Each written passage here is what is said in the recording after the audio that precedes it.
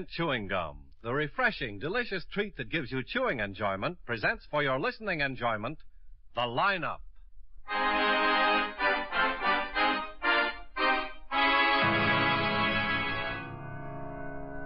Ladies and gentlemen, in just a moment we will take you by transcription behind the scenes of a police headquarters in a great American city, where under the cold, glaring lights will pass before us the innocent, the vagrant, the thief, the murderer. This is The Lineup.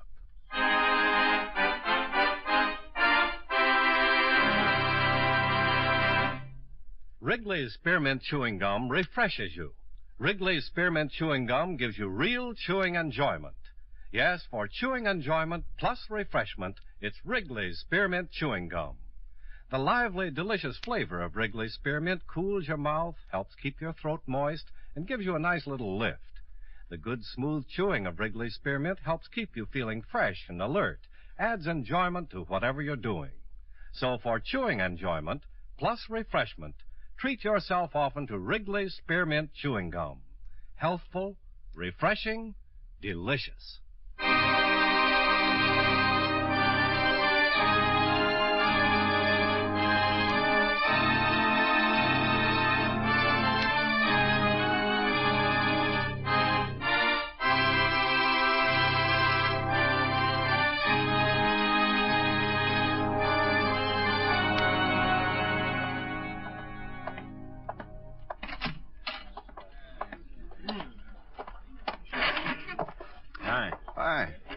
Cabot's here. I put him down the front row. Murph's sitting with him. Okay.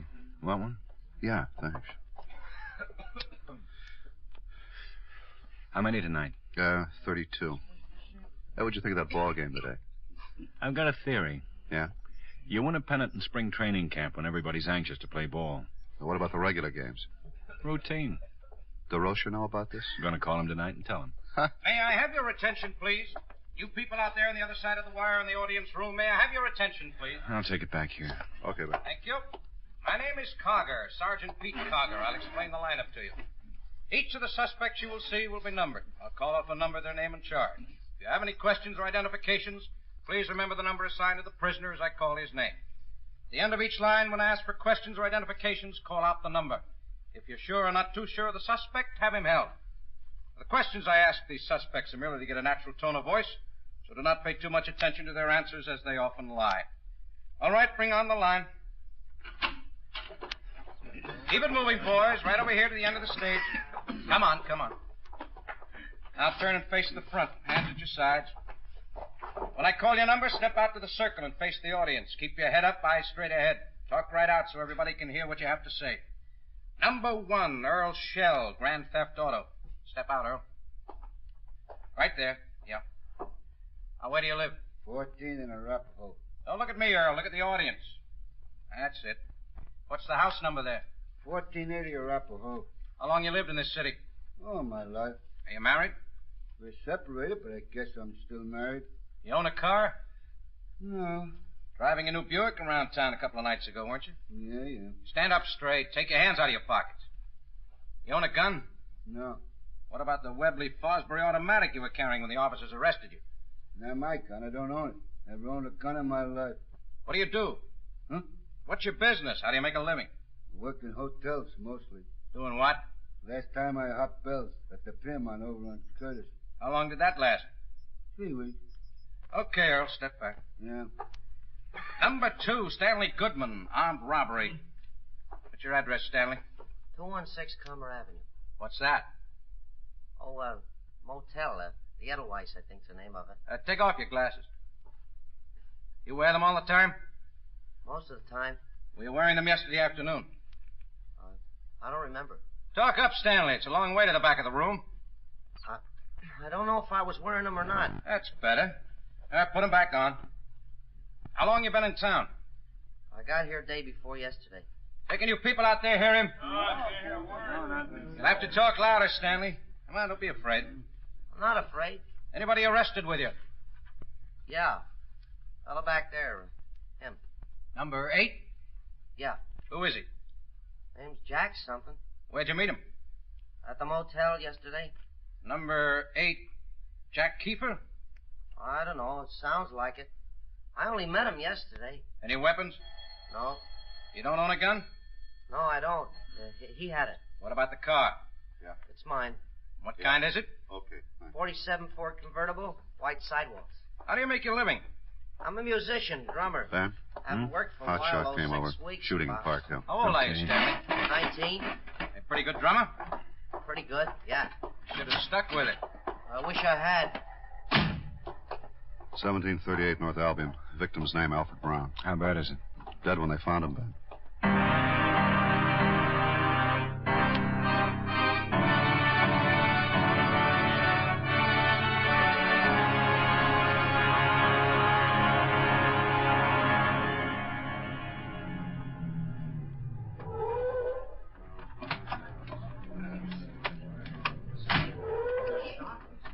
Hiya, Ben. Hello, Asher. Around back. Happened in the basement. It's pretty awful. Shotgun case. Man next door found them. Reported about 9:40. I've got men covering the block. Okay. Anybody see it? No. Billfold still on the victim. Over 200 in cash in it. Watch, ring, all that. Mm-hmm. Hey, what's that? Turpentine? Yeah. Pellets blasted a can on the shelf. Any windows? All open. Hello, Ben. Hi, Doc. He died instantly, Ben. It was fired point blank, less than 10-foot range. Yeah. Well, looks it. Lord. He must have been standing about there. The blast knocked him clear back over there. Screens on those windows all shattered. Mm-hmm. Whoever did it had to step over him to get up these steps. This where it was? Yeah. 12 gauge. Cartridge? Mm-hmm. Okay. Who answered the call? 46 and 72. I want the reports tonight. Doc. Won't take long on this one. Okay. Who reported it, Asher? Well, man next door, Robert Fresno. Says Brown's wife at the movies with his wife. Doesn't know where Brown's son went tonight. Saunders down at the neighborhood theater. Fresno see the body? Yeah. Can he talk? He's okay. Turpentine's up here, too. Yeah. Mr. Fresnel? Huh? Oh, yes. This is Lieutenant Guthrie. Oh, yes. Well, hello. Have you told Lillian yet? Lillian? That's Mrs. Brown? Yes. Does she know? We haven't located her yet. Oh, I don't know how she'll take it. I don't know. She's not very strong. Gee, what an awful thing to happen. Yeah. Well, you can help us a lot, Mr. Fresno, by telling us everything you know. Everything you can remember. Oh, I didn't think it was anything until I smelled the turpentine. Now, how's that, Mr. Fresno? I was sitting in my living room listening to the ball game.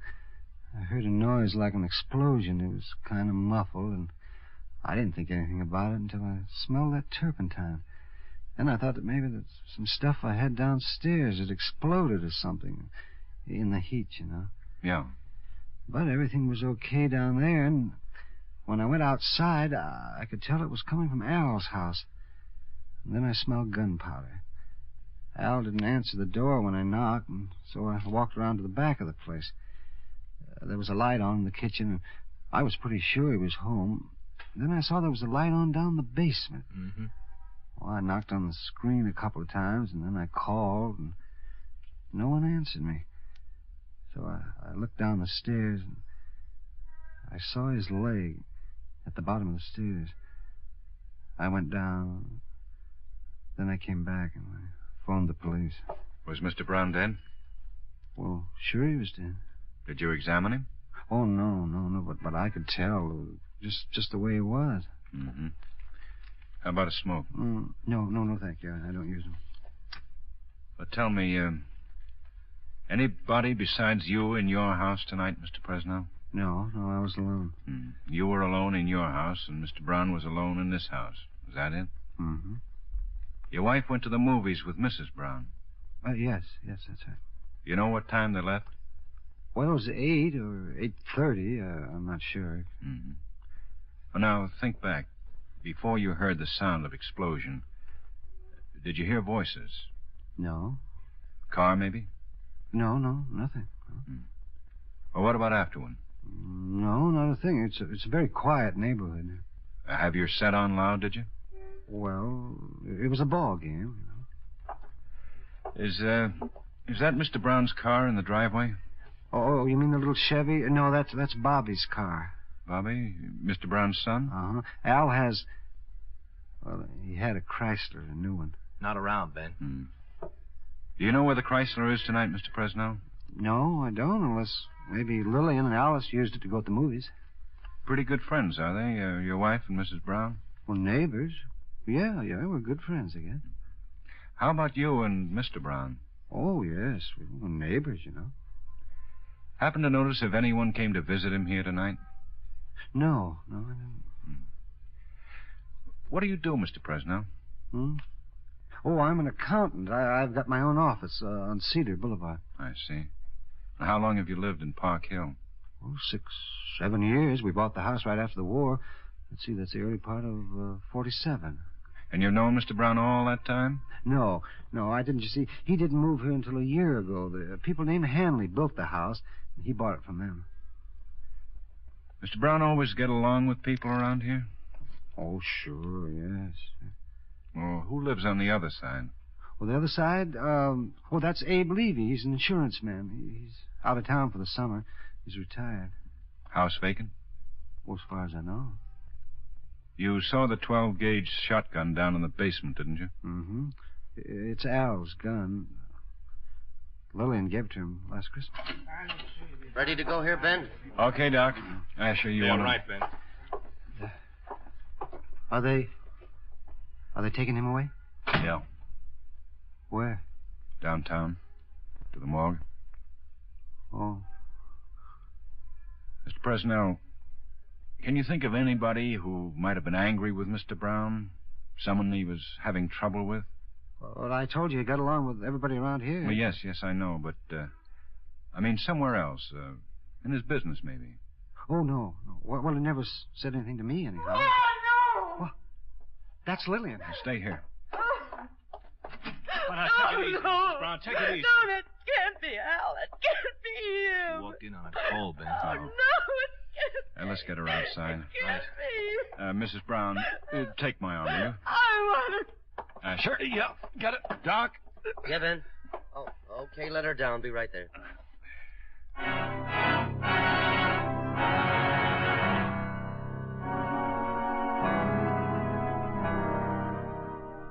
This is Sergeant Karger, Mrs. Brown. How do you do? Hello. Little coffee help, maybe? Well, it's very kind of you, Sergeant. Cream and sugar? Black. Here you go. Thank you. I wish we didn't have to do this, Mrs. Brown. No, I understand. You comfortable? Yes. I'm all right now. Did you have dinner at home with your husband? Yes. We just had cold things. Been such a warm day, nothing much. About what time was that? 6, I guess. And then you went to the show with Mrs. Presnell later on. Yes. Your husband didn't want to go to the show? He didn't care much for movies, no. Was Bobby home tonight to dinner? No, Al and I ate alone. I see. Bobby telephoned late in the afternoon that he wouldn't be home to dinner. He's good about things like that. Did he say where he was?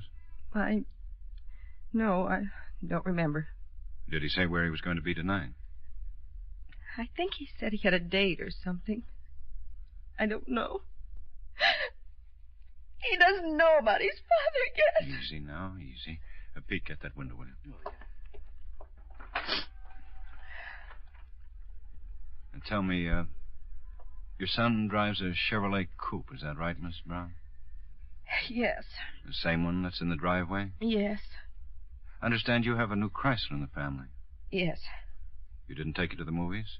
No, we walked. You suppose your son has it? What? Well, it's not inside the garage, and the Chevrolet's there. You suppose Bobby took it tonight? Maybe came back and got it? Oh, I would think so, although his father didn't let him drive the new car much, and he had his own. Or was the Chevrolet in the driveway when you left? Oh, no, Bobby hadn't. You're sure, Mrs. Brown? Yes. Bobby's what, 17? 16. High school? Tremont High. Well, it's past 2, Mrs. Brown. The officer stationed at the house says he hasn't shown up or phoned. You usually stay out late like this? No. Now and then, though, huh? Like All kids. He's very conscientious about things like that. I can't understand why. Well, he'll show up. You have no idea where he is? You just said he had a date. I don't know what girls he takes out.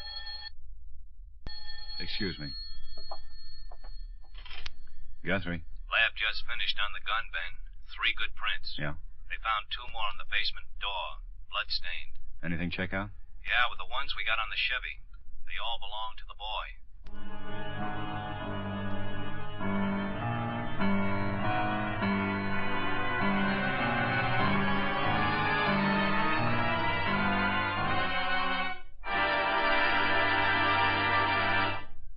Friends, wherever you are, whatever you're doing, you'll enjoy chewing Wrigley's Spearmint Gum. Chew Wrigley's Spearmint while you're working. The lively, full-bodied flavor of Wrigley's Spearmint gives you a refreshing little lift. The smooth, pleasant chewing of Wrigley's Spearmint Gum helps keep you feeling relaxed and satisfied, makes your job seem easier. Chew Wrigley's Spearmint Gum in your home, when you're out walking or driving, when you're enjoying outdoor sports and other activities. Wrigley's Spearmint Gum tastes good anytime, and the natural chewing aids digestion and helps keep your teeth bright and attractive. Yes, wherever you are, whatever you're doing, you'll enjoy chewing Wrigley's Spearmint Chewing Gum. Healthful, refreshing, delicious. Now, back to the lineup.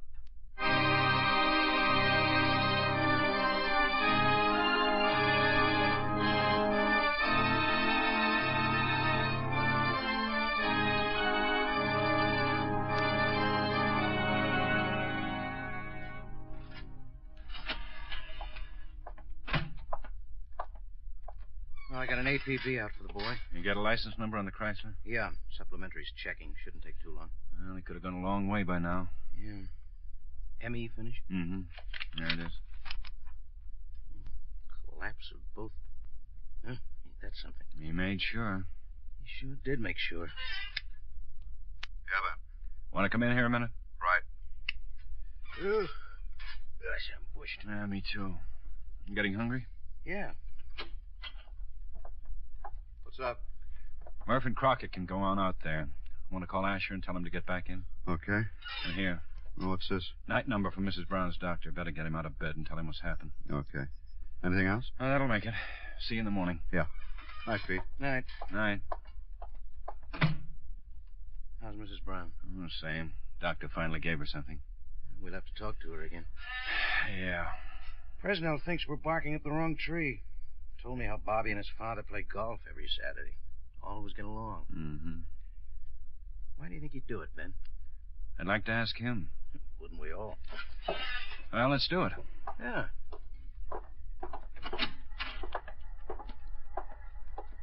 Now, hold it. Huh. Yeah. Got a quarter? Yeah.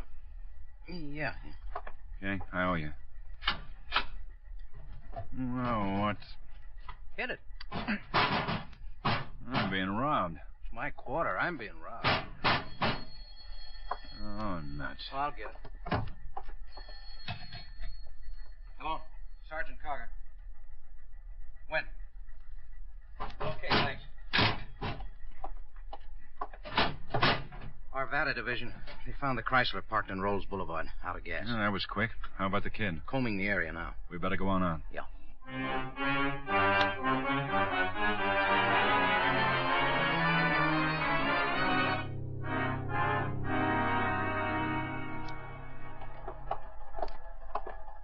I'm Rassner, Guthrie. How are you? This is Sergeant Cargan. Glad to meet you, sir. Same here. Sorry you had to make the trip. Huh? We could have sent him in. Plow car picked him up 15 minutes ago. Hiding in a filling station restroom. I'll be darned. Got him down here. Oh? Any trouble? No. Admitted who he was and said he killed his father. Anything else? What happened between them? Haven't found that out yet. Awful nice-looking boy. Have one about his age myself. Yeah? Oh, this is Lieutenant Guthrie and Sergeant Karger, Brown. Hello? Hello, son.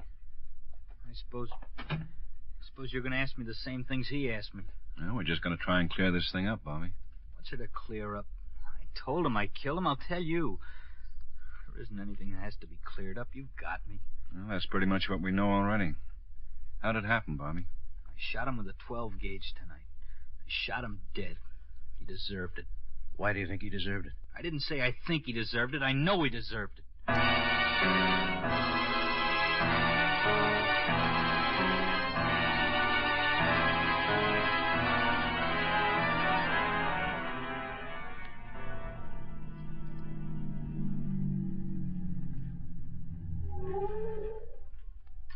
Through for the night, Pete? I guess so, Bernie. Where do you want it? Here's all right. I'll park it. All right. All right, Bobby. Sure. Who's going to sign this? Oh, I will. Give me. Long knife? Yeah. Yeah. Well, see you. Yeah.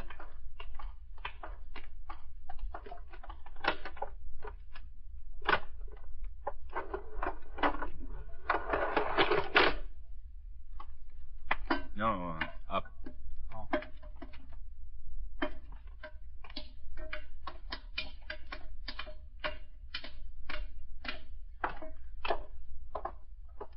In here. Take a seat. Want to get the book, Pete? Yeah. Oh, nothing. All clean, Ben. Okay. Thought you were taking me to jail. You're there. But I mean, really in jail. This isn't any jail. You just want to get a few things straightened out before we... I told you in the car I haven't got anything to say. There's nothing to say. Look, you've made that part of it pretty clear. There are just some facts we want to know, nothing more. What do you mean? About what happened tonight. Now, look, you aren't going to leave here or us until we get them. Do you understand? You dry, Ben? No, thanks. Bobby? I don't want any. You got home around 9 o'clock. Is that about right? Yeah. You changed your clothes and got ready for your date? Yeah. Your father was home? You know that. Did you argue with him? Yes. Wouldn't he let you have the car? Oh, that wasn't it at all. That wasn't anywhere near it. Then what was it? Oh, it doesn't matter to you people, to anyone. It's between him and me. I don't know you. You don't know me. There isn't any reason for asking me things like that. I've told you what you need to arrest me. Look, please, just don't try to make me tell you, because I won't tell you. We don't want to make you do anything, Bobby. You've done enough already. It's just that it'll all come out sooner or later. It might be better for you to tell us about it now. Was there something at school? No, it was nothing at school. You getting along all right in school, eh? Sure. What year you in? I'm a junior. Oh, don't suppose you smoke yet. No, I don't. I won't ever smoke. Mm-hmm. A match, Ben? Here you go. Thanks. Look, fellas, I'm awful tired. What happens now? That's up to the court. Oh, I mean, what happens tonight? Now, do I spend the rest of the night in jail or here? Yeah, Ben. I got Bobby Brown in my office. Can you take him over to the main jail and book him now? Be right up. Lieutenant, who found him? Your father? Yeah. Mr. Fresno. Does he look pretty bad? You know how close you were when you pulled the trigger. Yeah, but I didn't look at him when I... Where's Mom? Hospital. What? She's sick? How do you think she'd be, Bobby? Son she loved and cared for all her life. Killed her husband. What kind of a life has your mother got to look forward to now? Did you think about that? Better than with him. I don't understand that. She will. She'll understand it. Your mother? Sure. If you'd seen her the way I saw her tonight, I don't think you'd say that.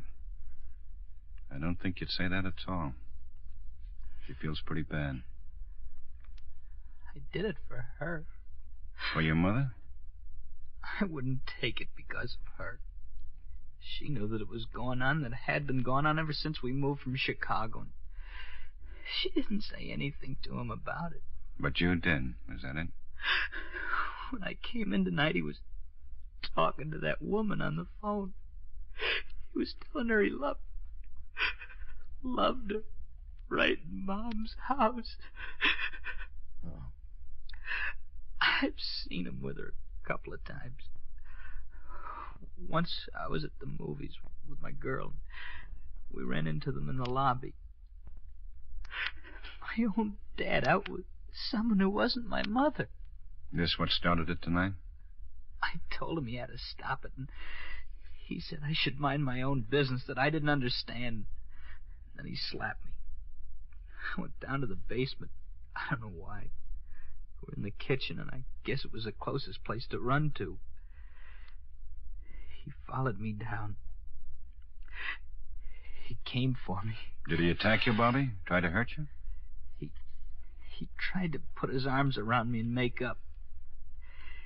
He wanted to make up, but he didn't want to stop seeing her.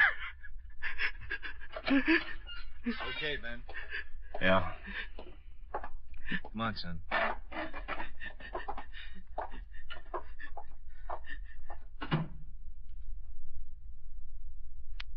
Yeah? Almost 4, Ben. Want a lift? Thanks. I'll walk. Yeah. Night, Pete. Night, Ben.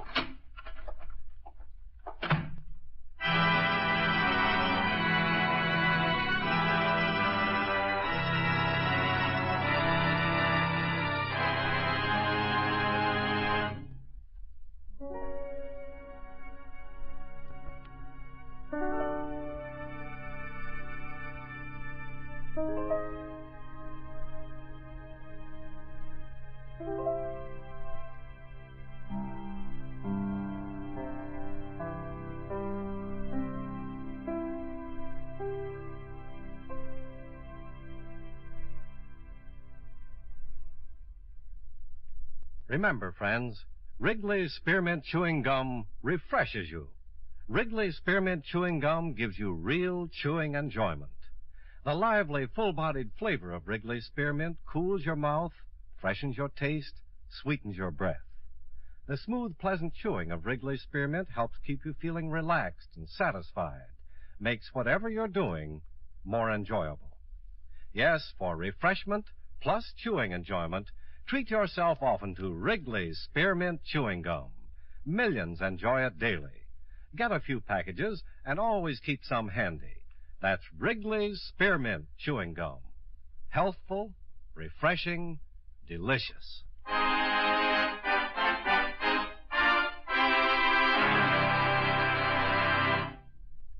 The lineup, where before you pass the innocent, the vagrant, the thief, the murderer. Listen again next week when the makers of Wrigley's Spearmint Chewing Gum again bring you The Lineup. May I have your attention, please? You people out there on the other side of the wire in the audience room, may I have your attention, please? Thank you. My name is KARGER, Sergeant Pete KARGER. I'll explain the lineup to you. Each of the suspects you will see will be numbered. I'll call off a number, their name, and charge. If you have any questions or identifications, please remember the number assigned to the prisoner as I call his name.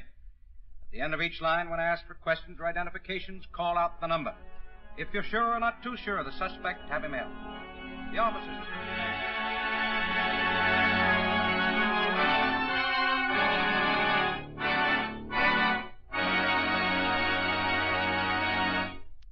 The Lineup, starring Bill Johnstone as Lieutenant Ben Guthrie, with Jack Moyles as Sergeant Pete KARGER, was written by E. Jack Newman, with music by Eddie Dunstetter.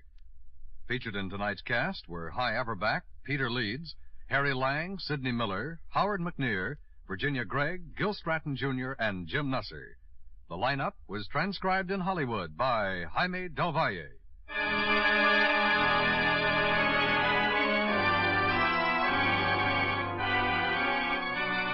This is the CBS Radio Network. Ladies and gentlemen, we take you now by transcription behind the scenes of a police headquarters in a great American city, where under the cold, glaring lights will pass before us the innocent, the vagrant, the thief, the murderer. This is The Lineup.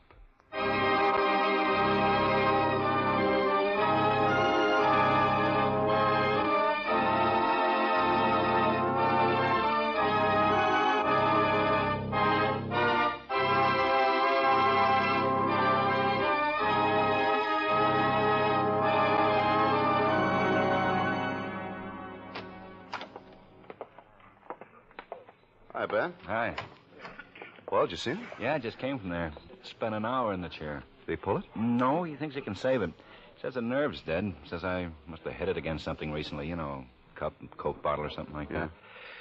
When the nerve dies like that, the gas forms in the tooth, and that's what caused all the pain. Well, he drilled a little hole in the back and he let the gas out and felt better right away. It was still sore, but a whole lot better. What happens now? Well, he packed it with cotton, and in a day or two he'll take the nerve out and then fill it up. Oh. Hello, Lieutenant. Oh, Mr. Corbett, how are you? You know Sergeant Quine? How do you do, sir? Fine. Nice to see you again. I got your call, Lieutenant. You pick up that fellow I saw in the picture? Yes. Kind of thought that's what it was about. You want to take one of those seats over there, Mr. Corbett? I'll be right with you. Sure. Will this take very long? How many, Quine? 28. Not too long. Half an hour or so. My wife said she'd be here at 9 to pick me up. Oh, you'll be out by then. Okay. By the pillar? That's right. Any chair is okay. Osler come in? Yeah, a few minutes ago. He's with Myers in the front row. Then Mrs. Benfield and John Rice are over on his side.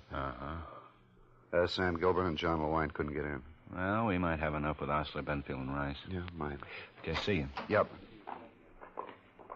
May I have your attention, please? You people out there on the other side of the wire in the audience room, may I have your attention, please? I just made it. Thank you. My name is Karger, Sergeant Pete Karger. I'll explain the lineup to you. Each of the suspects you will see will be numbered. I'll call off a number, their name, and charge. If you have any questions or identifications, please remember the number assigned to the prisoner as I call his name. At the end of the line, when I ask for questions or identifications, call out the number. If you're sure or not too sure of the suspect, have him held. The officers who took your name will assist you. They're seated among you. Please be prompt with your questions or identifications.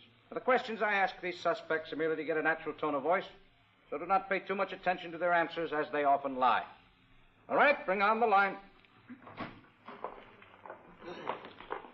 Keep it moving, boys, to the end of the stage.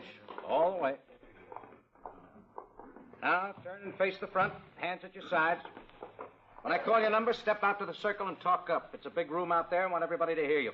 All right, number 1, Norman Boring, open charge. Step out, Norman. Where do you live?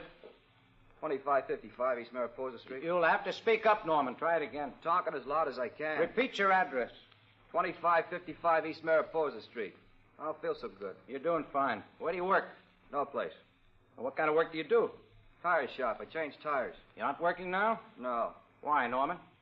Because I'm here, I guess. How can I work when I'm in the pokey? Want to take your hands out of your pockets? Oh, yeah. Did you work any place before you came here? No. I see. You own a car? Yeah. Buick, Ford, Chevrolet, what? What kind of car? 33 Dodge Suzanne. I don't feel so good. I ought to be in a hospital. We'll have the doctor look you over. Step back. Okay. Number 2, Robert Goff. Grand theft, auto. Where do you live, Robert? Did you hear me, Robert? My name ain't Goff. It's Armin. It says here that it's Goff, Robert Goff. My name's Robert Armin. A-R-M-I-N. Chief of Police in Walla Walla, Washington thinks your name's Goff. He has your fingerprints on file up there. What's that? He has your fingerprints on file up there. Well, I can't understand that. Something must have gotten mixed up. I never been in Walla Walla, Washington. Well, we'll try to straighten it out. When were you picked up? It was the night before that. Any weapons? Oh, no. Did you have a car? No. What about the 46 Packard? Well, I was just sitting there. I wasn't driving it or anything. Didn't you have a key in the ignition? Who, me? You. Oh, no. I was just sitting there when the officers came up to me. Is it your car?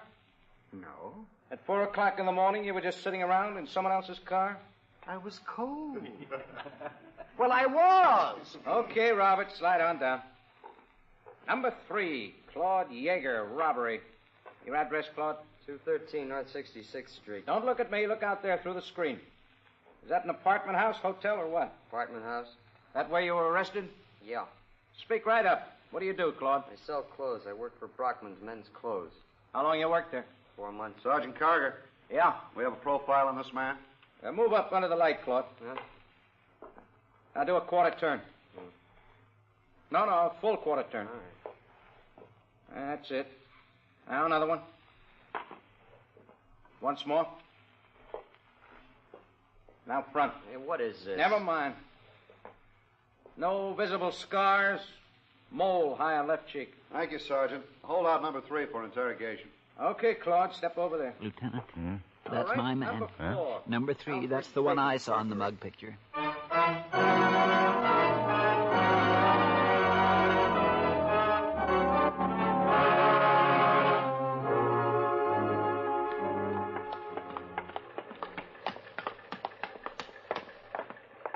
Mrs. Benfield and John Rice identified Yeager, too. Here's a card. Yeah, that makes 3. Have a chance to get a rundown on him yet? Yeah. MO matches with these other drugstore jobs. Package came a couple of minutes ago. Claude Yeager, alias Carl Young, alias Charles Human. Narcotic violation, 1941, 6 months county jail. Armed robbery conviction, 1946, got out 6 months ago. Parole? Yeah, he's registered. Parole officer says he's been doing pretty well. Got the job at the men's store about 4 months ago. People at the store don't know about it. Simple robbery. No, I get it. Sergeant, fine. Yeah, Dave. That's all. Okay, right. Bye. Asher, Ben. Just left Gilburn and Lewine. They're making? Yep, and the mug shots. How about Yeager's place? And Kendall and Murph out there now. Okay, let me know. Yep.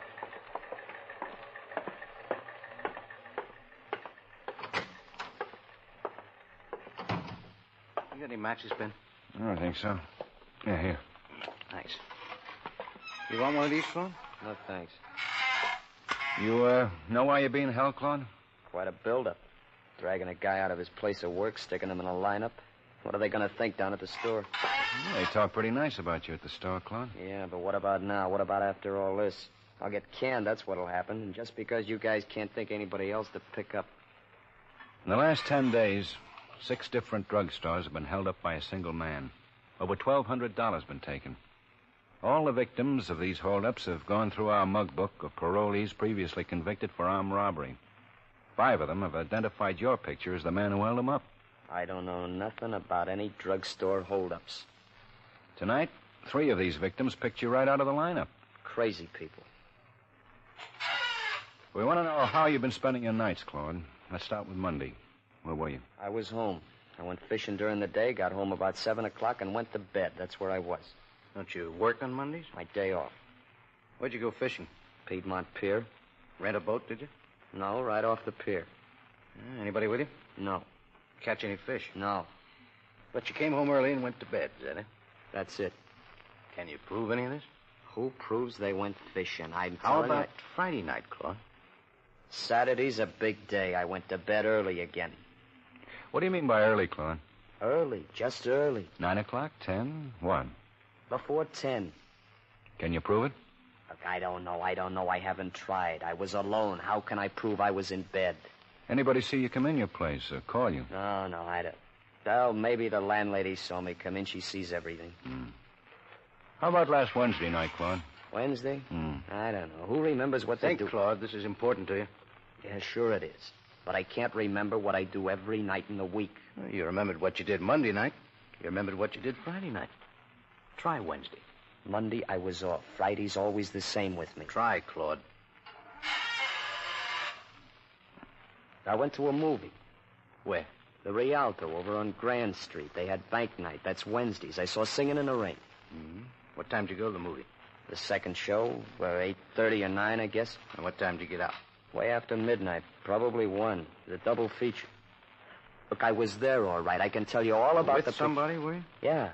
I took a girl from the store. Cashier, name of Alice Westering. You can ask her. We had dinner together, and then we went to the movie. And how'd you go? We walked. She had her car, but she left it in the lot. And you say you got out close to 1? That's right. Then what? We went back, got her car, and she drove me home. After 1 o'clock? Yeah. How do you know? Because I was beat. And I had to get up at 7 the next day. Those double features killed me. It was the last show. Look, what's so hot about Wednesday? Last holdup was Wednesday, Claude. About 11 o'clock. Anybody see you come home Wednesday night? I don't know. Look, you guys, call up Alice. She'll tell you. We were out to the movie and didn't get home till 1 or better. See her. She'll tell you. Okay, Claude. We will.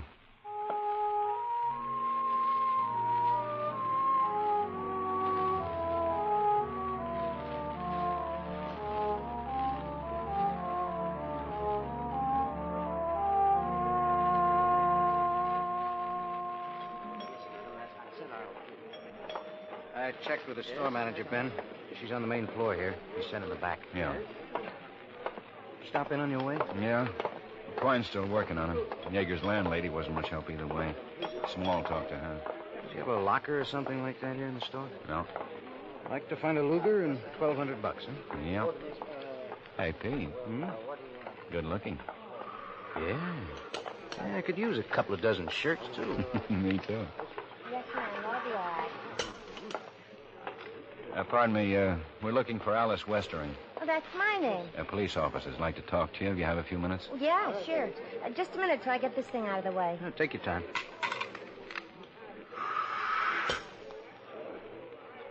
Okay.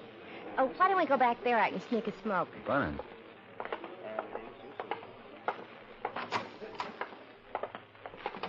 I don't know whether it's hotter there or hotter here. Would you, like one of these? Oh, no, thanks. I'll use my own. Here you go. You hear about poor Claude, huh? That's right. Mr. Conklin told me he'd been picked up. Poor guy. Well, what's he done? You gonna have to go back to jail? We're just checking up on a few things, Miss Westering. Maybe you can help us. How long have you known Claude Yeager? Ever since he started selling clothes here, 2, 3, 4 months, I guess.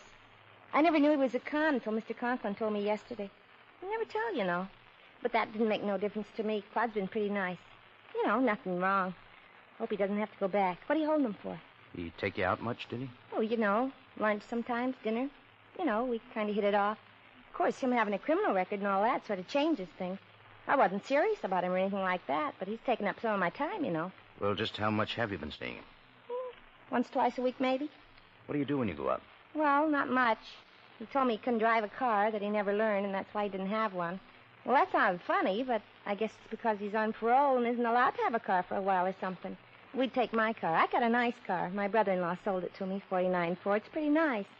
Claude and I'd ride around in that, go to a drive-in or something, movies, you know. When was the last time you were out with him? Well, let's see. I think it was Tuesday. We went bowling. That the last time? You sure about that? Well, now, let me think a minute. Oh, wait. We went to a movie last Wednesday, had some dinner, and went to the Rialto together. It was a good picture. It was singing. Early or late show?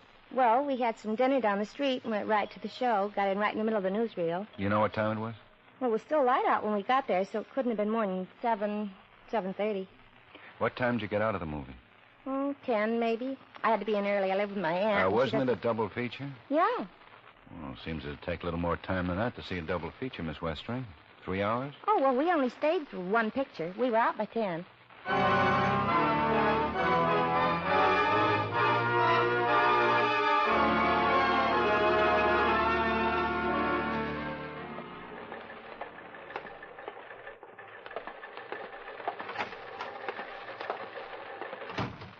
Want to see if there's anything on the book, Pete? Oh, yeah.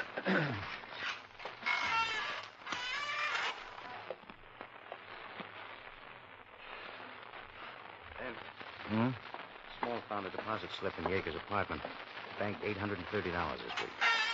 Oh, what does he make at that store? $48.50 a week plus commissions. He's never had better than a $300 a month. Let's get him up here. Right. Hi, Ben. Pete. Hi. Hello, Quine. Well, 211 just came. Drugstore. MO and description, same as the other jobs. Lugar and everything. Will be. What do you think, Ben? I think we're holding the wrong man.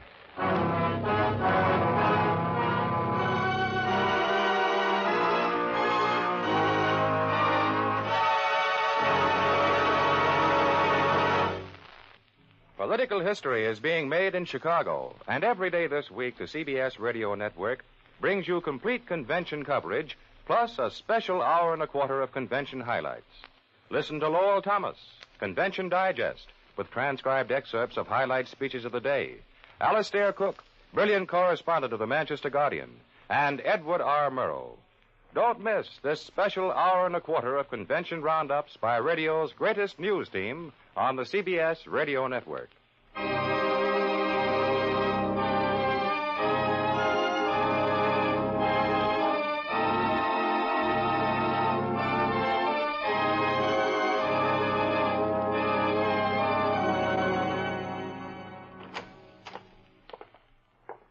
Yeah? Guthrie, Karger, 17th Precinct. You answer the call? Yes, sir. I'm Malley, Unit 32J. Who's your partner, Malley? Irving. He's in back of the store with the owner, Charles Rasmussen. Any witnesses? No, not so far. Mr. Rasmussen was standing in for the regular clerk. He was here alone. No customers, no other clerks. Same as the others were set up, then? Yeah. You called in yet? Yeah, 4 units working in the neighborhood. Figured you might still be around to put out an APB. Is that the bank? Yes, sir. Right behind the booth there. Okay, Malley. You take it here. Right.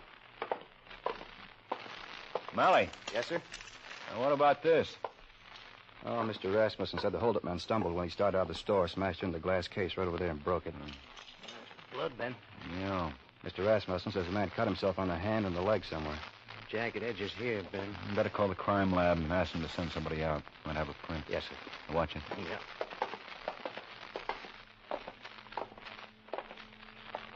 Oh, you Irving? Yeah, that's right. Guthrie, Karger, 17. Yes, sir. This is Mr. Rasmussen. Hello, Mr. Rasmussen. How do you do? Can I see that, Irving? Yeah. 9:40. Yeah. That's when the call came through, 3 blocks away. You notified the police right away, Mr. Rasmussen? Oh, no. I wanted to, but that boy looked mean to me. He said to wait 5 minutes before I moved or he'd come back and kill me. I waited. Did you notice if he was on foot or had a car outside? I was behind the cigar counter when he came in. Nobody else in the store. At first, I didn't see it. He asked for a package of cigarettes, and then I saw it. The gun. He was holding it in his hand close to his side, just letting it hang there, pointed at the floor. He said he wanted all the money I had here. I emptied the register by the cigar counter. Then he made me go back and empty the prescription register. He just wanted the bills. I see. When I had it all together, he made me hang on to them. I mean, when I took him out of the front register, and then back here, why, he walked around the counter and stood right next to me and told me to count it. Was he pointing the gun at you? No. Same thing. Just kept it hanging by his side. People on the street could have seen him and never guessed what was going on. Well, I counted the bills, and it came to $68. I don't know whether I was counting it right or not. Then he said, let's get all of it. I asked him what he meant, and he said, I had more money around here, and I better get it up. Did you have any more? Tomorrow's deposit, $316. I stashed it above the door there. Was it in a bank sack? Yes, he made me take it out, count it, and hand it to him. He put it all in his pocket. Ever seen this man before? I don't think I ever did, no. Think you'd know him if you saw him again? I'd know him anywhere. Can you add anything to this description you gave the officers, Mr. Rasmussen? No, let's see, he was about my height, a little heavier build, wore a dark gray flannel suit, white shirt, striped tie, he was a good dresser. I'd say he was in his late 30s or early 40s. Nice looking, didn't look like a hold-up man. His eyes? Well, I can't think. They were probably brown because he was dark. I didn't notice. Anything outstanding? I didn't notice anything. How about when he smashed the counter out there? Well, he sort of went down. I didn't make a move because he still had that gun hanging in his hand. I think he was cut pretty bad. Might have hit an artery on that leg. His pants got soaked right away. He made me hand him some bandages and tape and things. Yeah, this gun he had, you say it was a Luger? Yes, sir, a German Luger. I was in the European theater, and I've seen lots of them. I could smell the oil on it. He's one of those babies who sits up nights taking it apart and polishing it. I could just tell by the look in his eye. Now, how's that? Well, he was just aching for a chance to try it out on me.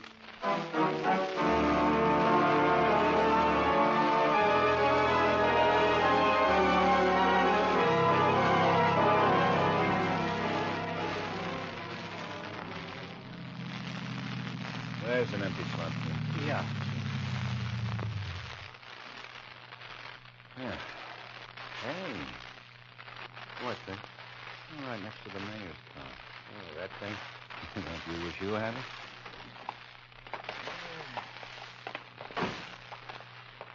Yes, Charlie has lamps too, there, isn't he? Yeah, I guess he does. Take a dope or something. Me too. Hey, Ben, see. Swine. Yeah. What do you want to do about Yeager, Ben? He explained that bank deposit? Well, knowing yes. He said an aunt of his in Milwaukee died and left him the money. You check it out? Yeah, she died. Me too. Well, you can release him tomorrow. Isn't the first time we've had one blow up right in our faces? Yeah. Well, we have to start all over. Quine, get those mugs out and try to get those victims down here again to start looking them over. Rasmussen said he'd be down first thing in the morning. Okay. I'd like to have a detail out there to canvass that neighborhood. Maybe there's a witness around somewhere. Auto records might have something on a stolen car around 8 tonight. From there on. Must have used a car. Yeah. We're going to have something to eat. Okay, Ben. I'll see you later. Yeah. How's your little tooth, Ben? Better every minute. Boy, it sure hurt for a while. Funny, huh? How do you suppose it happened? I've been trying to think. Might have been a handball game. How do I know? Just one of those things. Yeah. After you.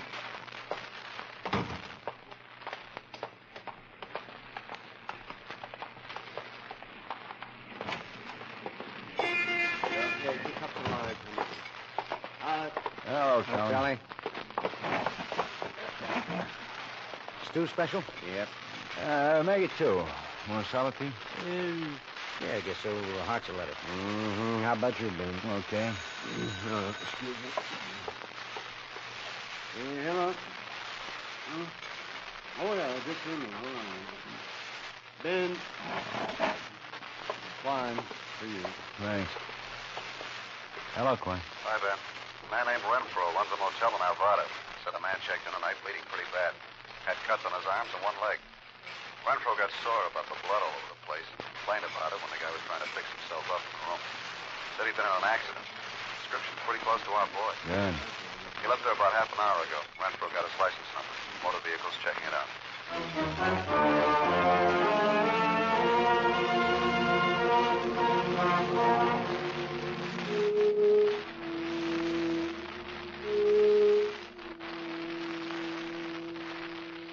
Police?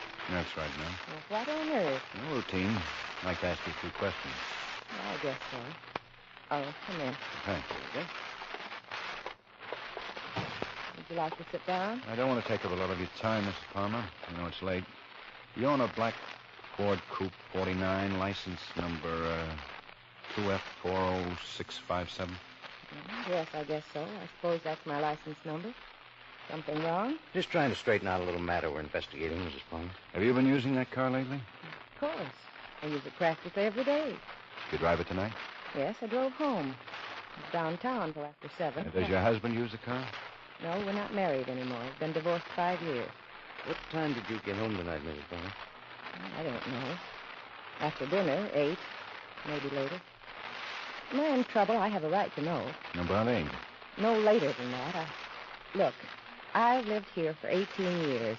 I've managed this apartment building almost that long. People know me all over town. I just won't tell you another thing until I know what's going on.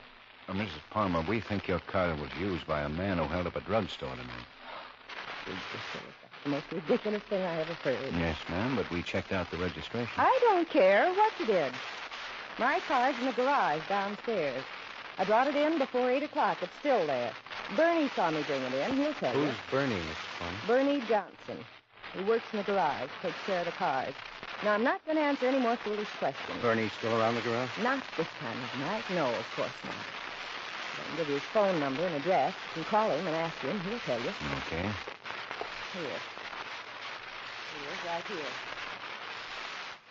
Jasmine 42356. That's in Park Hill. 17206 Australia Drive. Bernie Johnson, 42356 17206. You think Bernie might have used your car? Of course not. Look, my car's right downstairs in the garage. I'll take you down and show you. Well, there's no need to do that, Miss Palmer. If you tell us, we'll find our way. Here. Do you see the door marked exit? Well, this key here. Right down into the garage. Thank you. My car's in the first stall. Oh, there's a light switch to your left when you open the door. Well, thank you.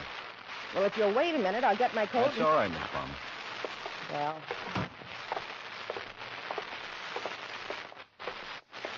What suppose she gets for these places?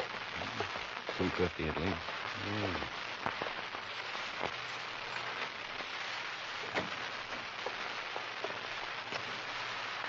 That the one? No, I've just got the stairway. That did it. Yeah.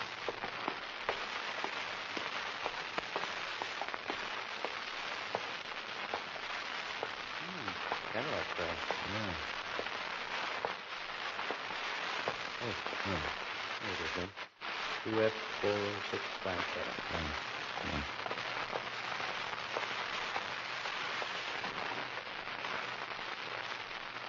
Radiator's still warm, Ben.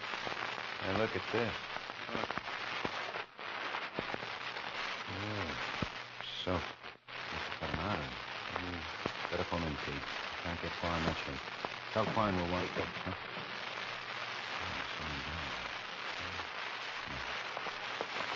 Trying to make it out the front there. All right, Joe. Hold it up there. We're police.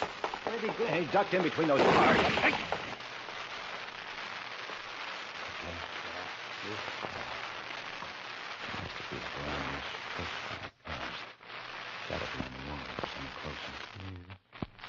He's up there. Come on. Watch him.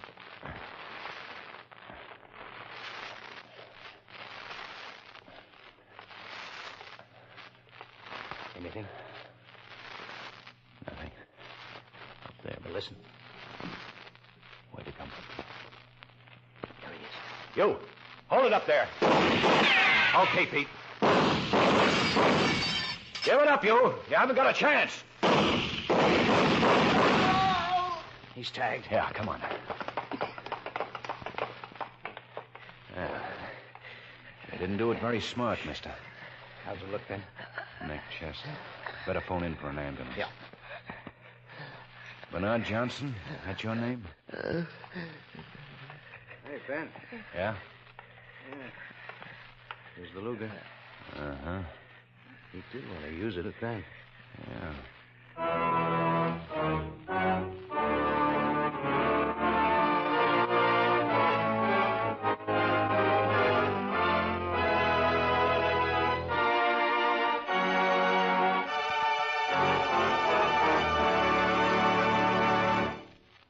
The lineup, where before you pass the innocent, the vagrant, the thief, the murderer. Listen again next week when we again bring you the lineup.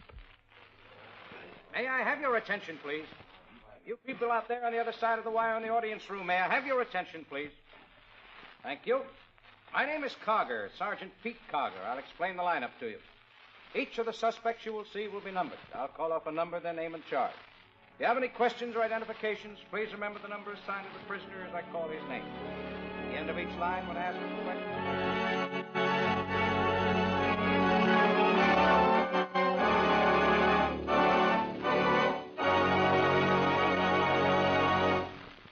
The lineup, starring Bill Johnstone as Lieutenant Ben Guthrie with Jack Moyles as Sergeant Pete Karger, was written by E. Jack Newman with music by Eddie Dunstetter. Featured in tonight's cast were Hy Everback, Parley Bear, Herb Ellis, Howard McNear, Bert Holland, and Virginia Gregg. The lineup was transcribed in Hollywood by Jaime Del Valle.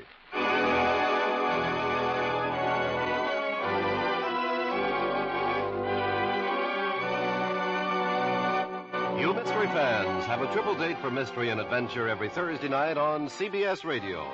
Be sure to be with us every Thursday for Mr. Keen, Tracer of Lost Persons, the FBI in Peace and War, and Mr. Chameleon.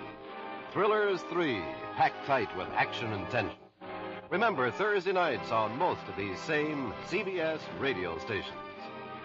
And don't forget, Lowell Thomas and Edward R. Murrow are two of the noted newsmen covering the presidential conventions in Chicago over the CBS Radio Network.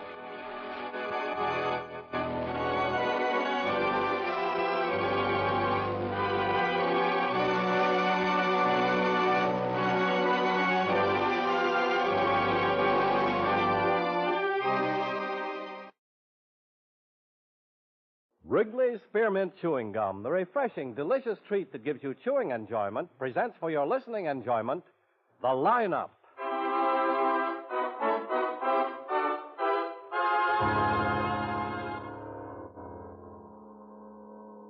Ladies and gentlemen, in just a moment we'll take you by transcription behind the scenes of a police headquarters in a great American city, where under the cold, glaring lights will pass before us the innocent, the vagrant, the thief, the murderer.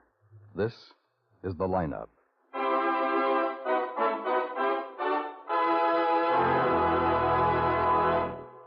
Wrigley's Spearmint Chewing Gum refreshes you. Wrigley's Spearmint Chewing Gum gives you real chewing enjoyment. Yes, for chewing enjoyment plus refreshment, it's Wrigley's Spearmint Chewing Gum. The lively, delicious flavor of Wrigley's Spearmint cools your mouth, helps keep your throat moist, and gives you a nice little lift.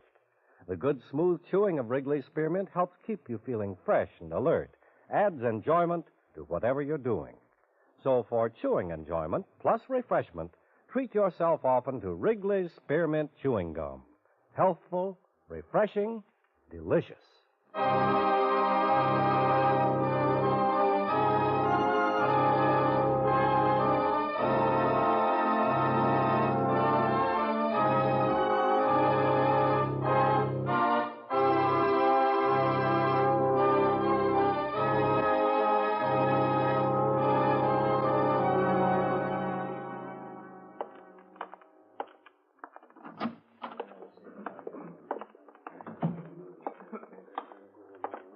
Bam. Hello, Klein.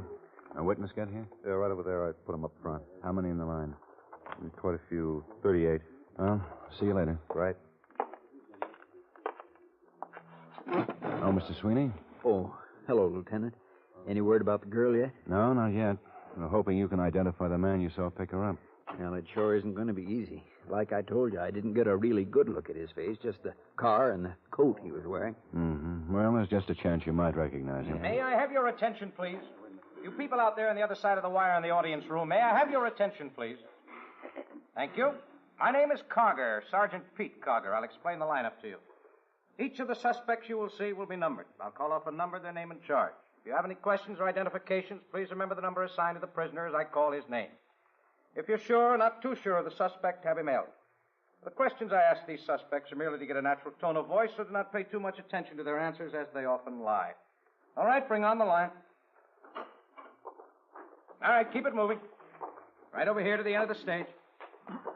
That's right, keep it moving. All right, now turn and face front, hands at your sides. Look straight ahead, out through the screen there, and keep your heads up. Now, when I call your number, step out and talk up so everyone out there can hear you. Okay, number 1, George Phillips, Grand Theft Auto. Where do you live, George? 8876 North National Boulevard. Talk up, George. 8876 North National. What do you do? What's your business? I don't do anything. I'm out of work. When was the last time you worked? Last time? I guess about a year ago. Something like that. About a year. What did you do then? Radio repairman. Repaired radios. Who'd you work for? I don't remember the name exactly. Adams, I think. Adams was the name of the guy who owned the shop. Name of the place, too. How long did you work there? I don't know. A couple of months, I guess. I didn't get along with Adams. We had a lot of arguments. Were you with anybody when you were arrested? No. Have any weapons? Weapons? No. This is the first time I've been arrested. It's not what it reads here. Well, this is the first time. Oh, the time I got in that trouble with Adams. Arrested in 1951 for assault. Yeah, I threw a radio at him. Hit him. What kind of a car were you driving when you were picked up? Ford. That's not the man? I don't think so. What year, Ford? It's so hard to tell. Old one. 38, 39, I guess. What color? Black, I think. Black or dark blue. You remember driving it by 6th and Lincoln at any time? 6th and Lincoln? I don't think so. I don't remember. I was just trying to get out of town. Did you pick anybody up? No, I wasn't stopping for anyone. I mean, unless it was the cops. The police. And it was. Okay, George, step back. Sure. Number 2, Arthur Handy, Grand Theft Auto. Where do you live, Arthur? Over on Shelton, 5577 North Shelton. You arrested with anybody? No, I was alone. What kind of a car was it? Chevy, 1940. It's dark blue. You drive by Lincoln and 6th at any time? No. I was on the other side of town where you picked me up. How old are you, Arthur? 19. You live with your family? My uncle. Ever been arrested before? No. I don't think he's the You know one. anybody Too from young. City College? Mm-hmm. A couple of guys. I don't know many people. I'm from the other side of town. Okay, step back, Arthur. It's going to be awfully hard to identify him. Okay, I number know, but, 3, William just keep Boone, looking. robbery. How many more? Step out, William. Quite a few. Keep your head up. Where do you live, William?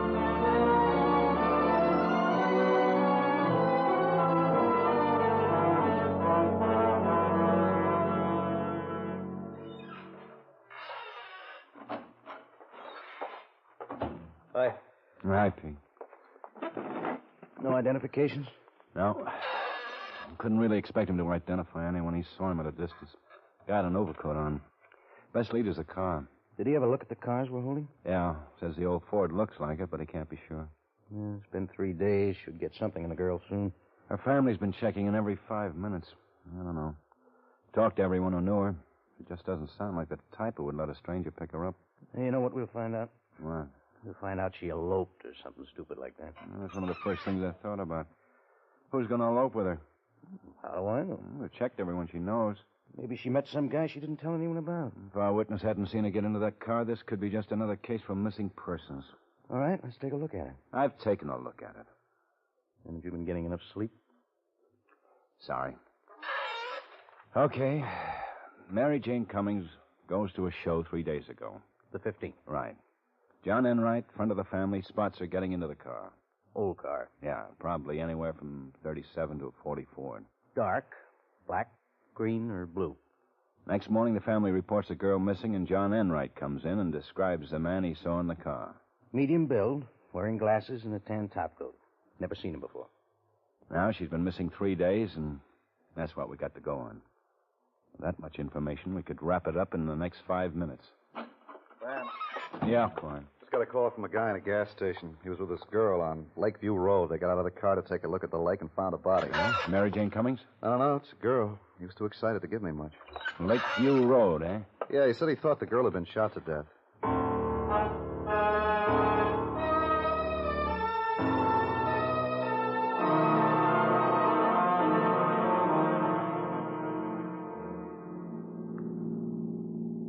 It's okay, Pete.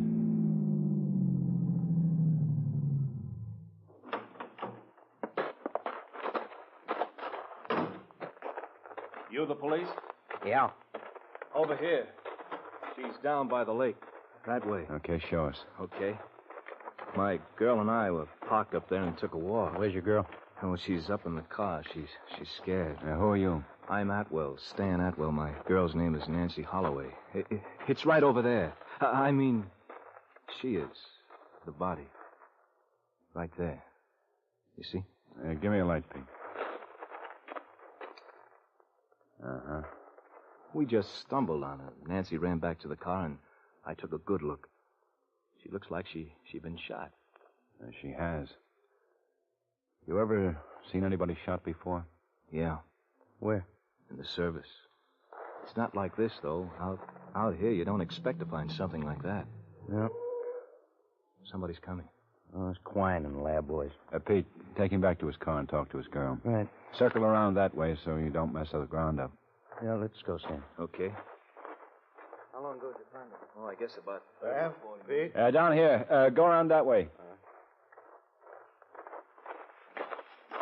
I've got Doc and the lab boys with me. Hello, Ben. Oh, Doc. Gunshot. Looks like small caliber. Can't we have some more light? Here. The rest of you start backtracking. See what you can find. Take your time. Cummings girl? Yeah. Gunshot, all right. Small caliber. 22 or 25. Been shot twice. Twice? Head and chest. Oh, I didn't see the chest. Not much blood. No. Carried here. Shot at close range. Powder burns. Quine, stake out this area. I don't want anybody in that doesn't belong. Right. Dan. Yeah, why? So what about her family? I'll go tell him.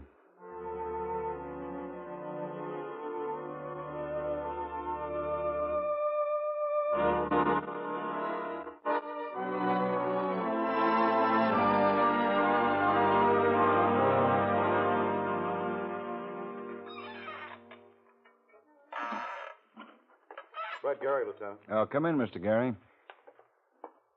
I'm Lieutenant Guthrie. Hello. Now, have a seat. Thanks. Now, you just go ahead and tell me all about it, Mr. Gary. What I told the other officer? Yeah, please. Well, first I read the papers, and I started thinking about the other night when I was out near the lake. What night was that? Thursday. The 15th? 4 days. Yeah, the 15th. Go ahead. Well, that night I was parked out by the lake right at the turnoff, you know, the road before it circles around the lake to the right. Yeah? Well, I was parked there with my girl. I saw a car drive past. It was old Ford. Sedan? Yes. Go on. Well, I read the papers, and I remember the car. And the paper said the girl was picked up by a man driving an old Ford. And she was found by the lake, and the car was driving up in that direction. Did you notice the driver of the car? It was a man, and there was a girl with him. What color was the car? Dark. Black, maybe. You've got a pretty good memory. Well, I thought at first it might be the cops. Police. You get the license number? No, I told the other officer I just noticed the first couple of numbers. I don't know why I remembered them. I'm not sure of them either, but I think they were 8R. 8R. Did you notice anything about the driver of the car? Well, I couldn't see him very well. I think maybe he was wearing a heavy coat, though, because it looked like he had the collar turned up, and it didn't look just like the collar of an ordinary coat. Uh-huh. Anything else? No, I think that's it. Just what I told the other officer. Okay, Mr. Gary. Thank you very much. Sure. Will you want me again? Well, we may. We'll give you a call. Okay. So long. Ben? Yeah? Got an old tramp outside. He's got quite a tale. Oh, what is it? He saw a guy throw away a gun this morning. Better talk to him. Sure. Hey, come on in, Phil.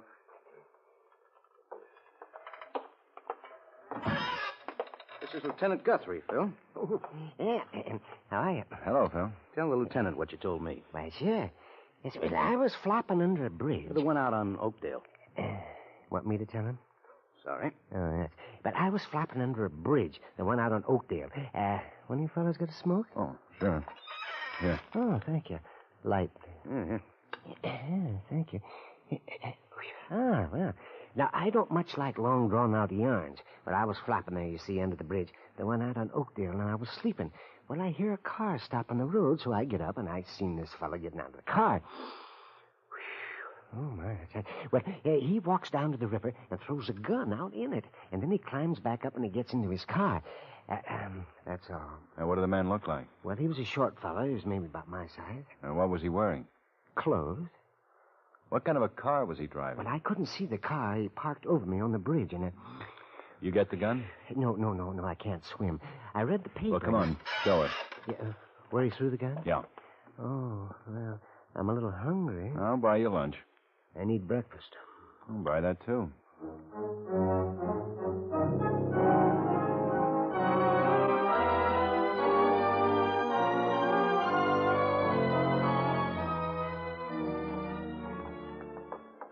Any report on the gun? I got 6 men out checking.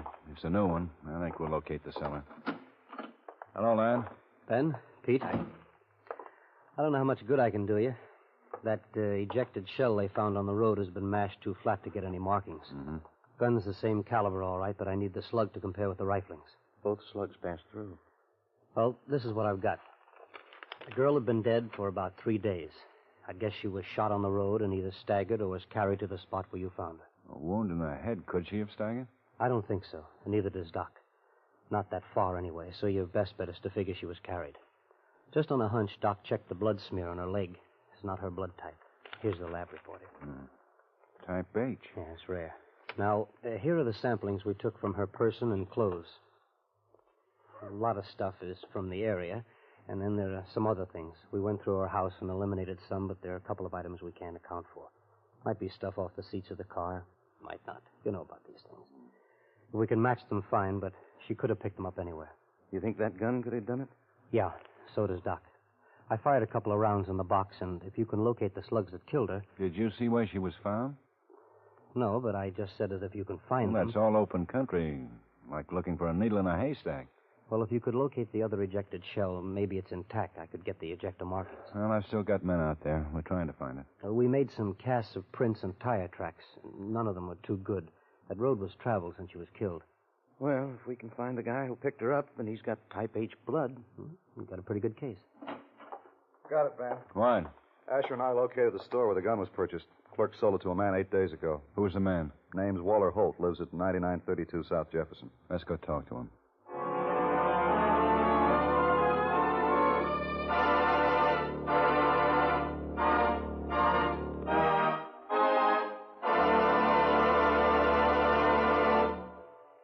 Friends, wherever you are, whatever you're doing, you'll enjoy chewing Wrigley's Spearmint Gum.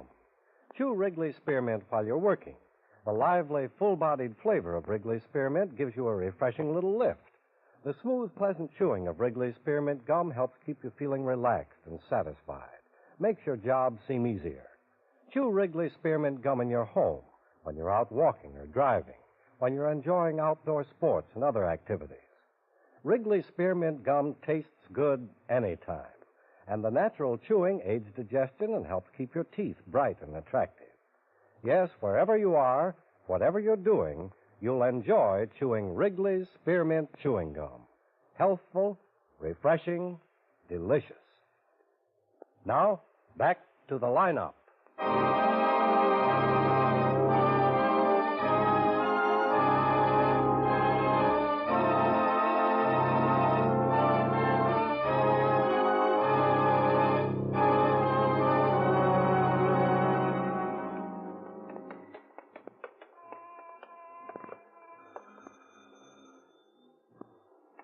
Maybe he's not home. I thought I heard somebody. Yeah, somebody's coming. Yes? Is Mr. Holt in? No, he's at work. Just a minute. Yes, I've got dinner on the stove. We're the police. I'm Lieutenant Guthrie. This is Sergeant KARGER. Oh. Well, what... We'd like to talk to Mr. Holt. Well, I'm his wife. What do you want with him? Can we come in, please?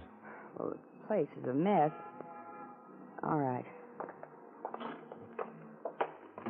What's he done? We just want to talk to him. He's at work. What time is it? 5 after 6. Well, he should be home in a few minutes. Look, I'm cooking. Do you mind? Well, no. You go right ahead. We'll come along and ask you a few questions, if you don't mind. All right. Is this serious? Maybe not. Where was your husband the night of the 15th? The 15th? Thursday. Thursday, why? Well, we'd like to know. It's important. Well, that's a number of days ago. I'm trying to remember. Well, I think he was home Thursday night. He usually doesn't go out on Thursday night. He was out on Wednesday, bowling, some of the men from his office. Look, all these questions, what did he do? You might as well tell me. He'll be home any minute. Well, we're not sure he did anything. We're just checking. Your husband purchased a .22 automatic 8 days ago. A gun? Do you know anything about it? A gun. Well, he didn't say anything about it. But if he bought one, there certainly must have been a good reason. A .22, that's not a very big gun, is it? No. Well, maybe it's the gophers. He's been having trouble with gophers digging up the backyard. We just planted new grass. I think something's going to boil over there. Oh, thank you. Smells good. He probably just bought the gun to kill those gophers. What kind of a car does he drive? Please. Can't you tell me what this is all about? All about guns and cars? Just some questions. But you must suspect him of something. He threw the gun away this morning. He threw it in the Oakdale River. He threw it... What do you think he's done? You think he's robbed somebody or something? Because if you do, that's just plain stupid. My husband wouldn't do a thing like that. What do you think he's done? Mrs. Holt, I've tried to explain. We're just checking. Checking what? You must suspect him of something. What are you checking on? What kind of a car does your husband drive, Mrs. Holt? A Pontiac. What year? A new one. We just got it yesterday. Lillian? In the kitchen. That darn paper's late Won't again. you please tell me what this is all about? What? I was just talking to... Oh. These are police officers, dear. Police? I'm Lieutenant Guthrie, and this is Sergeant KARGER. Hello. Is something wrong? They want to talk to you. They won't tell me. Well, what is it? We'd like to ask you a few questions. Okay. You go on and finish dinner, dear. We'll go in the other room. Well, all right. Thank you, Mrs. Holt. Now, what's this all about? Wait till we get in the other room. Sure. Is this serious? It makes me a little nervous. Come home and find a couple of cops in my kitchen. Just sit down anywhere. Thanks. Now, what is all this? Mr. Holt, you own a .22 Colt automatic? Well, I did, but it was stolen. When was it stolen? Oh, a couple of days ago. Did you report the theft? No, I didn't think it was that important. Your wife know about it? No, I didn't tell her. I didn't even tell her I'd bought the gun. Why not? Well, I thought it might worry her. She doesn't like guns. Anything else stolen? No. You mean somebody broke into your house and only took a gun? The gun was in the car, in the glove compartment. Oh. You have a Pontiac, is that right? Yes, that's right. A new one? Yes. Mr. Holt, where were you last Thursday night? Thursday? Thursday.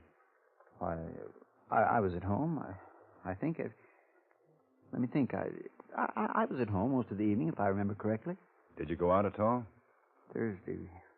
Well, I'm not sure, but I think I did go out for a while. I think I went down to the bowling alley to see what I was doing. How long were you gone?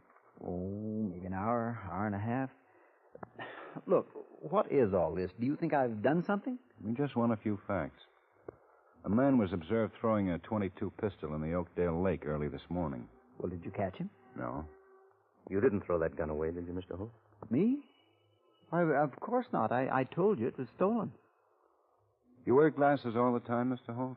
Yes, most of the time. Why? Look, I think you should tell me. You know a Mary Jane Cummings? No. When did you get your new car, Mr. Holt? 4 or 5 days ago. Your wife told us you got it yesterday. Well, you got me so nervous. What kind of a car did you own before you got the new one? A Ford. How old, Mr. Holt? What was the year? What color was it?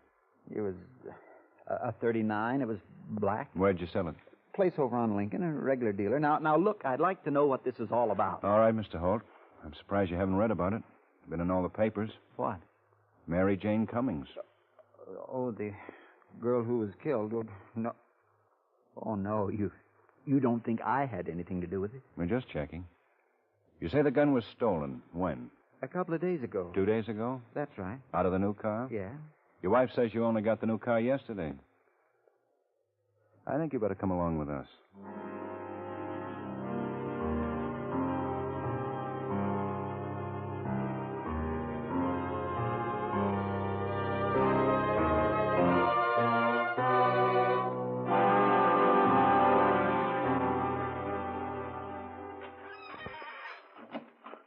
There it is. I found blood on the seat, all right. Well, that just about does it. Where's Holt? Pete's with him. He sticks to his story about going to the bowling alley. You want me to check and see if anybody remembers his being in on Thursday night? Yeah. But before you do, see if you can find out Holt's blood type. Ask his wife. Find out who his doctor is and ask him. Holt says he doesn't know. Okay. And get our witnesses in. I want to see if they can identify him. Right. See you later. Right. I tell you, I sold it because we needed a new one. Oh, hello, Ben.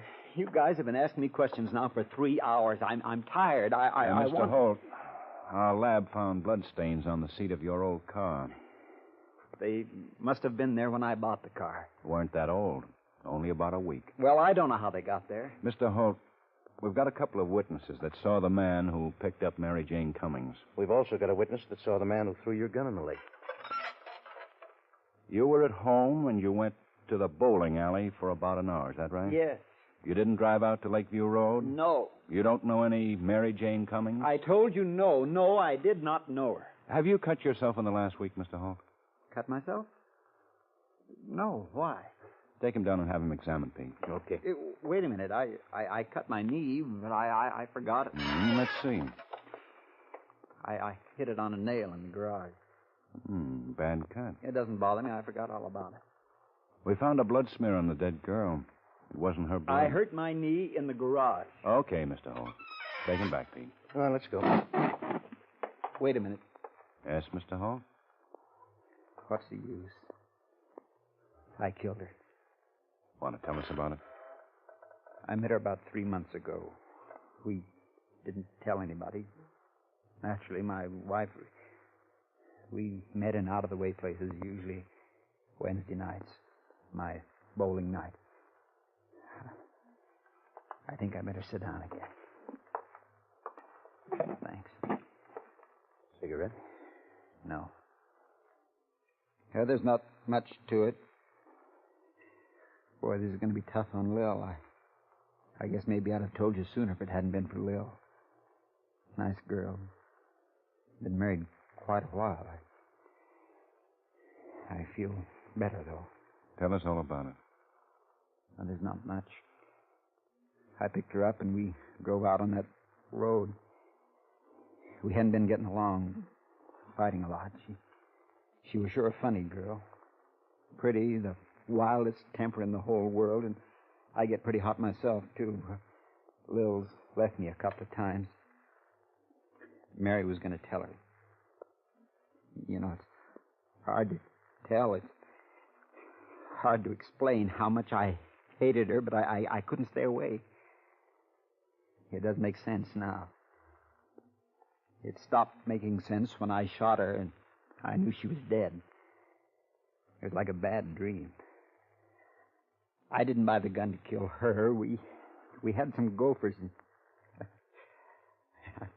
Talking about killing gophers when I killed a girl.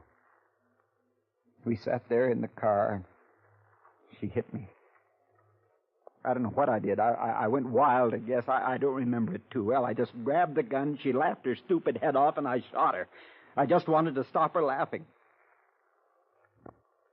I can't tell you anymore. It's too hard. It's all mixed up. I don't think I can live with it. I hope they kill me. We'll need a statement. Everything you told us for the stenographer. You'll have to sign it, Mr. Holt. Yeah. Okay, but not now. I haven't slept since it happened. Can I talk to you, Ben? Sure, it's okay. Take him up, Pete. Right. Come on, Mr. Holt.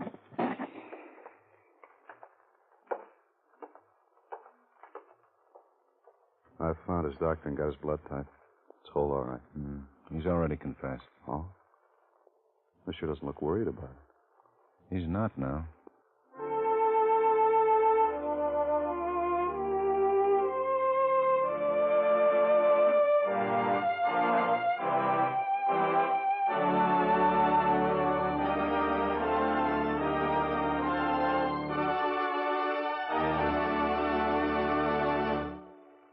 Remember, friends, Wrigley's Spearmint Chewing Gum refreshes you. Wrigley's Spearmint Chewing Gum gives you real chewing enjoyment. The lively, full-bodied flavor of Wrigley's Spearmint cools your mouth, freshens your taste, sweetens your breath. The smooth, pleasant chewing of Wrigley's Spearmint helps keep you feeling relaxed and satisfied. Makes whatever you're doing more enjoyable. Yes, for refreshment plus chewing enjoyment, treat yourself often to Wrigley's Spearmint Chewing Gum. Millions enjoy it daily. Get a few packages and always keep some handy. That's Wrigley's Spearmint Chewing Gum. Healthful, refreshing, delicious.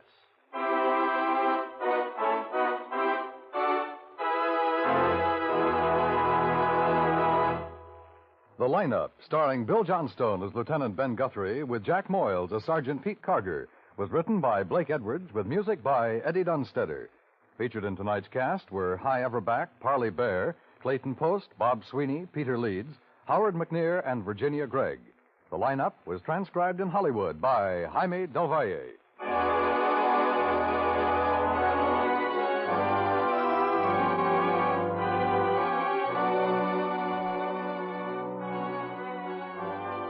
This is the CBS Radio Network.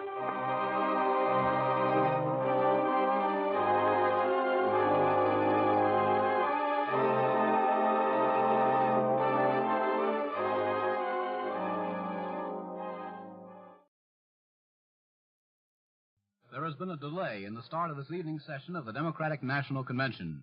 CBS Radio, therefore, will start its convention broadcast 1/2 hour from now at 9:30 p.m. Eastern Daylight Saving Time.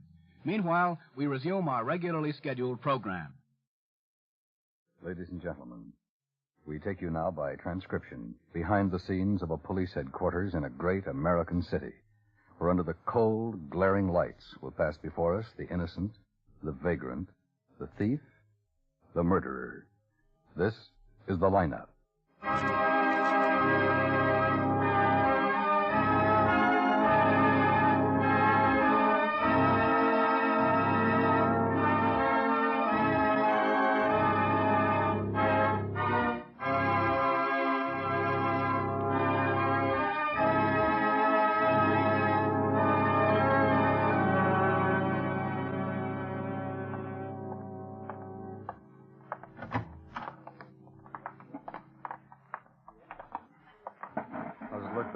Kendall picked up 2 good prints at the jewelry store. Checked right out. They fit Hennessy.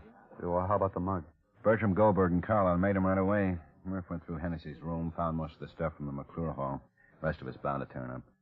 Fellow show up yet? Well, Corden said he might be a little late. I told Pete to run Hennessy on the last batch. Got 48 coming through tonight. Oh? Yeah.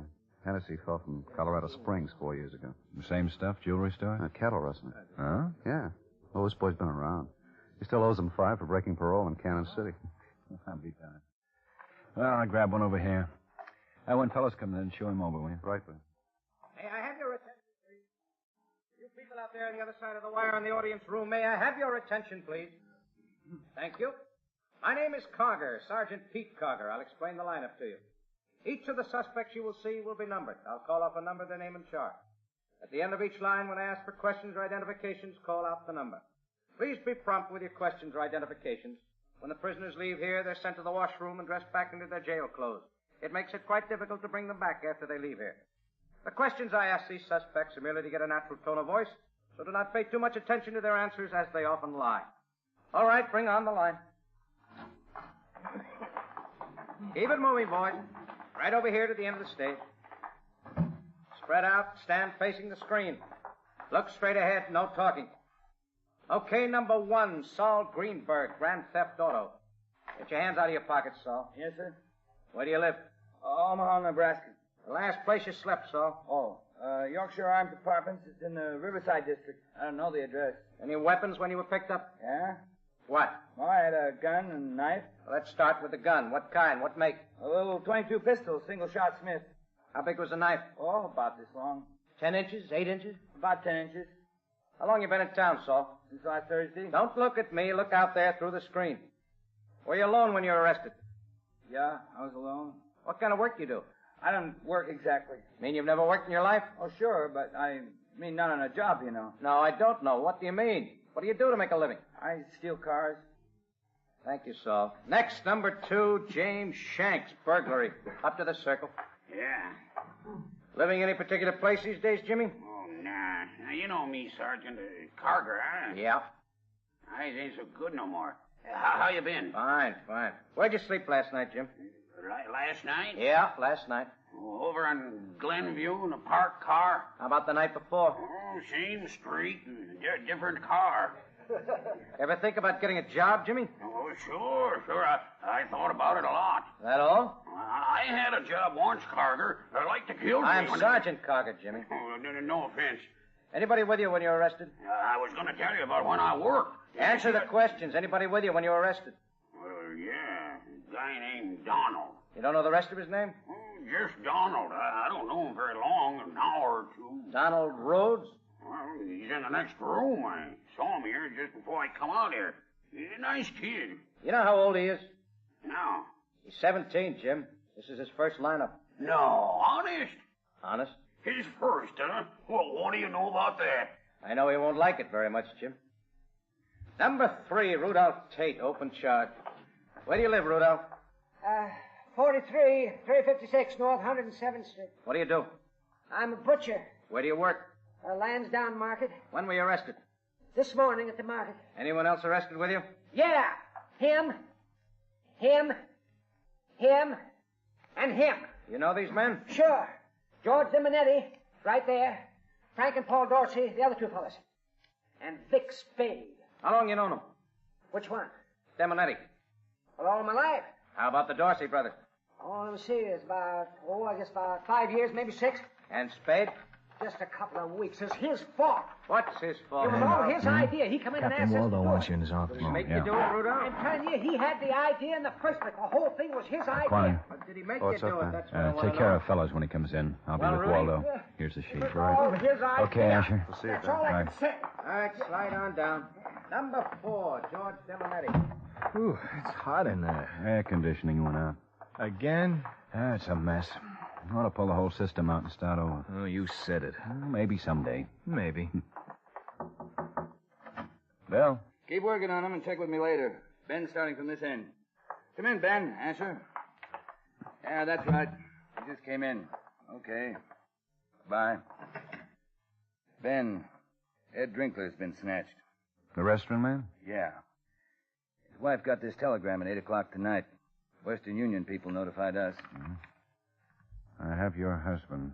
I want 10,000 in 10s, 20s, 50s. I'll let you know where you can pick him up. If you call him the police, he'll be dead. Stand by. It was phoned into the office from a pay booth in Arvada. No way to track it down. Let's see that, Ben. Yeah, here. Now, this is the story. Drinkler called his wife from his office last night about 6 and said he had some work to get out. Mrs. Drinkler called him back there about 9, and he said he'd be home by midnight. Mrs. Drinkler went on to bed. When she got up this morning, she assumed he'd left the house already, but when he didn't show up for dinner tonight, she got worried and phoned the office. They told her he hadn't been in all day long. Mrs. Drinkler was phoning friends around town looking for him when the wire came in.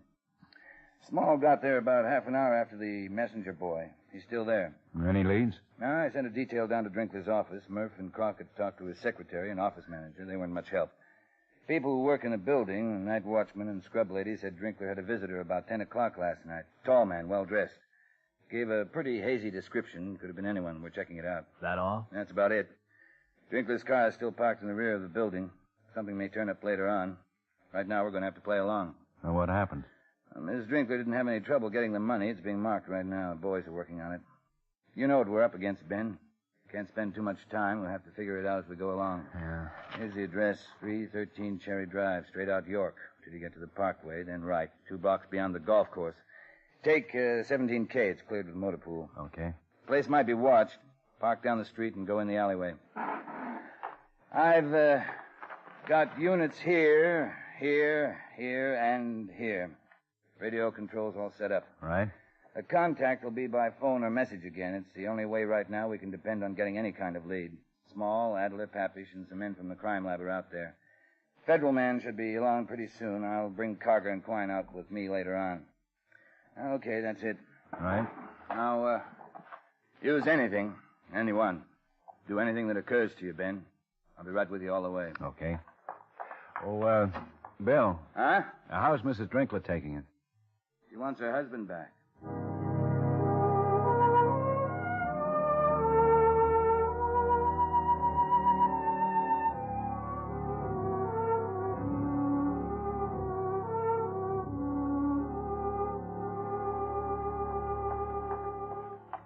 Oh, hi, Small. Hi, Ben. Asher. Hi. This way.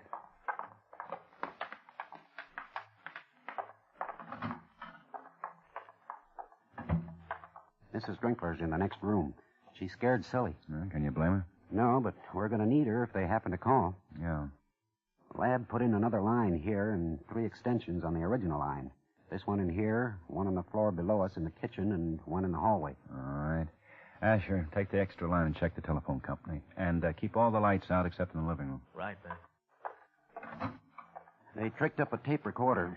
Any call comes in will go on the tape automatically the minute the connection's made. Circuit's wide open? Yeah. What do you think, Ben? Well, she got the wire 3 hours ago. I don't think they'd take any chance of staking the place out to see what she did. Looks too good right now. Holding him a whole day before contacting her.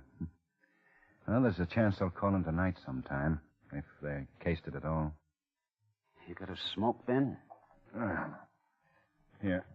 Thanks. Anybody else in the house? The boy's in Europe this summer. The cook left 2 days ago on a week's vacation. Mrs. Drinkler's been holding it down. Well, I guess I better... Oh, Feeling a little better, Mrs. Drinkler? why don't you all go away, Sergeant? Why don't you leave my home, please? We want to help you, ma'am. This is Lieutenant Guthrie. How do you do? Will How do you please do? take these men away? Mrs. Drinkler, we're going to do everything humanly possible to bring your husband back here safely and to get the people responsible for taking him. We should try to see it our way. He's my husband. I want him back. I'll pay them the money they want. I just want my husband, don't you understand? Yes, ma'am. We want him back, too. He's our first concern. Please, Mrs. None Drinkler. of you understand. None of you. They'll get frightened when they know you're here. They'll kill him. They'll kill Ed. There's nothing to stop them. There's everything to stop them. They know that the police and federal people would never stop looking for him if they did that. You don't really believe that, Lieutenant. I know you don't. I've been sitting in my room thinking about it. They'd kill him because there's no reason to keep him alive. Get No. Dr. Gerson out here, will you? No reason at all. Now you people are here and they'll kill him because you're here. Wouldn't you like to go in the Because bedroom? you're here. Why are you here? To get your husband back alive, No. Mrs. Drinkler. No, that isn't true. He's been missing a whole day. You think Ed's already dead, don't you? Please, if you just You try know to... he's already dead, don't you? You know it. We only know that he's got to be found, Mrs. Get Drinkler. out! Get out of my house! Get out! Get out! Get out! You're making me kill him! Get out! Get out!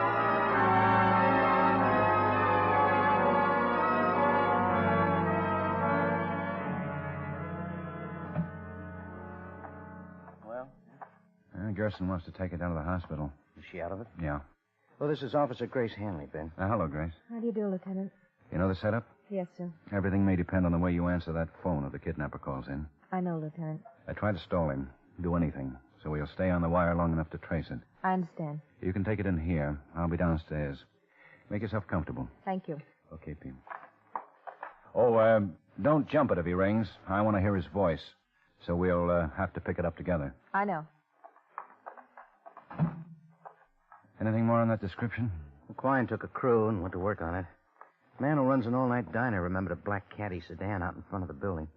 Thinks he saw a Drinkler and another man get into it about 10 o'clock. Time checks with the others? Yeah. Fits with the tall angle, too. But that's about all. No license? Nothing. Waldo put out an APB on Drinkler and what we have on the other man. Car's not much help. Yeah. Well, long night coming up. Yeah. Pete? Yeah? As near as we can make it, he was taken around 10 last night. Yeah. Think he might still be alive? I'm afraid to think, Ben.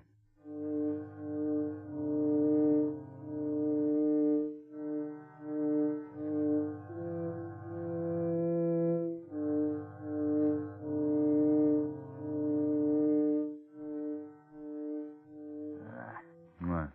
My last smoke. Here. Thanks. Yeah, it's almost 5. Yeah. Hi. Hi. You two still awake? Trying to be. I think I'll see if our policewoman's still alive. She's had night duty for 3 months. She's used to it. Hi. Hello. Crowd's full of policemen. Sure quiet around here. We're the quiet type. Asher. Yeah. Hold it, Grace. You say when? We'll both pick up on the count of 3. Asher. 1, 2, 3. Hello? Hello. I want to speak with Mrs. Drinkler. This is Mrs. Drinkler. Are you the man? Did you get the money? Yes. In 10, 20s, 50s? Yes, just as you asked. It's all... What do you want me to do? Get 10,000 more. What? You heard me, 10,000 more in 10s, 20s, and 50s. I can't get that much money. It took everything I'm not going to argue with you, Mrs. Drinkler. If you want to see your husband again, get another 10,000. But... And remember, no police. I'll kill him if you call in the police. Please listen to me. 10,000 is all I can get together. I know that isn't true, Mrs. Drinkler. I want $20,000, and I want it at 9 o'clock tonight. Well, where? What do you want me to do? Drive over to the Museum of Natural History in City Park. Park your car there by the fountain. Have the money in a bag. Just wait by the fountain. Please. Okay, Grace. Good job. He's off. Okay. Thanks a lot. Sorry, Ben. He wasn't on long enough. We lost him.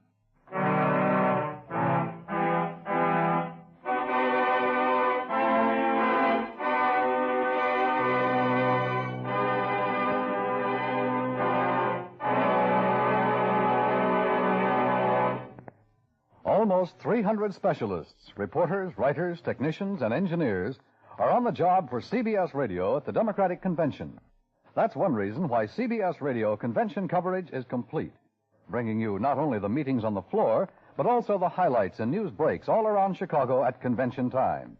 Another reason why CBS Radio coverage is best is because of its famous reporters, Edward R. Murrow, Lowell Thomas, Don Hollenbeck, and many more.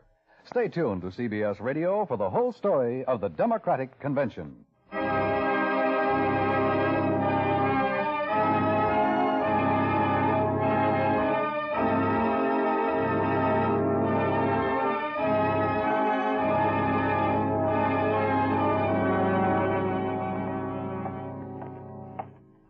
All set, Ben. Everybody's here. City engineer's office sent up that map? Yeah, it's marked already. Good. Okay, boys, the lieutenant's here. Let's get it down. All you men have your sheets on this? It's pretty scanty. We haven't got much to go on, but we're going to have to use what we have. Tall man who drives a black 46 Cadillac sedan. That's all we know about him. We want to know a lot more. Pete? Yeah.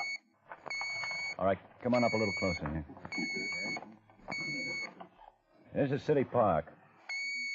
Covered on the east by Federal Boulevard, west by Franklin Street. 33rd runs to the south, Parkway to the north. 16 road entrances to the park. Now, here's the way it'll work. 2 men to a car, 1 car to every entrance. We start numbering them from the Federal Boulevard entrance. 1, and then here's 2, and 3, and so on. Your men will be in cars covering the entrances. There'll be other units working Federal, Franklin, 33rd, and Parkway. Well, what about the museum itself, then? Yeah. Well, I can't take a chance. We'd like to have some men in there because it's nearest to the fountain meeting place, but someone in the museum might be connected with it. There's no way to station or hide a police officer around that fountain. The park commissioner's going to help us all he can. The whole thing's pretty much up to us. We hope the kidnapper shows up to get his money.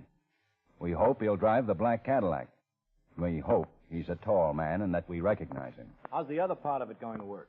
Officer Grace Hanley's going to fill in again. She'll wear one of Mrs. Drinkler's coats, and she'll drive Mrs. Drinkler's car over to the park tonight. Anybody hidden in the car? She'll be alone. Communications will make up a new code signal for tonight. You'll get it in your radios. Any questions? Yeah, when do we start? Well, I'm staggering you. First car goes in at 4 o'clock. Anything else? I guess that does it, Pete. Okay. Right, Ben. Israel and Pod 16K on gate 1. 4 o'clock.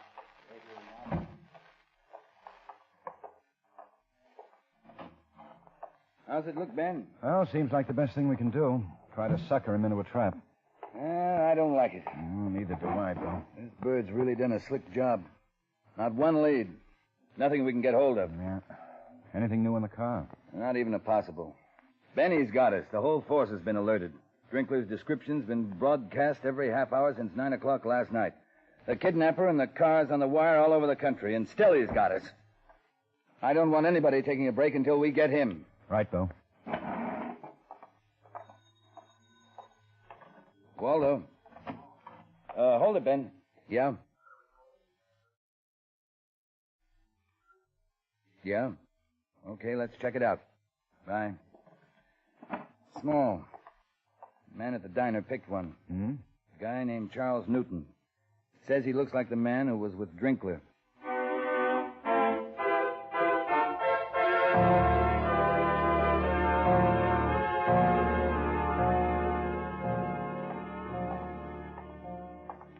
There it is, Ben. The whole package. All right. Now, where's the make sheet? Oh. Charles Edward Newton, male Caucasian, age 31. Height 6 feet 2 inches. Weight 162 pounds. Dark brown hair, blue eyes. Last known address 5768 Gilpin Avenue. Previous arrest, narcotics, August 3, 1949. There's a mama sheet here. Yeah, not much on it. He's from Topeka, Kansas. Okay. Let me see that. Mm-hmm. Doesn't look much like a kidnapper, does he, Ben? I don't know. What's a kidnapper supposed to look like?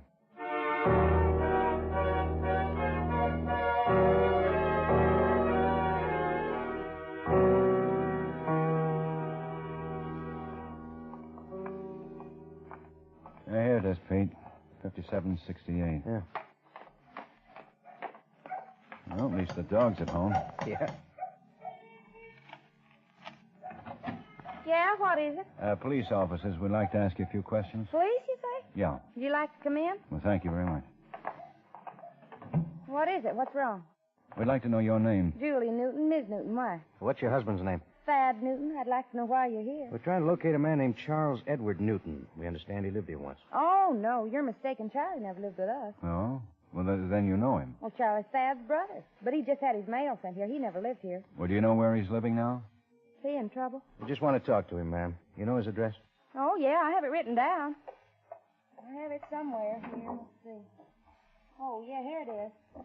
It's 3535 Columbine Street. Columbine? Yes, 3535 Columbine Street, Kansas City, Missouri. Well, how long has he lived there, Mrs. Newton? Oh, a month, I guess. Last time we saw him, he said he's on his way, and that's 5 weeks ago, anyhow. Do you know where he actually lived here in town? No, Thad told me Charlie wasn't...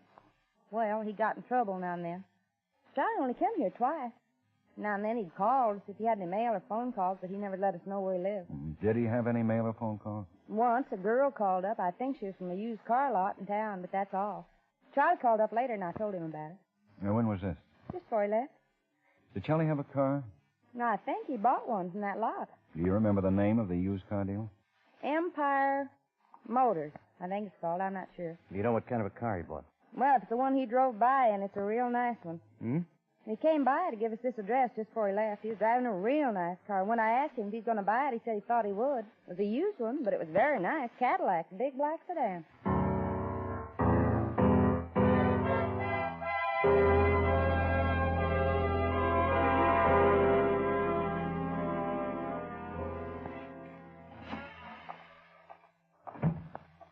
was purchased 5th of last month.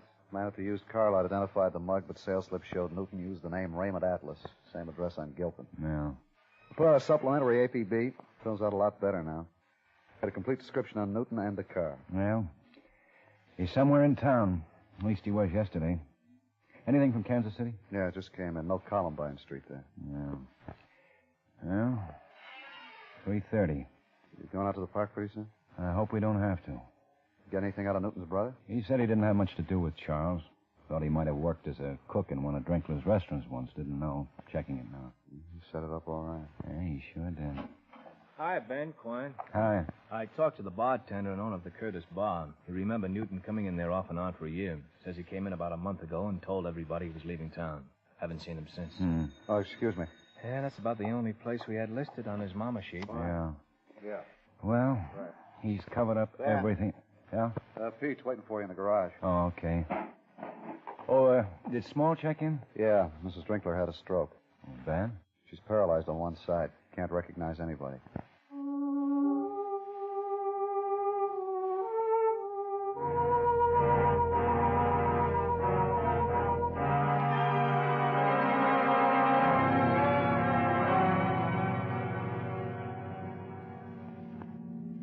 Aircraft plant must be letting out. Yeah, they take the boulevard up to Colfax. Sure a lot of cars. Yeah. That guy. Huh? Ticket. What'd he do? Cut out. Hit the radio, will you, Pete? Oh, it'll be dark in another half hour. Paper said the sun had set at 7:32 today. 33, at 211, 2345 Kirk. See the man. 99, a 415, number 312 Eldon Place. See the man. Should be all set up now. Yeah, I'll check. 17K to Unit 304R. Come in. 304R to Unit 17K. This is Waldo. Go ahead, Ben. Everybody set? Stand by. Roger. Want to take Parkway for a while, Ben? Yeah, won't hurt. You see that follow-up on Newton? What? 1946, passed civil service examination for the department. Huh? Yeah. He was going to be a cop once. 304R to Unit 17K. Go ahead, 304R.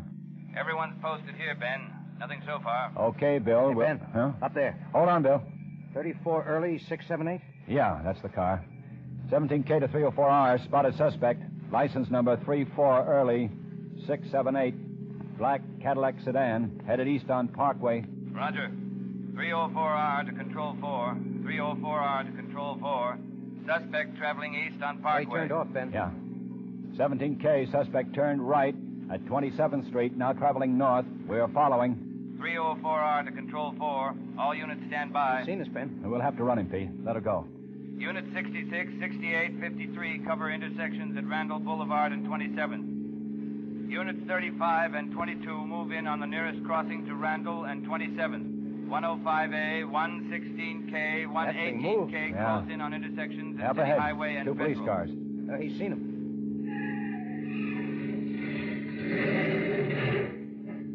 Right against that signboard. Yeah. Ah, there he goes, Ben. Newton! Look out, Pete. You all right? Yeah. Come on.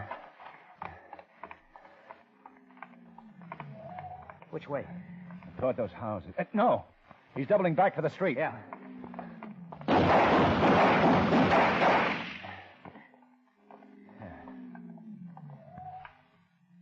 He's over there. Yeah. He wouldn't stop, Ben. Began firing at everybody in sight. Yeah. Better get an ambulance. Yeah. Come on.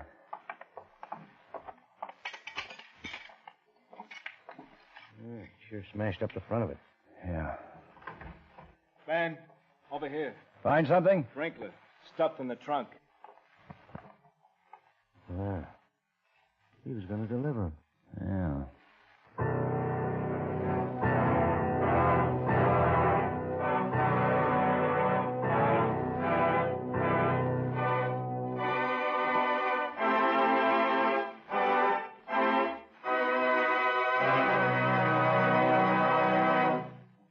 The lineup, where before you pass the innocent, the vagrant, the thief, the murderer.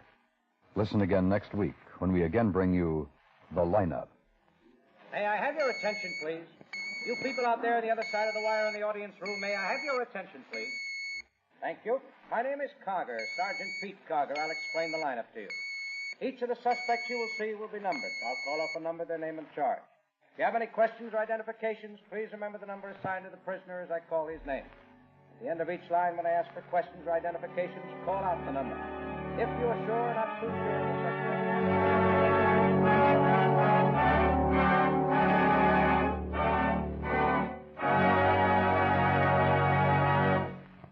The Lineup, starring Bill Johnstone as Lieutenant Ben Guthrie with Jack Moyles as Sergeant Pete Karger, was written by E. Jack Newman with music by Eddie Dunstetter. Featured in tonight's cast were Hy Everback, Raymond Burr, Joe Duval, Howard McNear, Peter Leeds, Virginia Gregg, and Gene Bates. The Lineup was transcribed in Hollywood by Jaime Del Valle.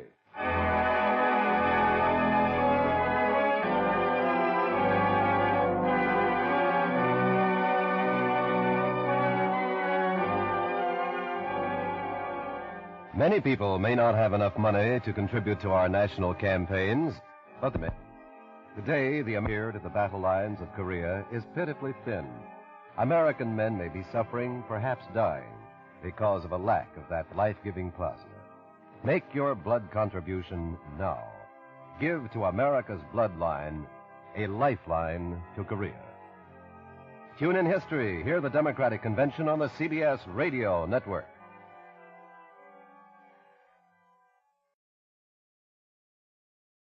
Wrigley's Spearmint Chewing Gum, the refreshing, delicious treat that gives you chewing enjoyment, presents for your listening enjoyment, The Lineup.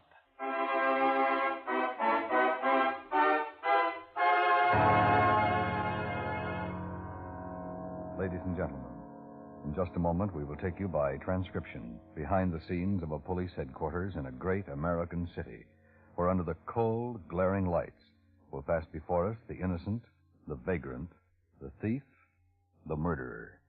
This is The Lineup.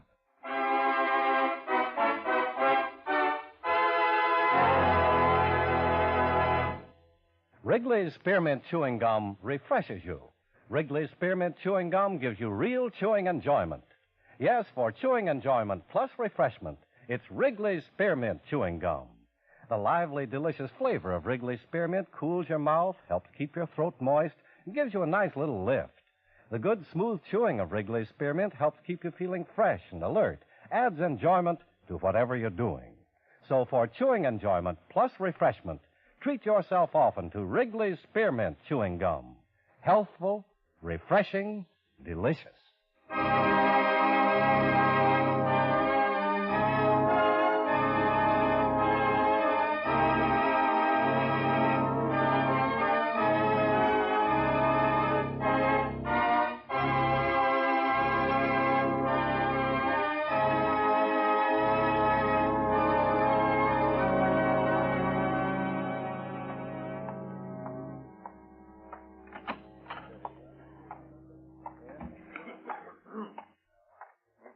Hi, Ben.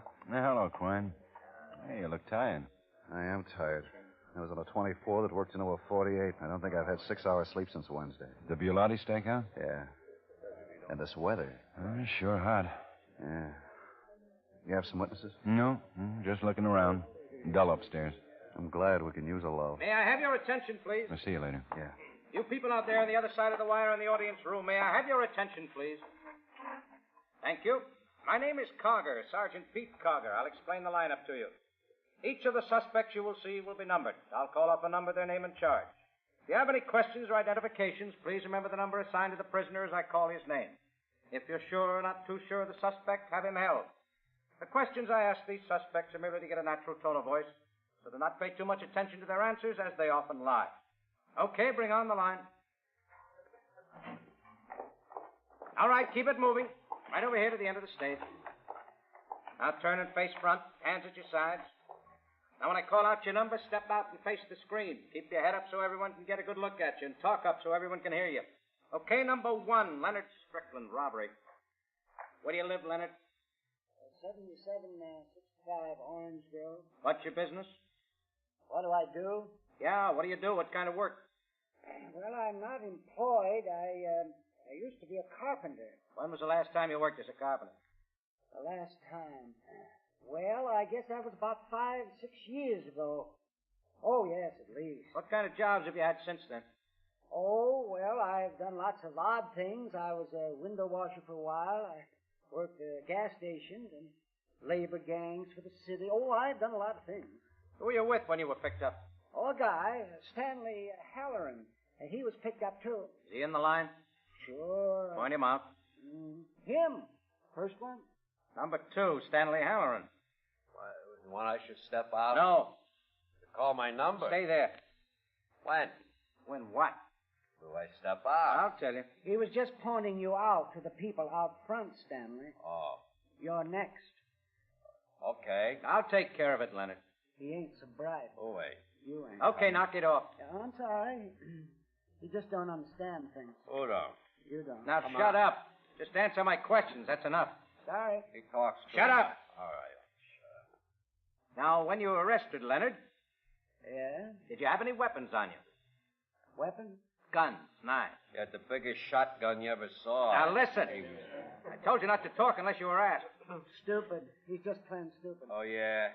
Yeah. Leonard, Yes? did I ask you how stupid he was? No. Then tell me about the shotgun. It was a shotgun, an old one.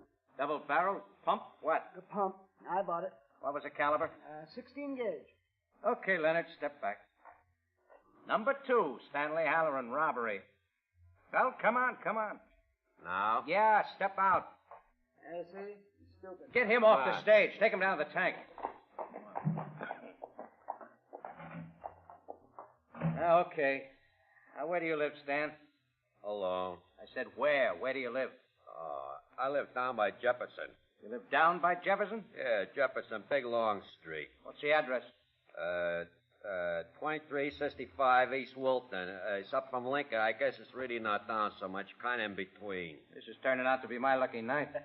That's nice. Did you have any weapons on you, Stan? No, I wouldn't even carry the shotgun. Were you driving a car? No, I wouldn't drive it. I didn't even want to do the job much.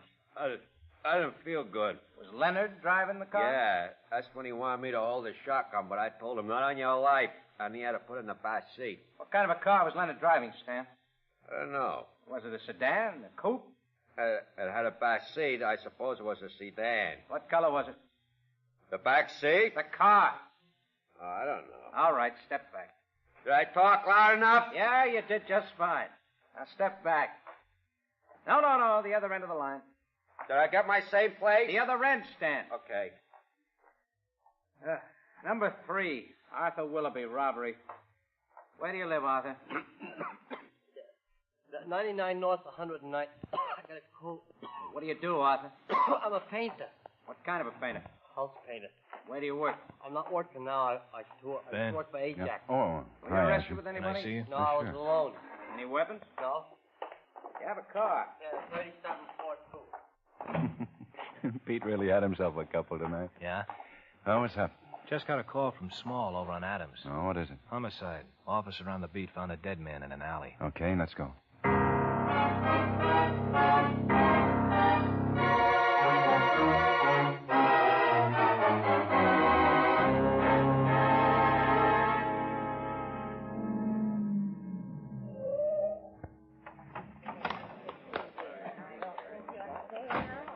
There's Small. Yeah, I see him.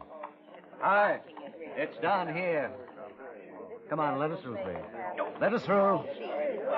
Thank you. The officer on the beat, Miller's a new boy, found him. Uh-huh. Hello, Doc. Hello, Ben. Crockett and I have been over the alley. We couldn't find anything. How long has he been dead? Well, let's see, about an hour, not anymore. How'd he die? Beaten to death. Tell you more as soon as I get him downtown. All right, boys, clean it up. Got a cigarette? Mm-hmm. Yeah. Sure hope it cools off. Didn't sleep 5 minutes last night. Thanks. All right. When do you want my report, Ben? Soon. 10 o'clock? Okay. See you. Night, Doc. Thanks for the cigarette. Sure. Any identification, Small? Well, it was a wallet. Here it is. That's all he had on him. The name's Farmer. Mm-hmm. Stanley Farmer. 79 East Weston. It's not too far. Well, let's look around. I'd say the fight took place in this part of the alley. You see the big can? Uh-huh. Yeah, caved in. Yeah, it looks like one of them fell over it. There's blood on the pavement near it. Hey, shine the light on the wall. Now, over to the right. What are these buildings on either side? A warehouse and a department store. A fight like this, someone must have heard something. Warehouse or a department store would have a night watchman. Well, if he heard anything, he'd have taken a look, but, well, we'll check anyway. Let's walk down the alley.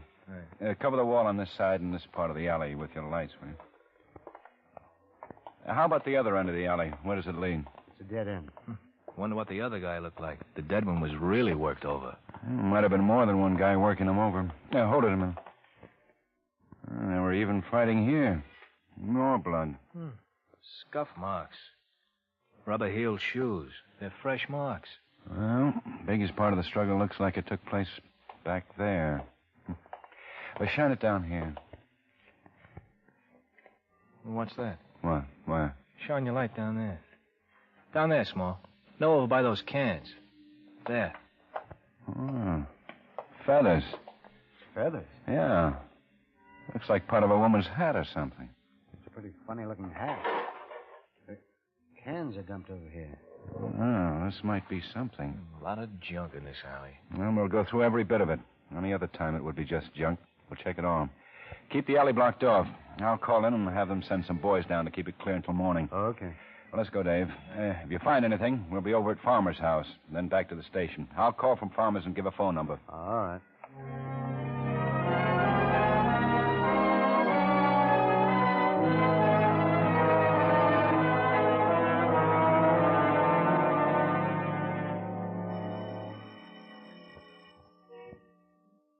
It's pretty late.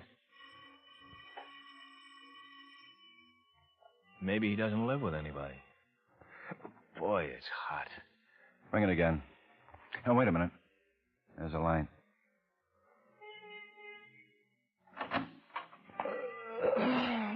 What's going on? We're police officers. All right if we come in? What do you want? Does Stanley Farmer live here? Yeah, he ain't home. We know he isn't. Who are you?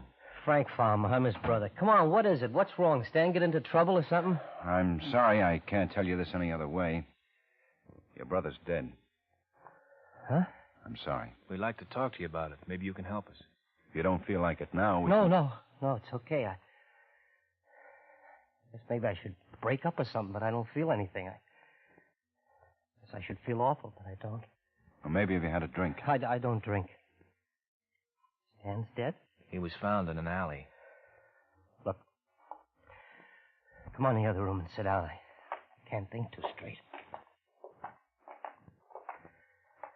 Been asleep. Gosh, fellas, this is, miserable. I'd just make yourselves comfortable. Thanks. Gosh, thing to wake up to you. Sleeping your head off and stinking doorbell. It's funny, I was dreaming a bad one. The doorbell just jarred me. It rang a couple of times. We didn't know if your brother lived with anybody. I swear that this is the darndest thing. I got along with my brother great. I guess I loved him as much as anybody, loving a family. Just can't feel much. Sort of numb. We want to find out who killed him. Yeah. Do you have any enemies? No. If he did, I didn't know about any. He's a nice guy. Early, so I have to get in the sack early. You work? Yes. Stan and me would work together. We got a service. I'm sorry, fellas. It's gotten... Well, we can talk about it. No. Let's get it over with. Got a job, and I'd like to help. Stan was a good kid. I'm older. That's the way I kind of always talked about him. He really isn't... really isn't anything, is he, now? Look, Mr. Farmer, No, just took me a little while getting around to it. I haven't cried in a long time. I felt like I should. Go ahead. I'm okay. What time did Stan go out? Before I went to bed. Early. Around 7, maybe. He had a date. A date? Yeah, he seen a girl. Her name was, June. June, he told me. Do you know where she lives? No, he told me June. June Colton, something like, June Coleman. Yeah. June Coleman? Yeah. We've been seeing her for about a week. I've never met her. And you don't know where she lives? No. Where we might be able to find her? He met her in a bar. It's Stillman's. It's only about 3 blocks from here over on Madison. I don't know the address exactly. We'll find her. You think maybe she had something to do with it? Your brother say much about her? He liked her. Her name, he told me at once, maybe twice, and he liked her. That's all he told me. And you can't think of anyone who might have it in for your brother? No. Look, I'd tell you if I knew. I guess there was people who didn't like him. Who likes everybody? But I don't know anybody who'd want to kill him. Well, we may want to talk some more. Sure. Yep. And we'll check on the girl. Sure. Look, I guess I ought to see him. Huh? He's pretty badly beaten up. Is it somebody? Yeah. You'll have to identify him sooner or later, but if you don't mind a suggestion, wait till tomorrow evening or tomorrow afternoon late. Sure. Well, good night, Mr. Farmer. And thanks. Sure. Come on, Dave.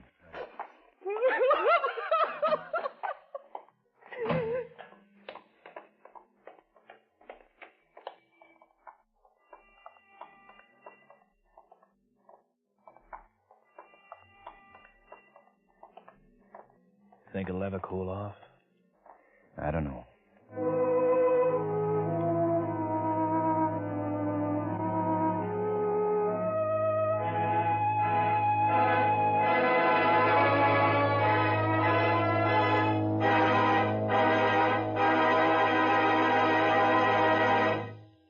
Friends, wherever you are, whatever you're doing, you'll enjoy chewing Wrigley's Spearmint Gum. Chew Wrigley's Spearmint while you're working. The lively, full-bodied flavor of Wrigley's Spearmint gives you a refreshing little lift. The smooth, pleasant chewing of Wrigley's Spearmint Gum helps keep you feeling relaxed and satisfied. Makes your job seem easier. Chew Wrigley's Spearmint Gum in your home, when you're out walking or driving, when you're enjoying outdoor sports and other activities. Wrigley's Spearmint Gum tastes good anytime, and the natural chewing aids digestion and helps keep your teeth bright and attractive. Yes, wherever you are, whatever you're doing, you'll enjoy chewing Wrigley's Spearmint Chewing Gum. Healthful, refreshing, delicious. Now, back to the lineup.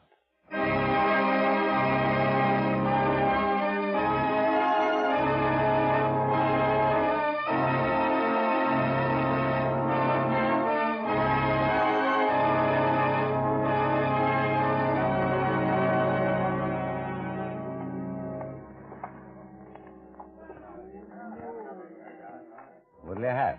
We'd like to talk to you. We're police officers. Okay. Watch for me, Sid. Be right back. We can talk in the kitchen. Well, that'll be fine.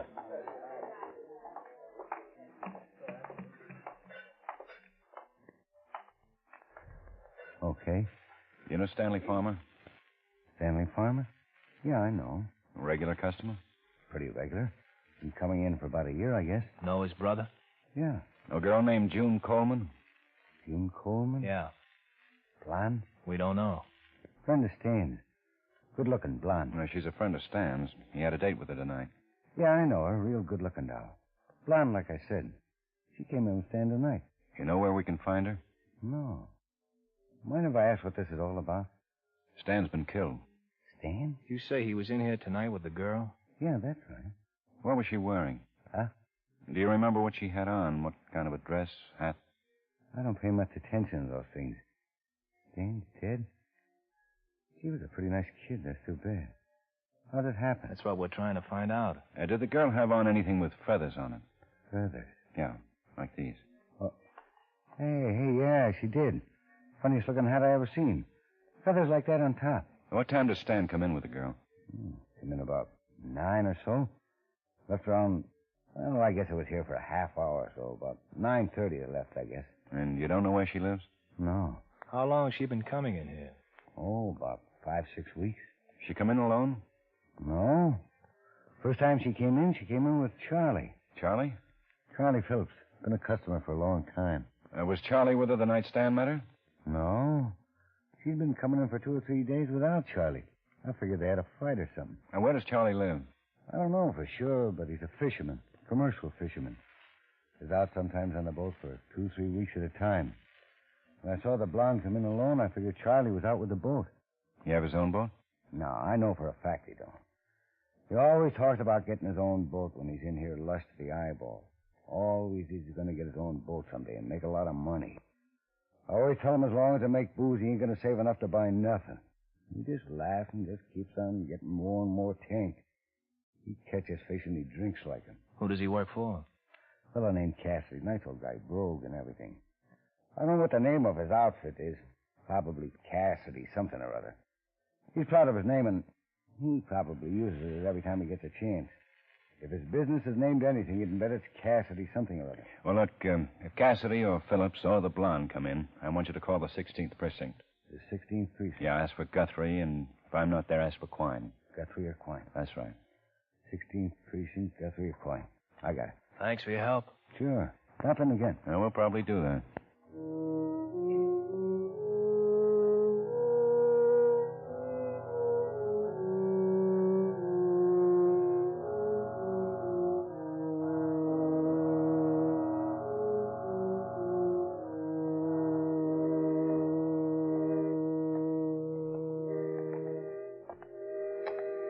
Glad it gets cool in the morning. Wait till the sun comes out. If I could stop it, I would. What time's it been? It's close to 5. Cassidy. You got a pretty big place. And a pretty big sign. Bartender knew what he was talking about. Hey! Yeah? Know where we can find Cassidy? You found him. What can I do for you? We're police officers, Mr. Cassidy. I'm Lieutenant Guthrie. This is Sergeant Asher. Oh, how are you? And we'd like to talk to you. Well, don't have too much time. Just going out. Yes, sir, taking the Cassidy fleet out. You have a man working for you named Phillips? I have, Charlie Phillips. That's right. Yeah, but if he don't show up in the next 5 minutes, he ain't going to be. What do you want him for? We just want to talk to him. Well, he ain't showing up yet. Should have been here about 2 hours ago. You know where he lives? Sure. I got his address in the office. I'll get it for you, but then I got to get in the boat on the way, you know. Yeah. Come on over and I'll unlock. Oh, hold it. Here he comes. Phillips? Yeah. Well, come on. Look at him. Been in a fight already. Where you been? You're 2 hours late. Okay, I'm late. I'll make it up. You bet you will. These guys want to talk to you. Yeah? Police officers. Police? Probably about the fight you got into last night. Who says I got in a fight? Oh, I suppose you got the shiner. I didn't get in no fight. We'd like to talk to you, Charlie. I gotta get on the boat. Have to wait. Well, I can't. If you're not down in 10 minutes, we'll sail without you. All right. Well, come on, then. Let's get it over with. Yeah. I'll see you later. Thanks, Mr. Cassidy. Oh, don't mention it. Okay. What is it? You know a man named Farmer? No. Stan Farmer? No, I said no. I never heard of him. How about June Coleman? Yeah. So what? I know her. How long have you known her? Look, you guys, if I don't get on that boat, I lose my job. I'm sorry, but we need some answers. You'll get on the boat as fast as you give them to us. Okay. I've known June for a couple of months, I guess. Where does she live? What's this all about? Where does she live? Over on River, 245 South River. Where were you last night? Look, I'm going to miss that. Did you see June last night? Yeah. Now, look, you guys, I'm getting a little tired of this. If I lose my job, you guys are going to be sorry. Where were you last night? I was out. Out where? Out with June. June Coleman? Yeah, I was out with her until real late. Then I went home, ask her. I will. What time did you get home? About 3 this morning. What time did you take her out? About 7. And you were with her all evening? Yeah. Hey, there go the boats. Come on, get out of my way. I'm going to lose my job. Come on, move it. Don't get rough, Charlie. Listen, you stupid flatfoot. You just now relax yourself. You relax. Hold it. Okay. You don't have to pull a gun. I won't give you no trouble. Let's go, Charlie. Okay. Where are we going? I think we'll go over and talk to your girl. My girl? Yes, June. The one you were out with last night. What do you want to talk to her for? Where did you get the black eye? I got in the beef. Last night? No, the night before. Tell us about it. Well, there ain't much to tell. Some guy got nasty, and one thing led to another. You know how those things are. No, Charlie. Tell us how they are. We got in a beef, that's all. You come out on top, Charlie? Oh, I don't know. I hit him a couple of times. I guess who wins a fight? That's why you guys want me? For getting in a fight? That's right. Well, it wasn't anything. The other guy was all right. Who was the other guy? I don't know, just some guy. You know how those things start. We were drinking, having a couple. Where were you drinking? Where? In a bar. What bar, Charlie? Well, I don't know. I was in a lot of bars. I don't remember which one I got in the fight. Well, maybe June will remember. I wasn't out with June. You said you were. I said I was out with her last night. I got in a fight the night before. Oh, yeah. You go to a bar last night? Yeah, we went to a bar. Which one? Oh, we went to a couple. Name them. Well, Stillman's. Over on Madison? Yeah. Get in, Charlie. You're going over to see June? That's right. She ain't gonna like being waked up this early. We'll apologize.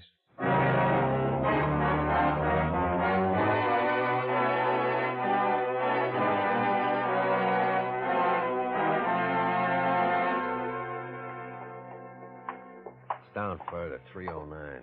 Oh, she's gonna raise the roof. Oh, hold it, this is it. Look, Knock on it, Dave. Guys are sure making a lot out of a lousy little fight. The fight we're interested in wasn't a lousy little fight. But I'm telling you... Okay, you told us. All right, relax. I'm coming. For Pete's sake, what...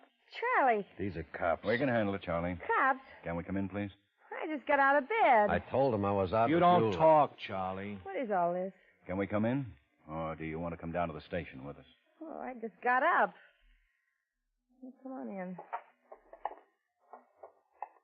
Charlie, what's going on? I told you to knock it off, Charlie. If you wasn't a cop... Wait a minute. I want to know what's going on. Gee, you drag a girl out of bed. Charlie tells us you were with him until about 4 this morning. Yeah, that's right, I was. He picked you up about 7? Yeah. See? You know Stan Farmer? Dan Farmer? Yeah, I know him. Been out with him? Yeah. He was killed last night. He was? Oh. Gosh, that's terrible. I didn't know him too good.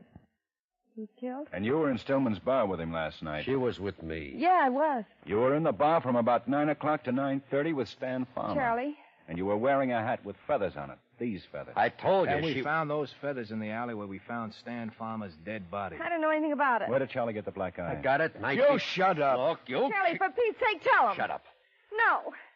No, tell him. I don't want to get in no trouble. Shut up. Keep your mouth shut. He killed him. He got us out together and he... Dirty little... Oh, my gosh. Oh, my gosh. Oh, thanks, Ben. It's a big boy. All right, Miss Coleman. Tell us about it. Well, he caught us out. I've been seeing Stan. He killed Stan? Yeah. He caught us and dragged Stan in the alley. Stan didn't even see it coming. I ran, and then he came here later and told me he'd killed him, and if I ever went out with another guy, I'd do the same to him. He's had me scared out of my wits. If I'd known what he was like, I'd never have started to go with him. Honest, I didn't have nothing to do with it. Ask him. He'll tell you I ran and I didn't have nothing to do with it. Come on. Charlie, wake up and tell him I didn't have nothing to do with it. Charlie. You better get into some clothes and come on down to the station. But I swear I didn't... We just want a statement. A statement? Charlie will be out for a while. Big ape. Stan was a nice boy. He treated me nice. Big ape. You better get something on. Okay. He made me ruin the best hat I got. Big ape.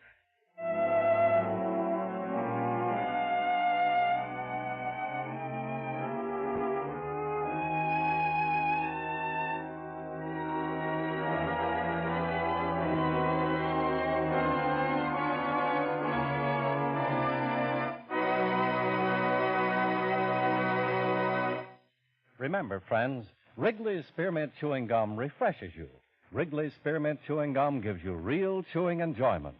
The lively, full-bodied flavor of Wrigley's Spearmint cools your mouth, freshens your taste, sweetens your breath.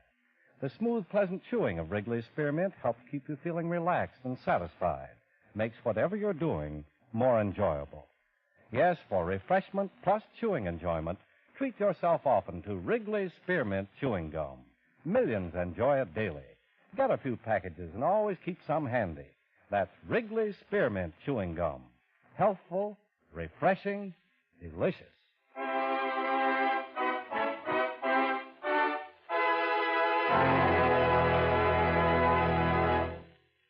Lineup, starring Bill Johnstone as Lieutenant Ben Guthrie, with Jack Moyles as Sergeant Pete Karger, was written by Blake Edwards with music by Eddie Dunstetter. Featured in tonight's cast were Hy Averback, Howard McNear, Hal March, Bob Sweeney, Peter Leeds, Dick Ryan, Jim Nusser, and Virginia Gregg. The Lineup was transcribed in Hollywood by Jaime Del Valle.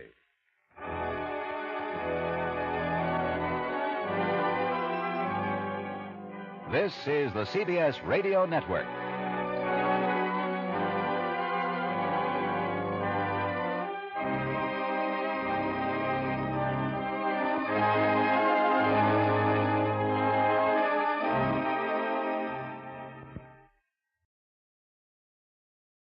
Wrigley's Spearmint Chewing Gum, the refreshing, delicious treat that gives you chewing enjoyment, presents for your listening enjoyment, The Lineup.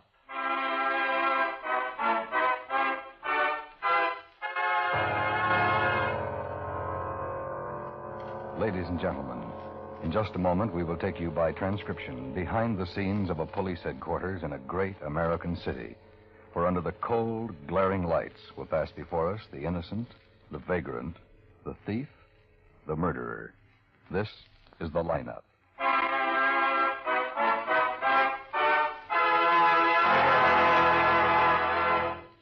Wrigley's Spearmint Chewing Gum refreshes you.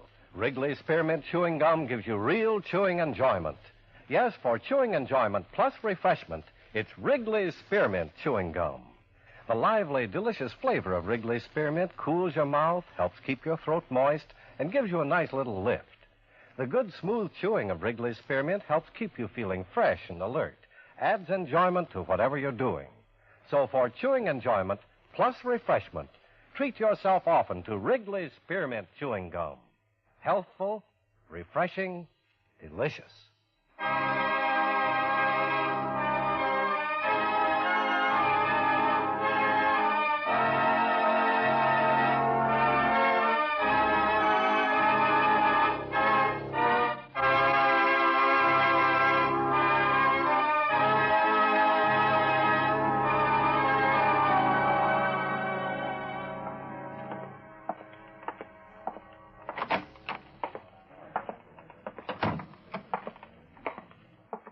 Hi, Ben. Hello, Quine. There's your witness over in the second row. Yeah, I see her. Many in the line tonight? Yes, same as usual, about 28. No, I'll see you later. Yeah. Miss Martin? Oh, hello, Lieutenant. This isn't too close for you, is it? No, as a matter of fact, I'm a little nearsighted. Mr. Martin didn't come with you, eh? He had to work tonight. I see. Well, I don't know if we have anybody even close to the man who robbed your apartment, but I want you to have a look, and if there's anything at all familiar about any of the suspects, don't hesitate to speak up. I'll do what I can. What is it the papers call him? The phantom burglar? Yeah, I think that's it. May I have your attention, please? You people out there on the other side of the wire in the audience room, may I have your attention, please? Thank you. My name is Karger, Sergeant Pete Karger. I'll explain the lineup to you. Each of the suspects you will see will be numbered. I'll call off a number, their name, and charge. If you have any questions or identifications, please remember the number assigned to the prisoner as I call his name. If you're sure or not too sure of the suspect, have him held. The questions I ask these suspects are merely to get a natural tone of voice, so do not pay too much attention to their answers, as they often lie. All right, bring on the line. Okay, keep it moving. Right over here to the end of the stage. Now turn and face front. Hands at your sides. Look straight ahead out through the screen. Okay, number 1, Charles Bendick's robbery. Step out, Charles. Okay. Hands out of your pockets. Okay. Where do you live, Charles? 764 West 65th Street. At a house, hotel, or what? A house. What's your business? Well, you mean no? You have a trade? Well, you mean no? Okay, what do you do that's now? not him. It's too tall. What did you do? I was a mechanic. Where'd you work when you were a mechanic? I worked lots of places. Garages, gas stations. Name some of the places. Well, the last place about a year ago was Murphy's Garage. Where's that? On Adams. Were you with anybody when you were arrested, Charles? No. You have a car? Yeah, I had a car. Describe it. Year, make, model, color? Ford sedan, black 48. You want a license number? No. You have any weapons? No, not one. How about the gun we found in the back? That wasn't mine. Well, how'd it get there? I don't know. I didn't put it down. I never saw it before. Okay, Charles, step back. Number 2, John Miller, drunk and disorderly. You always wear glasses, John? Yeah, they always. Take 'em off. The lights are awful bright. I wear these things so I don't have to look at nothing bright. Take 'em off, John. Okay. What? Keep your head up. I gotta keep my eyes closed then. The lights are too bright. Keep 'em closed if you have to, but keep your head up so the people out there can take a good look at you. Okay. Where do you live, John? Down by River Street. What's the address? There ain't none. I keep moving. And you're not working? No, Did you ever work, John? oh, sure, I worked. I used to work quite a bit. That was a little while back. Well, maybe if you stayed sober. Oh, I tried that. I can't make it. That's tougher than working. When was the last time you had a job? Last time, some time ago, maybe 4 or 5 years. What kind of a job was it? I was with the railroad. I get a pension. From the railroad? Yeah, from the railroad. Quite a few complaints against you, John. Yeah, I guess so. I got out of line. I made a few people sore. I didn't mean to. The stuff I got into me made me real mean. What stuff? I don't know. A friend of mine said it was good. I should have stuck to the grape stuff, but I took his word for it. I'm real sorry I did. That's certainly not the man. You can put your glasses on, John. Me on through? Yeah, step back. All right. Okay, number 3, Mario Gomez, robbery. Come on, Mario, step out. Okay. Where do you live, Mario? The Lincoln Hotel on the east side. What do you I do, don't Mario? see nobody up What's your there that business? looks like the man. Well, there's a lot more to look at. How many? You work for? Oh, quite a few. Might take a little while. All right. Have any weapons on you when you were picked up? Yeah. Describe the weapons, Mario. Just one gun.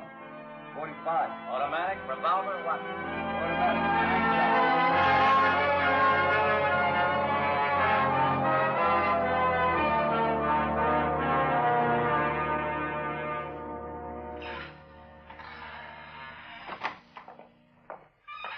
Hey.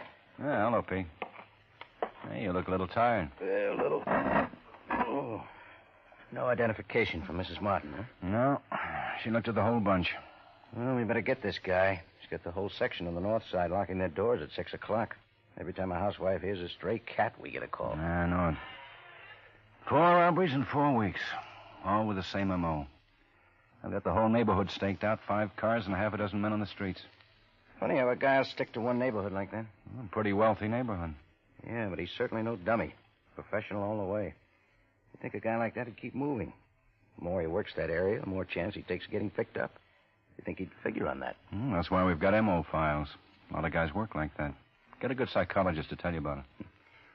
He scared the wits out of the Martin woman, didn't he? Yeah. That's the first slip he's made. Probably thought she was out. He's never gone into a place with anybody in it before. Maybe he's just getting brave. I don't think so. When she screamed, he ran. He had a gun, huh? Well, according to Mrs. Martin. But you know how people get when something like that happens. Burglar sneaks in and surprises them, and they tell you later he was carrying a machine gun. If there were 2 witnesses, chances are they both have different stories. Here it is, Ben. Now what? Our boy just robbed another house in the same area.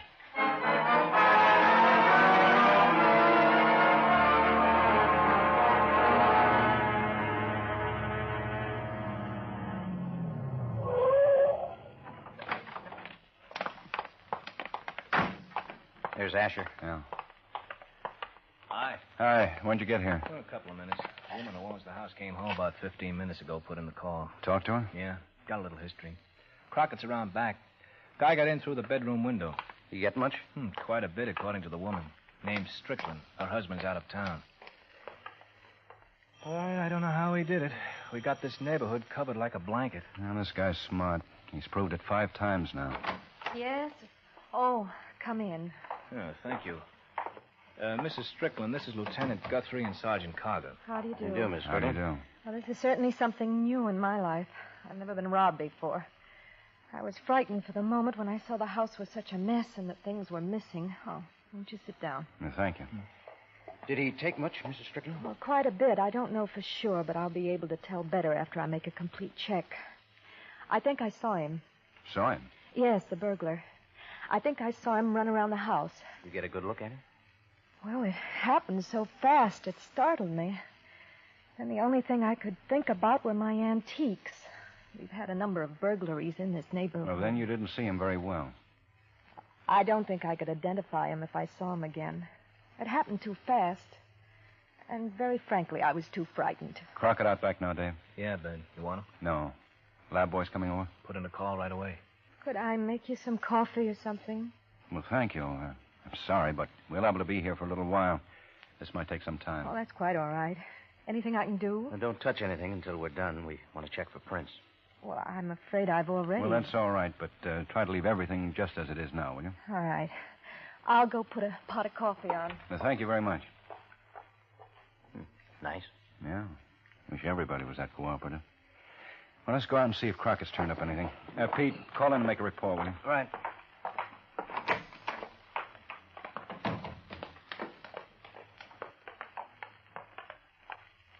Dick? Yeah, over here. Hi. Hi. Find anything? I don't know. Not much, anyway. Mrs. Strickland said he went over the fence. I went out in the alley. Come here. It's mostly gravel, but right along the fence here. See it? Oh. A heel print. Uh-huh. Not a very good one, but it might be his. And get the lab to make a cast. That's about all I've been able to turn up. This guy's beginning to be a nuisance. Yeah, and we're beginning to look a little silly. Whole area staked out, and he pulls one off right under our noses. Maybe he likes it that way. Maybe he hates cops. Well, one thing's for sure. He's not making himself any friends. Come on.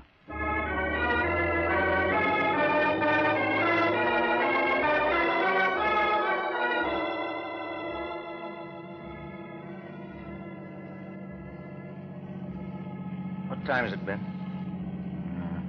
11:30. Got a long time to go. Who's got the duty at 3? Coyne and Asher. You know, they should put in more streetlights around here. Yeah. Funny if he moved to another neighborhood. Phantom burglar strikes while the police are looking for him 10 miles away. Swell. It's been 3 days. Maybe he's had enough. Maybe he moved on. Hey, wait a minute. Guy over there. Well, let's check him.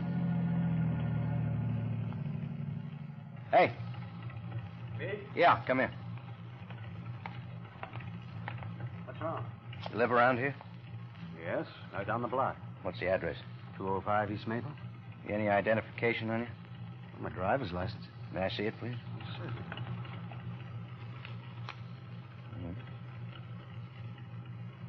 John Milford? That's correct. How old are you, Mr. Milford? I'm 38, July 19th, 1914. I've never been stopped like this before. Pretty late to be taking a walk. I guess it is, but I've been working late. I'm a ricer. Here you are, Mr. Milford. We're just checking. All those burglars? Yeah. How long have you lived in the neighborhood, Mr. Milford? Oh, about 7 years. Okay, thanks. Sorry to bother you. It's all right. Looks like a writer. How can you tell? Well, I don't know. He just does. The way he dresses, you know. No, I don't know. But if you do, start concentrating on burglars. I'd give a month's pay if you could pick out the boy we want.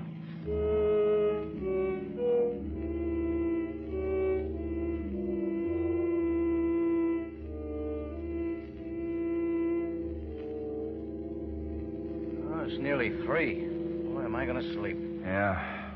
We got the 4 to 8 tomorrow. Hold it a minute. What? Stop the car. What is it? Back it up. I thought I saw something in that alley.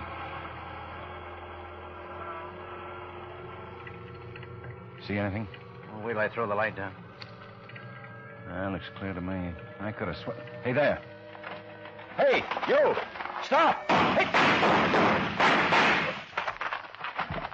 Pete? Go get him. How bad is it? I'm all right. Go get him. Yeah.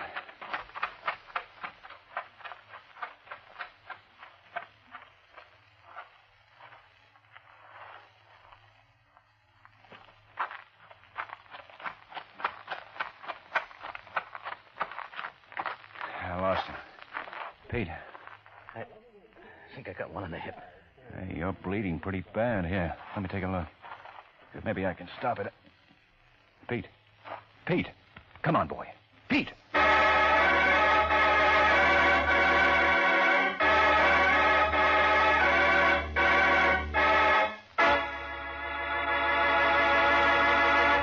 Friends, wherever you are, whatever you're doing, you'll enjoy chewing Wrigley's Spearmint Gum. Chew Wrigley's Spearmint while you're working. The lively, full-bodied flavor of Wrigley's Spearmint gives you a refreshing little lift. The smooth, pleasant chewing of Wrigley's Spearmint gum helps keep you feeling relaxed and satisfied.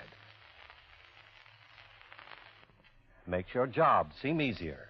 Chew Wrigley's Spearmint gum in your home, when you're out walking or driving, when you're enjoying outdoor sports and other activities. Wrigley's Spearmint gum tastes good anytime, and the natural chewing aids digestion and helps keep your teeth bright and attractive. Yes, wherever you are, whatever you're doing, you'll enjoy chewing Wrigley's Spearmint chewing gum. Healthful, refreshing, delicious. Now, back to the lineup.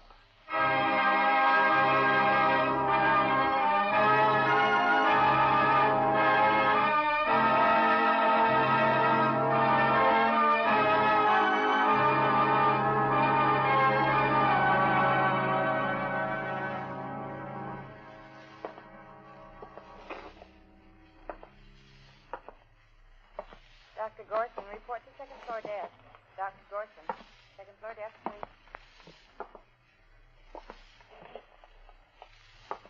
Why don't you let me go down to the kitchen and get you some coffee, Lieutenant? No, thanks, Steve. You're wearing out the floor. Yeah. How long you had this duty, Steve? Huh? Oh, I guess about 4 years now. Oh, excuse me. Emergency Officer Shelton. I haven't heard anything yet. Lieutenant Guthrie's here. Yeah, hold it. It's for you, Lieutenant. Oh, thanks. Sergeant Quine. Right. Hello, Quine.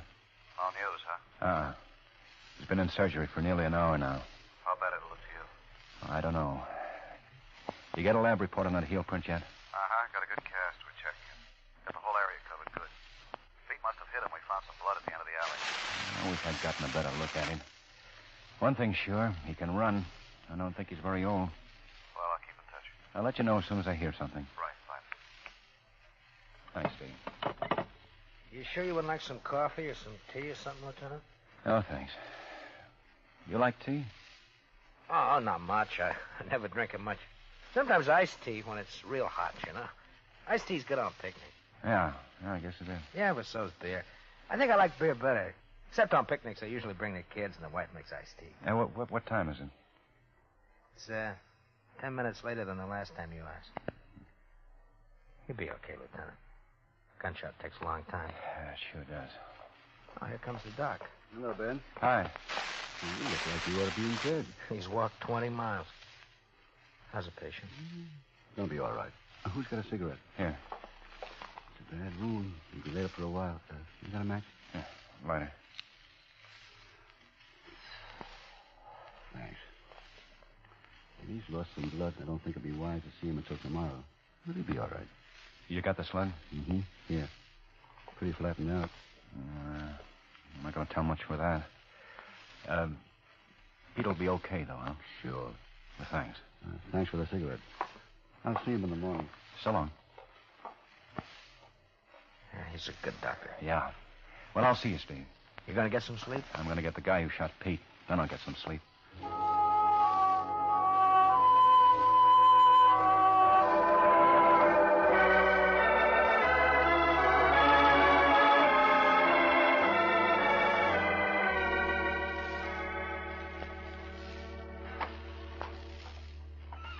Morning. Morning. You see Pete? I just got back from there. Oh, poor guy. Feels rotten. How long's he in for? At least a month. Actually, he's pretty lucky, though. Yeah. Well, we've come up with exactly nothing. Still checking the heel print, but it doesn't look good. Strickland woman reported losing about $5,000 in clothes and jewelry. Went over the area good, but didn't turn up a thing. This guy's really smart. He's clever. And when he used that gun, he stopped being smart. Morning. Morning, Asher. He's okay, huh? Yeah, I saw him a few minutes ago. He's going to be all right. Why don't we get up a collection and buy him a pretty nurse or something? You got a lab report? Yeah. Can't tell a thing from that slug. Too flattened out. Okay. This is the way we set it up. We're pretty sure our boy's hurt. There was blood in the back of the alley. I want every small hospital, emergency station, drugstore, any place that he might go to get aid checked, particularly in that area. Well, Ben, that's a lot of territory. If he's hurt bad enough, he's going to go for help. I don't care how long it takes or how much territory we've got to cover, but I want it checked. He's smart enough to know a doctor would turn in gunshot wound report and maybe detain him, so he might try to take care of it himself. How about some of the men we got on file that are out of practice? Right. I want every questionable doctor we've got a record on checked.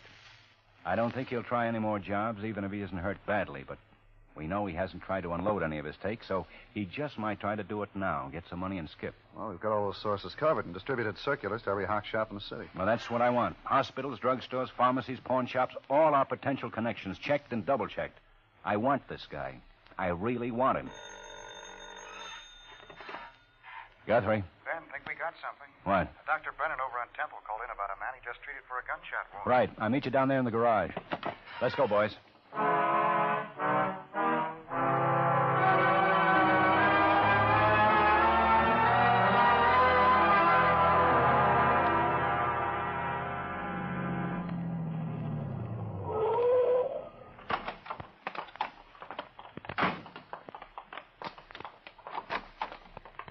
So I drive up. Come in. Dr. Brennan? That's right. I'm Guthrie. This is Sergeant Quine. I tried to get him to stay. I called you as soon as he left. And what did he look like? Well, he was about my size. Maybe a few inches taller, but not much more. He was dark and, I'd say about 30 or a little less. Wasn't an old man. I guess he weighed around, about as much as I do. Maybe 150 or 55. What was he wearing? A dark suit, an old one. Funny thing, too, he had on tennis shoes. You know, the low ones. First thing I noticed about his clothes, wearing a suit with white tennis shoes. How bad was he hurt? The wound wasn't too serious. He'd lost some blood. Bullet went through the arm, about 8 inches up from the wrist. Missed the bone. He said he'd been cleaning his gun. I told him I'd have to make out a report, and he didn't seem to mind. He gave me his name and address and started to leave. That's when I thought something was wrong. I asked him to stay until I phoned in the report, and he got kind of nasty, so I didn't press it. He looked like he could have... Well, he kind of scared me, so I let him go and called you. Well, you've done fine, Doctor. I gave him a prescription. Prescription? Yes. I told him to come back tomorrow to have the arm treated, but he said he'd be out of the city, so I gave him a prescription. What was it for? Mycin ointment. Yeah, that could do it. How long ago did you leave? About 20 minutes, I'd say. Well, now, look, there's only one all-night pharmacy open this early, isn't there? Yes, Dirkson's. 8 o'clock would probably be the earliest on the rest. Maybe there's some open earlier, but I wouldn't know. Well, thank you, Doctor. We'd like you to look at our mug file if you don't mind. All right. What address did he give you? I wrote it down. Sorry. John Smith, 9967 South Selby. That's probably fine. Well, we'll check on it anyway. If he has that prescription filled, we'll get him.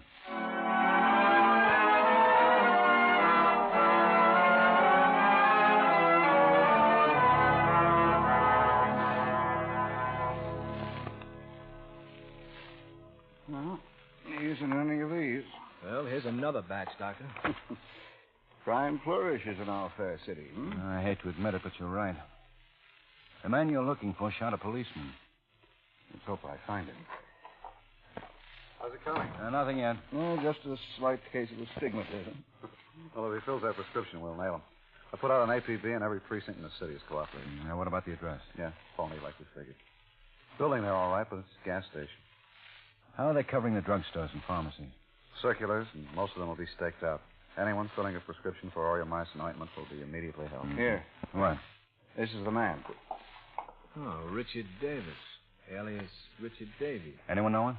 No, last time arrested, 1936, petty theft. He's graduated. He's the man. He looks older now, but that's the man. Did 6 months and a day, 3 previous arrests. All minor. Get out an APB. I'll get it. You've been a big help, Doctor. I'm glad to do it. I could use some breakfast. Well, come on. We'll go downstairs, and I may have a bite to eat with you. Okay. Ben. Yeah? Report from Color Drugstore in Adams. Davy? I don't know, but the man's got his left arm in a sling. It was his left arm. And he just asked to have a prescription filled for aureomycin ointment.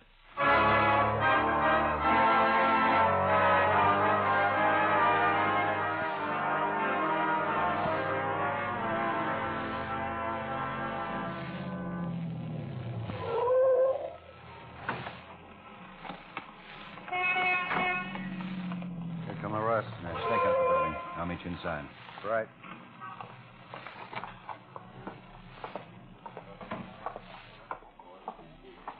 Yes, sir?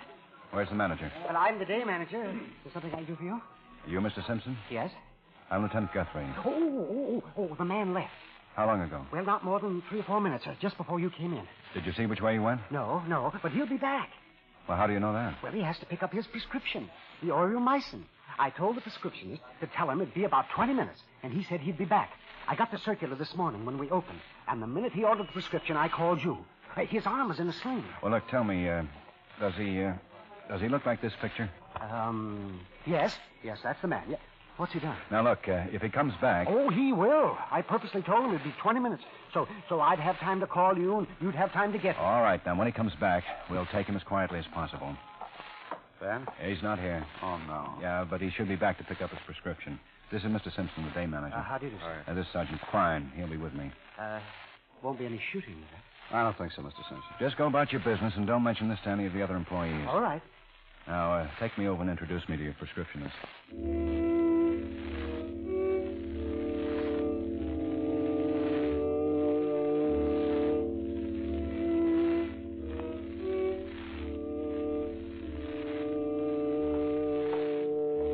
It's over 20 minutes, Ben. Yeah. Think you got scared? Yeah, no telling. That manager might have tipped it. He's not very convincing. No. Well, if he comes in, he won't get out. Building's covered all the way around. I hope he gets in. Well, I just cannot understand it. Now, what, Mr. Simpson? He said he'd be back in 20 minutes. Were you nervous at all? Nervous? Did you do anything that might have frightened him? Oh, no. The prescriptionist came over to me and told me that the man ordered the prescription, and I called you immediately. I told the prescriptionist to tell him that the prescription wouldn't be ready for 20 minutes. That's all? Why, absolutely. You didn't talk to the man yourself? Oh, no, certainly not. Why, he would have been suspicious. Well, we'll just keep waiting.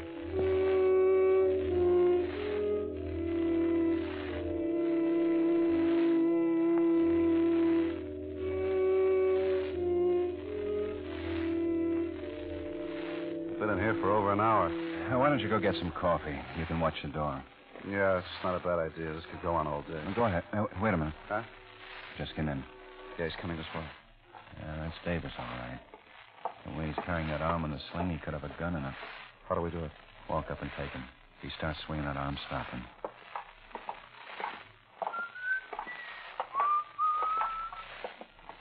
Stand right where you are, Davis. What's going on?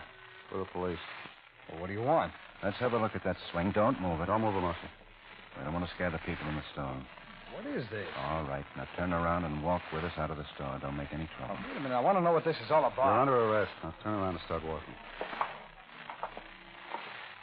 Under arrest for what? Grand theft and attempted murder. You're crazy. All right, hold it. Well, look, I'm going to be late for work. I work in an office. Stand still. 38, man.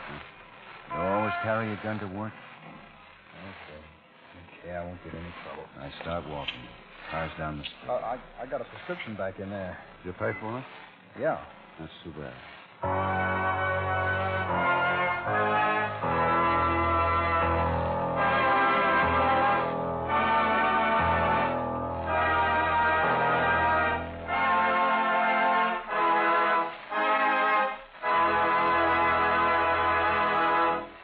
Remember, friends, Wrigley's Spearmint Chewing Gum refreshes you. Wrigley's Spearmint Chewing Gum gives you real chewing enjoyment. The lively, full-bodied flavor of Wrigley's Spearmint cools your mouth, freshens your taste, sweetens your breath. The smooth, pleasant chewing of Wrigley's Spearmint helps keep you feeling relaxed and satisfied. Makes whatever you're doing more enjoyable. Yes, for refreshment plus chewing enjoyment, treat yourself often to Wrigley's Spearmint Chewing Gum. Millions enjoy it daily. Get a few packages and always keep some handy. That's Wrigley's Spearmint Chewing Gum. Healthful, refreshing, delicious.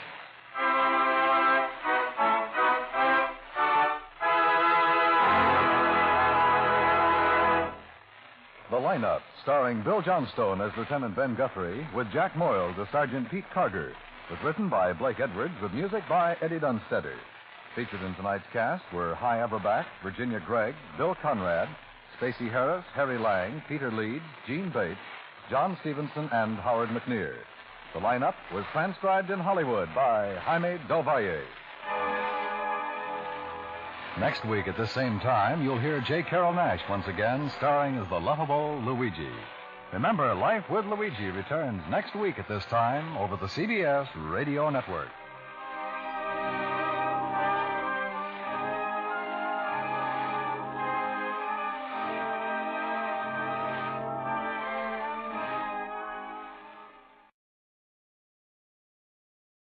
Ladies and gentlemen, we take you now by transcription behind the scenes of a police headquarters in a great American city, where under the cold, glaring lights will pass before us the innocent, the vagrant, the thief, the murderer. This is the lineup.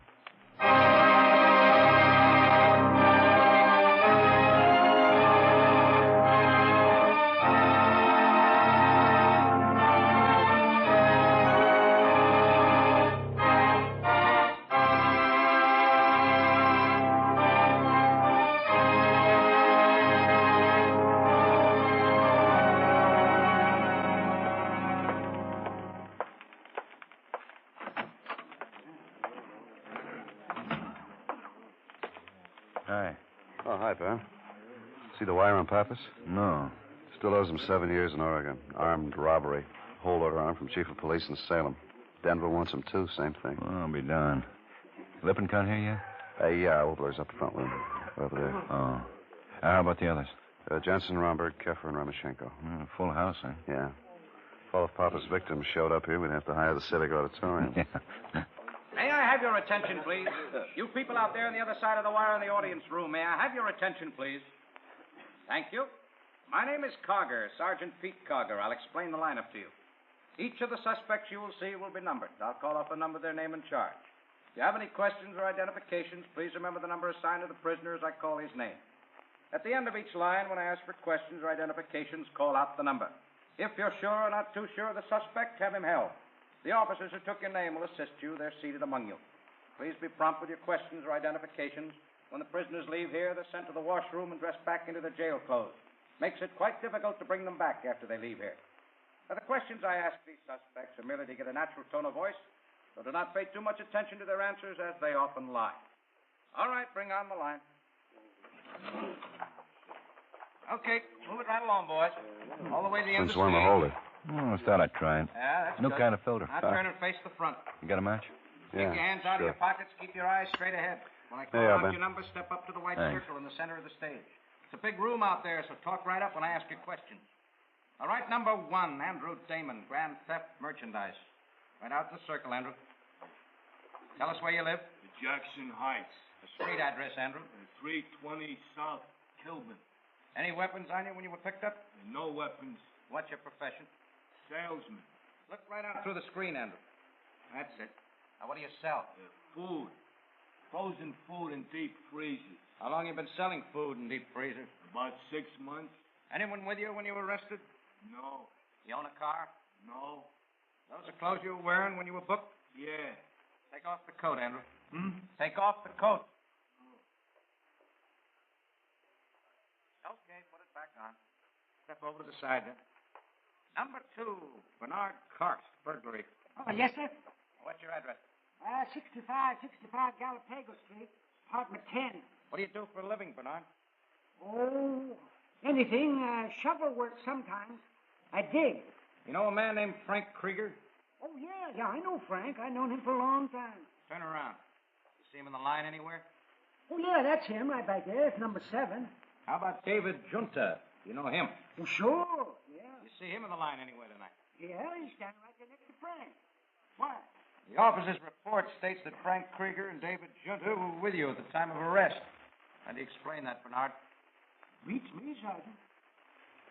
You know where they were, Bernard? Oh, sure. They were with the chickens. Where were the chickens, Bernard? We're in the chicken coop. You see, I was out front in the car, and they were in back loading up a few things when the prowl car drove up. But they weren't with you. They were in the chicken coop. Well, now you got it, Sergeant. Thank you. Next, number 3, John Pappas, armed robbery. Where do you live, John? Beaver Hotel. Address? 313 Parkerston, I think. What do you do? You mean work? Yeah, what kind of work do you do? Carpenter. How long you been a carpenter, John? 6-7 years. Where do you work? I don't. Where was your last job? Arizona. As a carpenter? Yeah. Anybody with you when you were picked up? No, I was alone. There was nobody with me. You have any weapons? A gun. What kind of gun? Army 45. You have a car? No. What's funny, John? Nothing. Why the grin? I was thinking of them guys in the chicken coop, I guess. Okay, John, step back. Sergeant Karger. Yeah? Number 3, call for interrogation. Okay, Pappas, in that line. That does it. I'll see you tomorrow, Klein. Asher can follow through on Pappas. Right, man. Up to the circle, Roger. Give us your home address. Ben. Oh, yeah, Bill. Got a minute? Sure. Get a make on Pappas? Yeah, there's enough for the district attorney now. Good. Come on. We might have a break on George Fresno. Fresno? Yeah, Broadway Division picked up Lawrence Sawyer half an hour ago. Parole violation. I think he'll help us to get Fresno. Well, how's that? Sawyer's got a wife and 2 kids now. He doesn't want to serve any more time.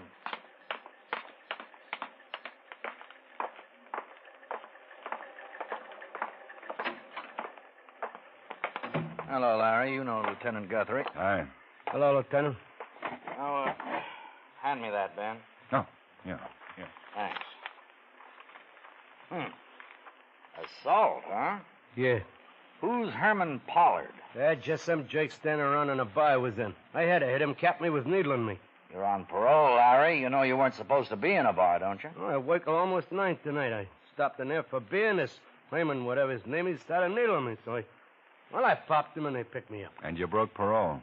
I've been out 2 years now. I kept my nose clean. Ask my parole officer. Ask the guy I'm working for. We will. You said something about George Fresno to Captain Hines at Broadway Division, Larry. That's right. Well? Do I get a break? What about George Fresno? He's in town again. Yeah, we know that. You want him, don't you? He's handling the stuff again. Yeah. He's working with Gunther, Talbot, and Elmer Brashy. The 3 of them have been pushing for 17 months, what we know of.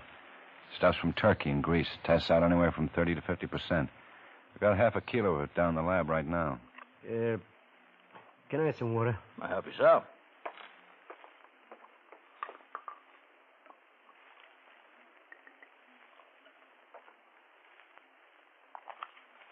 Sure dry. There. Look, I don't want to serve 2 more years for popping some guy in a bar. I did 11 out of my 13. 2 more years would break me up. Now, do I get a chance? We'll talk about that later on. I'll go on with this. I know George Fresno pretty good. Have you been seeing him, Larry? Well, I ran into him a couple of times in the last year. But there was nothing wrong. I just ran into him. You sure that's it? The whole thing. Last week, I ran into him again, and we got to talking. He asked me if I had any contacts. He said he had a new shipment of pretty good stuff, and he asked me if I knew any buyers. You know, pushers looking for supply. Working with old-timers like Gunther, Talbot, and Brashy, he asked you? You never worked in dope, Larry. What are you trying to give us? I know it sounds screwy. You don't expect us to believe it, do you? Well, it's true, Lieutenant. So help me. And I think I got the pitch on it. Now, maybe I'm wrong, but Fresno's handling this load by himself without Gunther and Brashy. What makes you think that? Well, he told me to keep it under my hat. He gave me his phone number and said to talk only to him. And he wants you to help him get rid of it, is that it? Well, he offered me the chance, just like I told you. Now, what'd you tell him? Well, I didn't want to take no chance, but I didn't want him to think I was turning up my nose. So I just told him I'd keep my eyes open. Doesn't seem right, him asking you, Larry, not when he's got his own contacts. Now, how long have you known him? You a good friend of his? Well, I met him when I was doing my bit up there. We used to meet in the library. But I've known about him since I was a kid. Yeah, he was running booze then, and we all know what he made and how he lived. Larry, a lot of people know George Fresno. A lot of people met him in prison. Nah, I still don't buy him asking you to make contacts. Well, you know what happened up there, didn't you? What do you mean? I guess he really wouldn't have had nothing to do with me unless it hadn't happened. You see, once in a dining hall, about 3 weeks before George got out, 2 guys jumped him. Yeah, we know. They began working over him with butter knives. You know the treatment. George is maybe, 60 years old. He couldn't handle him.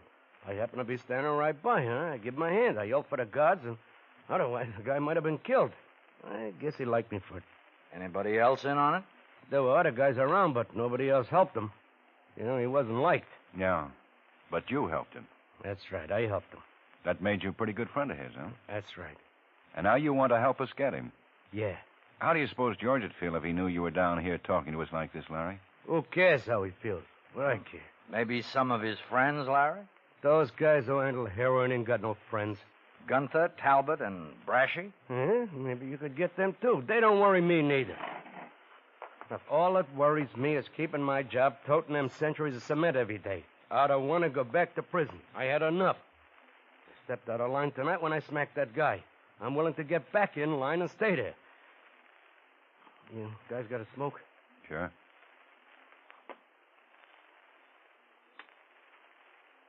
Thanks. Now, George asked me for a contact to unload some of the stuff. He wouldn't ask everybody, you know that. A plant working for you would help a lot. George is a smart operator, and it might take a long time for you to get somebody in there. I could get in right away and set him up. He's gone up once on income tax and once on carrying concealed weapons. He never had a big rap, but I know you want him. Listen to me. George lives over on Palace Drive. He's got an apartment that costs $2,000 a month rent. Pretty nice place. Books, television, a couple of servants. I live on Everett Place. $45 a month. And I'm nubbing to get it together. But I got a wife and 2 kids there when I get home. I like living like this, Captain. Give me a chance to stay with him, will you? Please? Captain, please?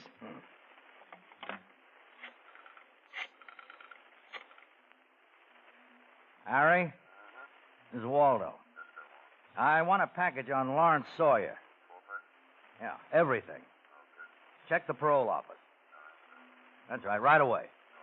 Yeah, bye. If you're clean enough, we'll give you a break, Larry. Okay, Ben? Come on. Where? Well, what happens now? You're still under arrest for assault, Larry. We'll book you in for the night.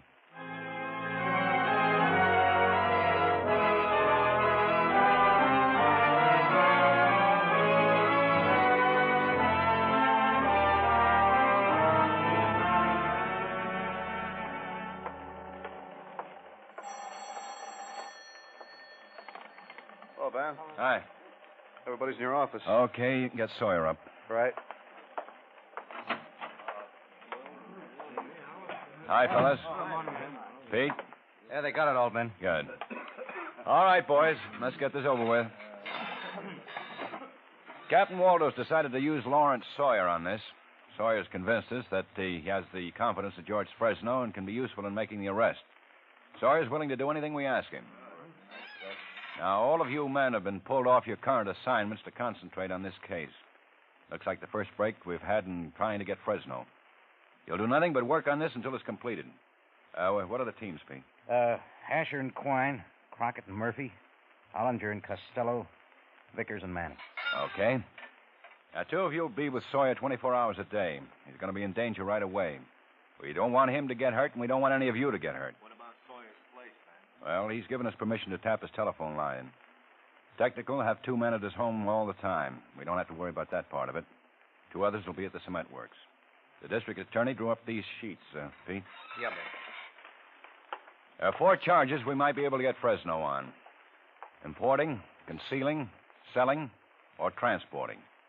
To make any of these charges stick, we have to arrest him with the goods on his person. Now, remember that. No arrest, no action on our part until George Fresno's got something on his person.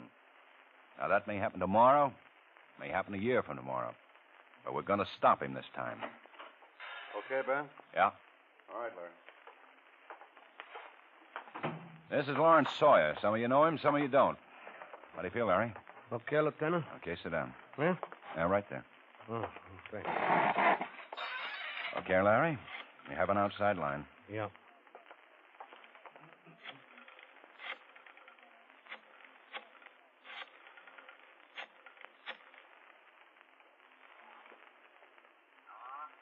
George, this is Larry.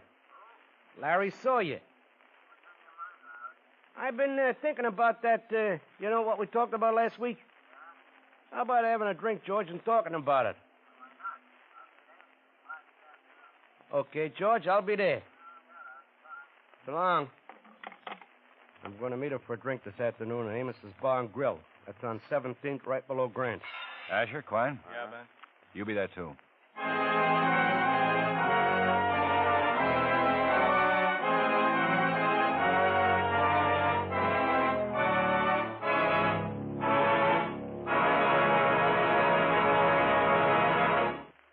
Outstanding musical events to listen to every Sunday on CBS Radio are 2 of radio's most respected programs, the Symphonette and the Choraleers. Sundays in the daytime, it's the Symphonette, bringing you light popular classics, and in the evening, it's the Choraleers, singing the songs of the barbershop quartets and men's choruses of bygone years. For truly fine music, listen for both these familiar programs, Sundays on most of these same stations.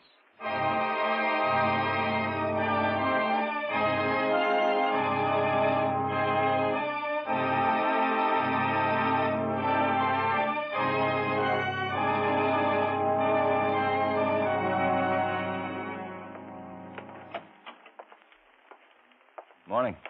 Morning, Ben. Hot out. Yeah. 3 weeks now, Ben. Yeah. It's going slow. What happened last night? Sorry I met Fresno again. We talked about price. And that's about it. What's the holdup, Ben? Well, Fresno's cagey. Sawyer's arguing on price. It's the way it works. I wish we'd get something. Business office on me about all the men I'm using on Now, this. take it easy, Bill. Maybe this wasn't such a good idea, putting Sawyer in as a plant. He's talked with Fresno 3 times now, and he's set up nothing. Well, it takes time. Brashy and Talbot don't like Sawyer. Who's running that show? Fresno. But he listens to them. Sawyer thinks he might get somewhere this week. When's he seeing him again? This morning. Well, Ben, we'll give it to the rest of the week. After that, close down. Just 2 men on. Oh, Bill. Can't help it, Ben. They're on me. Waldo. Okay, thanks. Keep in touch. This might be it, Ben. Yeah, how's that? Fresno agreed to sell Sawyer a full kilo of heroin this morning. Sawyer thinks we can set him up.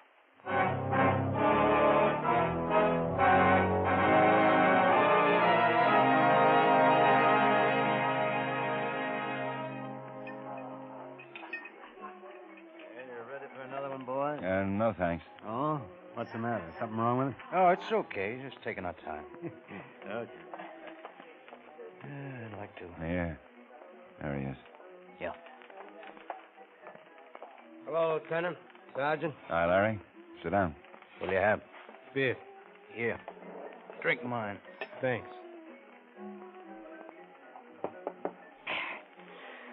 Sure good. Well, how'd it go? Well, he's willing to sell some of it to me. Give us the whole story. Well, you know how I've been after him. I didn't push too hard because I didn't want him to get suspicious. Think, something's wrong. Today I brought it up. I told him I had a client in town who'd take some of the stuff. Yeah? Well, we've been arguing about price all this. He said that he'd have to go 8,000 straight. I tried to make it look good and argued for 7,500. Well, we finally made a deal. 78. A full kilo? Yeah. He beefed me up about how high grade it was. 65%, he said. I told him my client would like that. Hey, look, I'm going to need some cash. What's the deal? He'll want to see $700-800 before he shows me anything. I know that. I try to argue him down, but he wants it all in cash. And I got to have it. Well, you'll have it. When's the delivery? Well, I'm supposed to meet him at the corner of Albion and 6th at 9 o'clock tonight. He say he'd have the stuff with him? No, he didn't. And I didn't ask him. He's pretty cagey. It may be a running around testing me. I don't know. Oh, I sure be glad when it's all over. Who was with him when you talked? Talbot and Brashy. I was wrong thinking this was something George was handling just for himself. They're in on it, too. Are they going to be there? I don't know. Did you tell him who your client was? I did it just the way we talked about it. I just said it was a friend of mine from California. He asked me for a name, and I told him I'd rather not say. We let it go at that.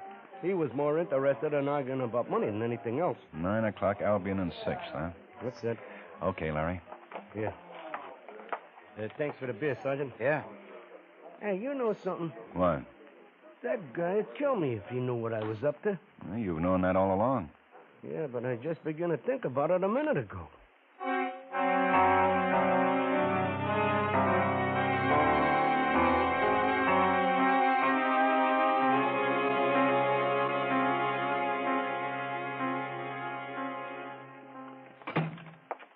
You look it over?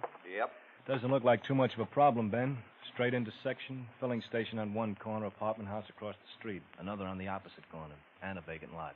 What about the apartments? Well, we checked around as much as we dared to. Didn't find anything. Brashy lives over in Pershing Heights. Talbot's got a hotel room in the Dayton. Some of the others could be living around there. Yeah, but we don't know anything about them if they do. How about the filling station? Oh, it's independent. Guy who runs it's been in business 17 years. I checked his help, all clean. Okay. I want one car parked on the street in front of the vacant lot, another one on the filling station. You can set Crockett and Murph up inside one of the apartment buildings and Ollinger and Costello in the other. Okay. Now, this may be just a starting point. I'll have a radio control set up right in the area. If Sawyer has to get in the car with Fresno, we'll follow. Who's going to handle that part? Pete and I'll be in the command car. If he moves out, we'll move after him. But we'll want somebody ahead to pick him up. I can't risk tailing him very long. Yeah. We can all start at 6. Well, that should give us plenty of time, I guess. Better change, Ben. Yeah, what? That was Ollinger. Fresno just called Sawyer about tonight. The delivery off? Fresno's worried. He wants to meet Sawyer's client.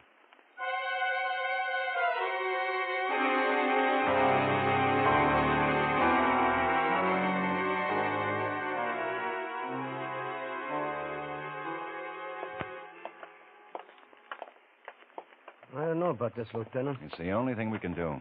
But I don't know. Maybe he'll recognize you. No, he's never seen me. What about Brashy and Talbot? They've never seen me either. You ever been to this place before? No, it's just the address he gave me. Hmm. I tried to hold him off. Yeah, I know. He's sure suspicious. Okay? Yeah. Lieutenant. Yes, sir. Is that Sergeant Cargan Quine in that car across the street? What do you think? Are you? Yeah, George. This is my friend, Paul Younger. Hi. Come on in. Thanks. In here. In here. Yeah. I get you boys a drink? Yeah, sure. Bourbon be all right? Fine. How about you? Okay, George.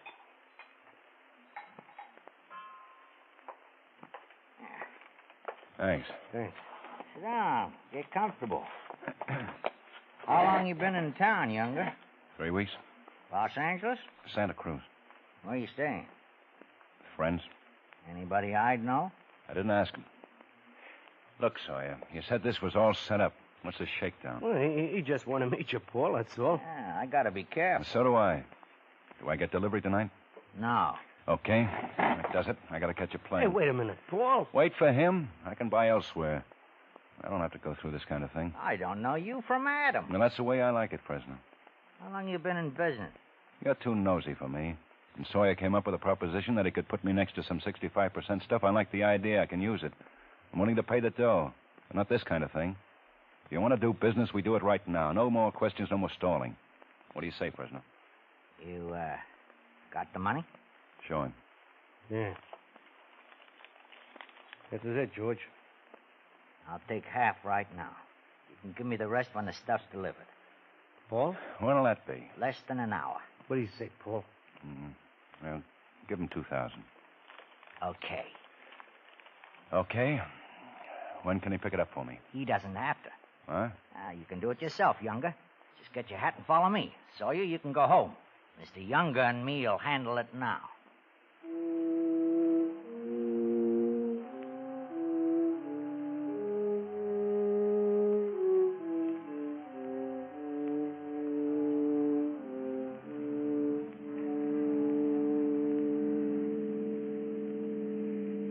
Larry's a nice boy, Mr. Younger.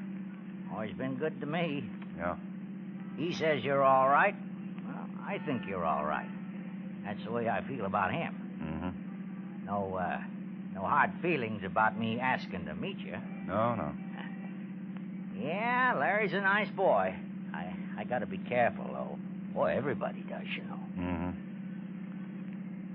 Where are we going? Oh, not far. Just a few more blocks. You know, it must be nice around Santa Cruz this time of year. Yeah. Ever do any fishing? Some. Go down to Mexico, mostly. Yellowtail. Yellowtail. Yeah, it's nice fish. Are we here? Now, just being careful. Come on. Can't ever tell who's out looking around. Yeah. Well, what now? Don't get excited. This won't take long. Yeah, here we go. Hi. Hi, Madge. Hey, Madge, this is Mr. Younger from California. Oh. Hello. Yeah, go ahead. Get in. Hmm? That's it. Madge helps me out on these things, Mr. Younger. Yeah. Where to, George? Oh, just drive around, Madge. Are we going to make a pickup or aren't we? What is this? We'll make a pickup. Got the rest of that money? Yeah. And I'm keeping it until I see some action. I want half before I deliver. Well, you got 2. That's it, Fresno. Hey, who'd you buy from before? I had some people. Chinese stuff? Okay, Younger. What? Madge? Yeah. Hey, what is this? Relax. You wait here. I'll be back in a minute. A funny guy. Is he? Where's he going? My apartment. What for? Weren't you talking about a delivery? Yeah. Is that the way it works? Just wait for George. Okay. Want one? No, thanks. What are you doing? I think I'll stretch for a minute. What? I get cramped up. Here he comes. He won't be cramped long. Yeah. Hey, what's this? You going someplace? I'm just stretching. You better get back in the car. Is this it? Yeah. 65%. I guarantee it. Well, I'll take it right here. Wait a minute. What about my dough? No dough on this one, George. Huh? I'm a police officer. Hey, don't move your hands. Madge, keep your hands on the wheel in there. No. Sit down on the ground, George. Now, look. I got a lot of money. 20,000, 30,000. Get down. Oh, don't hand me over. It'd be my last trip. I only got a few more years. Okay, Ben? Yeah. Sergeant Quine, George. I'll take care of him, too. Don't hand me over, please. See about her. Yeah. Okay, miss, outside. Okay? Okay, Pete. It was all a setup, wasn't it? Come on, George. This is Sergeant Cargan. Brashy and Talbot followed out from the other place, Ben. We picked them up 2 blocks back. Couldn't tell what was up. Yeah, here. $7,800 worth. Look. What good does it do to get me? I'm an old man. I'm washed up anyhow. It'll stop this. I'll die there. Yeah? You probably will, George. Let's go.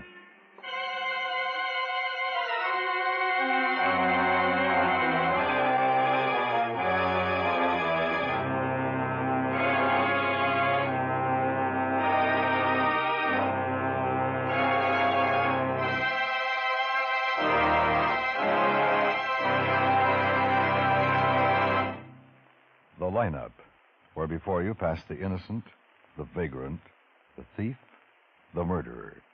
Listen again next week when we again bring you the lineup. May I have your attention, please? You people out there on the other side of the wire in the audience room, may I have your attention, please? Thank you. My name is Karger, Sergeant Pete Karger. I'll explain the lineup to you. Each of the suspects you will see will be numbered. I'll call off the number, their name, and charge. If you have any questions or identifications, please remember the number assigned to the prisoner as I call his name. At the end of each line, when I ask for questions or identifications, call out the number.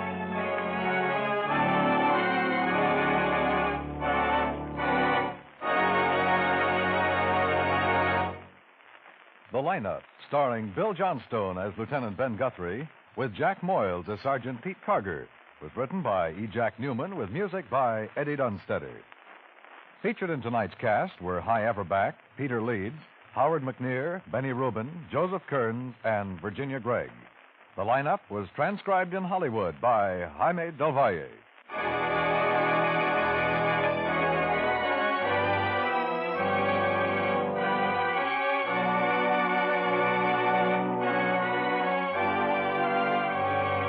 Sunday nights, hear Lionel Barrymore, host, narrator, and frequent star of the distinguished dramatic series. You'll find the plays are of the same high caliber as you've heard in years gone by on the program CBS Radio called Your Thursday Night Playhouse. This year, with Lionel Barrymore as host-narrator, it's your Sunday Night Playhouse on most of these same CBS radio stations every week. Dan Coverly speaking. This is the CBS Radio Network.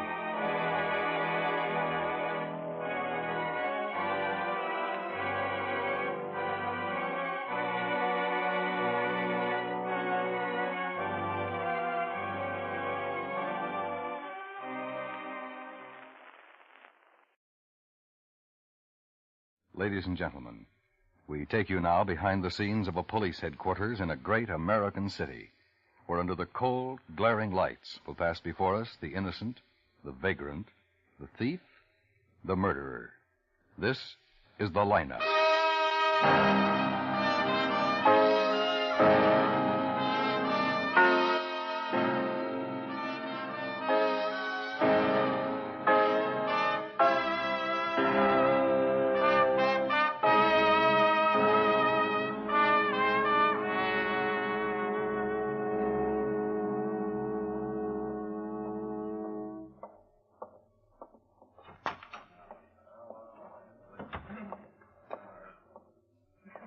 Hello, Coyne. My witness show?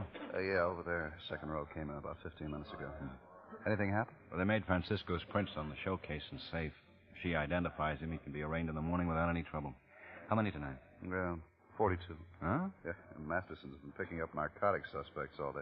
You know, that thing on Temple Hill. Oh, yeah. You getting anywhere? Broke it this afternoon, I guess. A couple of his men found an acre of marijuana growing next to a celery patch south of town. Hey, how about those Dodgers today? Yeah, those homers really paid off. I'll see you later. Right. Pardon me. Pardon me, please. Thank you.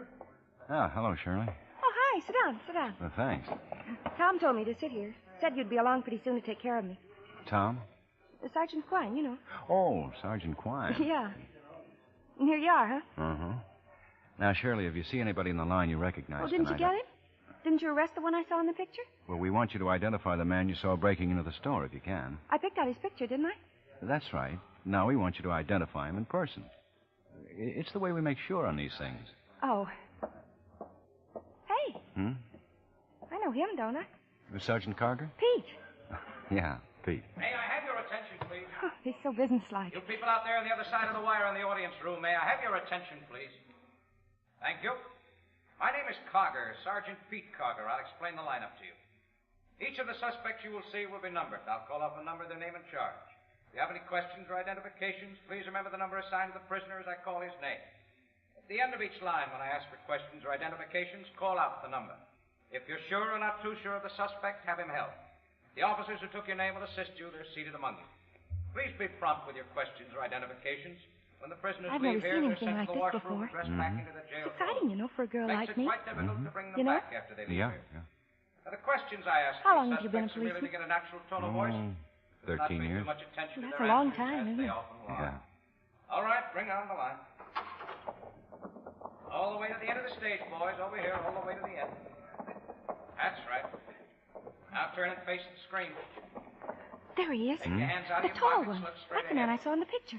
That's Same one who the broke ticket. into the store. You're certain? All right, number one. Okay, Clarence Daly, let's wait until he's Grandstead questioned. Merchandise. Up to the white line, Clarence. Where do you live? 727 Patriarch. Speak right up, Clarence. It's a long way to the back of the room. Once more. 727 Patriarch Street. What's your occupation, Clarence? I work in a liquor store. Sell liquor. Hapman's. Hapman's? Hapman's Liquor. It's over on 43rd. That where you were arrested, Clarence? Yeah. Anyone arrested with you? No. Oh, I was all Look straight ahead of you, Clarence. Don't look at me. You own a gun? No. Automobile? No, not anymore. I had a Ford until last month. Okay, Clarence, step back. I didn't get that, Sergeant. Step back against the wall, Clarence. Oh, I didn't understand that. Number 2, Joseph Francisco, burglary. Okay, Joe. Okay, what? On the line, Joe. What's your address? You hear me? I'm trying to think. Call the Ravensport Hotel, someplace on Marshall Street. You new in town? That's right. Where you from? Orville, Missouri. When'd you get here? Last week. Thursday, I guess. No, it's Friday. Are you sure about that? Oh, why, Yeah, he's yeah, I'm sure. lying. About what? But the store was right. Stand We'll up straight, straighten Joe. it out. That's more like it. Just let your hands hang at your sides. You own a car? That's him. Yeah. What kind? What color? What happens now? Well, at the end of the line, we'll hold him out for interrogation. Anyone with you when you were arrested, Joe? I was with a girl. What's her name? I don't know. It's just some girl I met. Having a beer when Big John Bull walked in. Sure could use that beer now. Yeah. Well, step back. Lieutenant. Hmm? Number You 3, married? Robert Ainsworth. No, I'm not. Vagrancy. Oh, Step up to the circle, Robert. I Yeah? Where just do you wondered. live, Robert?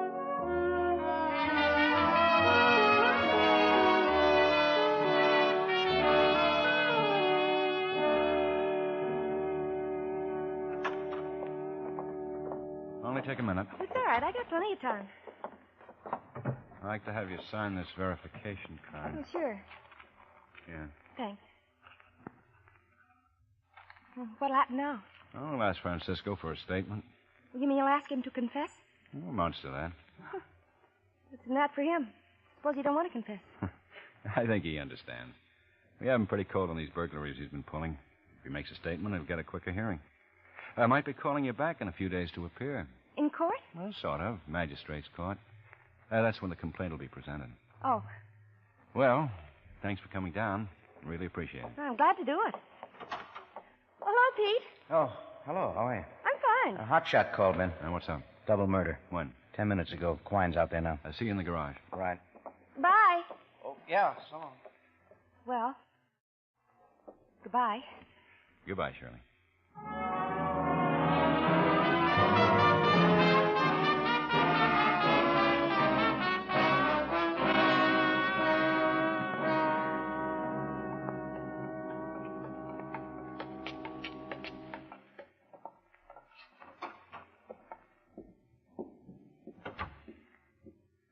This way, Ben. Happening here. Some party. Yeah. Well, who are they? Well, that one's Anthony Avrilla. This one's Vincent Diacino. You find a knife? No, I had some men looking around outside. Thought I'd wait in here till the coroner's finished. Yeah. Any witnesses? Lots of them. Man who lives next door, Edward Papelli, says there was a poker game here tonight. Who identified him? Papelli. He's known Avrilla for years. Diacino about 2 months. This is Avrilla's room. Landlady says he rented it about a year ago. Okay. Where's she? Downstairs. Take it here, Pete. Yeah. Come on.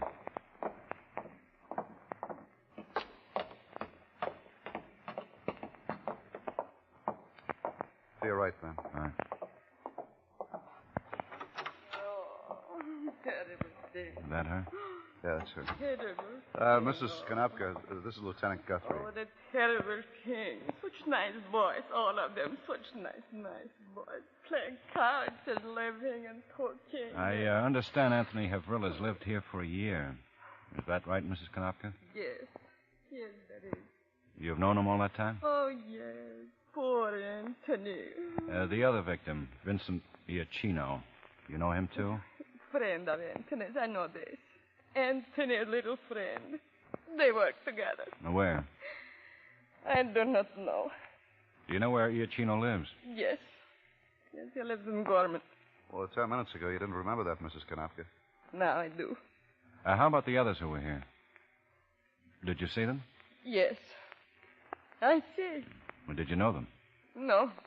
Any of them at all? I have seen them here before, but I do not know them. How many were there? No. No, I do not know. Well, did you hear anything unusual tonight? Nothing. Not a word. Peaceful.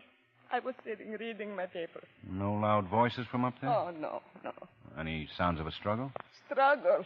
Oh, no. Only laughing and talking. I saw them come here to poor Anthony's room. They passed by right there in the hall, you see. What, to go up the stairs? Yes, to go up the stairs. I said to them, be gentlemen, be quietly. There are others. Mr. Laxman across the hall sick. Mm-hmm. Well, go on, Mrs. Kanapka. They were quiet. For boys, they were quiet. Loud laugh, maybe. Maybe a word not too nice, but gentlemen. Mrs. Kanapka, you've seen that room up there? Oh, sure. Some furniture broken, one of the windows smashed, bottle broken. What? Broken furniture and glass. Looks like there might have been quite a fight up there, Mrs. Kanapka. Oh, yes. Well? Yes. Well, did you know about the fight? Oh, there was fighting. I heard that. Oh. About an hour ago. I heard them rush downstairs fast. Then all is quiet.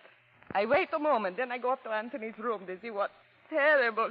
Oh, terrible. Oh, I know this has been a lot for you, Mrs. Kanopka, but I wish you'd do your best to cooperate with us. I tell everything.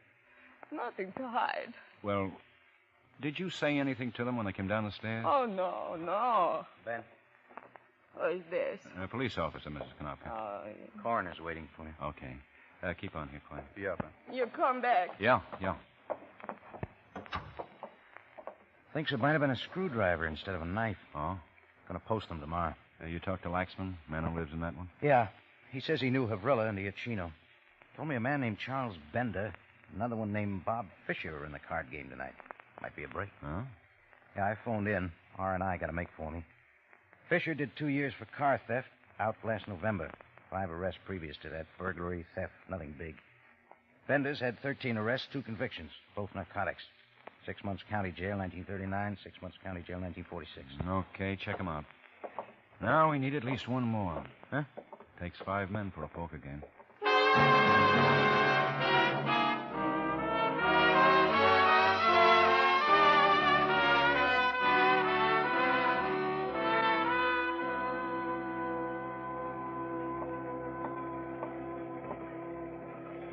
Morning, Ben. Morning. Anything new? Francisco made a statement. Clears up about 27 burglary jobs. And your friend Shirley Madden called twice. Oh, what'd she want? You. You can get the package together on Francisco, send over to the district attorney's office. Right. Pete in yet? Hey, he's in your office. Bender turned himself in this morning. Yeah? Yeah, walked in the 5th precinct, told the desk sergeant he thought he was wanted. They just brought him down. Okay. Anything on the others? Watching their houses, checking their mama sheets. Okay. What'll I tell Shirley if she calls again? Oh, say I'll see her at the trial. Want to smoke, Ben? Yeah, thanks. Oh, hi, Ben. This is Charlie Bender.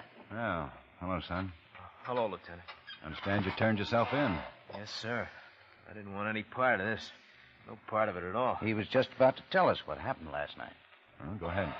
No, I don't know how it started. I really don't. They've been drinking some, but nobody was drunk. Now, who was there? Well, Vrilla, Iachino, then a kid named Fisher, and this new kid that Tony invited. Now, what was his name?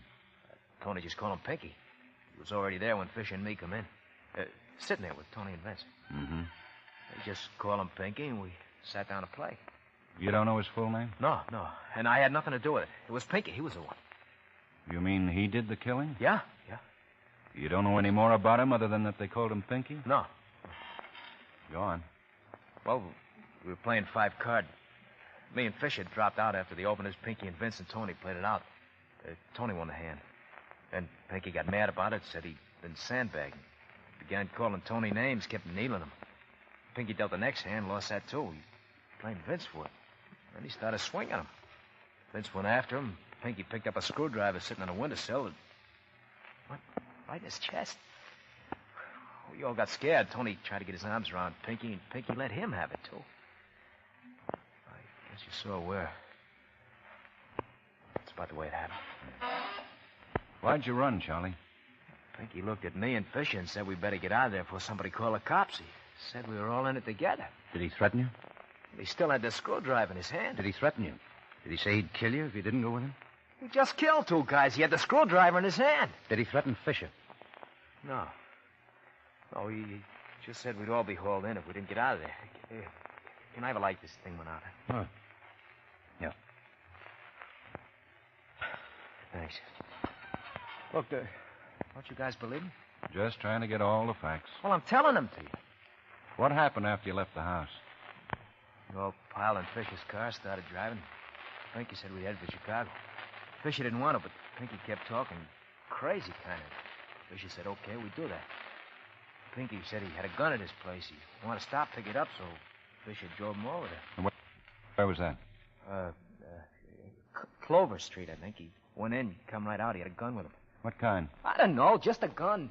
Then what happened? Fisher said he wanted to get some things at his place, so he drove over there.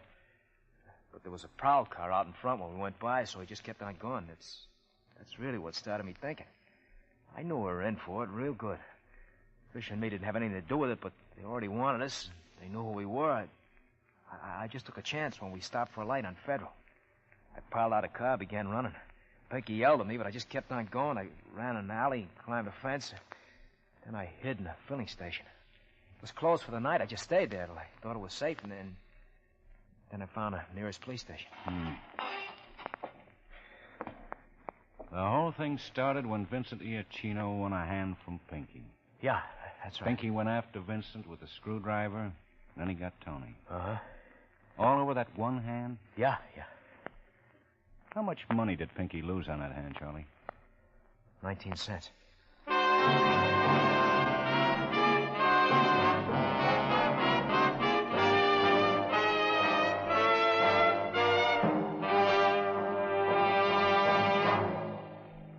Both back this Sunday night. Edgar Bergen and Company and Eve Arden as our Miss Brooks. Yes, it's the Bergen and McCarthy Show with Mortimer Snerd, Ray Noble's orchestra, and guest stars. Back Sunday nights at the Stars Address, starting this weekend.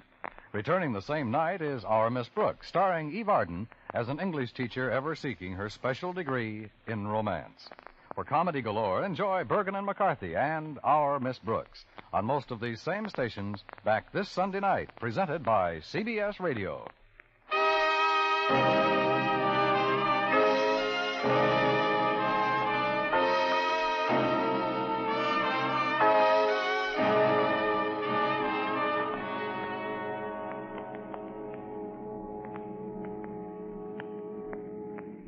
You said it was a white house. Yeah, it was a white house. I'm pretty sure it was a white house. On Clover Street. Yeah, look, I'm doing my best. We've gone up and down 3 times now, Bender. From 32nd to 25th. You said it was here, someplace? It is. Can we try the alley here? He took us in through the alley. Okay, Pete. Back it up. I sure want you to get a line on him. You know that, don't you? You know I want you to get him. Yeah, sure, Ben.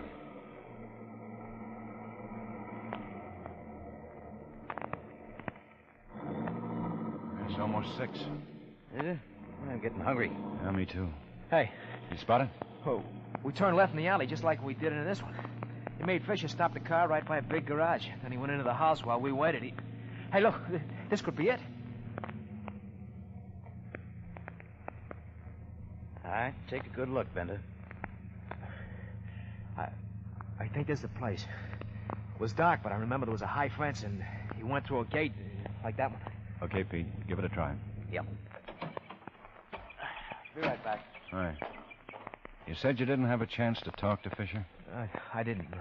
Well, what about when you were waiting in the car for Pinky? What did you talk about then? Well, you were all alone? Pinky wasn't around? We were scared more than anything else. A crazy guy just killed 2 people. We were scared, that's all. We were just going to play a little penny ante last night, that's all. But you could have gotten away from him then. Yeah, we could have, but we were scared. Uh-huh. Look, that's the truth. Me and Fisher didn't have anything to do with the killing. It was all Pinky. That's true, honest. It's true. Yeah? A man named Harrison owns the house. He's putting on some clothes right now. 3 days ago, he rented the back room to a guy who gave his name as Lloyd Talbot. Tall, red-headed, medium build, about 27. Well, Bender? Hey, I never heard that name, but it sure sounds like him. Harrison got a phone in there? Yeah. Now, take it here, Pete. I'll send somebody out from the crime lab. Right, Ben. Call in that name. We might have something. Yeah. Sure a pretty morning, huh? Yeah.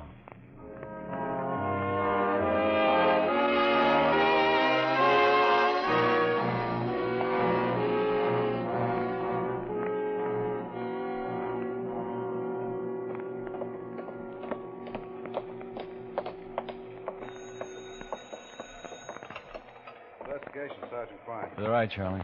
Yeah. No, lady, you want the juvenile division. Just sit down on the bench there. Hold on. Okay. This goes 305. Hi. Oh, hi. I haven't got a thing on a Lloyd Talbot, Ben. Well, Monica Fowle's still our best bet, then. Asher brought up his batch a couple of minutes ago. Got some mugs for him to look at. How many are there? 325. Hey, look, don't I get any sleep? After you look at these. Come on. Murph and Crockett found the screwdriver. It was in some bushes in front of the house. Lab said the blood sample's the same type as those of the Achino and Avrilla. Any prints? One good thumbprint being checked now. Let me know. Okay. Okay, Charlie. Make yourself comfortable. Yeah. Hey, do I have to look at all these? I don't know. What? He might be this first boy. No. Well, how about this one? No. Hmm? No. Hmm? No. Look, I'm hungry. I'm tired. You want to smoke? Yeah. Thanks. Well, how about this one? No. Here. Thanks. Okay, let's... They found the car, Ben. Huh? Motorcycle officer on Federal Highway spotted it. Fisher's in it, shot to death. Let's go.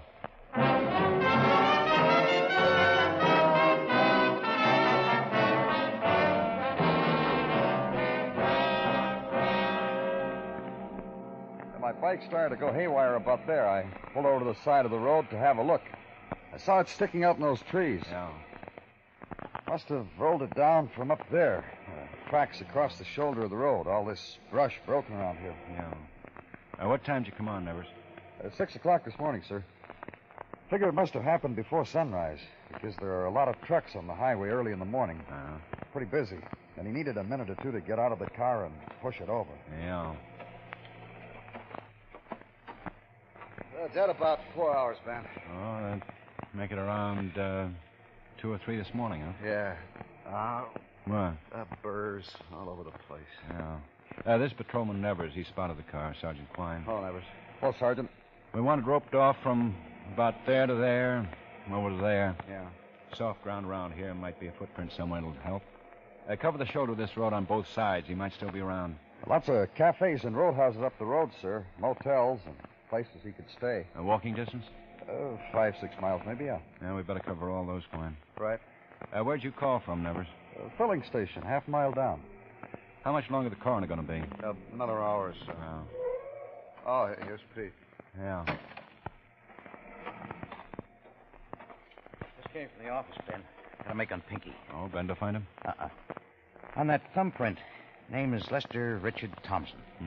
What was he up for? Auto theft in 1943, burglary conviction 1951, small-time stuff, cheap crook.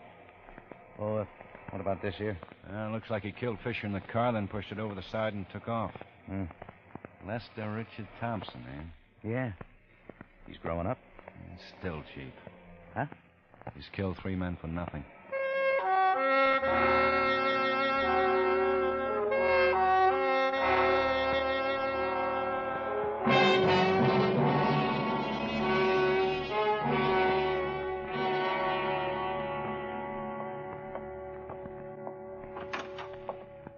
Anything new? Yeah, a couple of things. Place out on Federal Highway, about 18 miles from where the car was found, called the Hi-Hat. Mm-hmm. Asher covered the place with Murph and Ollinger. The waitress there, name of Vicki Walters, remembered a man who came in the restaurant about 10 or 11 this morning. She said he had mud all over his shoes, looked tired, a little scared. He had some coffee, made a phone call. Taxi came out and picked him up. Did she see the mug on Thompson? Yeah, she wasn't too sure it was the same man, but Asher's checking it out now. Black and tan cab company. Take a while to go through those waybills. Yeah. You get any sleep at all? No, not much. Too hot. Yeah. Pete go home? No, he went over with Asher. These came in from the lab. Fisher got it with a 38. No. Ballistics working on the slugs now. You post over? Yeah. Report ought to be here pretty soon. Found 4 good prints of Thompson's in the car. Well, he's our boy. Yeah. I wonder what made him do it all of a sudden. You suppose it's a heat, Ben? When we get him, I'll ask him. Investigation, Sergeant Quine. Yeah. Well, what's the number? 315, right. That's Asher. Cab driver identified Thompson's mug. Where'd you take him? Newport Hotel, 315 Bailey. Checked in under the name of Lawrence Tyler.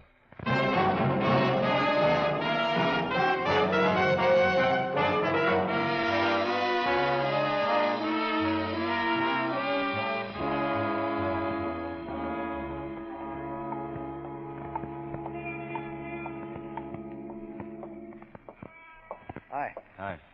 He's on the second floor, room 215. Asher's covering the stairs in the back. Okay. You want to take it here, Quine? Right. You alone? Yeah. This is Mr. Compton. He's the clerk here. Lieutenant Guthrie. Hello, Mr. Compton. Oh, how are you? Well, I was just telling this officer here. I checked him in about, it was about 11 o'clock. He didn't have any luggage, but he did pay in advance, and so I thought... Tell me, did you get any phone calls, or has he made any since he's been here? Oh, no. He just went up to his room, and he's been there ever since. You sure, Mr. Compton? Well, he'd have to pass this desk to get out, unless he went out the fire escape. I see. You got a key, Pete? Yeah. Okay. Now, you won't, there won't be any ruckus. I hope not, Mr. Compton. Well, anything I can do to help. Well, just stay here. Thanks.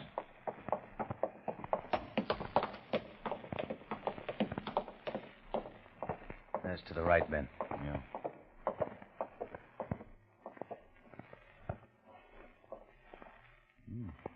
Quiet. No. Let's not give him any chances. Open it. Yeah. All right, Thompson. You're covered. Hey, what is this? What's the idea of busting a guy's room when he's sleeping? Police officers. Get on your feet and get some clothes on. We want you downtown. Hey, Wait, Ben, watch him. All right, boy. Come on now. Be sensible. Kill you. Oh, kill all of you. Okay, Pete. Hey, you hear me? I'll kill you. Tough guy. Yeah. Cheap tough guy.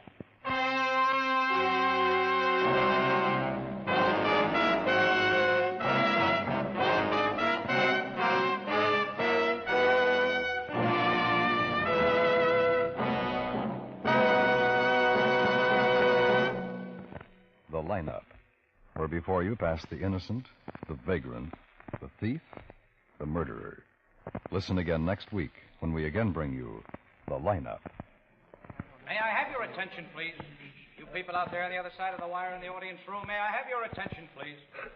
Thank you. My name is Karger, Sergeant Pete Karger. I'll explain the lineup to you. Each of the suspects you will see will be numbered. I'll call off the number, their name, and charge.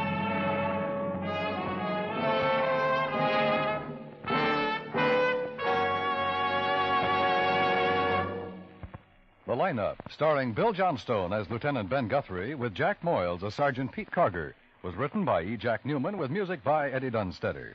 Featured in tonight's cast were Hy Everback, Virginia Gregg, Howard McNear, Lou Krugman, Anthony Barrett, and Larry Thor. The Lineup is produced and directed by Jaime Del Valle. CBS Radio brings you every kind of show. Pleasure for everyone. Wonderful hours of fun. Turn your dial for a smile. Entertainment all the while. You'll hear the best wherever you go. Just tune to CBS Radio.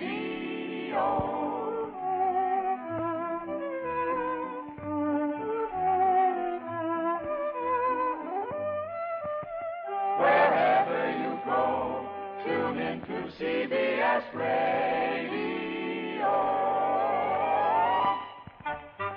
And remember, for music and songs of Tin Pan Alley, join Vaughn Monroe on Saturday nights.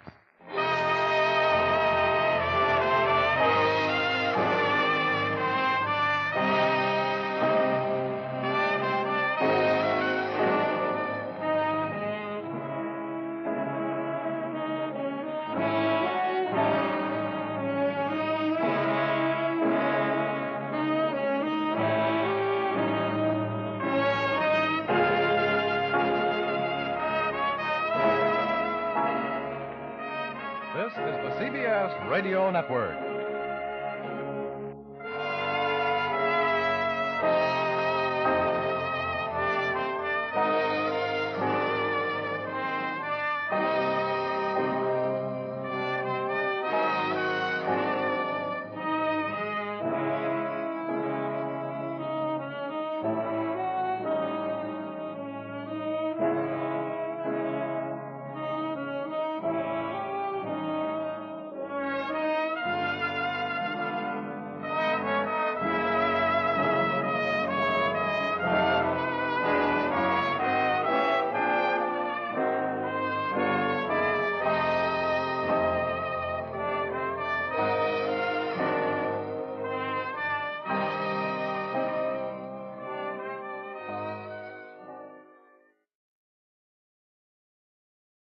Ladies and gentlemen, we take you now by transcription behind the scenes of a police headquarters in a great American city, where under the cold, glaring lights will pass before us the innocent, the vagrant, the thief, the murderer.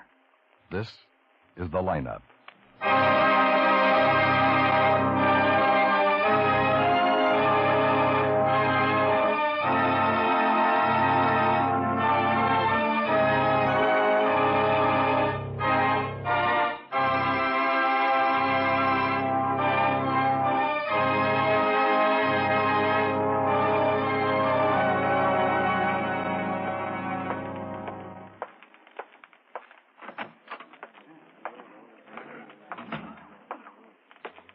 Hi. Oh, hi, pal. See the wire on Pappas? No. Still owes him 7 years in Oregon. Armed robbery. Hold order on him from Chief of Police in Salem. Denver wants him, too. Same thing. Well, I'll be darned. Lippincott here yet? Yeah, Obler's up the front room. Over there. Oh. How about the others? Jensen, Romberg, Keffer, and Ramachenko. Full house, eh? Yeah. If all of Papa's victims showed up here, we'd have to hire the Civic Auditorium. Yeah. May I have your attention, please? You people out there on the other side of the wire in the audience room, may I have your attention, please? Thank you. My name is Karger, Sergeant Pete Karger. I'll explain the lineup to you. Each of the suspects you will see will be numbered. I'll call off a number, their name, and charge. If you have any questions or identifications, please remember the number assigned to the prisoner as I call his name. At the end of each line, when I ask for questions or identifications, call out the number. If you're sure or not too sure of the suspect, have him held. The officers who took your name will assist you. They're seated among you. Please be prompt with your questions or identifications. When the prisoners leave here, they're sent to the washroom and dressed back into their jail clothes. Makes it quite difficult to bring them back after they leave here.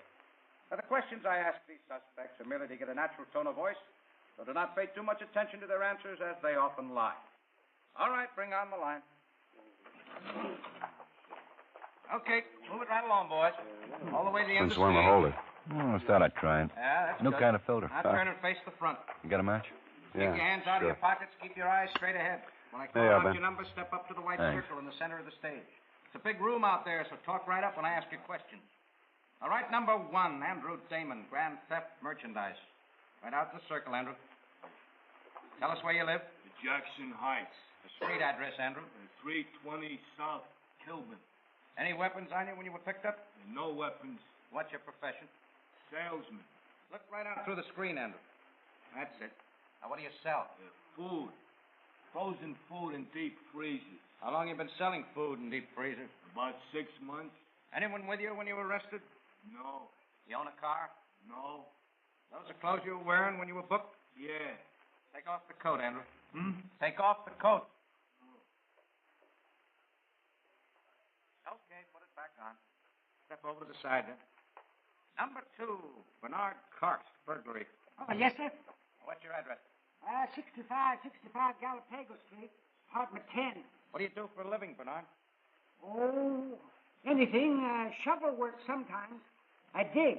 You know a man named Frank Krieger? Oh, yeah, I know Frank. I've known him for a long time. Turn around. You see him in the line anywhere? Oh, yeah, that's him right back there. It's number 7. How about David Junta? You know him? Well, sure, yeah. You see him in the line anywhere tonight? Yeah, he's standing right there next to Frank. Why? The officer's report states that Frank Krieger and David Junta were with you at the time of arrest. How do you explain that, Bernard? Beats me, Sergeant. You know where they were, Bernard? Oh, sure. They were with the chickens. Where were the chickens, Bernard? We're in the chicken coop. You see, I was out front in the car, and they were in back loading up a few things when the prowl car drove up. But they weren't with you. They were in the chicken coop. Well, now you got it, Sergeant. Thank you. Next, number 3, John Pappas, armed robbery. Where do you live, John? Beaver Hotel. Address? 313 Parkerston, I think. What do you do? You mean work? Yeah, what kind of work do you do? Carpenter. How long you been a carpenter, John? 6-7 years. Where do you work? I don't. Where was your last job? Arizona. As a carpenter? Yeah. Anybody with you when you were picked up? No, I was alone. There was nobody with me. You have any weapons? A gun. What kind of gun? Army 45. You have a car? No. What's funny, John? Nothing. Why the grin? I was thinking of them guys in the chicken coop, I guess. Okay, John, step back. Sergeant Karger. Yeah? Number 3. Call for interrogation. Okay, Pappas, in that line. That does it. Now, see you tomorrow, Klein. Ash, you can follow through on Pappas. Right, Ben. Up to the circle, Roger. Give us your home address. Ben, Oh, yeah, Bill. got a minute? Sure. Get a make on Pappas? Yeah, there's enough for the district attorney now. Good. Come on. We might have a break on George Fresno. Fresno? Yeah, Broadway Division picked up Lawrence Sawyer half an hour ago. Parole violation. I think he'll help us to get Fresno. Well, how's that? Sawyer's got a wife and 2 kids now. He doesn't want to serve any more time.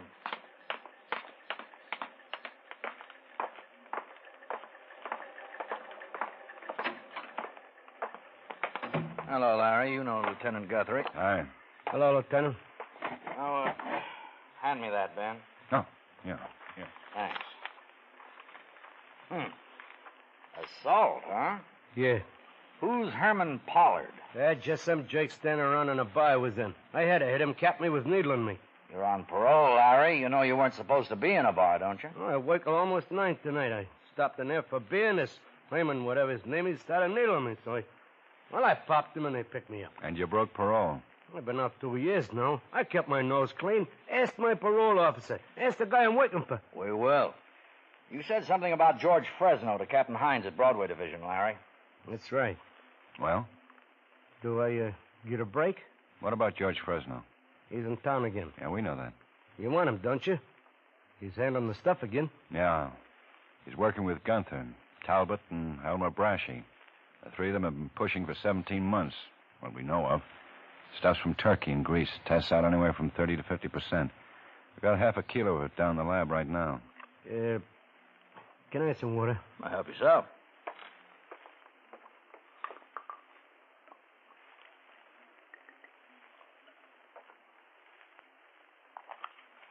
Sure dry. There.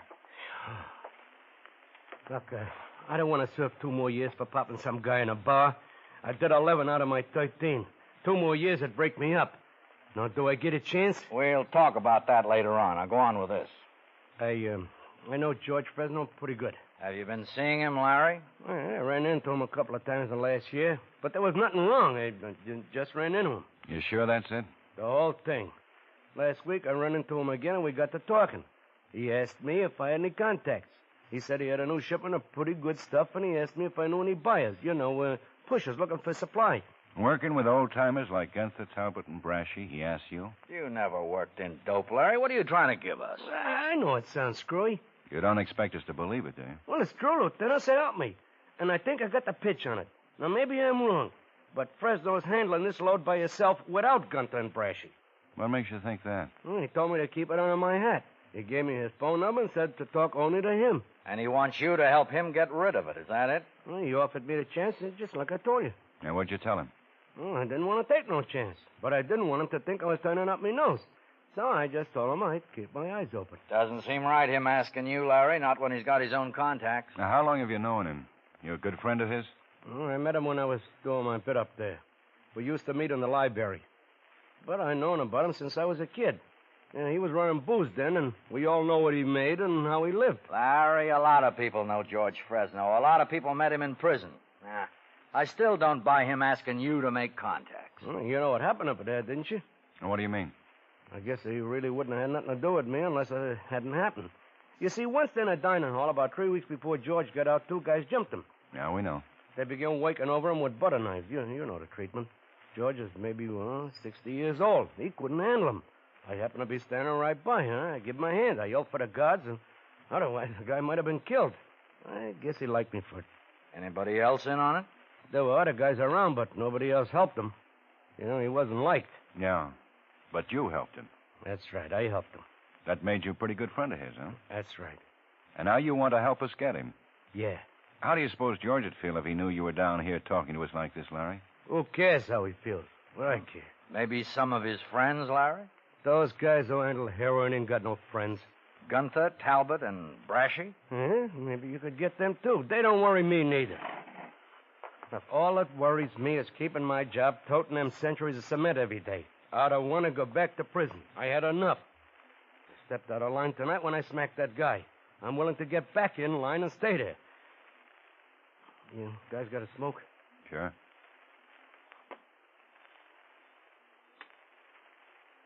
Thanks. Now, George asked me for a contact to unload some of the stuff. He wouldn't ask everybody, you know that. A plant working for you would help a lot. George is a smart operator, and it might take a long time for you to get somebody in there. I could get in right away and set him up. He's gone up once on income tax and once on carrying concealed weapons.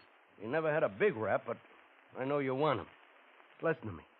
George lives over on Palace Drive. He's got an apartment that costs $2,000 a month rent. Pretty nice place. Books, television, a couple of servants. I live on Everett Place. $45 a month. And I'm nubbing to get it together. But I got a wife and 2 kids there when I get home. I like living like this, Captain. Give me a chance to stay with him, will you? Please? Huh, Captain, please?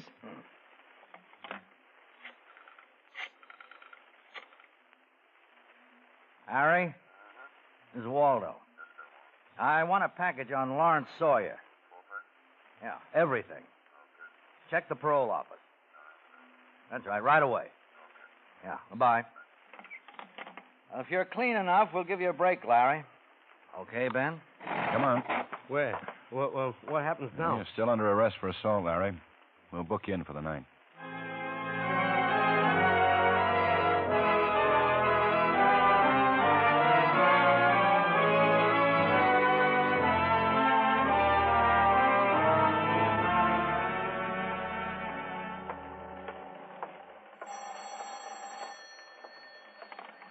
Hello, Ben. Hi. Everybody's in your office. Okay, you can get Sawyer up. Right. Hi, fellas. Pete? Yeah, they got it all, Ben. Good. All right, boys. Let's get this over with. Captain Waldo's decided to use Lawrence Sawyer on this. Sawyer's convinced us that he has the confidence of George Fresno and can be useful in making the arrest. Sawyer's willing to do anything we ask him. Now, all of you men have been pulled off your current assignments to concentrate on this case. Looks like the first break we've had in trying to get Fresno. You'll do nothing but work on this until it's completed. What are the teams, Pete? Asher and Quine, Crockett and Murphy, Hollinger and Costello, Vickers and Manning. Okay. Now, 2 of you will be with Sawyer 24 hours a day. He's going to be in danger right away. We don't want him to get hurt, and we don't want any of you to get hurt. What about Sawyer's place, man? Well, he's given us permission to tap his telephone line. Technical will have 2 men at his home all the time. We don't have to worry about that part of it. 2 others will be at the cement works. The district attorney drew up these sheets, Pete. Yeah, Ben. 4 charges we might be able to get Fresno on. Importing, concealing, selling, or transporting. To make any of these charges stick, we have to arrest him with the goods on his person. Now, remember that. No arrest, no action on our part until George Fresno's got something on his person. Now, that may happen tomorrow, may happen a year from tomorrow. But we're going to stop him this time. Okay, Ben? Yeah? All right, Larry. This is Lawrence Sawyer. Some of you know him, some of you don't. How do you feel, Larry? Okay, Lieutenant. Okay, sit down. Yeah? Yeah, right there. Oh, okay. Okay, Larry. You have an outside line. Yeah.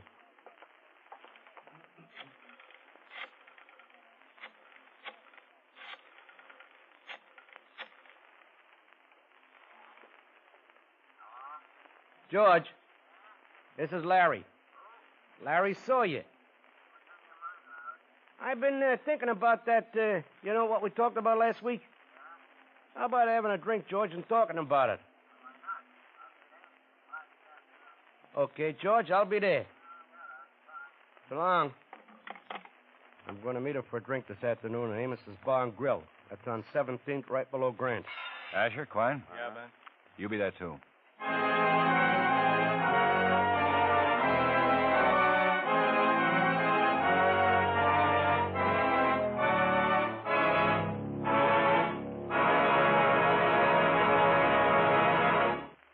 Outstanding musical events to listen to every Sunday on CBS Radio are 2 of radio's most respected programs, the Symphonette and the Choraleers. Sundays in the daytime, it's the Symphonette, bringing you light popular classics, and in the evening, it's the Choraleers, singing the songs of the barbershop quartets and men's choruses of bygone years. For truly fine music, listen for both these familiar programs, Sundays on most of these same stations.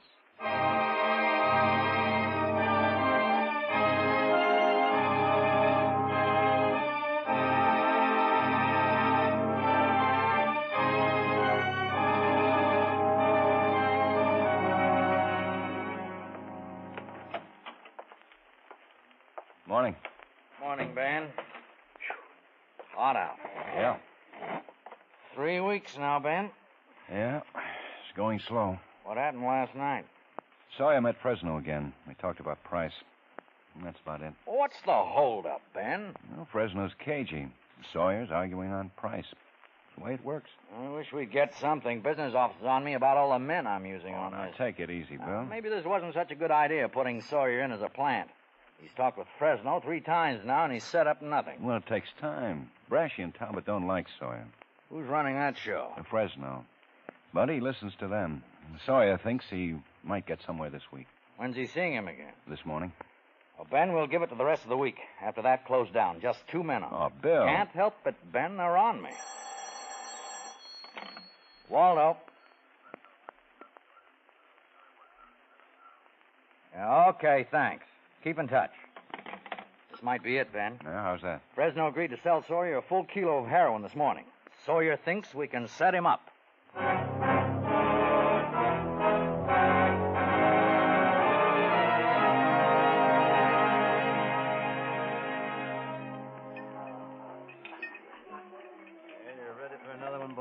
No, thanks. Oh? What's the matter? Something wrong with it? Oh, it's okay. Just taking our time. Okay. I'd like to. Yeah. There he is. Yeah. Hello, Lieutenant. Sergeant. Hi, Larry. Sit down. What do you have? Beer. Here. Drink mine. Thanks.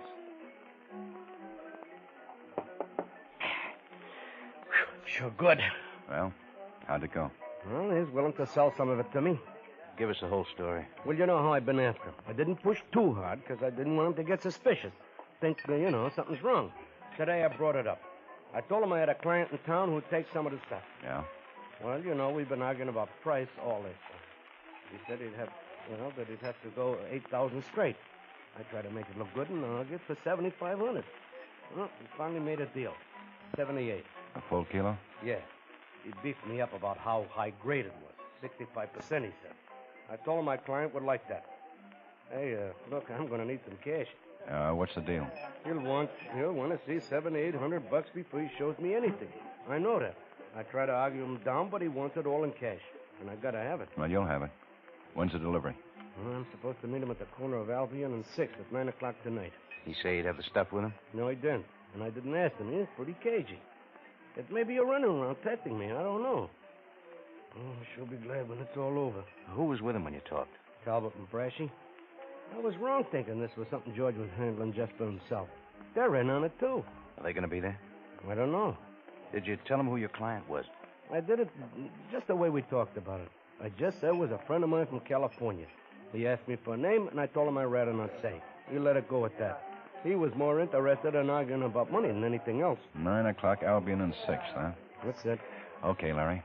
Yeah. Thanks for the beer, Sergeant. Yeah. Hey, you know something? What? That guy'd kill me if he knew what I was up to. Well, you've known that all along.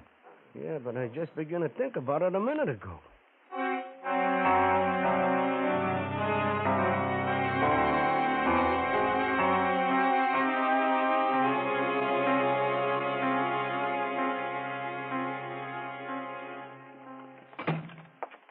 You look it over? Yep. Doesn't look like too much of a problem, Ben. Straight intersection, filling station on one corner, apartment house across the street, another on the opposite corner, and a vacant lot. Now, what about the apartments? Well, we checked around as much as we dared to. Didn't find anything. Brashy lives over in Pershing Heights. Talbot's got a hotel room in the Dayton. Some of the others could be living around there. Yeah, but we don't know anything about them if they do. How about the filling station? Oh, it's independent. Guy who runs it's been in business 17 years. I checked his help, all clean. Okay. I want one car parked on the street in front of the vacant lot, another one on the filling station. You can set Crockett and Murph up inside one of the apartment buildings and Ollinger and Costello in the other. Okay. Now, this may be just a starting point. I'll have a radio control set up right in the area. Sawyer has to get in the car with Fresno. We'll follow. Who's going to handle that part? Pete and I'll be in the command car. If he moves out, we'll move after him. But we'll want somebody ahead to pick him up. I can't risk tailing him very long. Yeah. We can all start at 6. Well, that should give us plenty of time, I guess. Been a change, Ben. Yeah, what? That was Ollinger. Fresno just called Sawyer about tonight. The delivery off? Fresno's worried. He wants to meet Sawyer's client.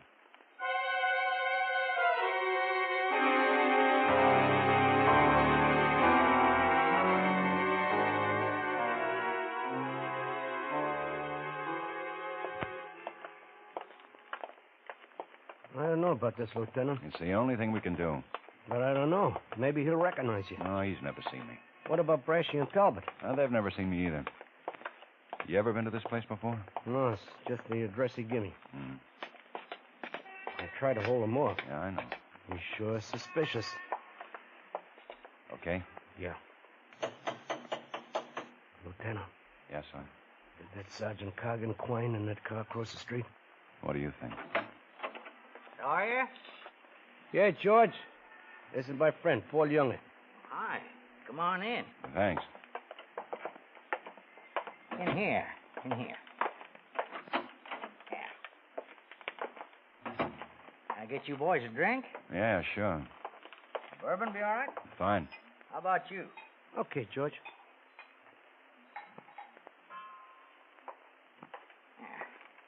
Thanks. Thanks. Sit down. Get comfortable. How long you been in town, Younger? 3 weeks. Los Angeles? Santa Cruz. Where you staying? Friends. Anybody I'd know? I didn't ask him. Look, Sawyer, you said this was all set up. What's the shakedown? Well, he just want to meet you, Paul, that's all. Yeah, I gotta be careful. So do I. Do I get delivery tonight? No. Okay, that does it. I gotta catch a plane. Hey, wait a minute, Paul. Wait for him. I can buy elsewhere. I don't have to go through this kind of thing. I don't know you from Adam. Well, that's the way I like it, Fresno. How long you been in business? You're too nosy for me. And Sawyer came up with a proposition that he could put me next to some 65% stuff. I like the idea. I can use it. I'm willing to pay the dough. But not this kind of thing. If you want to do business, we do it right now. No more questions, no more stalling. What do you say, Fresno? You, got the money? Show him. Yeah. This is it, George. I'll take half right now. You can give me the rest when the stuff's delivered. Paul? What'll that be? Less than an hour. What do you say, Paul? Well, give him 2,000. Okay. Okay. When can he pick it up for me? He doesn't have to. Huh? You can do it yourself, Younger. Just get your hat and follow me. Sawyer, you can go home. Mr. Younger and me'll handle it now.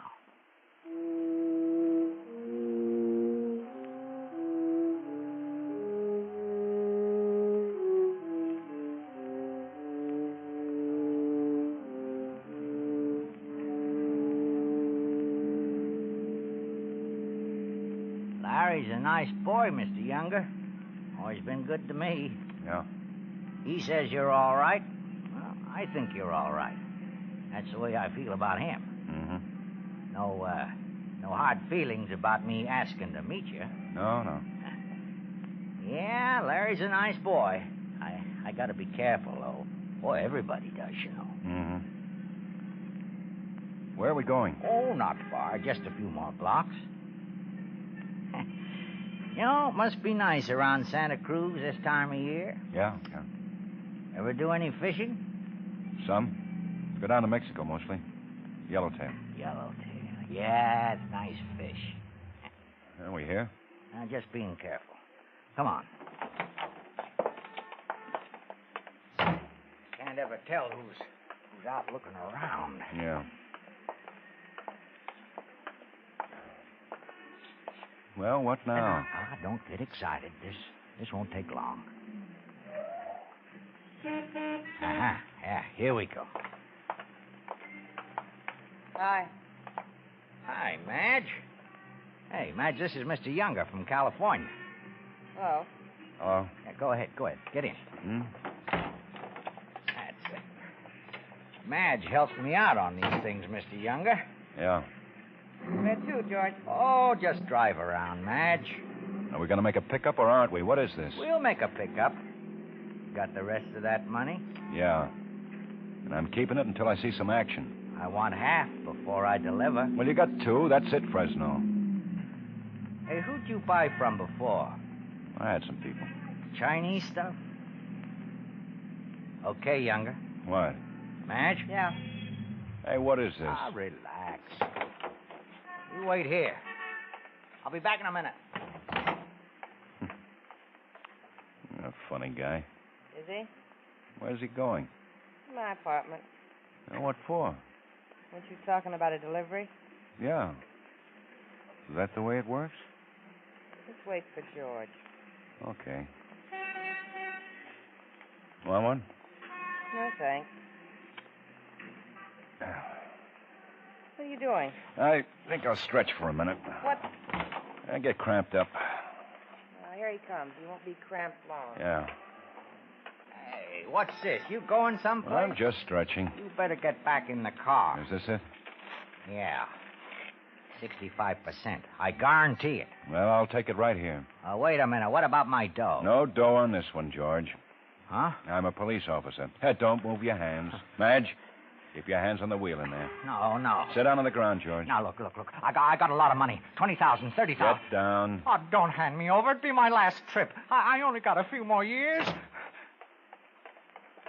Okay, Ben? Yeah. Sergeant Quine, George. I'll take care of him, too. Don't hand me over, please. See about her. Yeah. Okay, miss, outside. Okay? Okay, Pete. It was all a setup, wasn't it? Come on, George. This is Sergeant Carger. Brashy and Talbot followed out from the other place, Ben. We picked them up 2 blocks back. Couldn't tell what was up. Yeah, here. $7,800 worth. Look. What good does it do to get me? I'm an old man. I'm washed up anyhow. It'll stop this. I'll die there. Yeah? We probably will, George. Let's go.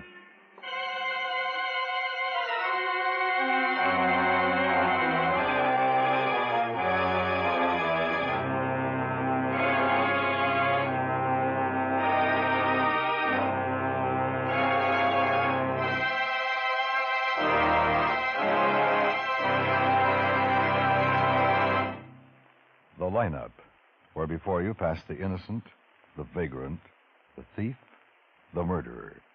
Listen again next week when we again bring you the lineup. May I have your attention, please? You people out there on the other side of the wire in the audience room, may I have your attention, please? Thank you. My name is Karger, Sergeant Pete Karger. I'll explain the lineup to you. Each of the suspects you will see will be numbered. I'll call off the number, their name, and charge. If you have any questions or identifications, please remember the number assigned to the prisoner as I call his name. At the end of each line, when I ask for questions or identifications, call out the number.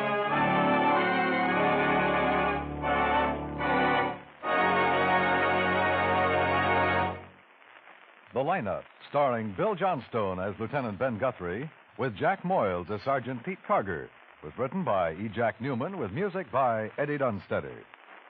Featured in tonight's cast were Hy Everback, Peter Leeds, Howard McNear, Benny Rubin, Joseph Kearns, and Virginia Gregg. The lineup was transcribed in Hollywood by Jaime Del Valle.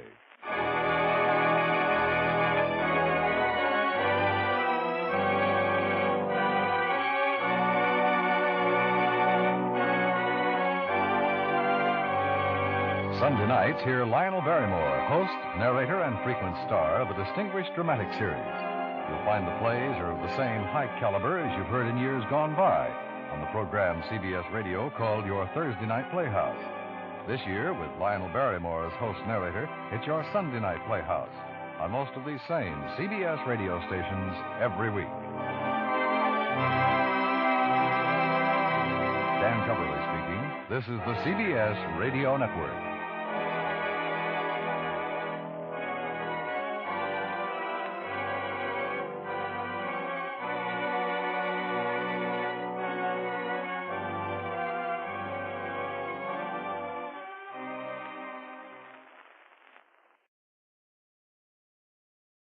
Ladies and gentlemen, we take you now behind the scenes of a police headquarters in a great American city, where under the cold, glaring lights will pass before us the innocent, the vagrant, the thief, the murderer. This is the lineup.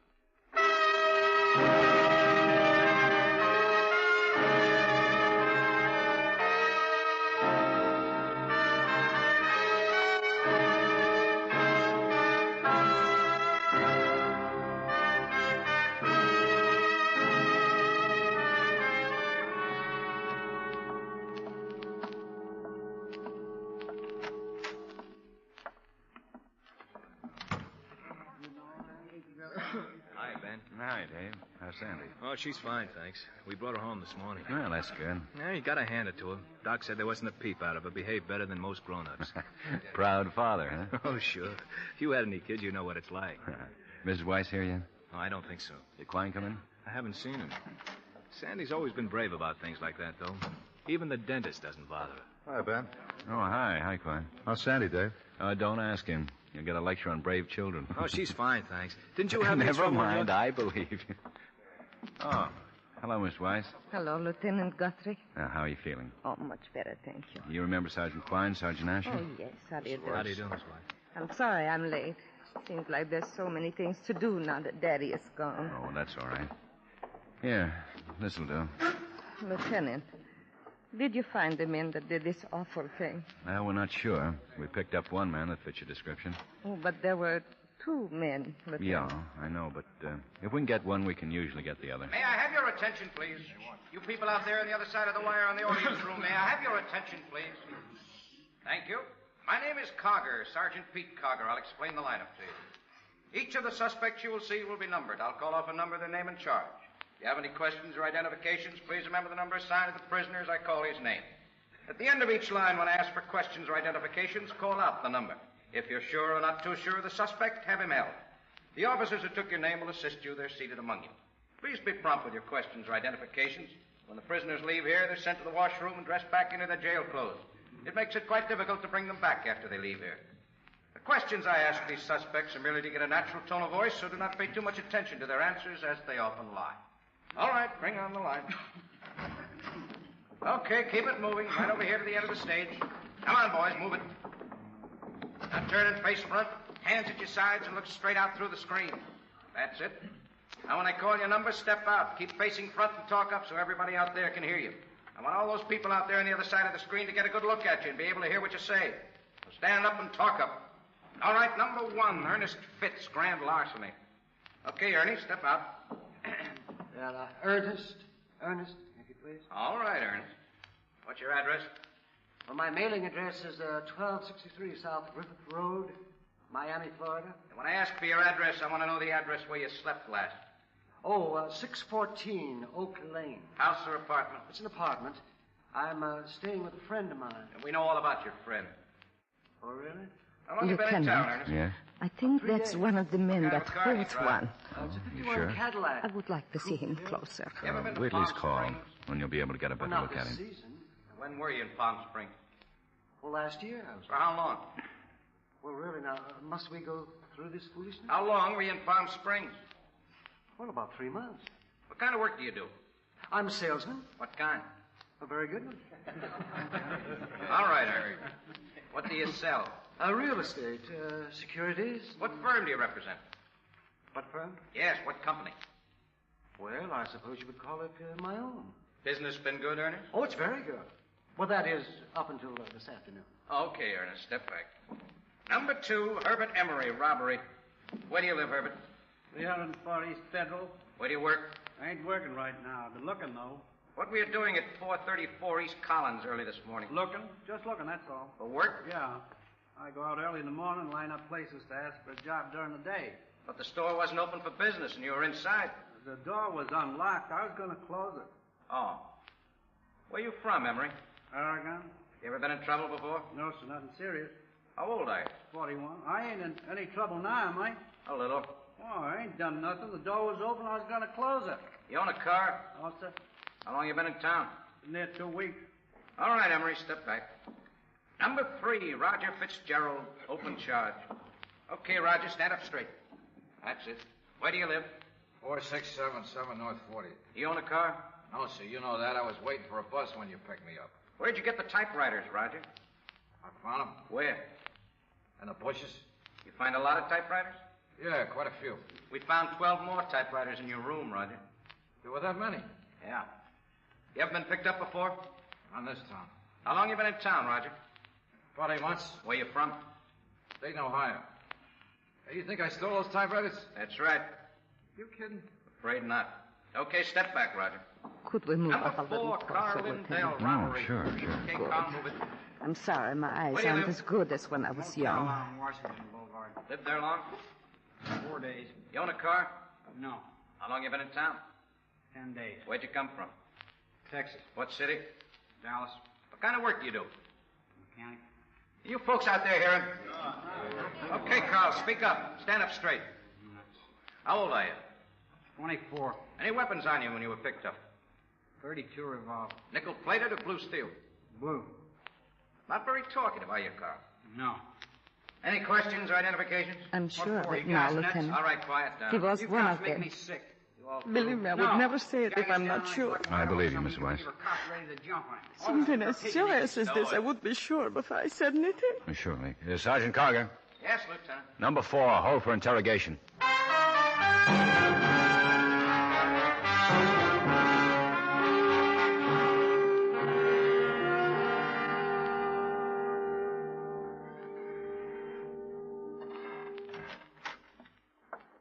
Oh, here's the package on Carl Lindell, Ben.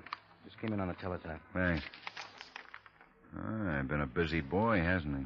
They want him back there when we're through with him. Grand theft auto. 3 arrests. First in 1944. Only thing he's been arrested for is theft. Looks like he got in a little over his head this time. Yeah? Asher's got Lindell out here, Ben. Send him in. Right. Well, let's see what he has to say. Over here.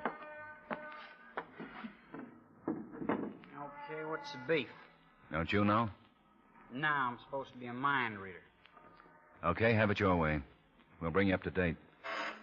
Night before last, a liquor store at the corner of Beverly and 6th was held up. The owner, Mr. Weiss, was shot and killed in the struggle with the thieves. So what? Mrs. Weiss identified you in the line as one of the men. So I tell you, don't know anything about it. No matter what town you're in, the cops don't change. Witnesses have been known to make mistakes. This one's positive. Okay, so she's positive. I'm positive I didn't have anything to do with it. Where were you night before last? I went to a show. Anybody with you? No, I went by myself. Can you prove you were at the show? No, I told you nobody was with me. Well, what picture did you see? I don't know the name of it. It was a musical. What theater? What difference does it make? Your folks down in Dallas, Carl? No, I don't know where they are. They wouldn't care anyhow. You know you're wanted in Texas? So what? Send me back. Grand theft's better than a murder rap, Carl. I didn't kill nobody. Who did, your partner? I don't know. I don't know what you're talking about. Who is your partner? I don't have any partner. I've only been in town for 10 days. Made any friends while you've been in town? No. What do you do at night? Stay in my room. What have you been doing in the daytime? Looking for a job. Where? Lots of places. Name one. The garage on 12th Street. What did they say? They didn't need anybody. I'd be working if they did. Want a cigarette? No. You ever been around Beverly and 6th? I don't know. I don't even know where it is. How long you lived in the motel? Ever since I got in town, 10 days.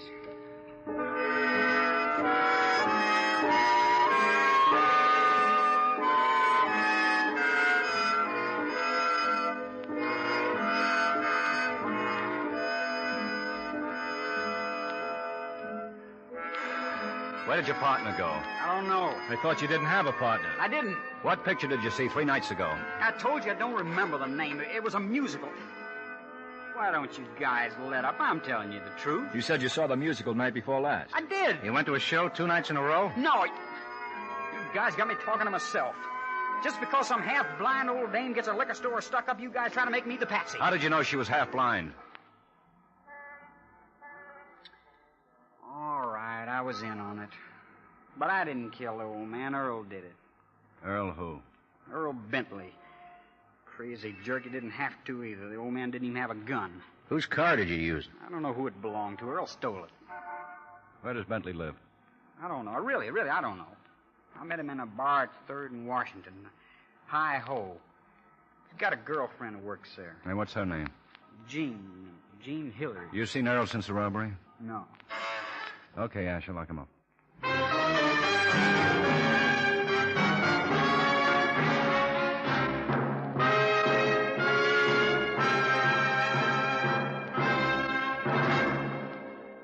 An unborn baby, an aged grandmother, a Cub Scout, a hardened veteran of the Korean War, people of all kinds, your neighbors, are helped when you give to your local community chest. It's many campaigns in one, and it provides the only financial support for dozens of health, welfare, recreation, and defense organizations in your hometown. They're all counting on a bigger gift from you this year. Don't let them down.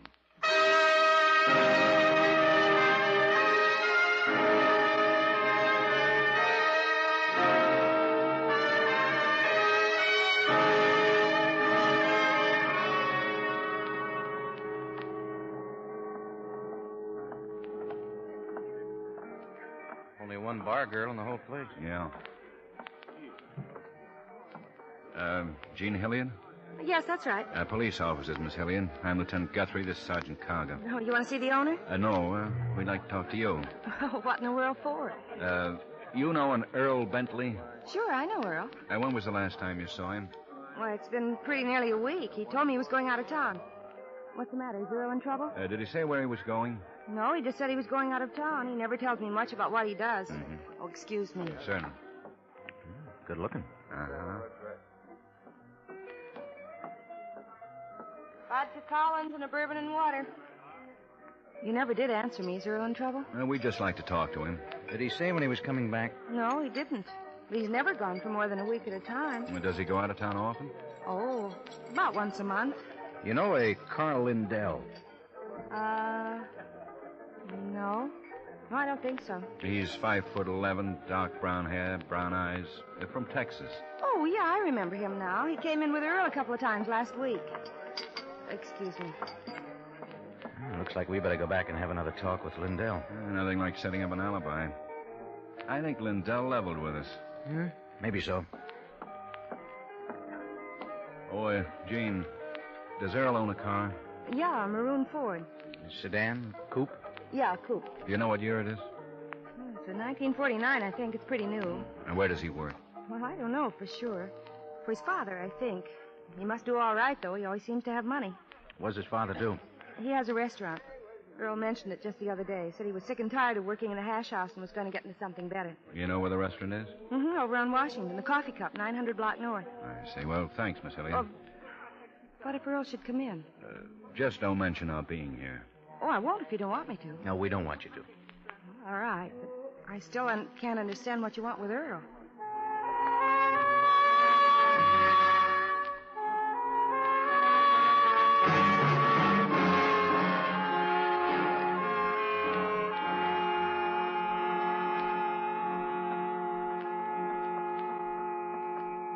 This okay, Ben? Sure.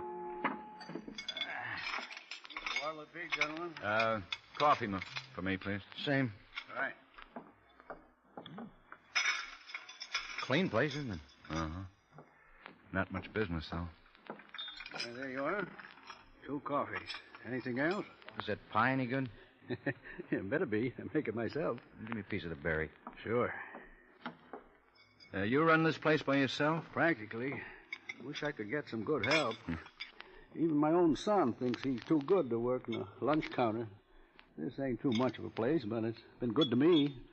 I'm going to retire one of these days, and I always figured that Earl, he's my son, I always figured that he could take over someday. Well, maybe he'll change his mind. Not Earl. You know, I started this place 14 years ago. Got a little home around the corner here on 9th Street, all paid for, and I got a little money in the bank. But that ain't good enough for Earl. He's going to make it fast, he says. Where is he now? Earl? I don't know. Never tells me where he's going. You think he's home? I doubt it. Why'd you ask that? Well, I just wondered. You fellas friends of Earl? Not exactly. But we would like to see him. You fellas are policemen, aren't you? Earl's in some kind of trouble, ain't he? That's right, Mr. Bentley.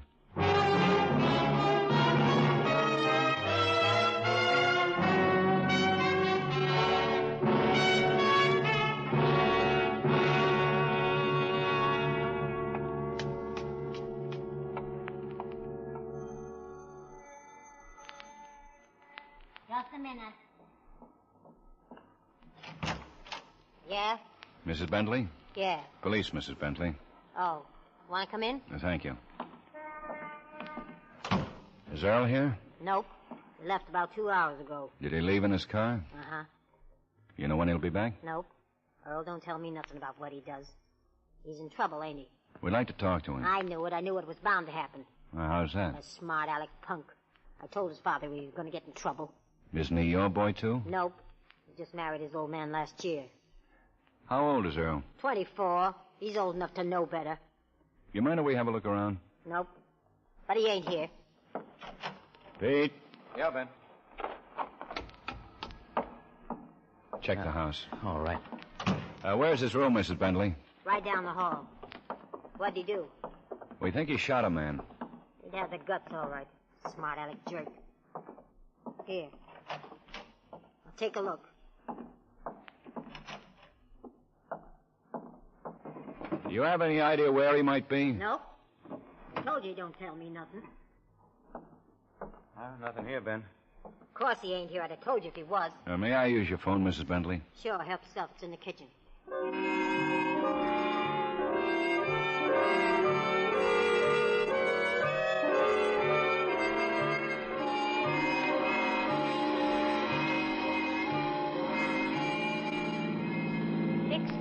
A of 415 at 67 and Julia.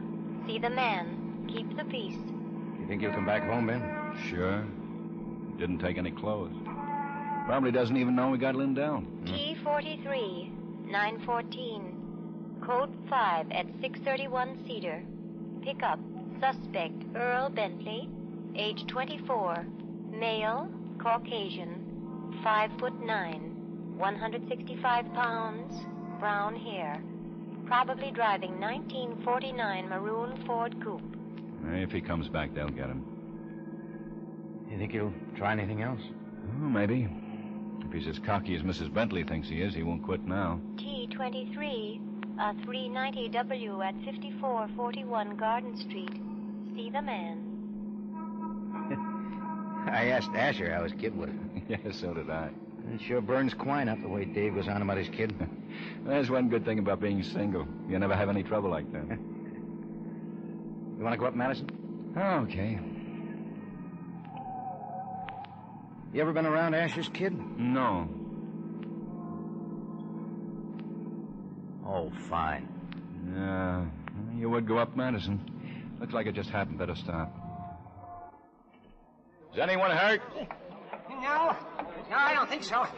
I'm not, anyway. Are you the driver of that car? Yeah, the other car came clean across the double line.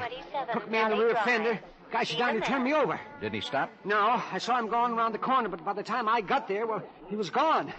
I just now got back here to my car. He must have gone to call you guys. Well, there hasn't been any call on this. Oh, gee, that's All right. units. I'd have called, but All hold it. units. Huh? Hold it. Vicinity Cedar and Washington. 211 at 1506 Acacia. Hey. A liquor store. That's only a few blocks from here. Suspect resembles Earl Bentley. Male, Caucasian. About 5'9". Let's go, Pete. 165 pounds.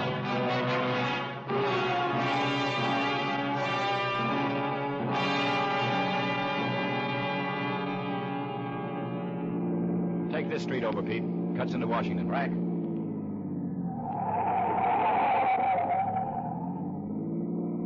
Not much chance of seeing him. There he goes, Pete. He couldn't make the light. He turned off.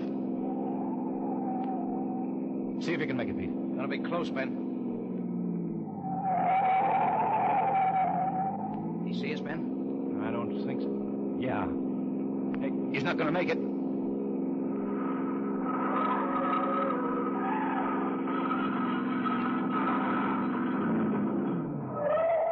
He's making a run for it. Come on, Pete.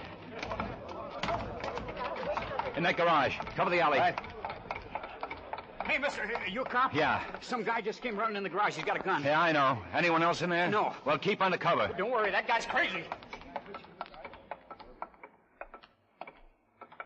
Bentley? Bentley, Yeah, come on out with your hands up. You can't get away with this. I can try. I'm dead no matter how you take me in. You okay, Ben? Yeah, Now I got me two cops. Where is he? in the paint booth. Yeah, come and get me.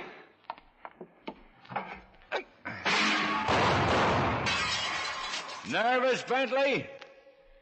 You're gonna whip the whole police force? I don't have to. There's only two of you. There'll be more. Okay, you win. Throw your gun out. Okay. Come out with your hands over your head. Okay, that's close enough.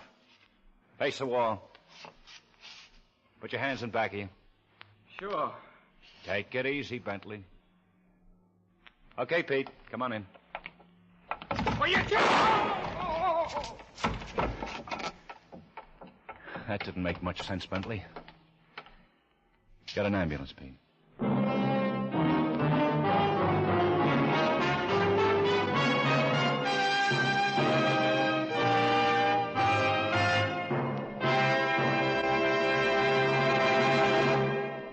The lineup, where before you pass the innocent, the vagrant, the thief, the murderer.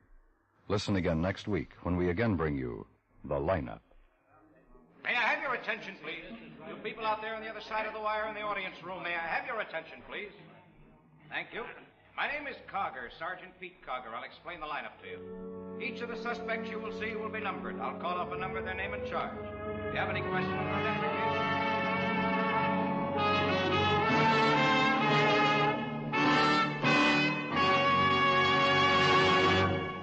The Lineup, starring Bill Johnstone as Lieutenant Guthrie, with Jack Moyles as Sergeant Pete Karger, was written by David M. Light, with music by Eddie Dunstetter. Featured in tonight's cast were Peter Leeds, Hy Averback, Virginia Gregg, Howard McNear, Herb Butterfield, Bob Bailey, Sam Edwards, and Jeanette Nolan. The Lineup is produced and directed by Jaime Del Valle.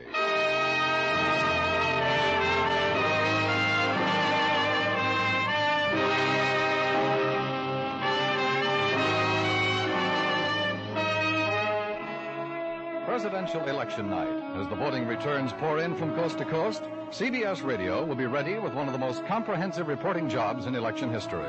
Make CBS Radio your election night headquarters for coverage by Alan Jackson, Lowell Thomas, and Edward R. Murrow. And shortly after, for full-time coverage by the entire CBS Radio news staff. And remember, between now and November 4th, make CBS Radio your election campaign headquarters for all developments clearly, impartially reported.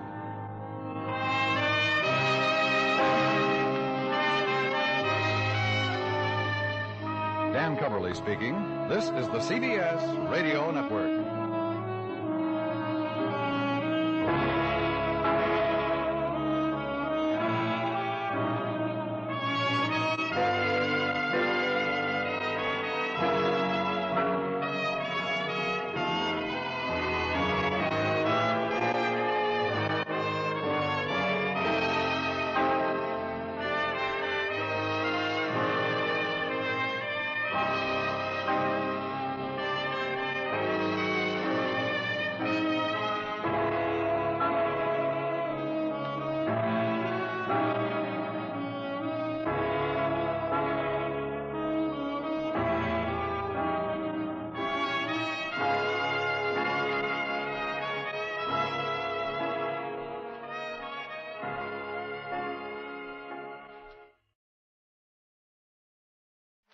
Ladies and gentlemen, we take you now behind the scenes of a police headquarters in a great American city, where under the cold, glaring lights will pass before us the innocent, the vagrant, the thief, the murderer.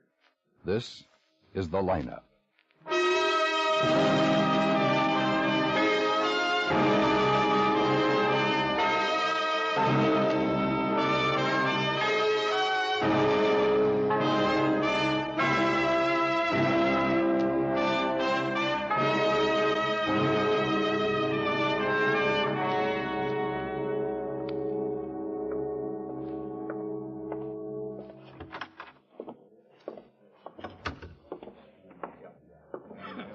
Not late, am I, Lieutenant? No, you're in time, Frank. All that rain outside, I thought I'd never get here. Still coming down? Oh, something fierce. We can sit right here. Sure. How does this thing work anyway, Lieutenant, this lineup? Well, there's the sergeant now. May I have your attention, please? You people out there on the other side of the wire in the audience room, may I have your attention, please? Thank you. My name is Karger, Sergeant Pete Karger. I'll explain the lineup to you. Each of the suspects you will see will be numbered. I'll call off a number, their name, and charge. If you have any questions or identifications, please remember the number assigned to the prisoner as I call his name. At the end of each line, when I ask for questions or identifications, call out the number. If you're sure or not too sure of the suspect, have him held. The questions I ask these suspects are merely to get a natural tone of voice, so do not pay too much attention to their answers, as they often lie. All right, bring on the line. Step it up, boys. That's right. Right over here to the end of the stage. Keep it moving. That's right over here. Step it up. All right, now turn, all of you, and face the screen. Keep your hands at your sides. Look straight ahead. All right, number 1, Jefferson Dykestaff, possession of stolen goods. Move right up there, Jeff. That's right. Where do you live, Jeff? Well, I don't know why you got me up here, Sergeant. You ain't got nothing on me. Where do you live, Jeff? Oh, I got a nice little apartment over on Sedgwick Street, Sergeant. What number on Sedgwick? It's 1408, the second apartment in the rear. I don't know why you got me up here. You're charged with possession of stolen goods, Jeff. Well, I don't understand that, Sergeant. You should. The arresting officers report they examined a trunk in your apartment and found the following items. 227 assorted men's wristwatches, 143 assorted women's watches, 19 rings, 3 diamond pins, 5 pearl necklaces, 17 bracelets. Want to hear more, Jeff? What's all that got to do with me being here? Most of these items were reported stolen, Jeff. They were? Where'd you get them? Get what? The stolen goods that were found in your trunk. Well, I don't know why you got me up here, Sergeant. You You just ain't got nothing on me. All right, slide on down, Jeff.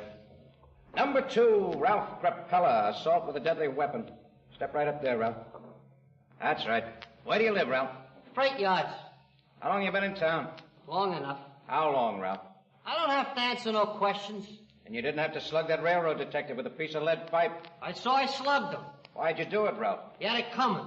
Why? The dirty fink telling me to get out of the yards. I hope I beat his lousy brains out. You almost did. He's on the critical Well, he had it coming, a lousy cop. I hope he croaks. And that goes for the rest of you stinking bulls, too. I hope you all croak. All right, slide on down, Ralph. Yeah, you all got it coming, you lousy fakes. Shut up, Ralph. You take them clubs and them guns, and what do you got? Just a bunch of lousy fakes. I hope you all croak. I said shut up. Yeah, I'd like to beat all your lousy brains out, you stinking cop. Get him out of here. Come on, I'm gonna do it, do you hear?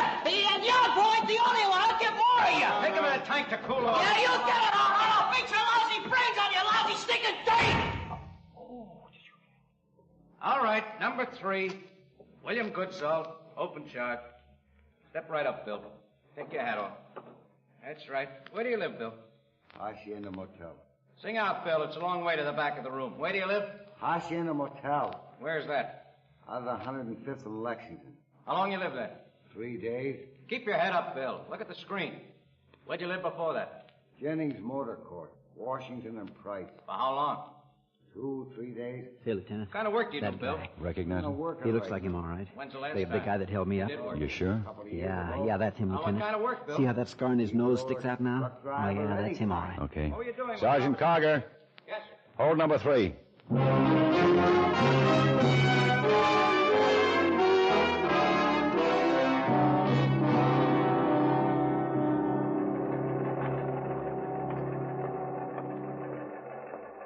Okay, Pete, let's go.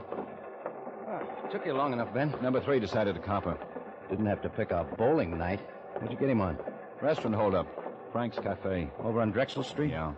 What was his take? $16.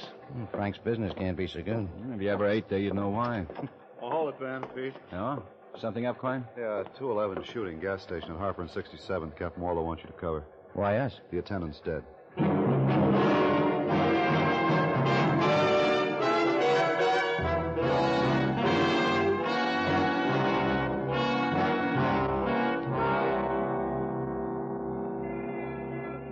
You got here first, Crafton? That's right, Lieutenant. Me and my partner, Salverson, car 62. We got the 211 flash at 817 and tore over. Who put the call in? A fellow by the name of Chalmers. He was waiting when we got here. That's him with Salverson over there.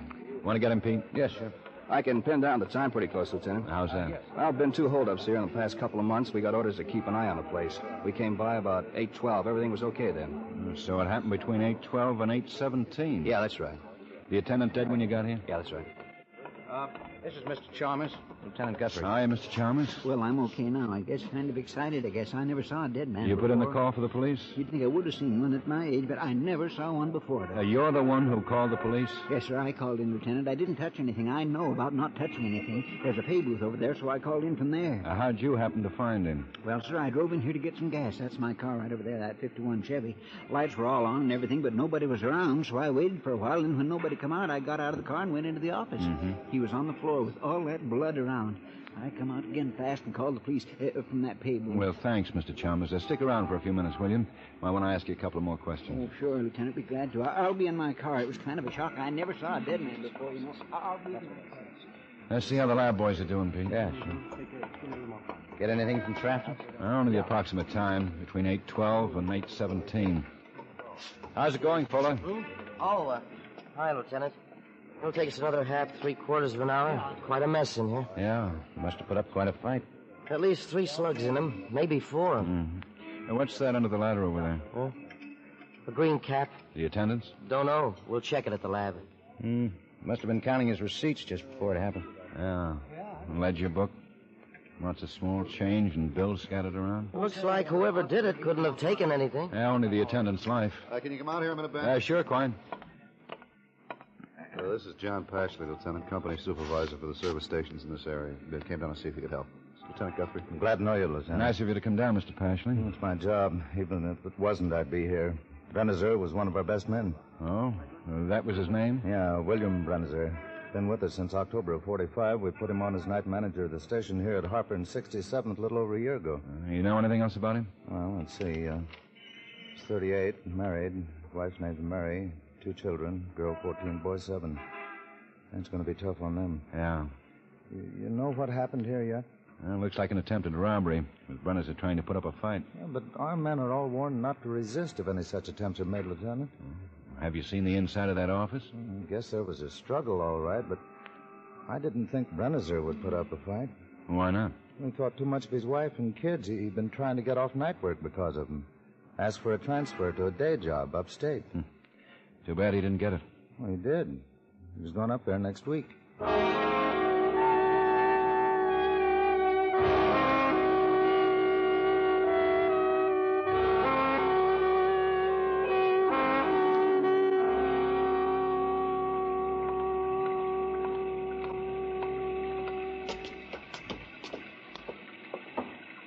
Hate this job.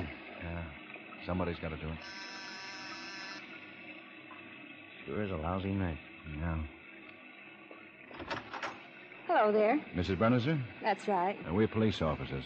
Could we talk to you for a minute, please? Why, sure. Come in out of that rain. Thanks. Do you mind coming back to the kitchen? I've got some pies in the oven. I don't want them to burn. Well, sure. You're a policeman, you say? That's right, Mrs. Brennizer. Friends of Bill's, are you? Well, not exactly. Excuse me a minute. I want to check those pies. I'm baking some apple pies. They're Bill's favorites. He'll be home in a little while, and he loves hot apple pie when he comes home. I'll be ready in a minute. I thought maybe you were those 2 squad car men who ride around near the gas station. No, we're not them. Bill's told me about them, how they sort of keep an eye on the place. Makes me feel better knowing they're around. Bill working nights and all, you know. Mrs. Brennizer, there was some trouble down at the filling station tonight. Trouble? Attempted holdup. Bill, something's happened to... What's happened? Tell me, what's happened? Your husband was shot, Mrs. Brennizer. Shot? Bill shot? Yes, ma'am. No. It couldn't be. Where is he? I've got to get to him. Where is he? Bill's dead, isn't he? Dead? Yes, ma'am. He promised me he wouldn't fight if anybody tried to hold him up. He promised. And we're leaving next week. He's being transferred to a new job upstate. He won't have to work nights anymore. He won't have to work nights. Oh, excuse me, please. Pies, I think they're burning. Sure.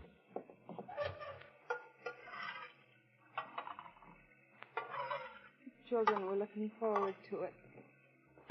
Having their daddy home for dinner. They've missed that. Not having their daddy home for dinner.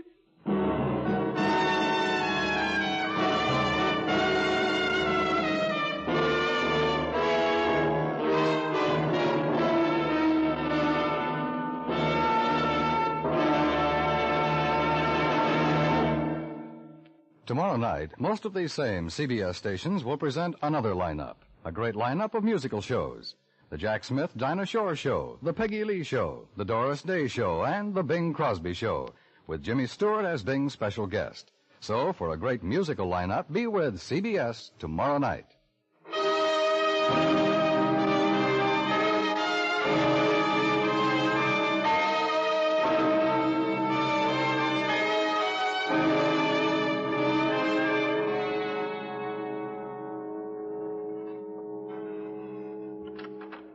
Hi, Pete. Here's ballistics report on the slugs that killed Brennizer, Ben. Oh, good. Let's see. 32 caliber automatic fired from foreign smokeless cartridge cases. Foreign? Yeah. Bricker says probably a Belgian make. Uh-huh. The automatic used at right-hand rifling. Anything on record that matches? Oh, nothing. Nah, there wouldn't be. You get the autopsy report? There it is. 1 bullet wound, vicinity right temple. 1 just to the left of the spine at the shoulder blade. 1 at the shoulder joint. Another below the armpit to the rear. 1 eye badly bruised.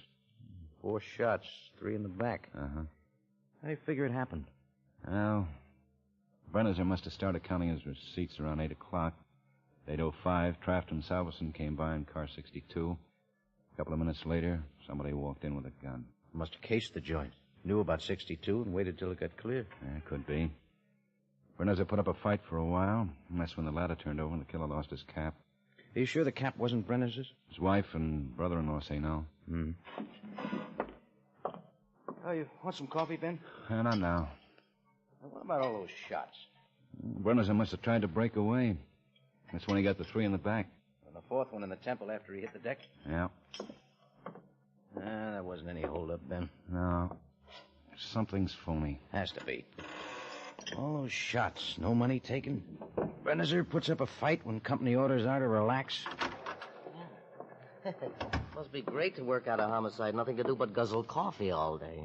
Different in the lab, huh, Fuller? Yeah, you know it. Sure. Slaving all day over a hot pinochle deck? You should live so long. What have you got for us on that cap, Fuller? Well, it's size 6 7/8. The taping is unusual. 50% cotton, 50% wool. Cap was made on 2 types of sewing machines. One was a Singer single needle, number 24/7. The other a Singer double needle, number 24/36. Yeah, boiled down, what does it mean? You shouldn't have any trouble running down the manufacturer. Anything else? I suppose you'd like a description of the killer. Well, that'd help. You might try looking for a young white male with medium brown straight hair. Thanks, we will. Kate, take McDonald, Sloan, Asher, and Quine, make the round of the cap manufacturers. Find out who made that cap, what store handled it, who bought it. Right. I'll check with Brenner's family. Look for another motive besides robbery. Guthrie. It's Quine, Ben. Hey, what's up? Got another gas station job like Brenner's. They got one of the guys who did it.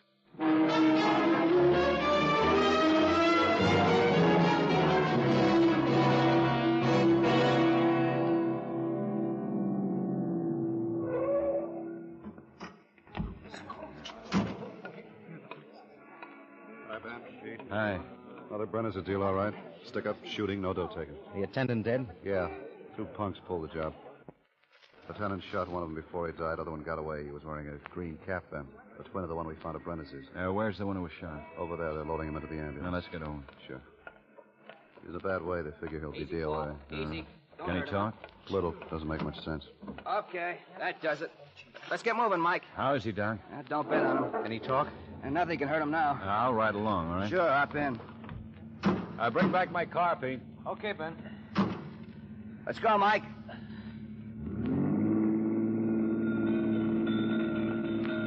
Help yourself, Lieutenant. All I can do is push some saline solution into him. Okay, Doc. What's your name, Mac? Can you hear me? What's your name? Trigger Happy. Ozzy. Punk. Trigger Happy. Who's Trigger Happy? Told him. Gotta have dough. It's a sense to shoot. Gotta have dough. You a cop? That's right. Did you shoot down that station attendant? Am I gonna die? Am I? Let's get at that arm, huh, Lieutenant? Yeah, sure. Am I gonna die? I don't want to die. Who gunned down that attendant? Torch. Trigger Happy Punk. Torchy who? Don't know. Last name. Steve. Something. Gunned him down. Where can I find him? Don't want to die. Where does Torchy work? Garage. What garage? Just shooting all he wants. No dough. Shooting. What garage? How am I gonna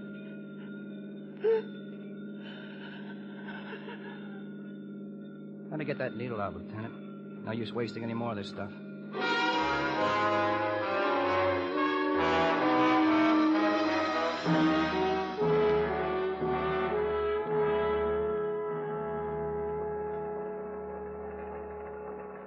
Who's covering the garages, Ben? Burton and Marzani. They got a squad each. Lots of garages in town. Yeah, lots of guys by the name of Steve, too. Yeah. Anything on the caps? Well, Quine should be in soon with a preliminary report. How are you making out on the grudge motive? Family says nothing doing. Have a call in for Pashley. Brenner's his boss at the oil company? Yeah. Hey, what about ballistics? No report yet. But I'll give you 8 to 5 the same type slugs killed both men. No bet. Guthrie? This is Pashley, Lieutenant. Sir, I got that message you left for me. I think you might have something there. How's that, Pashley? Well, I until I got your message, but Brennizer was going to be transferred upstate next week. Yeah, I know. Well, he had an assistant working for him at the station, a young kid around 19. He thought he ought to get Brennizer's job, but Brennizer wouldn't recommend him, though. Too unreliable.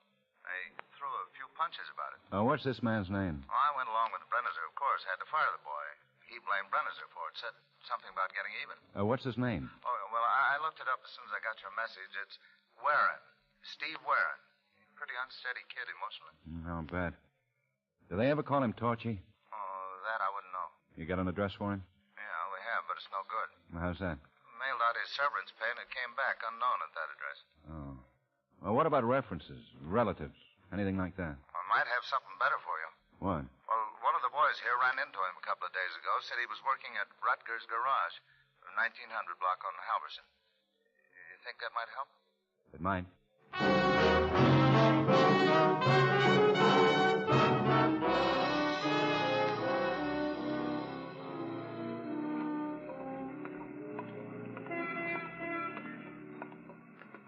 Okay, Pete?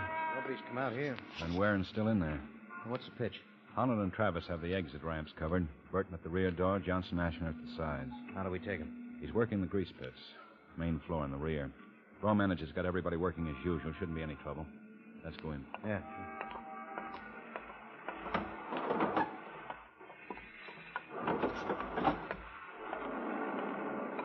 Grease pits are back that way. Oh, I see him. Which one's Warren? Over on the left. Packing the wheels in that Buick. Young kid. Looks harmless enough. The runners have found out different. Well, I think he spotted us, Ben. Yeah. Try to take him easy. Don't want any shooting in here. They're walking away. Heading for that elevator. Watch it, Pete. He made it. Yeah. Let's hit that ramp. You might have winged him, Ben. Maybe. Where's that elevator go? All the way up, 6 floors. That could be tough. If it goes up 6 floors, it will be. My legs can't take this gaff anymore. We're lucky, Pete. He's up here on 2. Elevator door's open. Yeah. All those cars. It's tough to spot them. Take that side. I'll try over here.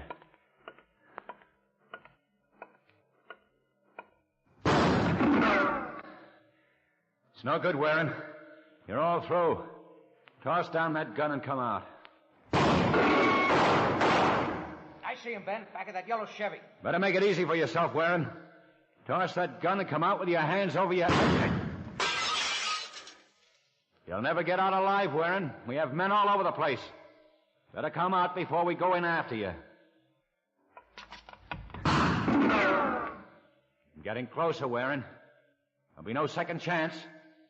I'm getting closer.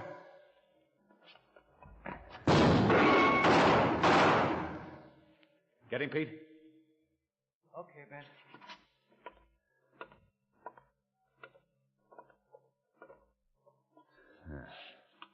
Call it in, Pete. Yeah. Wonder if Quine ever came up with anything on that cap.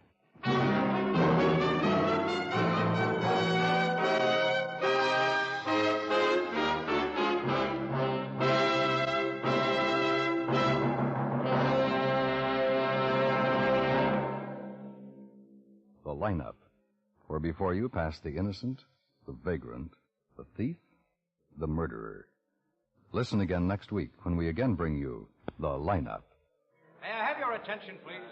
You people out there on the other side of the wire in the audience room, may I have your attention, please? Thank you. My name is KARGER, Sergeant Pete KARGER. I'll explain the lineup to you.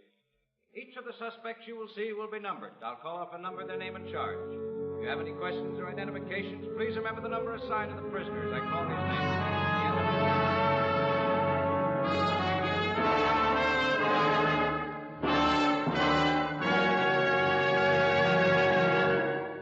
The lineup, starring Bill Johnstone as Lieutenant Ben Guthrie with Jack Moyles as Sergeant Pete KARGER, was written by Sidney Marshall with music by Eddie Dunstetter. Featured in tonight's cast were Parley Bear, Howard McNear, Bob Sweeney, High Everback, Jim Nusser, Herb Ellis, Sidney Miller, Bob Griffin, and Virginia Gregg. The lineup is produced and directed in Hollywood by Jaime Del Valle.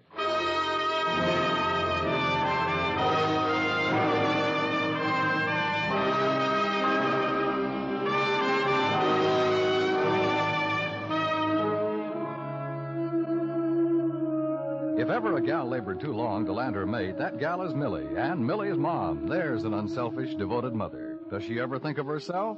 No, she's right in there helping Millie get her man. Maybe Millie won't succeed in getting the boss's son, but you'll succeed in laughing when you meet Millie, starring Audrey Totter, Thursday nights on most of these same CBS radio stations.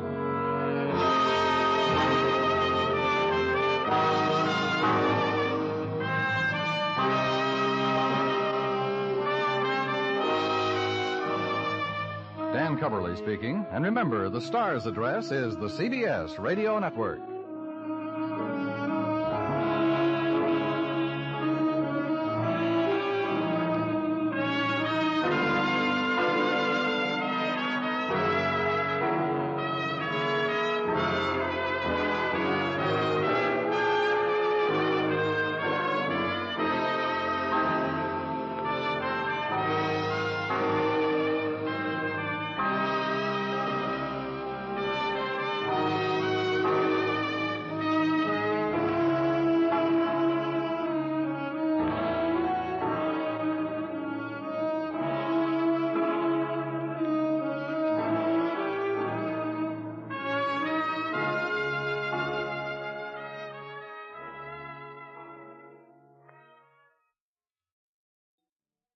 Here's Robert Trout with 5 minutes of the latest news brought to you by the Ford dealers of your community.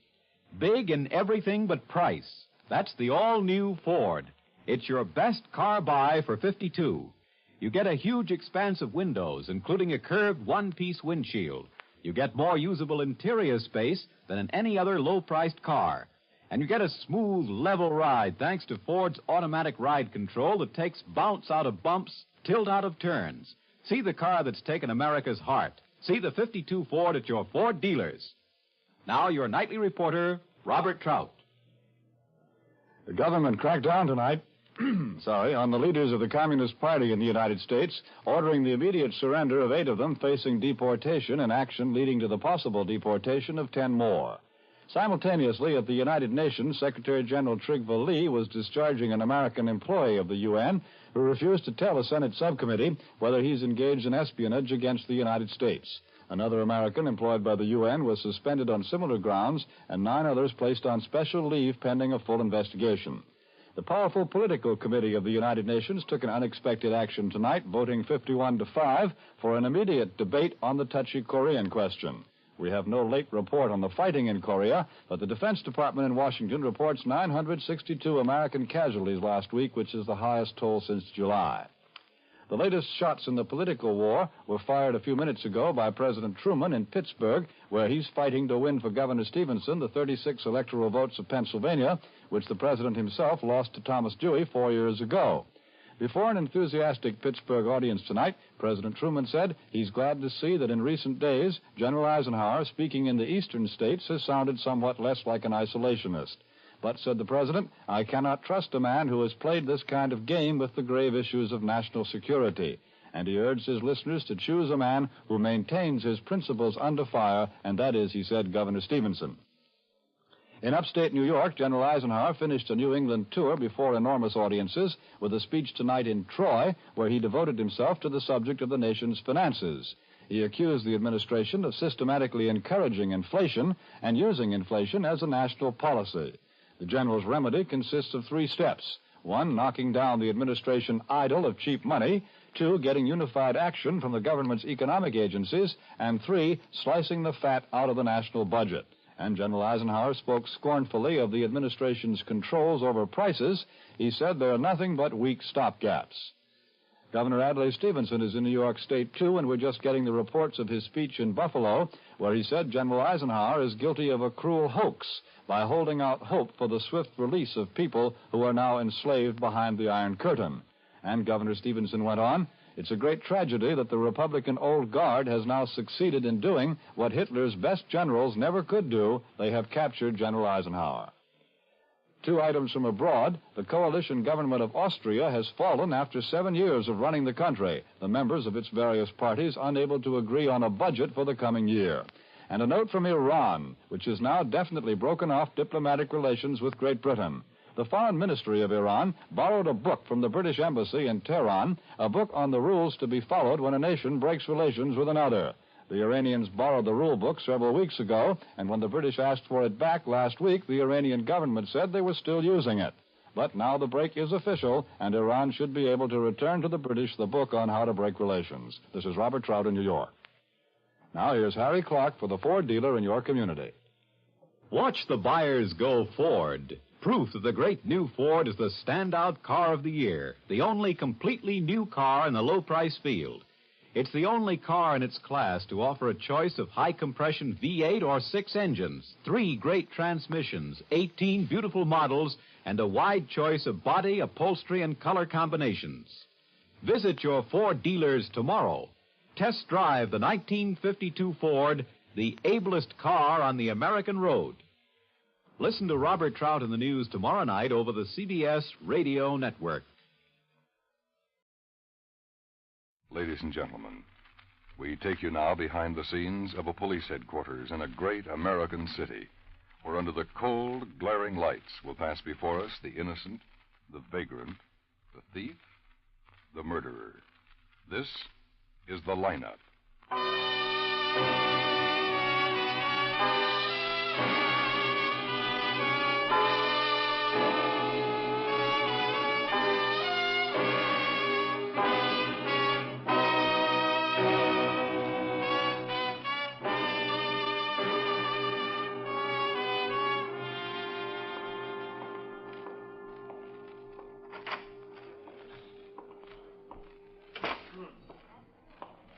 Hi. Hi, Ben. Hey, you look beat. Oh, it's this cold. I've had it a week now. Can't seem to shake it. Getting me down. Oh, what's his name here? Barksdale? Yeah. No, not yet. Oh. Well, I'll be against the wall with Asher. When he comes in, I'll send him over. Yeah. See you later, Ben. Right. What do you say, Ben? Not much tonight. How's the cold? Oh, it's the same. Just trying to keep my head clear. This thing does pretty well. May I have your attention, please? You people out there on the other side of the wire in the audience room, may I have your attention, please? Thank you. My name is KARGER, Sergeant Pete KARGER. I'll explain the lineup to you. Each of the suspects you will see will be numbered. I'll call off a number, their name and charge. If you have any questions or identifications, please remember the number assigned to the prisoner as I call his name. If you're sure or not too sure of the suspect, have him held. The questions I ask these suspects are merely to get a natural tone of voice, so do not pay too much attention to their answers, as they often lie. All right, bring on the line. All the way to the end of the stage, boys. That's it. Keep moving right across. Now turn and face the screen. Heads up, eyes straight ahead, hands out of your pockets. Step out to the circle when I call your name. Okay, number 1, John Carlisle, armed robbery. Where do you live, John? 1145 Sherman Street. What is that? Rooming house, apartment, motel, what? An apartment. Where you from, John? Here, I lived here all my life. A little straighter, son. Keep your head up. That's right. What do you do? I'm an electrician. Where do you work? No place right now. Anyone arrested with you? Yeah. Well, who? A couple of guys, Quinlivan and Steele. Howard Quinlivan and Robert Steele? Yeah. 17 and 18. They friends of yours, John? No, not particularly. They have the same address on Sherman Street as you gave.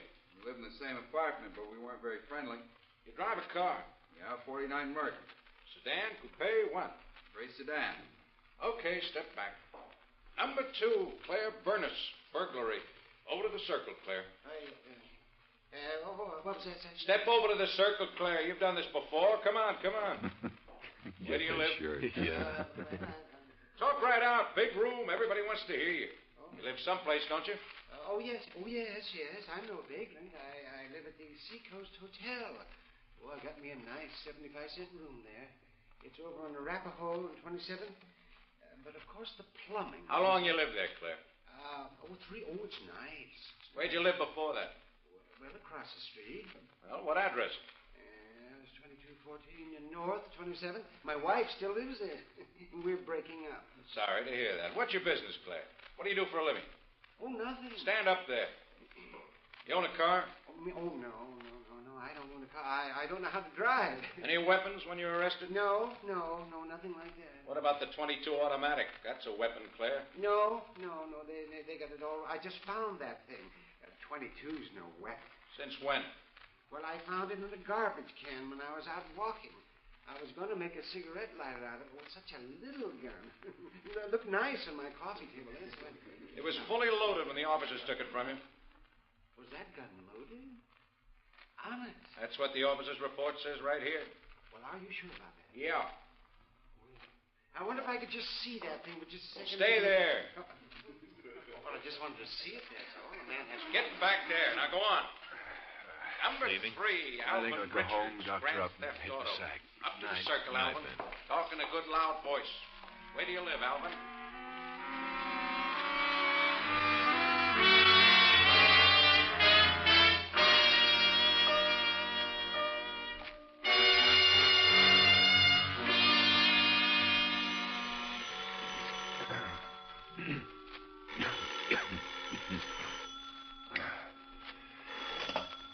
Hello? Hello, Ben. This is Pete. Sorry to wake you. Cold any better? About the same. What time is it? Oh, 5:30. Ben, something's come up. What? You know Beth Leonard, the singer? No. Yeah, wait. Nightclub singer? Yeah. Somebody robbed and killed her husband. Okay. Pick me up.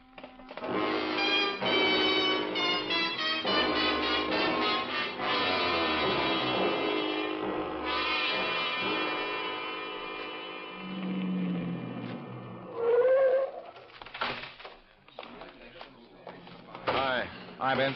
Hi. He's over here. Beaten to death. Looks like somebody killed him in a car and dumped him off here. Officers Gerard and Johnston found the body. Complaint? No, routine patrol. Will they see anything? No, they're covering the ground now. Oh, hiya, Ben. Hello, Doc. Well, somebody sure gave him a working over. Yeah. Hasn't been dead more than a half hour, Ben. Nothing more I can do until we get him downtown. Okay, wrap it up. Right, Ben? Okay, boys, take him away. No weapon around? Nothing. Who identified him? No one yet. Found this empty billfold in the alley. Had his name and driver's license. No money. Well, let me see that. Ripped part way open. Yeah. Watch and ring missing, too. Henry Leonard, huh? 22161 Cherry Hills Drive. It's about 6 blocks away. Anybody talk to Mrs. Leonard yet? Yeah, Asher went over and got her. She's over there in the car. Okay. Ever hear Beth Leonard sing? No. Yeah, I think I have at that. She sure won't have anything to sing about tonight. No, not much. Hello, Ben. Hi. Mrs. Leonard. Yes? This is Lieutenant Guthrie. How do you do? Hello.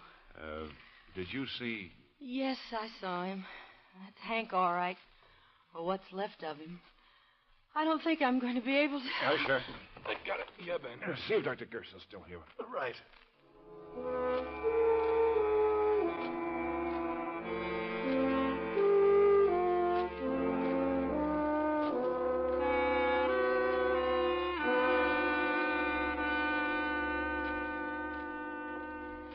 I'm singing at the Deauville now, and Hank came by tonight for the last show.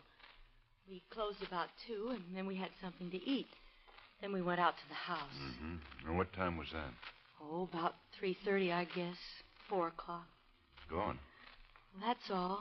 Hank left about 4. We talked a while at the house, and then he left. Hank didn't live here. He's been in Florida the last 2 years. He just came in town Sunday night. We're separated. I see. When he left you at the house this morning, where was he going? Back to his hotel, the Delvey. Was he driving? No. I offered him the car, but he said he'd rather walk. Why would anybody kill Hank?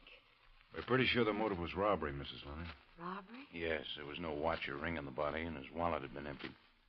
Oh, he had a beautiful watch. Just a beautiful watch that he loved very much. Can you describe it? It had Roman numerals and a white gold case. It was a Gerard. Any engraving on it? His initials, H.A.L. H.A.L. Don't happen to remember where he bought it, do you? I bought it for him on his birthday 4 years ago. It was the Wentz Jewelry Company. Any other valuables he might have had on him, Mrs. Leonard? Just his ring. It was a plain gold wedding band. He still wore it. Anything outstanding about the ring? Engraving? No. Okay. Anything else? No. May I have a cigarette? Oh, sure. Here. Thank you. We want to cover every possibility, Mrs. Leonard. Can you think of anyone who might have had reason to want to kill your husband? No. Did he have any enemies in town? No. Why? The way it looks now, somebody just waylaid him and robbed him and killed him. But it's pretty far from your house to his hotel, Mrs. Leonard. Almost 20 blocks. Well, I can explain that. Hank said he felt like walking. He was in town to talk about our divorce.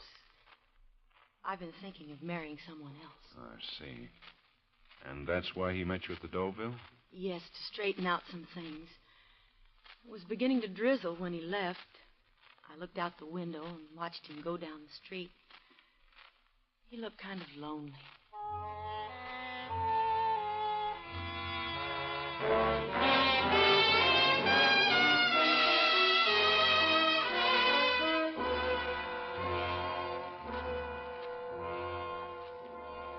What about the weapon, Doc?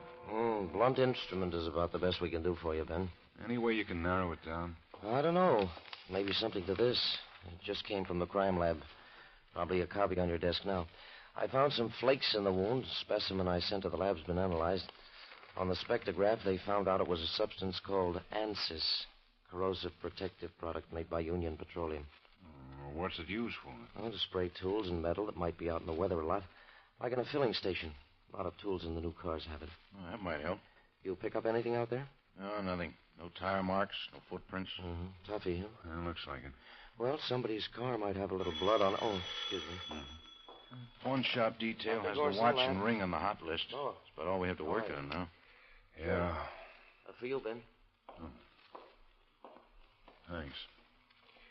Guthrie.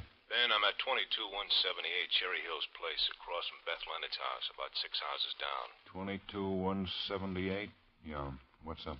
Checking the story about Leonard walking home. Lady here, Mrs. Sheridan, saw somebody pick him up when he left the house. Does she know who it is? Well, she says it looked like Beth Leonard's boyfriend, James Brewer.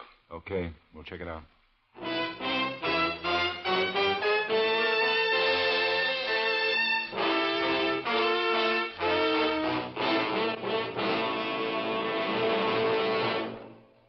Backing up the great CBS radio news team on election night will be Univax, the electronic brain. It'll be operating for the first time to bring you faster, more accurate, more complete election night totals.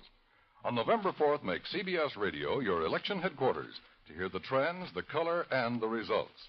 You'll hear Edward R. Murrow, Lowell Thomas, and the rest of the same great CBS radio team that made convention reporting history earlier this year.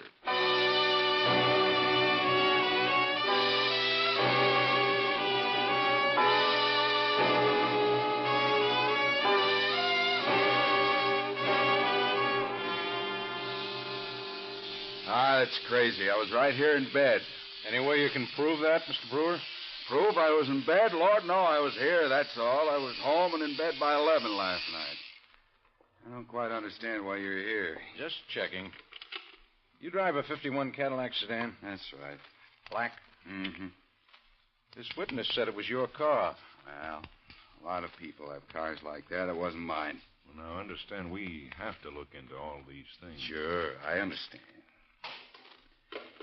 You want to come in here? Yeah. Where were you last night before you came home? Working. I own a club out on Lincoln Highway. Anybody there see you leave? Sure. Charlie Monroe, my manager. You came right home, went to bed? Yeah. You knew Henry Leonard? Sure. I've known him 10 or 12 years. Knew him before he married Beth. Were you on good terms with him? What do you mean? Yeah, I think so. As good terms as you can be with the husband of the woman you're going to marry. Look, Beth and Hank broke up 2 years ago. They never could work things out. Beth asked Hank to come back in town, talk about a divorce. That's why he was here. Beth and I wanted to get married. Yeah. Did you see him while he was in town? Yeah, Sunday night. We all had dinner here. Did you talk about the divorce? Yeah. Hank said it was all right with him if that's what Beth wanted. Sunday the only time you saw him? That's right.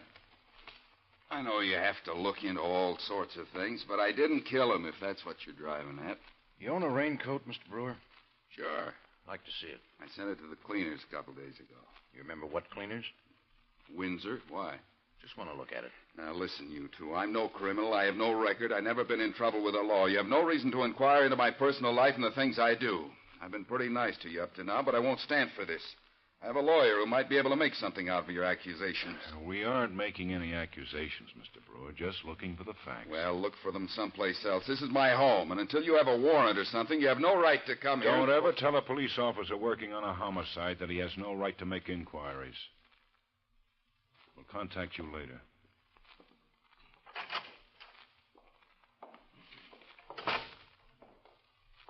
What do you think, Ben? Pretty big guy. Yeah. Hi. His car's in the garage, Ben. You got a chance to look at that? Yeah. The jack handle's missing.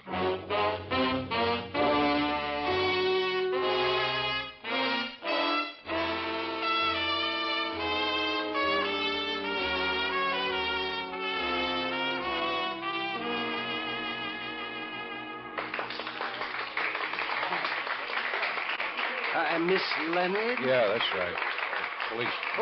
Please. Oh, certainly. Well, she's just finishing up now. Can you wait? Sure. Mm-hmm. How about the bar? Yeah, sure. Thank you. Thank you very much. And now, because you've all asked for it, here it is again, your favorite and mine.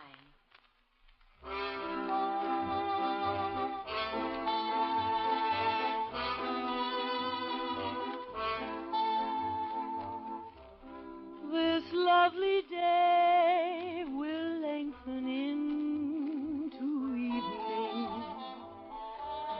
We'll say goodbye to all we've ever had.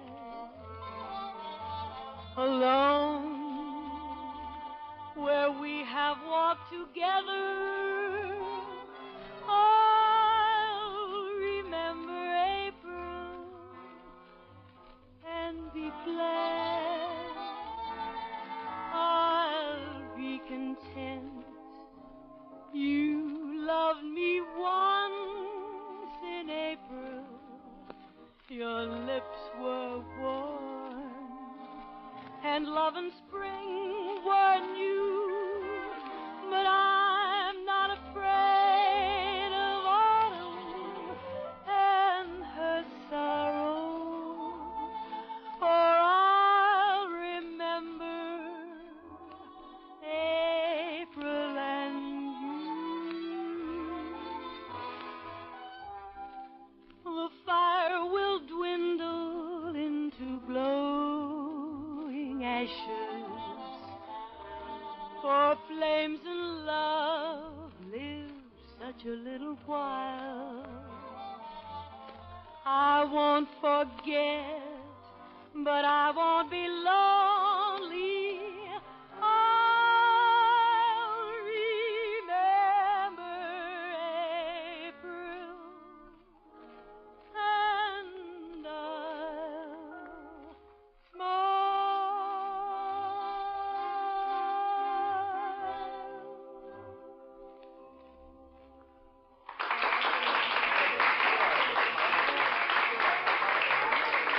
Sure can do it, can't you? Sure can.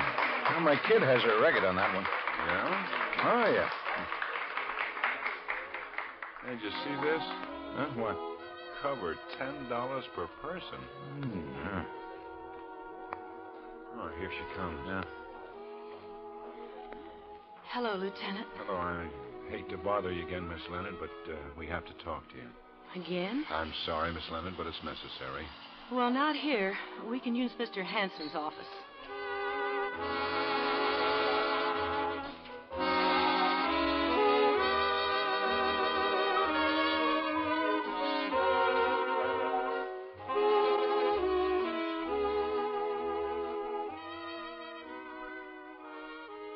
He did want to walk home. I told you that before. We know. Well, Was there any trouble about the divorce? No trouble at all. Hank was very sweet about it. Had he taken any legal action? He was going to see a lawyer this morning. Do you know if Mr. Brewer and your husband had any words about this divorce situation? No, No. Hank and I've been separated for such a long time. No, Mr. Brewer told me not to answer any more questions. Well, I wish he hadn't told you that, Mrs. Lennon. He said you had no right to annoy me or him. I think he's right. You said you thought my husband had been robbed and killed. What are you trying to find out now? Mr. Brewer's no killer or thief. I'm certainly not. Well, we have to check out everything. We want to find out who killed your husband, that's all, Mrs. Leonard. A witness claims she saw your husband get into a car like the one Mr. Brewer drives. She says Mr. Brewer was driving it. We're here to find out if you know anything about that. I don't know anything about it, and I don't think I'll answer any more questions. We should look at it differently, Mrs. Lennon. I told you, no more. Absolutely. Hello? Lieutenant. Thanks. Guthrie. It's me, Ben. Brewer hasn't been able to explain the jack handle missing from his car. We have him here still talking to him, but it may not be Brewer. Huh? Asher just called in. A big guy just pawned the watch that was taken from Leonard's body. Where? Bob Bomash's pawn shop, 18th and Curtis. We'll meet him there.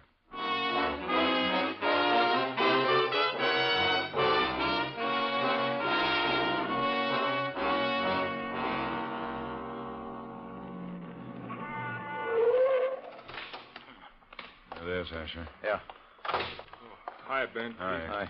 He left the shop about 4 minutes ago. Bomash gave me a pretty good description. 6'2", brown suit, 190, no hat. He must be around here somewhere. Yeah, what's the story? Well, the pawn shop detail was in Bomash's place this morning. It was still fresh in Bomash's mind when the suspect came in. He signed the buy book, Harry Long. Here's the watch. Uh-huh. Movement and case numbers check out? Yeah. This puts Brewer in the clear, huh, Ben? Yeah. Now we have to get this one. How do you want to work it, Ben? We'll lay it out every intersection for 6 blocks, every alley. Now, let's get some more cars down here. This sounds like our boy, and I want him.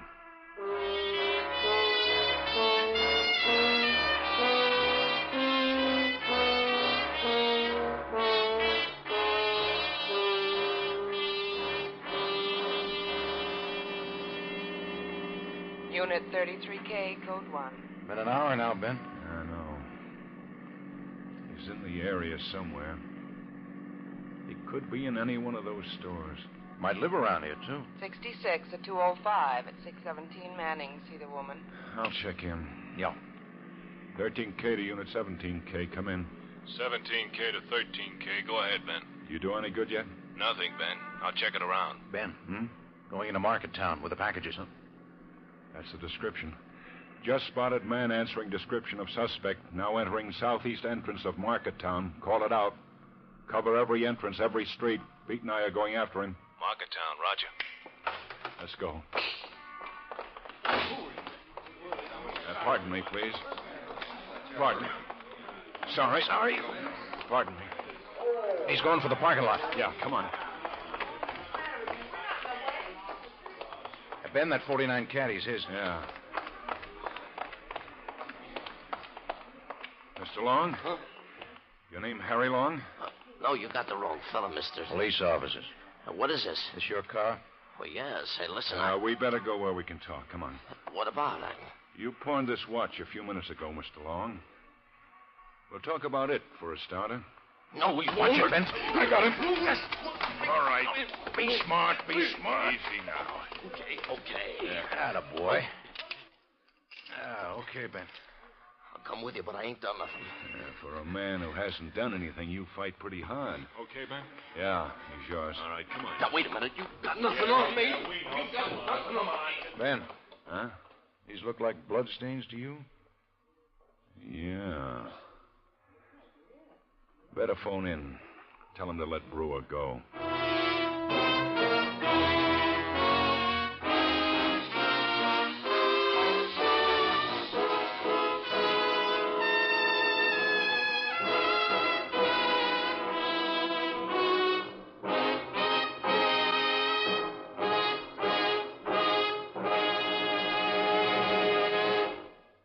Lineup, starring Bill Johnstone as Lieutenant Ben Guthrie with Jack Moyles as Sergeant Pete Karger, was written by E. Jack Newman with music by Eddie Dunstetter.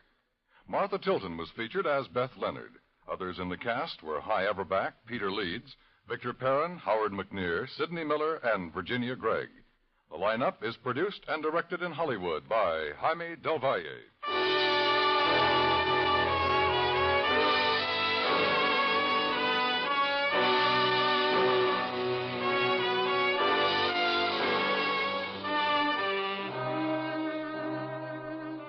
The nation's Forestry Service reports critical forest fire conditions in the Midwest, the Far West, New England, and the South, with many other areas showing increasing danger, compounded by an unprecedented number of hunters in timber areas.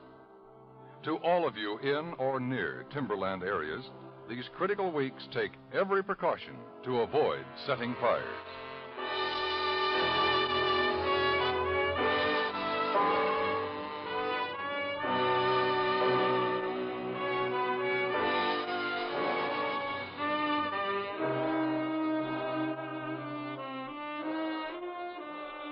Dan Cubberly speaking. And remember, you have a Thursday night date with Junior Miss on the CBS Radio Network.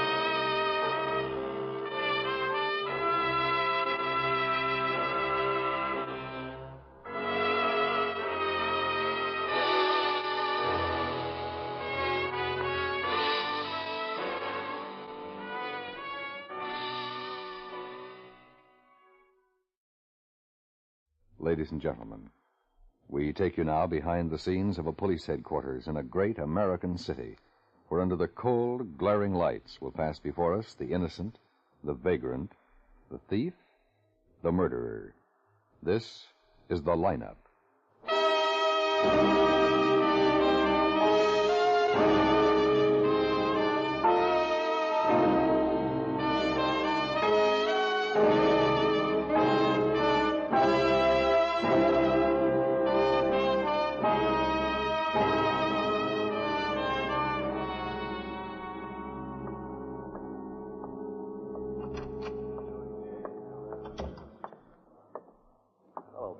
How's it going? Oh, slow today.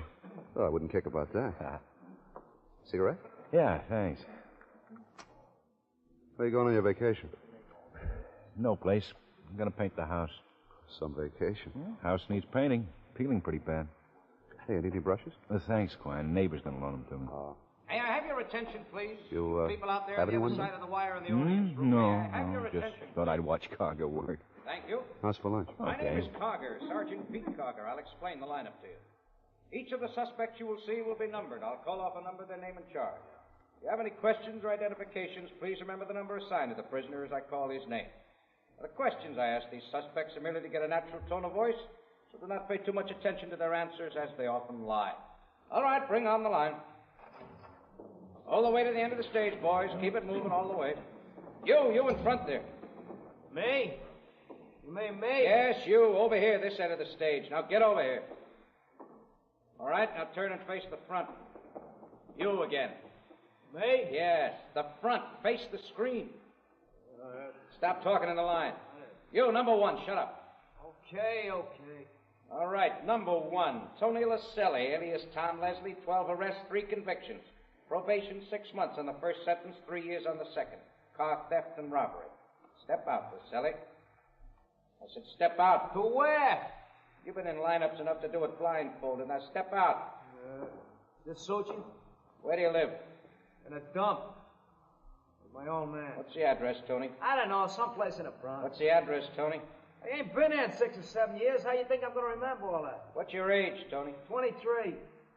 And I'm tired of getting pushed around by you guys. Not asking your opinion. I just want facts. Well, that's a fact. Where do you live here?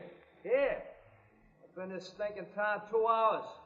Cops picked me up too fast, they even ran a park bench. You're wanted in St. Louis, Denver, Phoenix, and Los Angeles. Yeah, I get around, huh? The charges went from suspicion of armed robbery to assault with a deadly weapon, a knife. Oh, nuts. I only nicked them. What brought you to this town? Guy had a job for me. What kind of job? Oh, guess you call it a bill collector. Explain it. Well, this guy wins 3 G's in the game and don't collect, so he wants I should collect for him. Who hired you? You got him already. He's down the line there. Number 6, Ronnie Dowling? Yeah, that's him. I hope you have a pleasant stay with us, Tony. Now, we'll see if we do better with you. Number 2, Thomas Vincent, open charge. Step into the circle.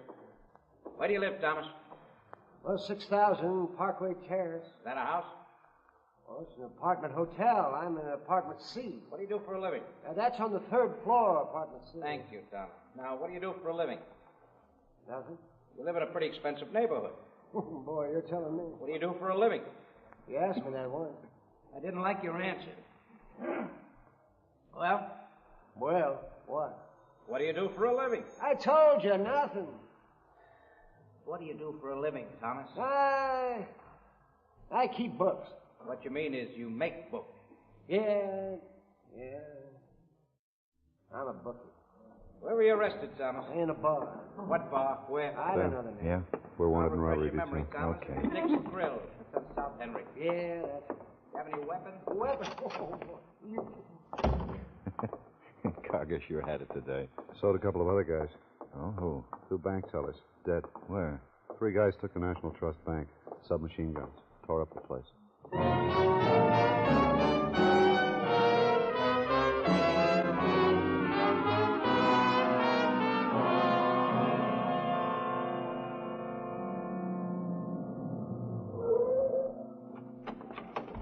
All right, everybody keep moving.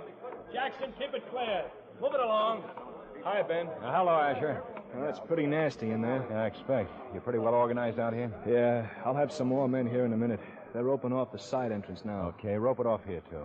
Mally's setting it. The area covered? It's tight. Okay, let's go in. Right. Mally, set that rope all the way. Hey, you folks here, keep moving right along, please. Come on now, move along. What kind of a car did they use? Well, we don't know yet. We're checking witnesses. Move along, everybody. Keep moving. There's nothing to see. They come out here? Side entrance. All right, now move along. Hello, Ben. Hi, Doc. Asher says it's rough. Brutal. Haven't seen men chopped up like that since the service. How many? 2 men, tellers. They must have caught, 30 slugs. The bank guard got hit pretty hard, too. We tried to stop him. Over there? Yeah. Shoulder and arm torn up. Tellers are down here. They really had it. No.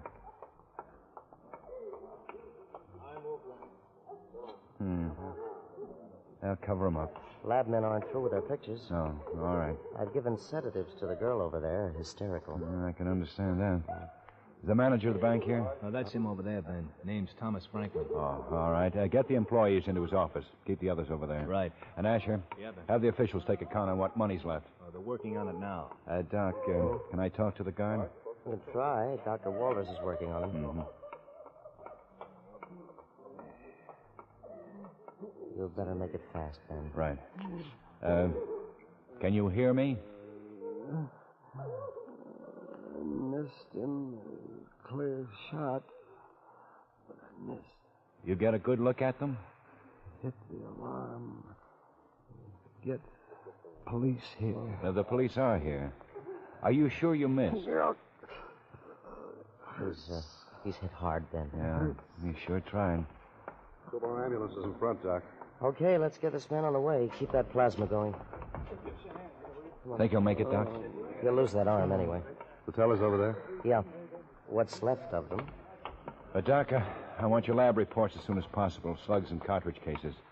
We'll try for a make on the guns. All right, I'll get on the slugs, Ben. They're really unloaded, huh? 100 rounds at least. Oh.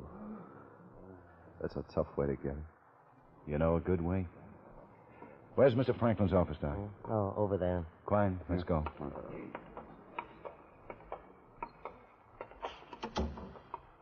Mr. Franklin? Yeah? I'm Lieutenant Guthrie. This is Sergeant Quine. Yeah? I'd like to ask some questions, if you don't mind. Yeah, of course. Sit down. Thank you. Terrible thing. Terrible. Tell me, where were you when this happened? Here. That is, I was standing at the door here. Door to your office? Yes, I was talking to Miss Haynes. She's my secretary. Did you see them come in? I saw them. There were 3 men. Well, can you describe them? Well, no, I thought they were orchestra men. Orchestra? Well, how do you mean? They were all dressed alike. Suits, hats, ties, all matched. Uh-huh. What about the features? Well, I don't know. They all looked alike, too. Well, you mean their faces? Yes, they're all the same. Thought I was dreaming. Were you close enough to notice if they wore masks it was like or a makeup? dream, a horrible nightmare. What? The lieutenant asked if they wore masks or makeup. Well, I don't know. Everything happened so fast. And then Lee and Joe, when they seemed to tear apart. I've never seen anything like that. I guess I fainted, I guess. Well, it's a natural reaction, Mr. Franklin. You needn't feel ashamed. Well, I do, though. I can't help it. Folks, Lee's wife is expecting a baby. I'll have to call her and tell her. Get Dr. Corsenquine, sure. Now, look, the police are taking care of telling the family, Mr. Franklin. Those gunmen killing like that. The police are taking care of that, One too, yell, Mr. it's a Franklin. stick-up. I looked at him You and then want me back? See what you can do, Don. Oh. Please call Lee's wife. Let's get him on the divan. Yeah, right. I'll give him a hypo. Right. Take off the coat, Oh, please. Is Mr. Franklin all right? Yeah, nasty shock for a man his age. Doctor's taking care of him. I'm Miss Haynes, the secretary. May I help? Lieutenant Guthrie, Miss Haynes. I'd like to ask some questions, if you don't mind. Did you see the men? Oh, yes. How close were they? Mr. Franklin and I were talking there at the door. I guess I was 20 feet from the nearest one. Can you describe the men, the clothes, features, voices, anything like that? Yes. Tell the truth, I was so scared I couldn't think. Well, how were they dressed? They all wore dark brown suits and round felt hats. They all matched with the same styling and material and everything. I didn't pay much attention at first, that is. Oh, well, why not? Isn't it unusual to see 3 men all dressed alike? No, not around here. We have some theatrical agencies in the building, and all kinds of odd characters come and go. I guess I just thought they were a combo. A combo? Yes, you know, a small musical group. Oh, yes. Well, what about the features? Well, I remember I started to turn back to my desk when I realized they all looked alike. I mean, their faces were all the same. And I saw Mr. Franklin staring so funny. And then I heard the guns. Their faces were all alike? Yes, like masks. Uh-huh. Excuse me, Ben. We've got to leave. Just a second, please. What kind of mask, Miss Haynes? Well, I'm not really sure that's what they were. Well, were the faces like Halloween masks? Well, yes, only they weren't so grotesque. Well, they sell that kind, too, Miss Haynes. Excuse me a moment, please. Yes, surely. What do you have, Corny? I should find a dead man down the Broadway cable tunnel. Gunman? Yeah. The guard thought he'd missed. He didn't. Hit him pretty hard. Finally stopped him, huh? His buddies knocked him off. 2 in the head. Let's have a look. Out this way. Big telephone company word canvas stretched around a cable intake at the side entrance. Uh-huh. And what did the phone men say? No phone men there. A bunch of equipment laying around. Down this way, Ben.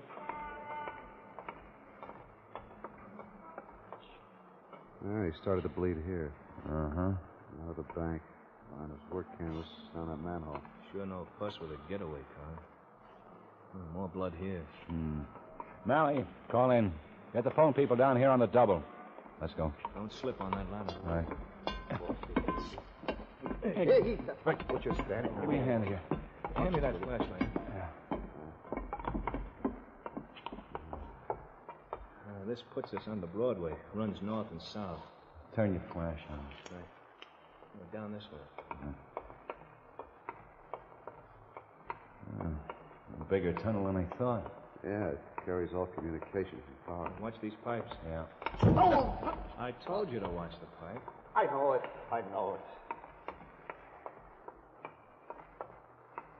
How far have we come? About 50 yards.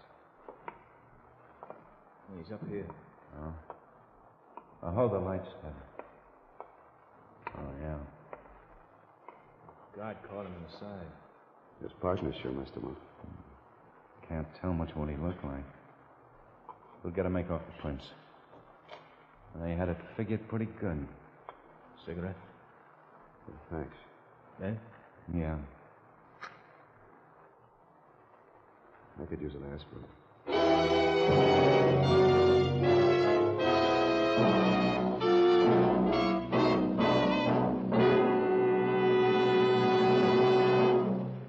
Get in the Ground Observers Corps. Scan our skies in short volunteer periods and fill up the holes in our radar defenses. Intercontinental war is possible. A fully manned Ground Observer Corps is the best answer for now. To enroll, phone or write your local Civil Defense Center or write Ground Observer Corps, Air Force, Washington, D.C. That's your local Civil Defense Center or Ground Observer Corps, Air Force, Washington, D.C.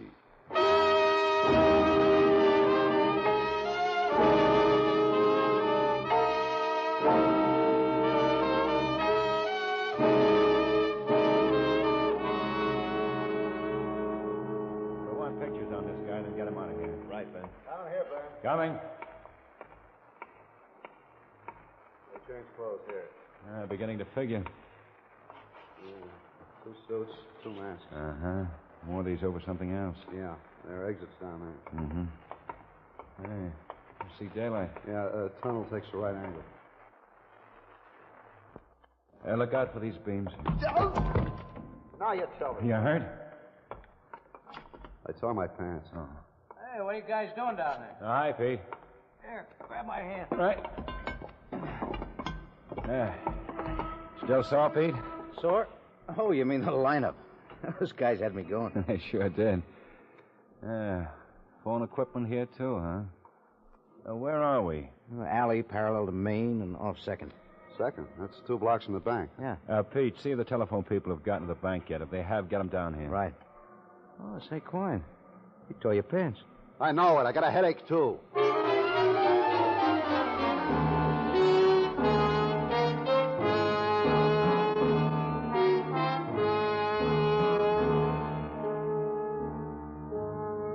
Hello, here, Mr. Davis.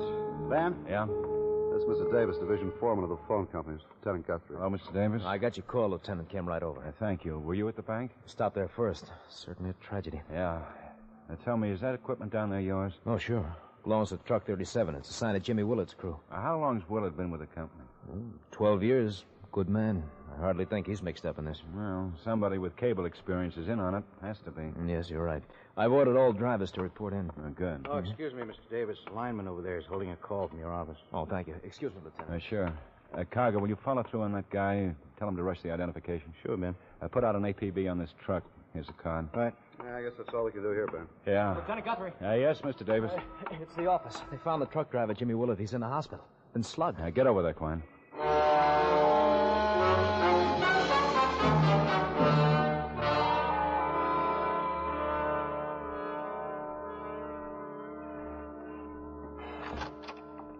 What time is it, Quine? 5 after 2. Oh, wonder I'm hungry. Went right through lunch. Well, Pete's bringing some sandwiches. Good. What'd you get at the hospital? Well, Willard's still foggy. Took a pretty bad beating. Thinks it's a guy named Fritzy Morris. Morris? A telephone man? Was. Got fired. Troublemaker. Crockett's checking the file. Good. Well, we found that phone company truck. Well, yeah, where? It's at the bottom of Lost Lake. Lost Lake in State Park? Mm-hmm. 2 kids phoned in about 20 minutes ago, said a guy drove it up to the cliff, got out, and let it roll into the lake. Oh, that's a break. Well, who's on it? Asher. He's got a crew up there now. Kids were pretty excited. Oh, that? It was kind of funny. Kids figured on getting a tanning. Oh, playing hooky? Yeah. Took them 2 hours to get up the nerve to call in. 2 hours? The hoods must have driven straight out to the lake. Mm-hmm. Then the guy drove away in a black Chevy coupe. License? No, they didn't get that. Well, where are the kids now? Asher's buying them chocolate sodas. And what did you find out? Here's the make. The gunman's got a record a mile long. Name's Miller, Frank Miller. Armed robbery. Got out 4 weeks ago. Hey, got onions on them. Yeah, it smells good. Yeah, here's yours. Ketchup and milk. Lieutenant Guthrie. Ben, this is Asher. Hi. They get the truck out? Yeah, there's a dead man in it. 2 slugs in the head. Any leads? Yeah. Guy's billfold has a rent receipt in it. Made out to Paul Morris, dated 2 weeks ago. I'll apartment 2B on West Palmer Drive. The address is 1327. 1327 West Palmer Drive, apartment 2B. You set a stakeout? They're on their way. Good. We'll meet you there.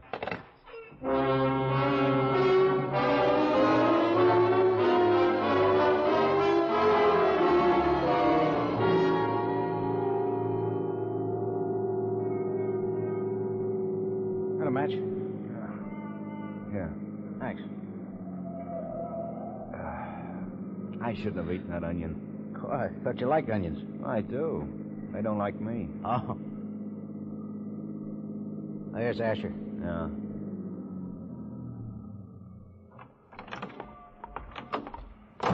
Block's closed tight, Ben. Good. Your stakeout set here? 3 on each side, 6 in the back. We're covering the front. We seen anyone in the apartment? There's a Chevy in the garage registered to Morris. Okay. We'll check the manager first.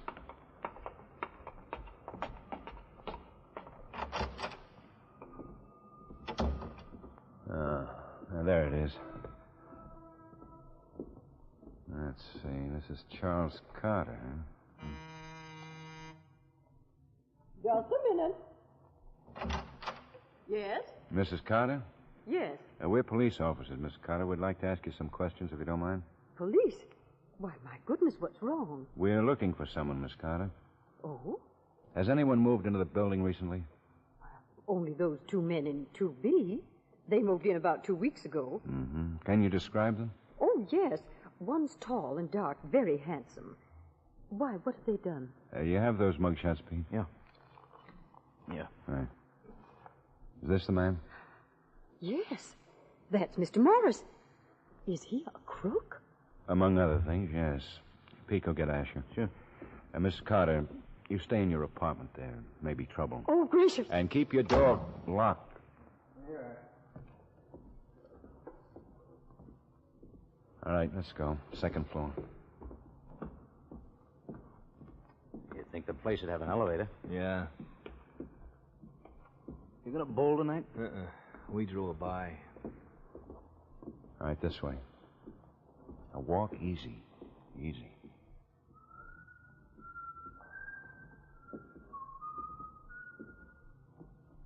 All right, cover me.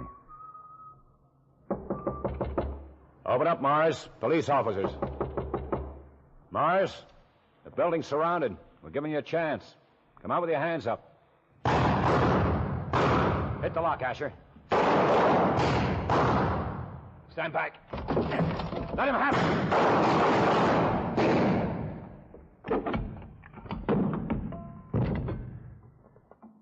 You okay?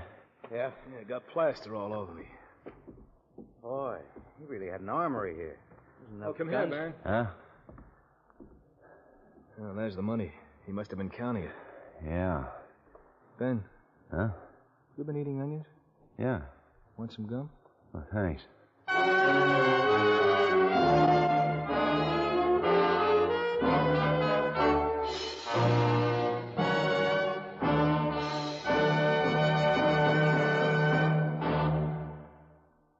The lineup, where before you pass the innocent, the vagrant, the thief, the murderer. Listen again next week when we again bring you the lineup.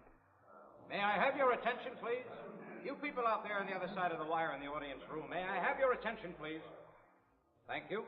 My name is Karger, Sergeant Pete Karger. I'll explain the lineup to you. Each of the suspects you will see will be numbered. I'll call off a number, their name, and charge. If you have any questions or identifications, please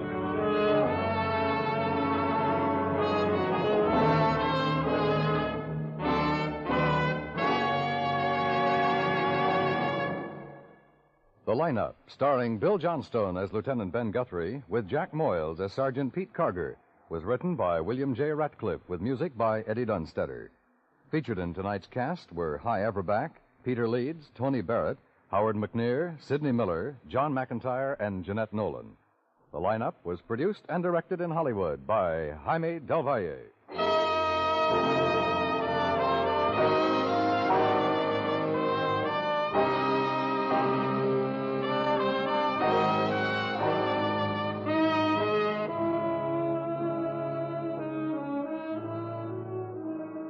Never doubt the impact of radio, and especially CBS Radio, or its legions of listeners across the land.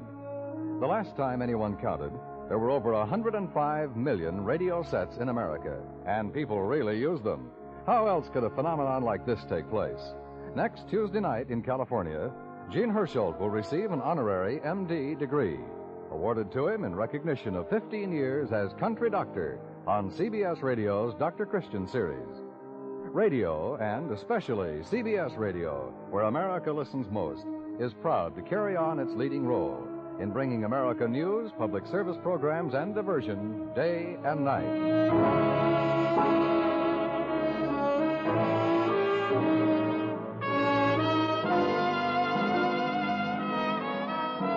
Dan Coverly speaking, and remember, America listens most to the CBS Radio Network.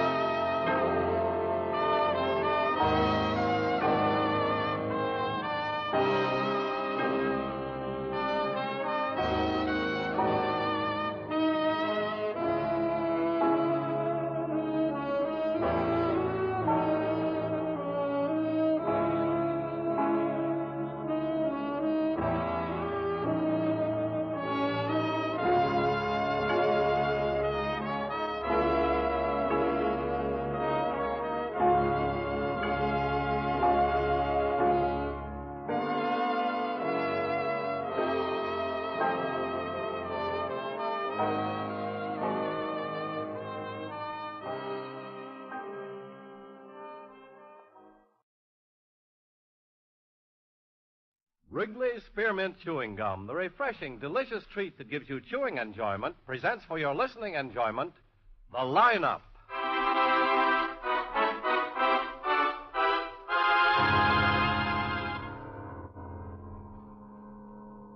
Ladies and gentlemen, in just a moment we'll take you by transcription behind the scenes of a police headquarters in a great American city, where under the cold, glaring lights will pass before us the innocent, the vagrant, the thief, the murderer. This is The Lineup.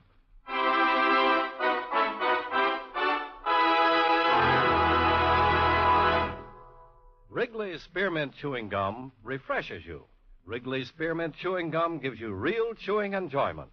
Yes, for chewing enjoyment plus refreshment, it's Wrigley's Spearmint Chewing Gum. The lively, delicious flavor of Wrigley's Spearmint cools your mouth, helps keep your throat moist, and gives you a nice little lift. The good, smooth chewing of Wrigley's Spearmint helps keep you feeling fresh and alert, adds enjoyment to whatever you're doing.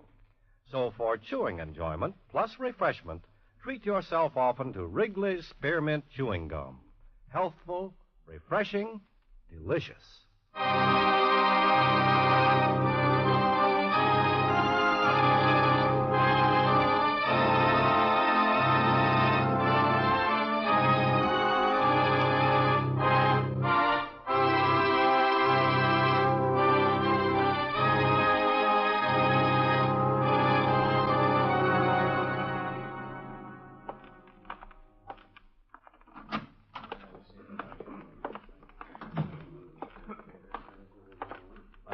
Hello, Klein.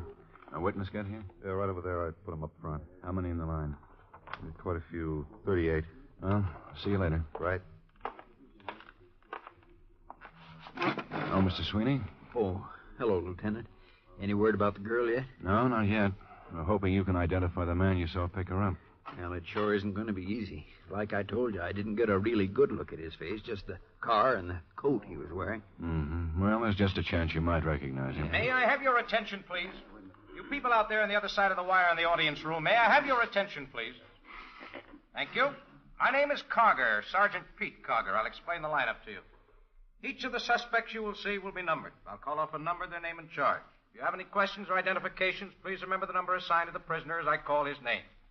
If you're sure or not too sure of the suspect, have him held. The questions I ask these suspects are merely to get a natural tone of voice, so do not pay too much attention to their answers, as they often lie. All right, bring on the line. All right, keep it moving. Right over here to the end of the stage. That's right, keep it moving. All right, now turn and face front, hands at your sides. Look straight ahead, out through the screen there, and keep your heads up. Now, when I call your number, step out and talk up so everyone out there can hear you. Okay, number 1, George Phillips, Grand Theft Auto. Where do you live, George? 8876 North National Boulevard. Talk up, George. 8876 North National. What do you do? What's your business? I don't do anything. I'm out of work. When was the last time you worked? Last time? I guess about a year ago. Something like that. About a year. What did you do then? Radio repairman. Repaired radios. Who'd you work for? I don't remember the name exactly. Adams, I think. Adams was the name of the guy who owned the shop. Name of the place, too. How long Adams. did you work there? I don't know. A couple of months, I guess. I didn't get along with Adams. We had a lot of arguments. Were you with anybody when you were arrested? No. Have any weapons? Weapons? No. This is the first time I've been arrested. It's not what it reads here. Well, this is the first time. Oh, the time I got in that trouble with Adams. Arrested in 1951 for assault. Yeah, I threw a radio at him. Hit him. What kind of a car were you driving when you were picked up? Ford. That's not the man? I don't think so. What year Ford? It's hard to tell. An old one. 38, 39, I guess. What color?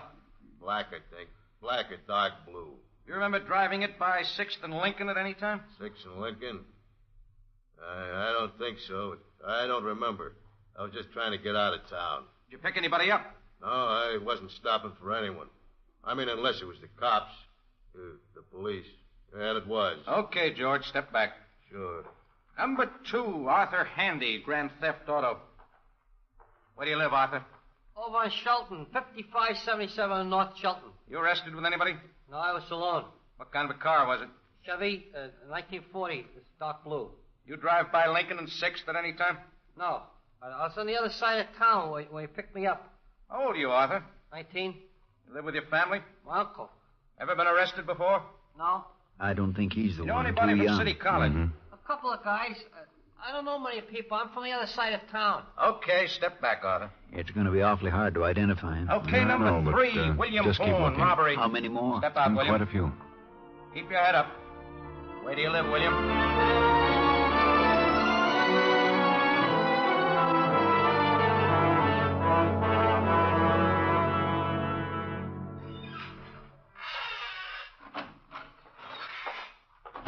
Hi. Right, Pete. No identifications? No. Couldn't really expect him to identify anyone. He saw him at a distance. Got an overcoat on. Best lead is the car. Did he have a look at the cars we're holding? Yeah. Says the old Ford looks like it, but he can't be sure. Yeah, it's been 3 days. Should get something on the girl soon. Her family's been checking in every 5 minutes. I don't know. Talked to everyone who knew her. She just doesn't sound like the type who would let a stranger pick her up. You know what we'll find out? What? We'll find out she eloped or something stupid like that. That's one of the first things I thought about. Who's going to elope with her? How do I know? Well, checked everyone she knows. Maybe she met some guy she didn't tell anyone about. If our witness hadn't seen her get into that car, this could be just another case for missing persons. All right, let's take a look at it. I've taken a look at it. Haven't you been getting enough sleep? Sorry. Okay. Mary Jane Cummings goes to a show 3 days ago. The 15th. Right. John Enright, friend of the family, spots her getting into the car. Old car. Yeah, probably anywhere from 37 to a 44. Dark, black, green, or blue. Next morning, the family reports the girl missing, and John Enright comes in and describes the man he saw in the car. Medium build, wearing glasses and a tan topcoat. Never seen him before. Now, she's been missing 3 days, and that's what we got to go on. With that much information, we could wrap it up in the next 5 minutes. Van, Yeah, Klein. just got a call from a guy in a gas station. He was with this girl on Lakeview Road. They got out of the car to take a look at the lake and found a body. Mary Jane Cummings? I don't know. It's a girl. He was too excited to give me much. Lakeview Road, eh? Yeah, he said he thought the girl had been shot to death.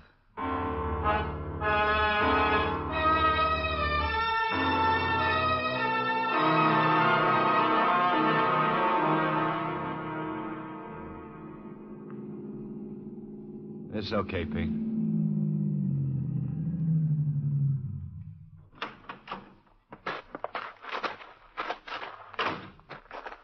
You the police? Yeah. Over here. She's down by the lake. That way. Okay, show us. Okay. My girl and I were parked up there and took a walk. Where's your girl? Oh, she's up in the car. She's scared. Who are you? I'm Atwell, Stan Atwell. My girl's name is Nancy Holloway. It's right over there. I mean, she is. The body. Right there. You see? Give me a light, Pete. Uh-huh. We just stumbled on her. Nancy ran back to the car, and I took a good look. She looks like she'd been shot. She has. You ever seen anybody shot before? Yeah. Where? In the service. It's not like this, though. Out here, you don't expect to find something like that. Yeah. Somebody's coming. Oh, it's Quine and the lab boys. Pete, take him back to his car and talk to his girl. Right. Circle around that way so you don't mess the ground up. Yeah, let's go, Stan. Okay.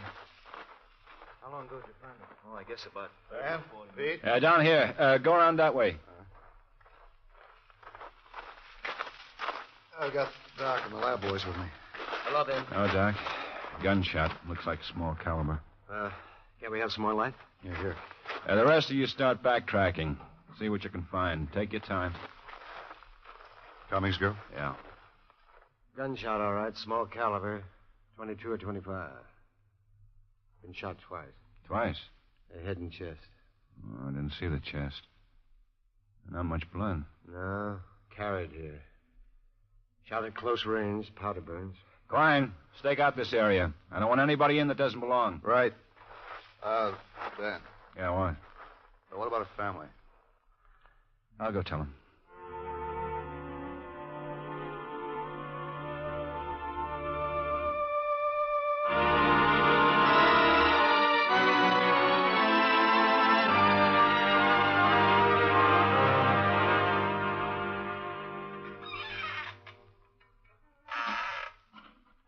Fred Gary, Lieutenant. Oh, come in, Mr. Gary. I'm Lieutenant Guthrie. Hello. Now, have a seat. Thanks. Now, you just go ahead and tell me all about it, Mr. Gary.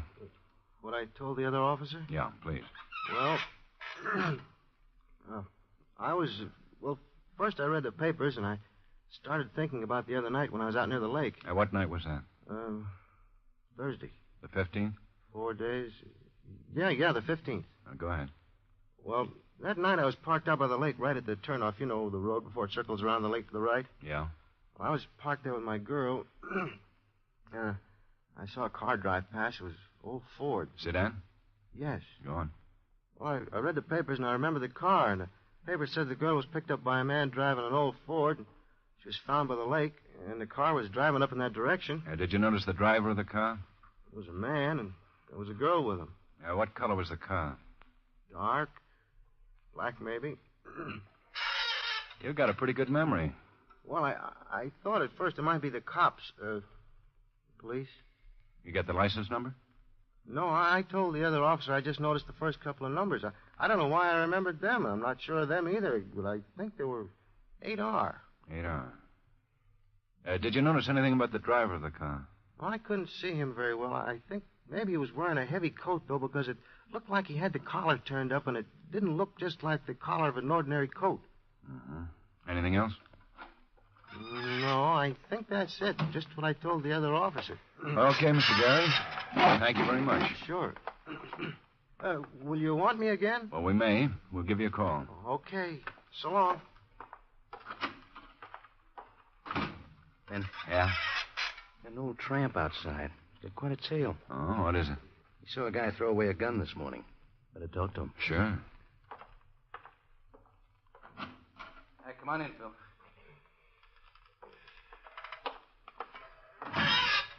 This is Lieutenant Guthrie, Phil. Yeah. How are you? Hello, Phil. Tell the lieutenant what you told me. Why, sure. Yes, well, I was flopping under a bridge. The one out on Oakdale. Want me to tell him? Sorry. Oh, that's... But I was flopping under a bridge, the one out on Oakdale. One of you fellas got a smoke? Oh, sure. Here. Oh, thank you. Light. Yeah. Thank you. Well. Now, I don't much like long, drawn-out yarns, but I was flopping there, you see, under the bridge, the one out on Oakdale, and I was sleeping. Well, I hear a car stop on the road, so I get up, and I seen this fella getting out of the car. Oh, my. Well, he walks down to the river and throws a gun out in it. And then he climbs back up and he gets into his car. That's all. Now, what did the man look like? Well, he was a short fellow. He was maybe about my size. And what was he wearing? Clothes. What kind of a car was he driving? Well, I couldn't see the car. He parked over me on the bridge, and You get the gun? No, I can't swim. I read the paper. Well, come on. Show us. Yeah. Where he threw the gun? Yeah. Oh, well, I'm a little hungry. I'll buy you lunch. I need breakfast. I'll buy that, too.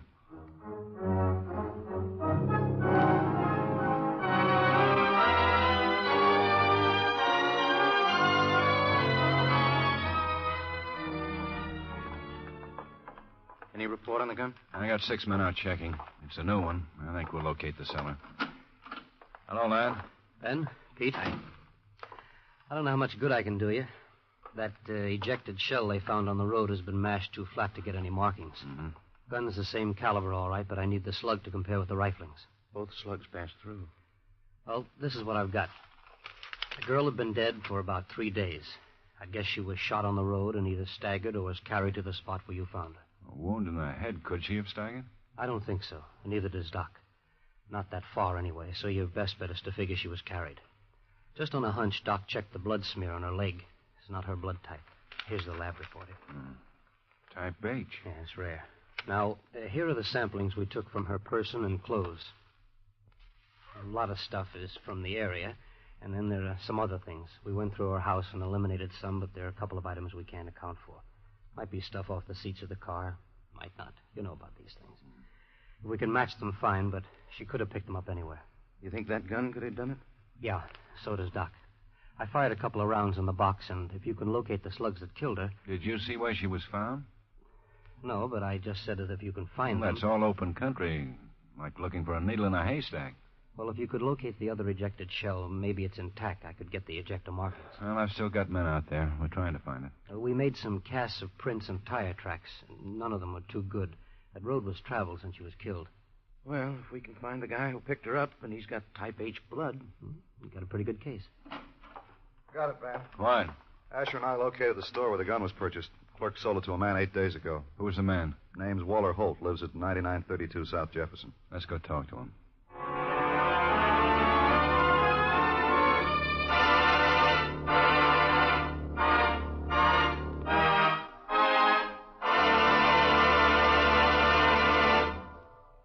Friends, wherever you are, whatever you're doing, you'll enjoy chewing Wrigley's Spearmint Gum.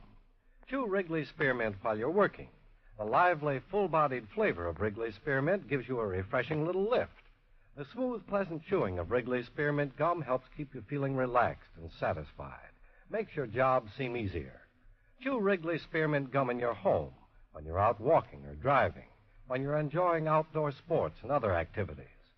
Wrigley's Spearmint Gum tastes good anytime. And the natural chewing aids digestion and helps keep your teeth bright and attractive. Yes, wherever you are, whatever you're doing, you'll enjoy chewing Wrigley's Spearmint Chewing Gum. Healthful, refreshing, delicious. Now, back to the lineup.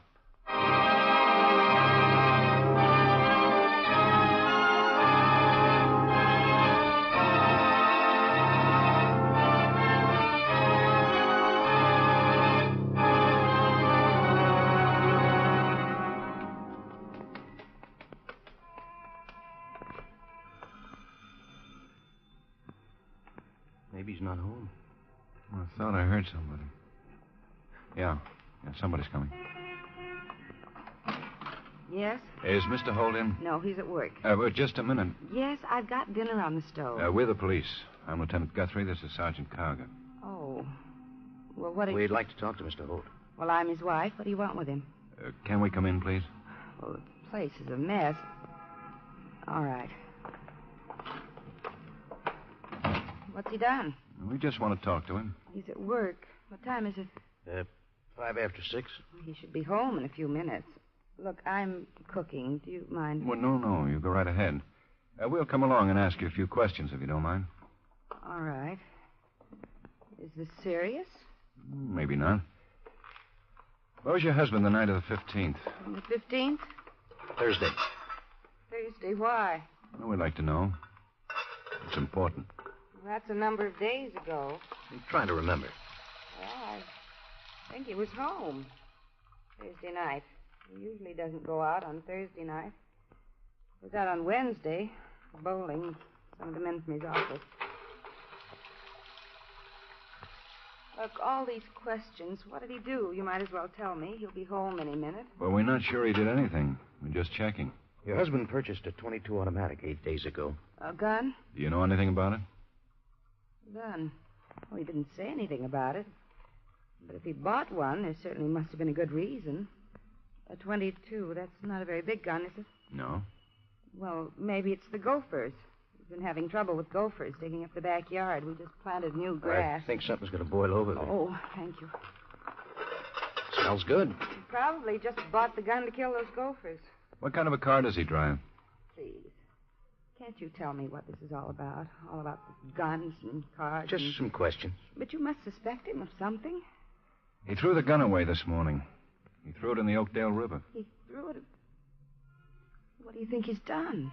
You think he's robbed somebody or something? Because if you do, that's just plain stupid. My husband wouldn't do a thing like that. What do you think he's done? Mrs. Holt, I've tried to explain. We're just checking. Checking what? You must suspect him of something. What are you checking on? What kind of a car does your husband drive, Mrs. Holt?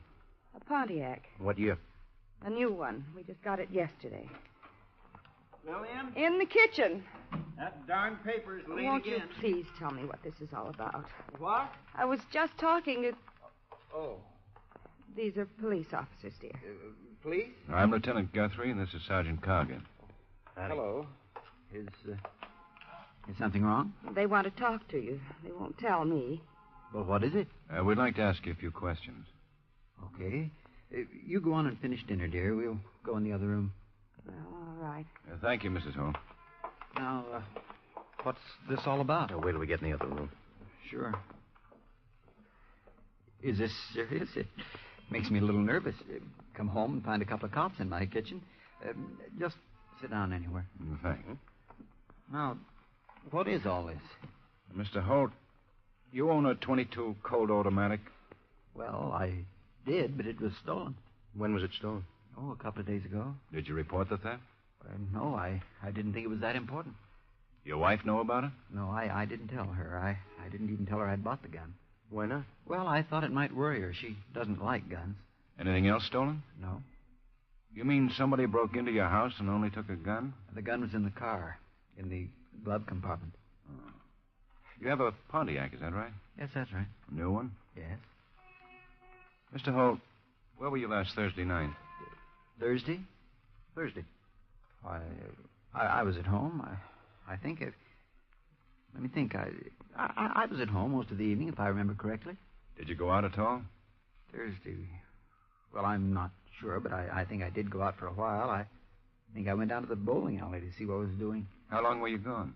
Oh, maybe an hour and a half. Look, what is all this? Do you think I've done something? We just want a few facts.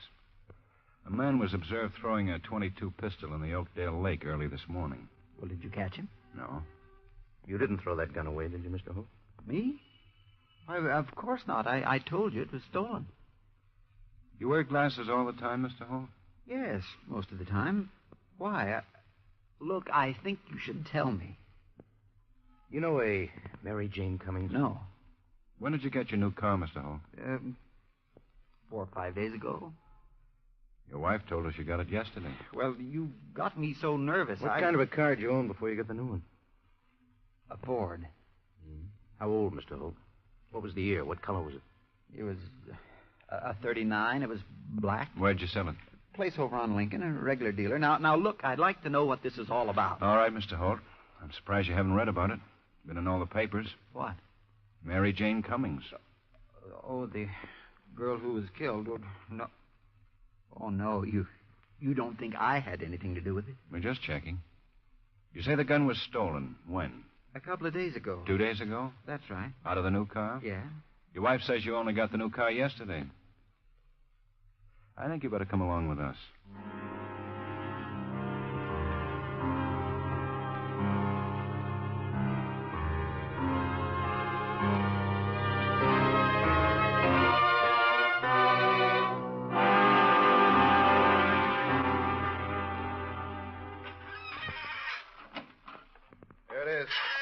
Found blood on the seat, all right. Well, that just about does it.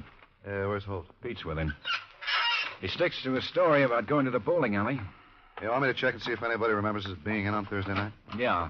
But before you do, see if you can find out Holt's blood type. Ask his wife. Find out who his doctor is and ask him. Holt says he doesn't know. Okay. And get our witnesses in. I want to see if they can identify him. Right. See you later. Right. I tell you, I sold it because we needed a new one. Oh, hello, Ben. You guys have been asking me questions now for 3 hours. I'm tired. I Mr. want... Holt, our lab found bloodstains on the seat of your old car. They must have been there when I bought the car. Weren't that old. Only about a week. Well, I don't know how they got there. Mr. Holt, we've got a couple of witnesses that saw the man who picked up Mary Jane Cummings. We've also got a witness that saw the man who threw your gun in the lake. You were at home when you went to the bowling alley for about an hour, is that right? Yes. You didn't drive out to Lakeview Road? No. You don't know any Mary Jane Cummings? I told you no. No, I did not know her. Have you cut yourself in the last week, Mr. Holt? Cut myself? No. Why? Take him down and have him examined, Pete. Okay. Wait a minute. I cut my knee, but I forgot it. Let's see. I hit it on a nail in the garage. Bad cut. It doesn't bother me. I forgot all about it. We found a blood smear on the dead girl. It wasn't her blood. I hurt my knee in the garage. Okay, Mr. Holt. Take him back, Pete. Well, let's go. Wait a minute. Yes, Mr. Holt? What's the use? I killed her. Want to tell us about it? I met her about 3 months ago. We didn't tell anybody. Actually, my wife... We met in out-of-the-way places, usually Wednesday nights, my bowling night. I think I better sit down again. Thanks. Cigarette? No. Yeah, there's not much to it. Boy, this is going to be tough on Lil. I guess maybe I'd have told you sooner if it hadn't been for Lil. Nice girl. Been married quite a while. I feel better, though. Tell us all about it. Well, there's not much. I picked her up and we drove out on that road. We hadn't been getting along, fighting a lot. She was sure a funny girl. Pretty, the wildest temper in the whole world, and I get pretty hot myself, too. Lil's left me a couple of times. Mary was going to tell her. You know, it's hard to tell. It's hard to explain how much I hated her, but I couldn't stay away. It does make sense now. It stopped making sense when I shot her and I knew she was dead. It was like a bad dream. I didn't buy the gun to kill her. We had some gophers. I'm talking about killing gophers when I killed a girl. We sat there in the car, and she hit me. I don't know what I did. I went wild, I guess. I don't remember it too well. I just grabbed the gun. She laughed her stupid head off, and I shot her. I just wanted to stop her laughing. I can't tell you anymore. It's too hard. It's all mixed up. I don't think I can live with it. I hope they kill me. We'll need a statement. Everything you've told us for the stenographer. You'll have to sign it, Mr. Holt. Yeah. Okay, but not now. I haven't slept since it happened. Can I talk to you, Ben? Sure, it's okay. Take him up, Pete. Right. Come on, Mr. Holt.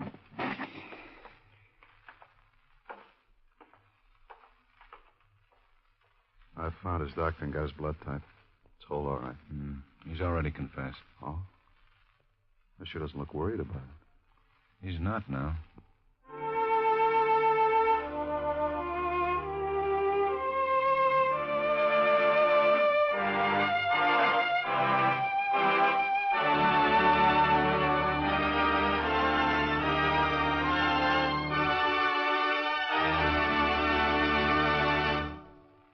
Remember, friends, Wrigley's Spearmint Chewing Gum refreshes you. Wrigley's Spearmint Chewing Gum gives you real chewing enjoyment. The lively, full-bodied flavor of Wrigley's Spearmint cools your mouth, freshens your taste, sweetens your breath. The smooth, pleasant chewing of Wrigley's Spearmint helps keep you feeling relaxed and satisfied. Makes whatever you're doing more enjoyable. Yes, for refreshment plus chewing enjoyment, treat yourself often to Wrigley's Spearmint Chewing Gum. Millions enjoy it daily. Get a few packages and always keep some handy. That's Wrigley's Spearmint Chewing Gum. Healthful, refreshing, delicious.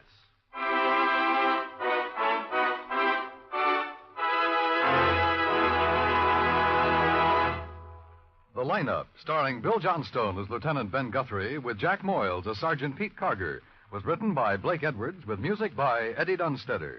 Featured in tonight's cast were High Everback, Parley Bear, Clayton Post, Bob Sweeney, Peter Leeds, Howard McNear, and Virginia Gregg. The Lineup was transcribed in Hollywood by Jaime Del Valle.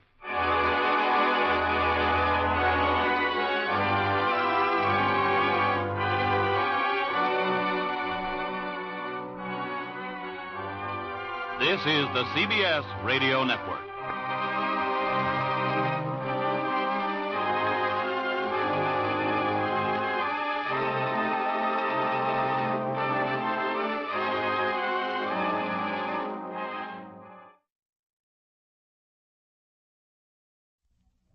Tomorrow, meet the new Plymouth. Tomorrow, enter Plymouth's big contest. Now, presented by Plymouth, the Lineup.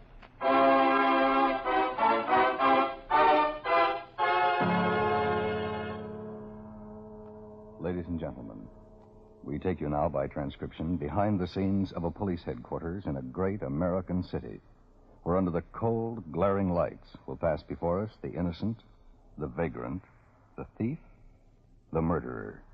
This is the Lineup. Tomorrow at your Plymouth dealers, a new kind of low-priced car. Yes, announcing the completely new Plymouth for 1953. More luxurious, more powerful, more comfortable, with new glamorous lines. A great advance in car value at no advance in price. That's the stunning new 53 Plymouth, result of a whole new concept of car design, True Balance. True Balance brings new sleekness to Plymouth styling. Down-sweeping hood that lets you see closer up front. Curved one-piece windshield, bigger windows, handsome rear deck. True Balance brings new beauty to Plymouth interiors. Rich fabrics in harmonizing colors, stylish instrument panel with glove compartment centered, and there's greater roominess front and rear. Best of all, Plymouth's True Balance gives the smoothest ride ever. All this plus an engine stepped up to 100 horsepower, higher compression ratio. Truly a great advance in car value. Yet there's no advance in Plymouth price. In fact, 4 new models are actually priced lower than last year. You'll want to meet the new Plymouth. Be sure you do it tomorrow. This weekend only, Plymouth offers 6 new 53 Plymouths free in a big contest you won't want to miss. So stand by for details later in the show.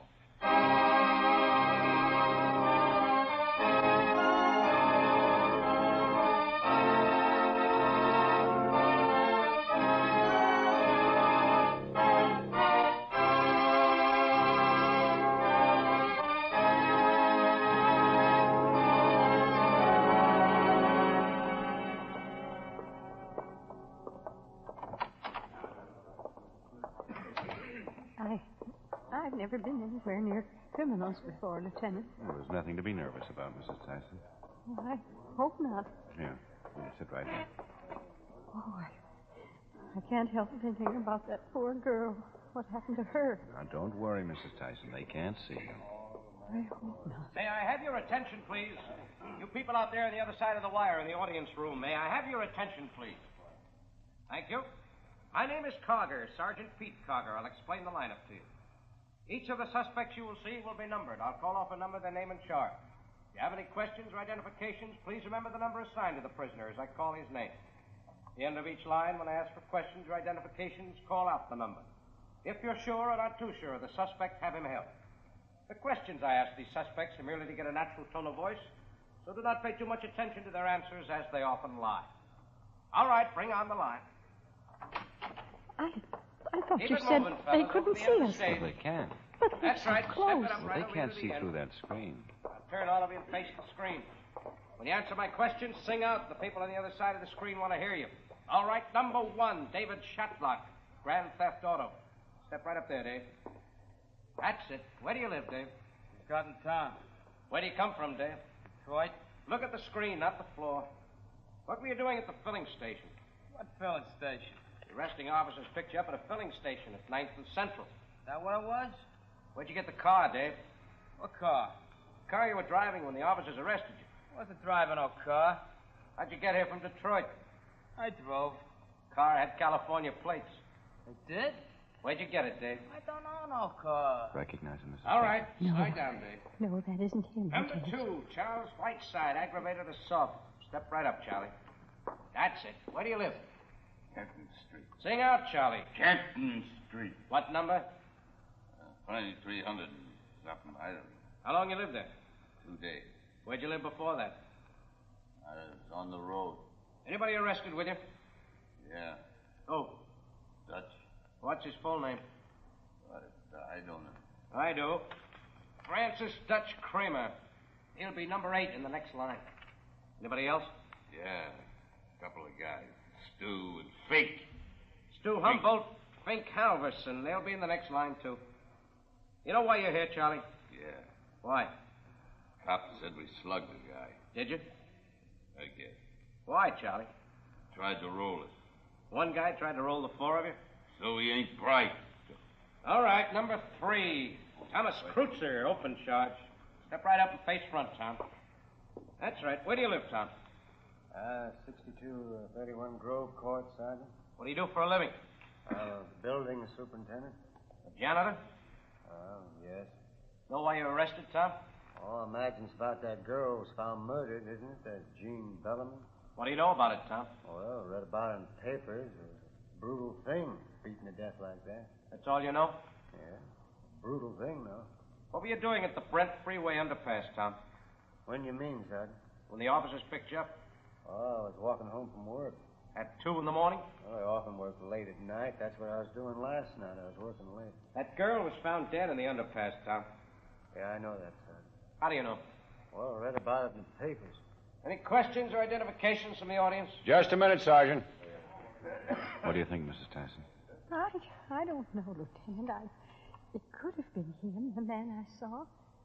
And then it couldn't. I don't know, Lieutenant. Better hold number 3, Sergeant.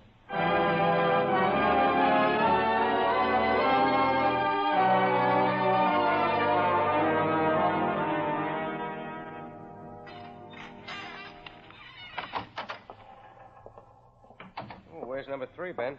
Tom Kreutzer. Quine's bringing him up. Oh. Your witness identify him? She saw someone running away from the underpass about the time Jean Bellamy was killed, but she wasn't too sure it was him. It's like everything else about this killing. Nobody's sure of anything. Except that Jean Bellamy was murdered. How much you got on it, Ben? Yeah, there it is. Age 23, Caucasian, single, lived at 421 Hampton Court. Mm-hmm. What's the landlady say? Had an apartment there alone, quiet, respectable. Went out a lot, but no parties in the apartment. Worked as a car hop at Rutgers Drive-In. There 6 months. One of the top girls. Friendly with everyone. Left work alone at 8 o'clock the night she was killed. Looks like that's all, huh? That's it.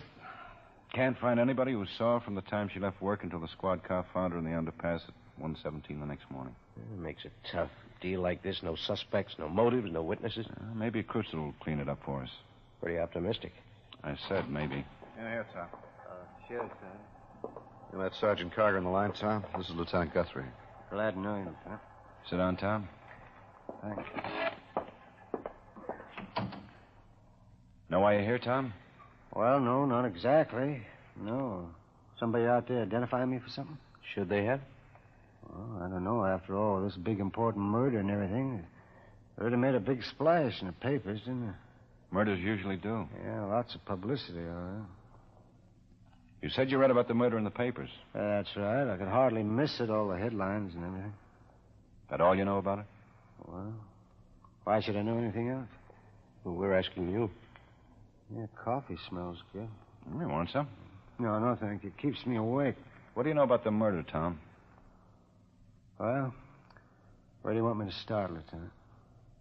You killed Jean Bellamy? Oh, yeah, of course I killed her. Why, Tom? Oh, I guess I love Jean too much, Lieutenant. I guess that's why I killed her. Tell us about it, Tom. Oh, it's really pretty simple. It's like I said. You know, Lieutenant, I think I changed my mind. What? About that coffee. Could I have a cup of that, please? I'll get it. You said it was pretty simple, Tom. Oh, yeah, like I said. You see, I love Jean, only she didn't love me. There was a story like that once in a magazine I read. They called it Unrequited Romance. Yeah, it sounds pretty, doesn't it? Is that coffee ready, Sergeant? Yeah, here it is, Tom. Cream? Sugar? Oh, black, please. Hmm? Where'd you kill her? Well, it was in the Brent Freeway underpass. It was 2 nights ago.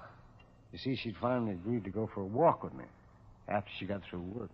She never had before, so she said she would that night. I guess she was just sorry for me. I didn't ask her to be sorry for me. That's not what I wanted from her, but I guess she was in there. So we went for a walk. To the Brent Freeway underpass? Yeah, that's right. What happened then, Tom? What happened in the underpass? I killed her. What'd you use? Say, that coffee's good. Probably keep me awake. What did you use, Tom? What weapon, you mean? Yeah. Oh. Well, it was an old piece of pipe I found in the underpass. You know, it's funny. I was going to kill her all the time, but I hadn't figured out how yet. Then I saw that old piece of pipe there. I guess I was lucky. What'd you do with it afterwards, Tom? The pipe, you mean? Yeah. Well, there's that lagoon near the underpass. The water's pretty deep there, I understand. I threw it in there. That made it a pretty perfect crime, I thought. Mm-hmm. Say, you know, Lieutenant, I'm sorry. What about? Well, because I threw that pipe away. That would have made things easier for you, the fingerprints and everything. Yeah, guess that was a mistake. It wasn't your biggest one.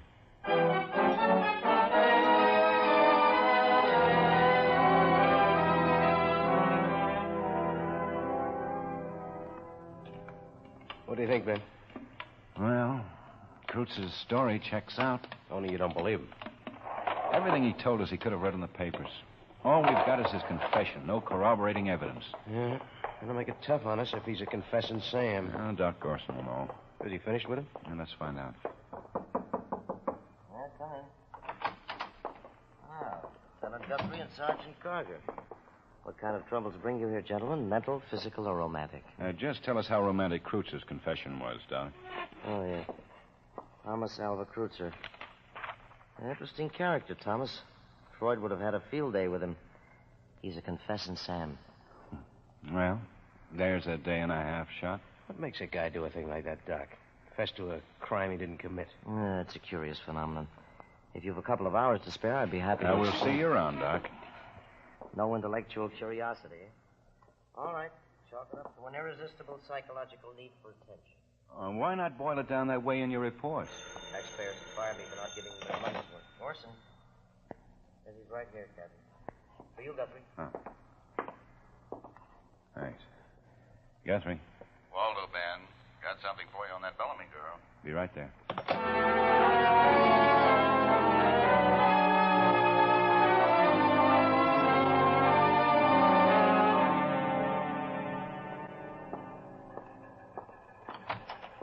Come in, Ben. Kreuzer's a confessing Sam, huh? Yeah, looks like it, Bill. Well, here's something else for you to work on. Mm-hmm. A black address book. Gene Bellamy's? That's right. Well, it did turn up. Came in the mail this morning. Anything with it? Note, letter? Well, just that. Plain envelope, addressed with letters cut from newspaper headlines.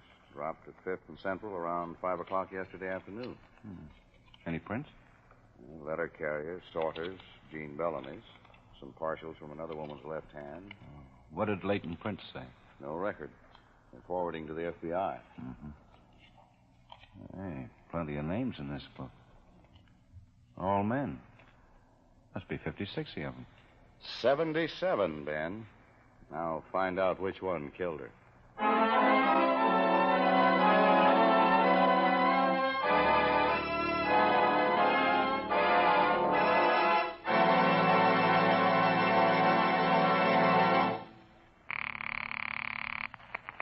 Third precinct, Fogarty. Hey, Sarge Donnelly, have you heard?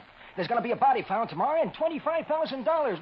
One thing at a time, boy. A body where? In Widley Showroom, the Plymouth Theater on High Street. You better be there. First chance to see the Rip Snorton new 53 Plymouth. But what about the body? Terrific.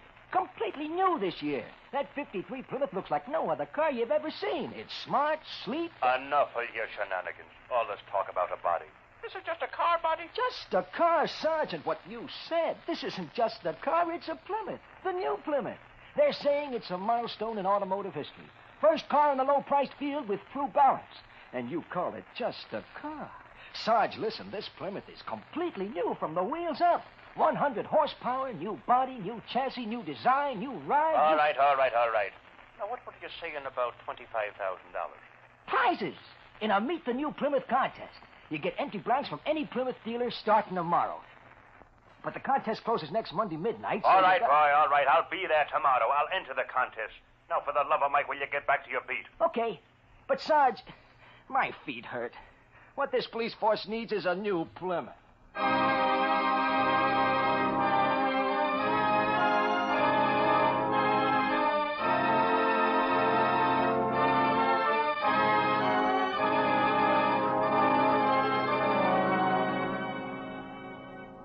Look, can we talk about this in the hall, Lieutenant? My boss finds out the cops are talking to me. That's okay. Thank you. Look, Lieutenant, about this Jean Bellamy, I don't know nothing about it. Well, you knew her, didn't you? Oh, sure, I knew her. Well, that is, I took her out twice, and that's all, Lieutenant, honest. Now, when's the last time you saw her? Oh, maybe a year ago, a year and a half. She phoned me a couple of times afterwards, asked for money, but I didn't see her again, you see. I don't know nothing about this, Lieutenant, honest.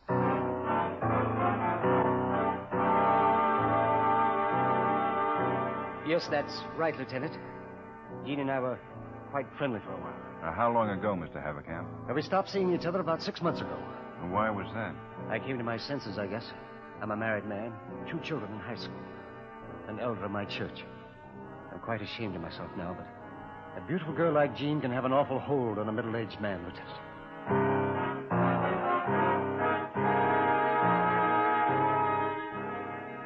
Oh, sure. Jean went for me in a big way, Sergeant. We hit the hot spots together for a while. I haven't seen her for maybe 2-3 months now. You know how it is, Sergeant. Well, what hot spots did you hit, Richie? Well, there was always one joint she wanted to go to. Over on Clawson Avenue, the Blue Parrot. Always the same joint. But what's to do in a nightclub? I got tired. You know how it is.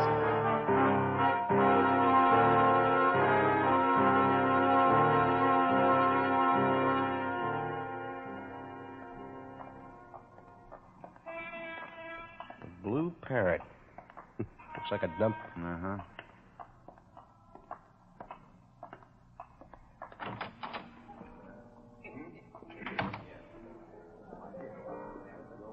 It's not too busy. Well, it's early yet. Probably be jammed another hour or two. Yeah. Come on in, boys. Got a good table for you right over here. The manager in? Oh, that lazy creep don't get here this early. Tell your troubles to Alma. We want information, Alma. Cops? That's right. Let's see. Sure. Uh-huh. Let's talk over here. Sit down. Have something on the house. No, thanks. Sure? No, thanks. Give me a bourbon on rocks, Joe. Okay, Alma. What's on your mind, boys? Jean Bellamy. That figured. You knew her? Sure, real tough break for that kid. Now, what can you tell us about her? Oh, swell kid, always laughing like a good time. Nuts for the kind of music they play here. She hung around here a lot? Yeah, almost every night. Why? She wasn't out on the town, if that's what you mean. She knew lots of men. She wasn't out on the town. Just didn't want to be a car hop all her life, so she was looking for the right guy. She ever find him? Yeah, she said she did. When? The night she was killed. She was in here then? That's right. Anybody with her? Here you are, Alma. Thanks, Joe. Who was with Jean that night? Nobody. You sure? I said nobody. What about this guy she said she'd found? She just said she found him. Give you his name? Anything else about him? Nothing. What time did she leave here? Oh, 11:30. Alone? She met somebody outside. Man? Yeah. Ever see him before? Yeah, he used to come here with Jean pretty often. I haven't seen him for 6 or 8 months, though. Know his name? No. What's he look like? Oh, he's maybe 45, 50, medium height. Has a little scar on the corner of his mouth. Horn-rimmed glasses. Nice-looking guy. They live in a car? Yeah. What kind? I don't know. It was a nice-looking car, pretty new. I don't know what kind, though. What color was it? Blue, I think. Some kind of light blue. Did you happen to notice the license number? Hey, did you ever play license plate poker? Trying to make the best poker hand out of the numbers you see in license plates? Yeah, I play it all the time. Make mind bets with myself. Sounds crazy, but I like it. What about it? Well, when I come in here that night, the best hand I'd seen was 2 pairs. 9s over deuces. The guy who drove Gene away that night beat me. You remember what he beat you with? A low straight. 4, 5, 6, 7, 8. You sure about that? Yeah. Sure looked like a good bet for a winning hand. Not for Gene Bellamy, it wasn't.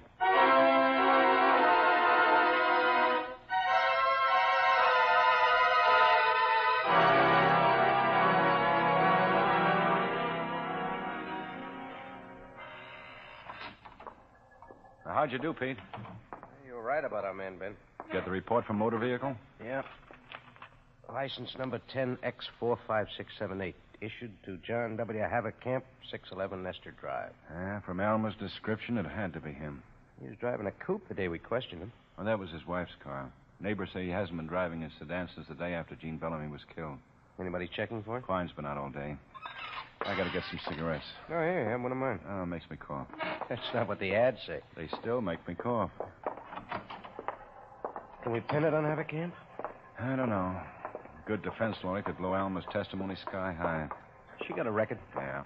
2 counts. Drunk driving, disturbing the peace. The prints don't match with those on Gene Bellamy's address book, though. You need any cigarettes? Uh-uh. Haverkamp's alibi's phony. Claimed to be at a movie at the Great Western Theater. It was closed that night with decorating. That'll help. Well, maybe. Any motive?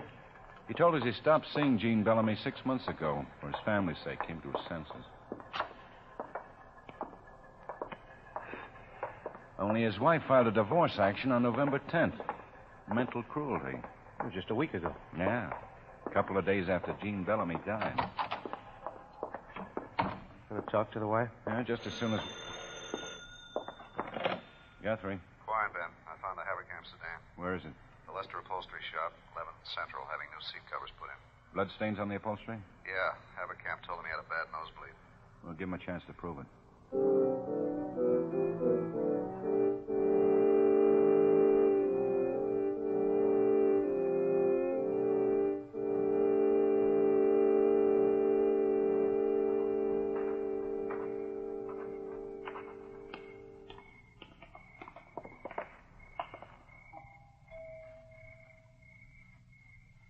Want to try the back? No. Somebody's coming. What is it, please? Is Mr. Haverkamp at home? What did you want to see him about? We're police officers. Police? That's right. Is he in? No. No, he's not home. Are you Mrs. Haverkamp? Yes. When do you expect your husband, Mrs. Haverkamp? I don't know. Will he be home later this evening? I don't know. Where is he now?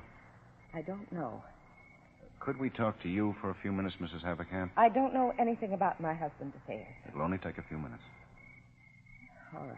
Thank you.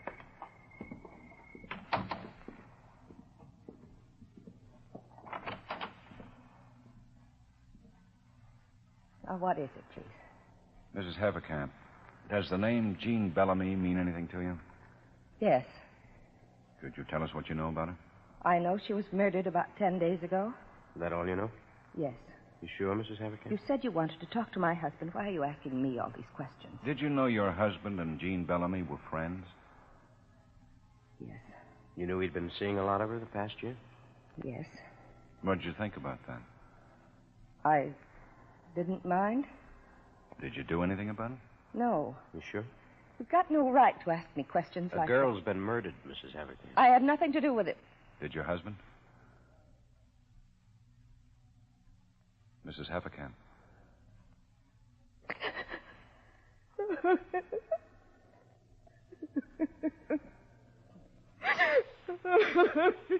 He killed her, didn't he? Yes. Did he tell you? Not at first. How'd you find out? Gene Bellamy's address book? Yes. It was on the garage floor the next morning. Must have fallen out of the car without him knowing. You mailed it into us? She'd been killed. Somebody was guilty. Somebody had to pay. Why did he kill her, Mrs. Haverkamp? She deserved to die. She had no right to do to him what she did. She had... Your husband? No, that must be my daughter. She's at a party tonight. She said she'd call. May I? Oh, sure. Hello? Yes, Beth, dear. Are you having a good time? Oh, that's wonderful, dear.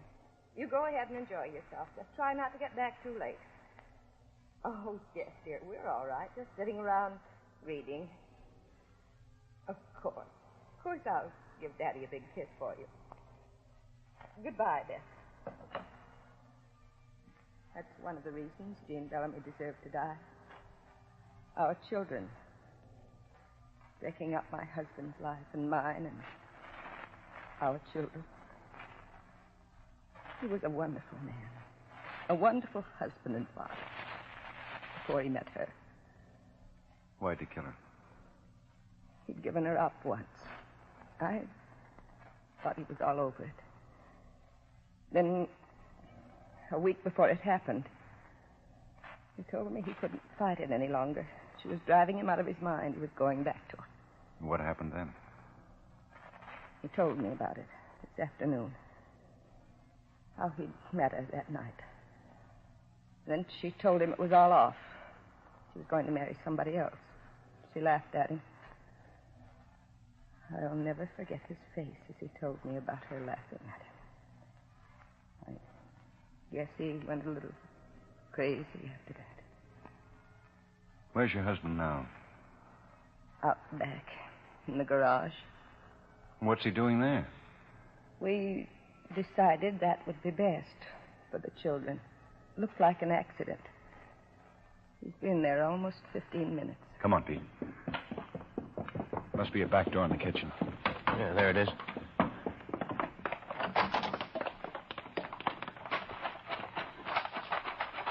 Hit that side door. Oh, there he is. Here. Let's get him.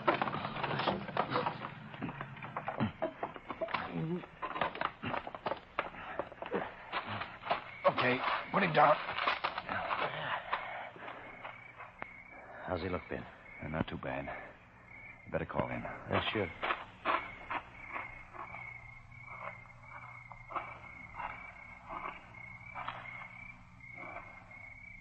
He looks so quiet and peaceful. He hasn't looked that well since before he met her. Is he dead? No. He's going to live. Oh, that's too bad. It's so quiet and peaceful now. And then, when he wakes up again, that's too bad.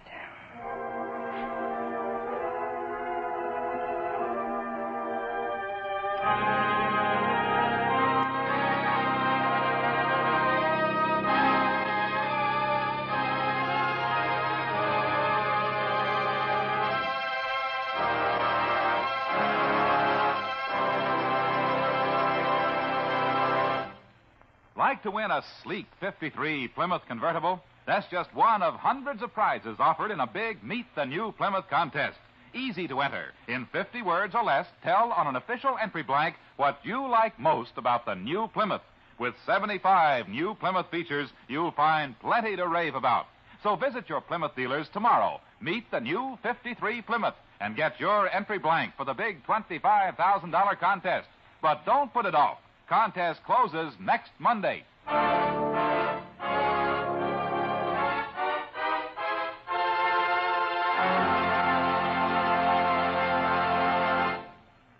The lineup, where before you pass the innocent, the vagrant, the thief, the murderer. Listen again next week when we again bring you the lineup. May I have your attention, please? You people out there on the other side of the wire in the audience room, may I have your attention, please? Thank you. My name is Karger, Sergeant Pete Karger. I'll explain the lineup to you.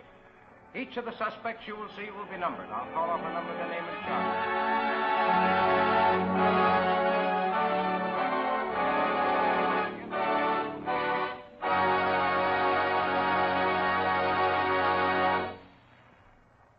The lineup, starring Bill Johnstone as Lieutenant Ben Guthrie, with Jack Moyles as Sergeant Pete Karger, was written by Sidney Marshall with music by Eddie Dunstetter. Featured in tonight's cast were Jeanette Nolan, James McCallion, John McIntyre, Howard McNear, Hy Averback, Sidney Miller, and Virginia Gregg. The lineup was transcribed in Hollywood by Jaime Del Valle.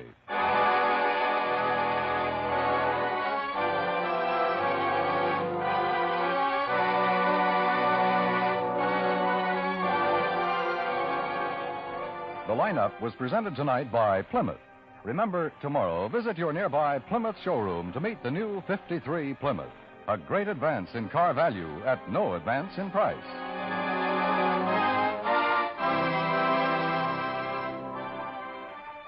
Dan Cubberly speaking. This is the CBS Radio Network.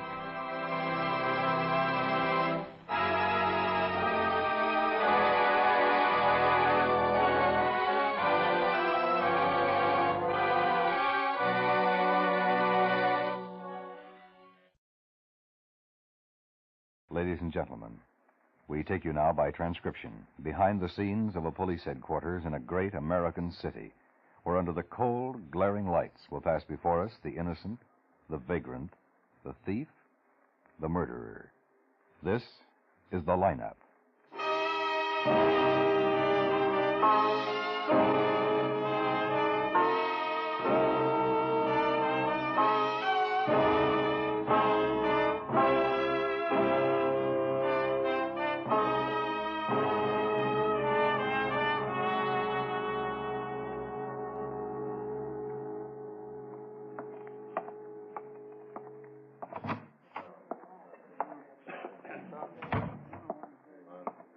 Hi, Beth. Hi, Klein. Hello, Miss Connolly. Sorry I'm late. Oh, that's perfectly all right. I just hope that I can be of some help. How's Mr. Matthews? We had him over for dinner this evening. The poor thing's just beside himself. He just can't understand Betty disappearing like this. You think something terrible has happened to her? We never know. Oh, dear. You think the salesman might have had something to do with it? There's always the possibility. Everybody we've talked to seems to be clear. Cleaning lady, Miss Murray, said she took Mrs. Matthews downtown at 9:30. You saw them leave. I waved to Betty as they backed out of the driveway. Maybe Betty had amnesia or something. Why, she wouldn't leave like this without a note. No, the hospitals are being checked. The only thing we can do is follow every possible lead. Let's get a seat while the sun laughs. Over there, okay? Yeah, sure. Here, Mr. Scanlon. You go to the game Sunday? Yeah, I suppose. Those Rams are really improved. I'll say. You policemen football fans? Well, sure, we go whenever we can. May I have your attention, please? You people out there on the other side of the wire in the audience room, may I have your attention, please? Thank you. My name is KARGER, Sergeant Pete KARGER. I'll explain the lineup to you. Each of the suspects you will see will be numbered. I'll call off a number, their name and charge. If you have any questions or identifications, Where was Pete last please remember the number assigned Went to the fishing. prisoner as I call Wish his I'd have name. gone. If you're sure or not too sure, the suspect had in help. The questions I ask these suspects are merely to get a natural tone of voice, so do not pay too much attention to their answers as they often lie. All right, bring on the line. Okay, keep it moving over here to the end of the stage, boys. Number 2, come on, pick it up. My feet hurt. Never mind. Turn face front. Hands at your sides and look straight ahead, straight out through the screen. You, number 2, stand up straight. What you picking on me for? I'm not picking on you. Do what you're told to do. Yes. Now, when I call out your number, step out. Keep facing the screen and talk up so everybody can hear you. I want all the people out there to get a good look at you and be able to hear what you say, so stand up and talk up. All right, number 1, Clyde McDonald, Grand Theft Auto. Where do you live, Clyde? Lieutenant, that third one. Where? He looks like the man. The only thing is his hair wasn't that short if it's the same man. Well, you'll get a better look at him in a minute. Utah, Salt Lake City. You working here in town? No, I can't seem to find anything I like. Where'd you get the car you were picked up in? A friend of mine let me use it. Oh. You know it was a stolen car? No, of course I didn't know it was stolen. You think I'd go for a ride in a hot car? You did. Where's your friend that lent you the car? Well, I told you, I guess. You've been out there, haven't you? We were out there. No one's living there or has lived there by the name you gave us. That's funny. All I know is what I told you. That's where he told me he lived. I only met him yesterday. Where'd you meet this friend of yours? A bar over on 36th Street. When were you supposed to give the car back to him? Well, no time in particular. He said he'd look me up when he needed it. I guess you boys don't believe me. It does sound kind of crazy, don't it? Sure does. Okay, Clyde, step back. Well, I'm telling the truth. You fellas better do some more checking up. We will. Step back. Number 2, Elroy Burke, disturbing the peace. Okay, Elroy, step out. Where do you live, Elroy? No place special. When I ask where you live, I want to know where you slept last. Oh, Well, where do you live? a hotel down on South First Street. Nice place. Everything's real handy. How long you been in town, Elroy? 2 days. Where you from? Arizona. A little old town named McNair. Got a job? Nope. I'm kind of taking a vacation. What kind of work do you do? Farm work. Irrigating, stuff like that. How tall are you, Elroy? 6'4". You married? Sure enough. Where's your family? Down in Arizona, I reckon. That's where they were when I last saw them. How old are you? 33, I think. Don't you know? Nope. I've never been much to mess around with details like that. You die when you get old, even if you don't know how old you are. What happened last night? Nothing much. I don't know why everybody gets so upset over a little old fight. You sure made a mess out of that bar. I reckon you're right. I had some help, though. How's that? Well, the guys I was fighting broke up some of the stuff. One man couldn't do that much damage. How'd it start? Well, it just took off kind of natural-like. I was standing there, and I started to feel pretty good, so I declared myself. 3 or 4 guys took me on. I figured I had them whipped by the time you guys got there. You were taking care of yourself, all right. Shucks, there wasn't nothing personal about it. I was just feeling good. Your feet still hurt? I hope the shot. They're killing me. Okay, Elroy, step back. Number 3, Edward King, open charge. Where do you live? I'm pretty Lake sure that's Hotel, him. Fifth and Locust. His hair Where looks you from? different, though. He looks like he just got a haircut. That's what it is, I'm sure of it. That's the man, Lieutenant. He's the one that was around the day Betty disappeared. Sergeant Karger. Yes, Lieutenant. Hold number 3 for interrogation.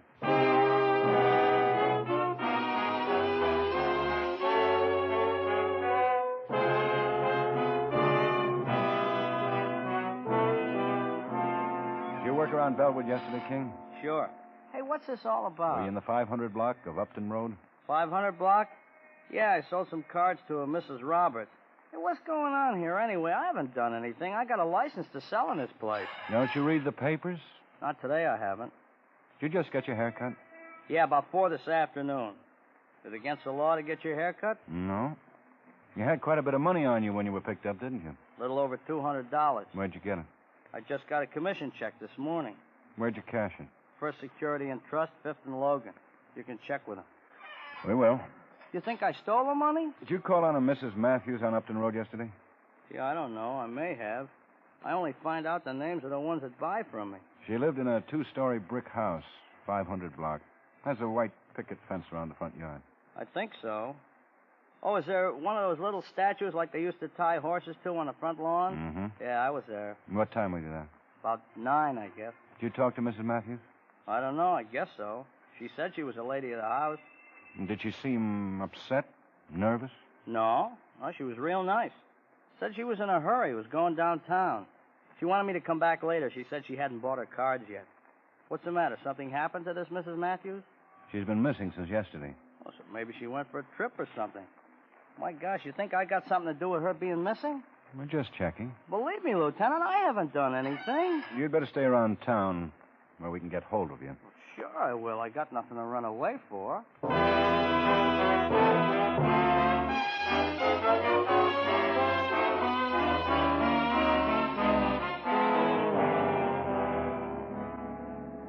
The papers are still giving White a rough time for fading back that 50 yards in the first Bears game. Poor guy. He thought sure he could break away. Yeah. Remember when that guy ran the wrong way in the Rose Bowl game? Uh-huh. Yeah, he sure took a ribbing. What was his name? I used to know. What was it? I've been trying to think of it all day. Oh, nice district. Yeah. Oh, Nelson called. Looks like Edward King is in the clear. The company he works for gave him a clean bill, and they'd already sent him a commission check for $175. I think I'll start in selling Christmas cards. Maybe that's the way out for Asher, too. Oh, Lieutenant Guthrie. Hello, Miss Murray. You remember Sergeant Karger? Yes, sir. Is Mr. Matthews home? Oh, he's in the den. He's been in there all morning. Who is it, Madeline? Lieutenant Guthrie and Sergeant Karger. They want to see you. Oh, good. Bring them back. This way.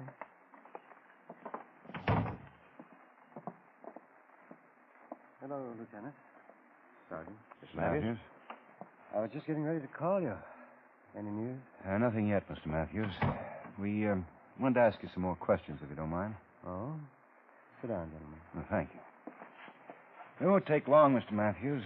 We'd just like to go over some things with you. All right, Lieutenant. Were you and your wife happily married, Mr. Matthews? What's that? Did you have any serious differences? Well, no, nothing that you could call serious. The only disagreement we ever had was over our son, Charles. Betty would have spoiled him rotten if I hadn't put my foot down. Now, how old is Charles? Well, let's see, he's 33. He lives over on the other side of town. And Betty was always of the mind that we had plenty, so why shouldn't we buy things for Charles now, while we were alive, and could see him enjoy them? She always said he would get everything when we were gone anyway. Was your wife ever despondent? Why, no, she had no reason to be. We live comfortably. She keeps busy with her club work, and we usually get along together. She has no enemies that you know of? Oh, no, none. How long has Miss Murray worked for you? Oh, over 4 years. Well, I guess it's nearly 5. She comes and cleans 3 days a week.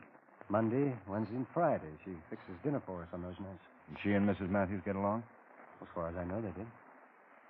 You left the house about 7 o'clock Monday morning? That's right.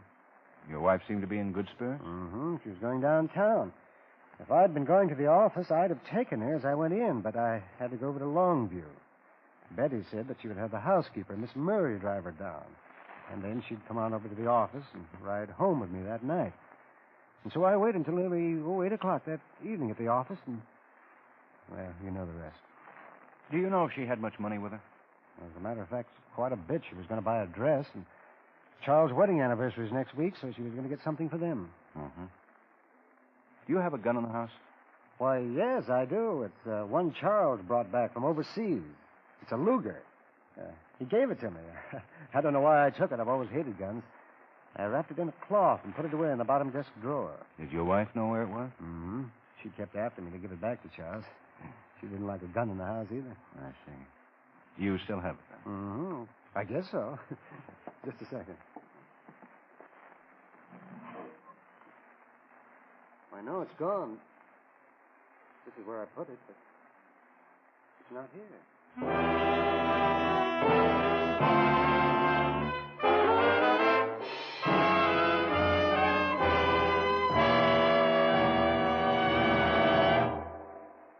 The lineup will not be heard next week, but returns to the air on Friday, December 12th. Consult your papers on Friday, December 12th, for the new time of The Lineup. Starting this Friday night, listen for yours truly, Johnny Dollar, starring John Lund as the insurance sleuth with the action-packed expense account, long known to CBS radio mystery fans. Yours truly, Johnny Dollar, begins a new series of adventures on most of these same stations this Friday night. You'll enjoy hearing John Lund as the colorful traveling detective who accepts freelance murder and fraud investigations and sums them up on his swindle sheet each week. Remember, yours truly, Johnny Dollar, is back again, Friday nights at the Star's address. Don't miss him.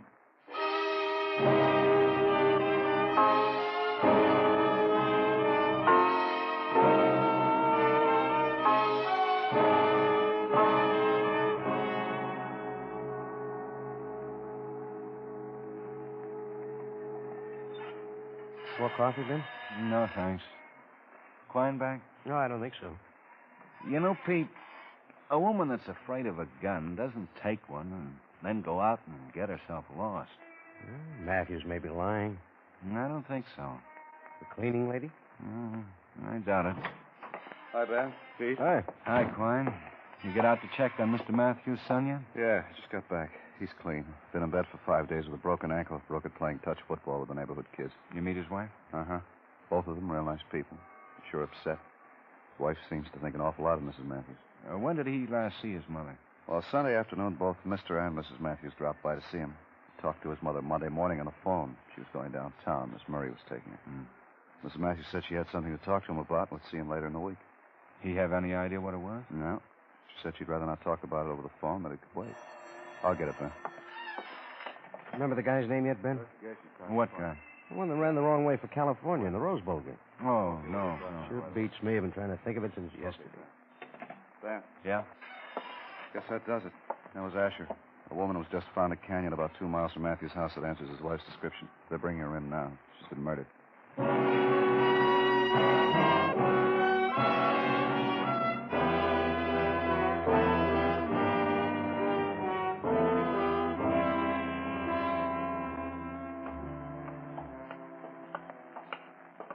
Hi, Ed.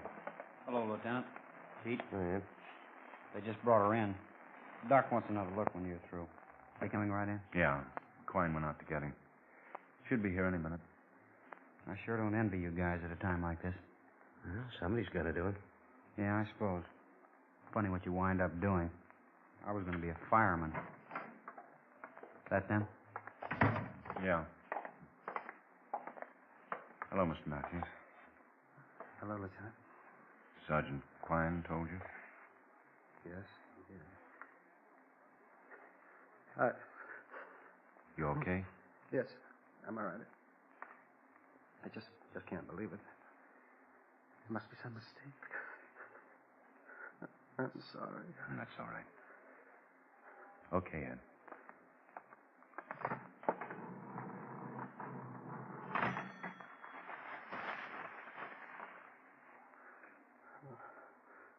Oh, no.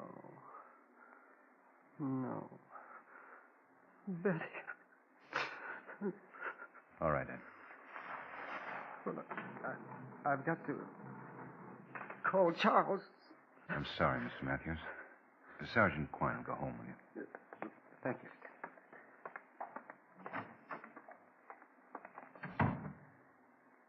Poor guy. Yeah. Doggone it, I sure wish I'd have been a fireman.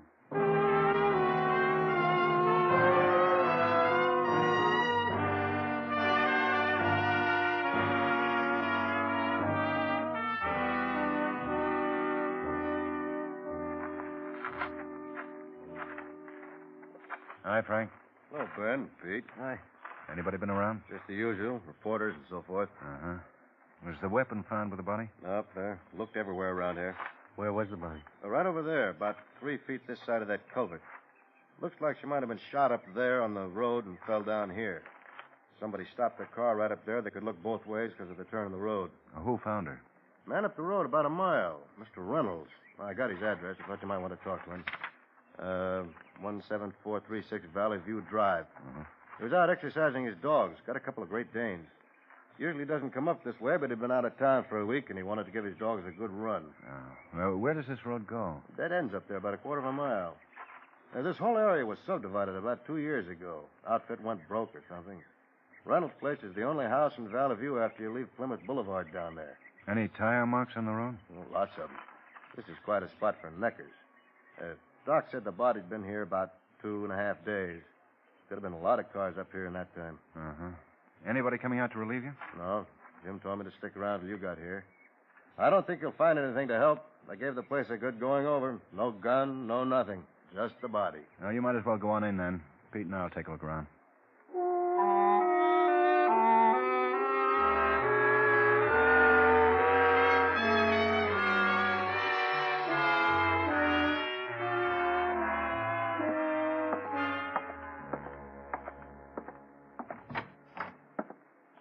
Hello, Ben.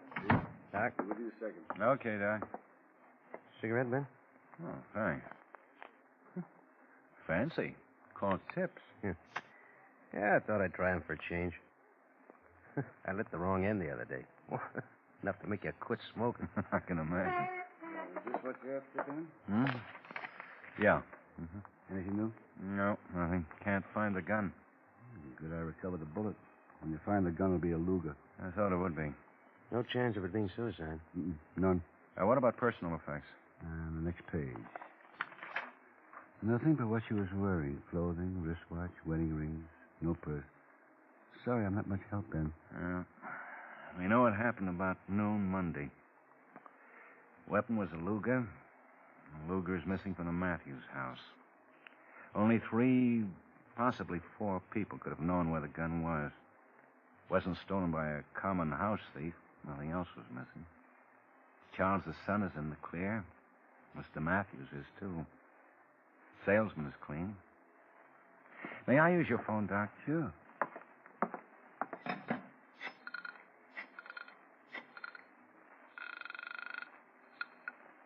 Sergeant Quiet. Ben, you busy? No. Good. I'll meet you in my office in 10 minutes. Pete, go out and pick up Miss Murray.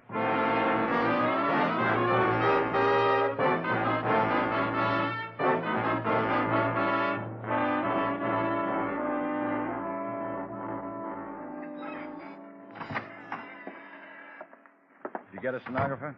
Yeah, I put him at my desk. Good. He'll be able to hear okay over the intercom. You stay out there. Pete will stay here in the office. Come in. Miss Murray, Lieutenant. Hello, Miss Murray. Sorry to bother you. Right here's fine. Okay, Quine. I know this will be dull and repetitious for you, Miss Murray, but we'd like to go over everything you've told us. Anything you may have left out, no matter how trivial you may think it is, please tell us. Well, I don't know how I can possibly be of any help to you. I've already told you all I know. Do you know Charles, Mr. and Mrs. Matthews' son? I should say I do. He's spoiled rotten.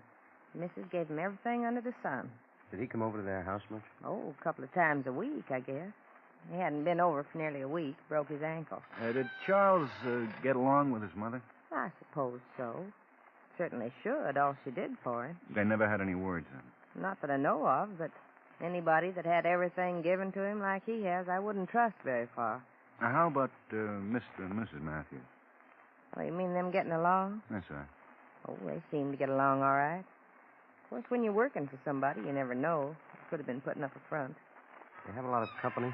Mrs. did. She's always having her club, meet at their house for a canasta party, luncheon, or something.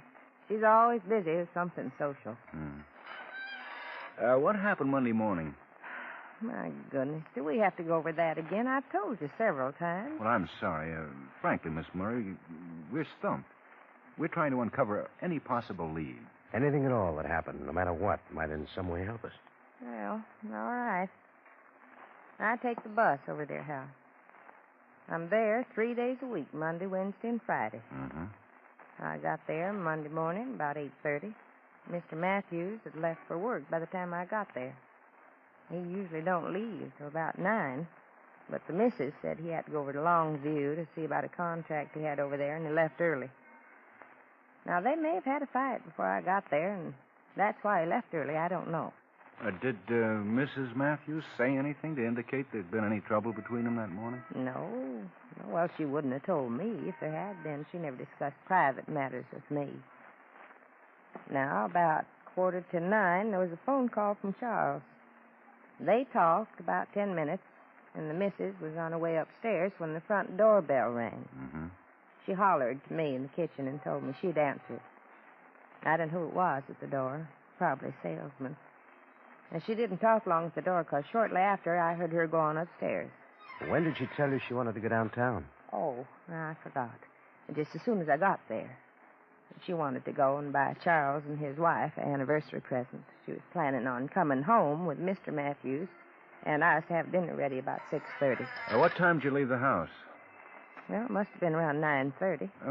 What route did you take downtown? Well, we went straight down Pacific Boulevard. Uh-huh.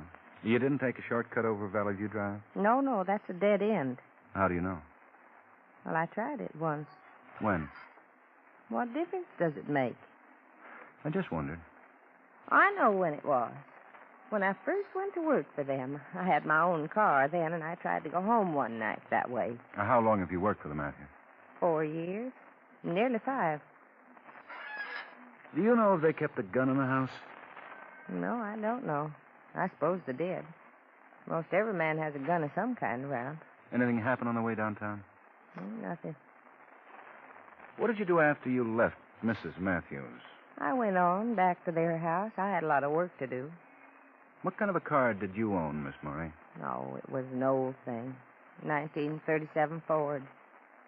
What on earth is that to do with what happened? Do you have a driver's license? Well, of course I do. Could I see it, please? I suppose so. What are you trying to do? You think I did something to Mrs. Matthews? Here. Thank you. Did you have a license to drive your car? Of course. That's a renewal license you have there. I know. This shows your original license was issued in 1949. That's only 3 years ago. What year did you say you sold your car? Now, I didn't say. What possible good can all this do? This whole thing has upset me so. If you think for 1 minute that I had anything to... I'm not accusing you of anything. We only want your help. Well, I don't know what more help I can be.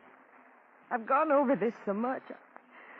I don't know what I'm saying anymore. You say you tried to take a shortcut over Valley View Drive when you first went to work for the Matthews? Yes, I just told you that. That was nearly 5 years ago. Of course. 5 years ago, there wasn't any subdivision in that area.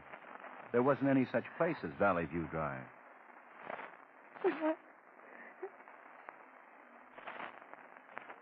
She was always giving things to Charles. Well, I took a bracelet that was hers. Oh, she never come right out and told me she knew. She just hint at it, make remarks.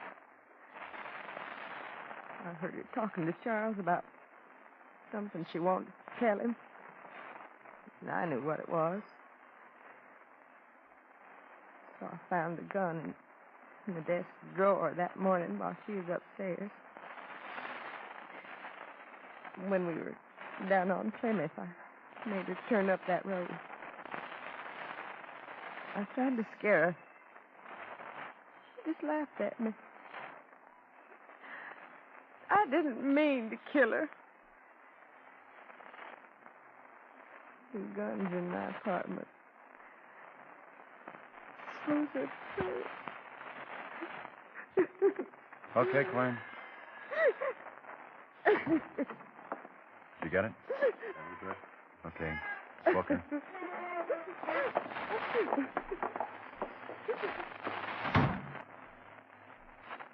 Roy Riggles. What? The guy that ran the wrong way in the Rose Bowl. Roy Riggles, that's his name. Oh, yeah.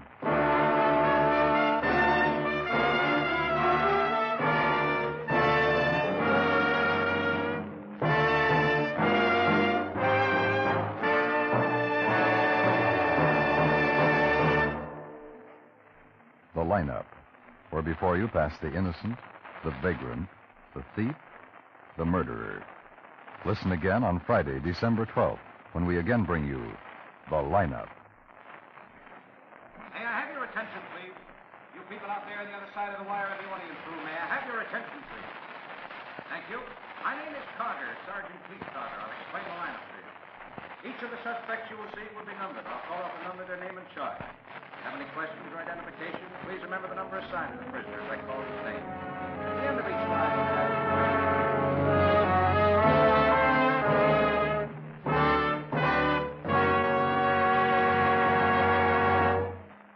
The lineup, starring Bill Johnstone as Lieutenant Ben Guthrie, with Jack Moyles as Sergeant Pete Carger, was written by David M. Light, with music composed and conducted by Eddie Dunstetter. Featured in tonight's cast were Hy Averback, Virginia Gregg, Sam Edwards, Clayton Post, Harry Lang, Jerry Hausner, and Howard McNear. The lineup is transcribed in Hollywood by Jaime Del Valle.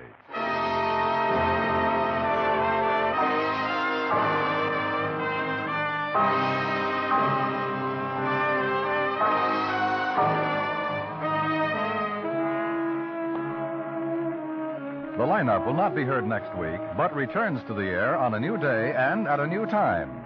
Beginning December 12th, the lineup will be heard on Fridays at 8:30 Eastern Standard Time over most of these same CBS radio stations.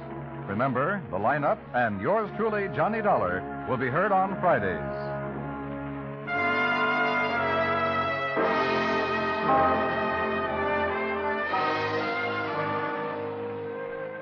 Dan Coverly speaking.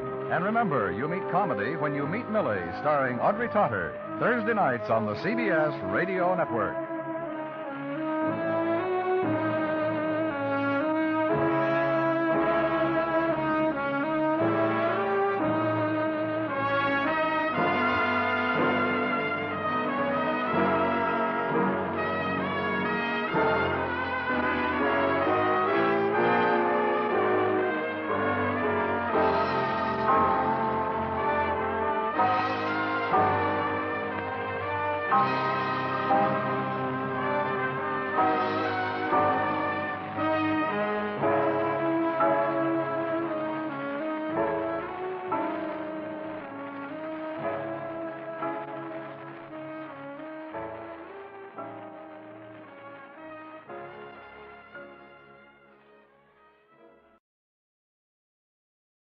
Ladies and gentlemen, we take you now by transcription behind the scenes of a police headquarters in a great American city, where under the cold, glaring lights will pass before us the innocent, the vagrant, the thief, the murderer.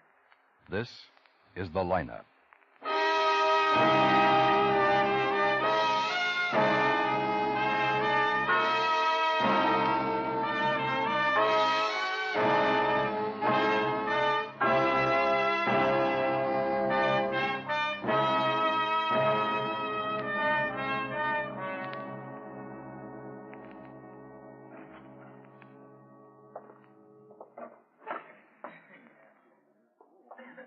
Hi, Ben. Hi. Charlie Rice get here? Yeah, over there with Dave. Mm-hmm. Jepson couldn't make it. A man from the Skagway station called and said he'd be here. Valley Division found the car. Yeah. 10 minutes ago. Parked on a side street in Granby. Stolen this morning from a man named Carlisle. It was on a hot sheet. Hey, what's that? That's a necktie. Oh. And my brother's kid gave it to him for Father's Day. He asked me to wear it once. Yeah, once will be enough. I'll see you later, Clint. Yeah, Ben. Hi. Hi, Dave. You hear that game today? Yeah. I'll never listen to another one. I know what you mean. Hope we got a make on this bird who's been sticking up those filling stations. 3 jobs in 3 nights. Me too. May I have your attention, please? You people out there on the other side of the wire in the audience room, may I have your attention, please? Thank you. My name is Karger, Sergeant Pete Karger. I'll explain the lineup to you. Each of the suspects you will see will be numbered. I'll call off a number, their name, and charge.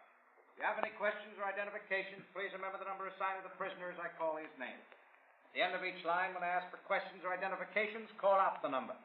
If you're sure or not too sure the suspect having help, the officers who took your name will assist you. They're seated among you. Please be prompt with your questions or identifications. When the prisoners leave here, they're sent to the washroom and dressed back into their jail clothes. It makes it quite difficult to bring them back after they leave here. The questions I ask these suspects are merely to get a natural tone of voice, so do not pay too much attention to their answers, as they often lie. All right, bring on the line. No talking up there. All right, keep it moving. Over here to the end of the stage. Spread out, stand facing the screen. Take your hands out of your pockets, look straight ahead of you. When I call your name, step out to the white line in the center of the stage. Number 1, Earl Feely, burglary. Come on, Earl, step out. Don't look at me, look out through the screen. I can't see nothing. Straight ahead. Where do you live, Earl? 3315 and a half Mission Place. Speak right up. 3315 and a half Mission Place? Yeah, that's right. Don't look at me. Face the screen. What do you do for a living, Earl? I'm a mechanic. You work in town? No, Cicero. How long you lived here? Almost 8 months. Haven't you been working here? Couldn't find a job. How do you live, Earl? How do you get along? How'd you eat for the past 8 months if you didn't have a job? Oh, I had a little money and I borrowed some. You own a car? Yeah, I got a car. Well, coupe, sedan, what? 46 Buick Sedanette. What color? Black. Any weapons? Can't you hear me? Any weapons, Earl? A knife or gun? Oh, no. All right, number 2, Irving Waxman, petty theft. Now, over to the left there, Earl. Yes, Sergeant. What's your address? 1897 Grant Street, apartment 308. You have a job? Yeah, I drive a route for the Columbine Laundry. How long you been doing that? About 3 weeks. What'd you do before that? You mean work? I mean work. I sold can openers. Where? House to house, you know. You have a car? No. Any weapons? No. Anyone arrested with you, Irving? Yeah, my wife. Virginia Waxman? Yeah. Anyone else? Guy who lives with us, Paul Darrow. I seen him in the next room before I come out here. Anyone else? Frankie Cedabaca. Cedabaca? Yeah, he's in the next room, too. Yeah, we know it. All right, slide on down. Number 3, Stanley Wormser, assault. Up to the white line, Stanley. Where do you live? The corner of Broadway in Florida. The number, Stanley. It's 351. And what is that?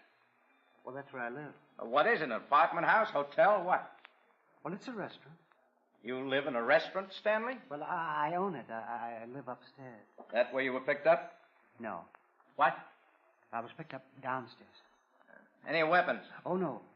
What about the chair? Well, what about it? You were using it as a weapon, weren't you?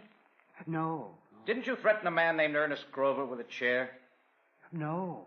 According to the officer's report, that's what happened. Well, they reported wrong. Usually don't make mistakes on these reports, Stanley. Did you threaten Ernest Grover with a chair? No. I broke it over his head. Oh, pardon me. You know him? Who? Ernest Grover. Oh, no. He was just some yo-yo who drifted in my place and he was looking for trouble. Why didn't you call the police instead of getting in trouble yourself? I can handle trouble. You've got a lot to handle now, Stanley. Oh, I'll be okay. Don't you worry about me. Oh, we'll try not to. Next, number 4, Abraham Mason, vagrancy. Where do you live, Abraham?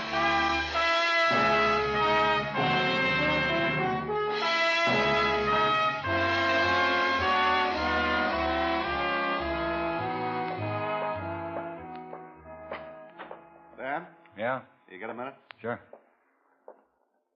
Lab finished with that car. Came up with 2 good prints. Make him yet? Working on it now. Rise didn't do any good, huh? I looked at 38 suspects. None of the others even got excited. Yeah. Stats office gave us a breakdown on the description. I've got him looking over the mugs now. Ash is with him.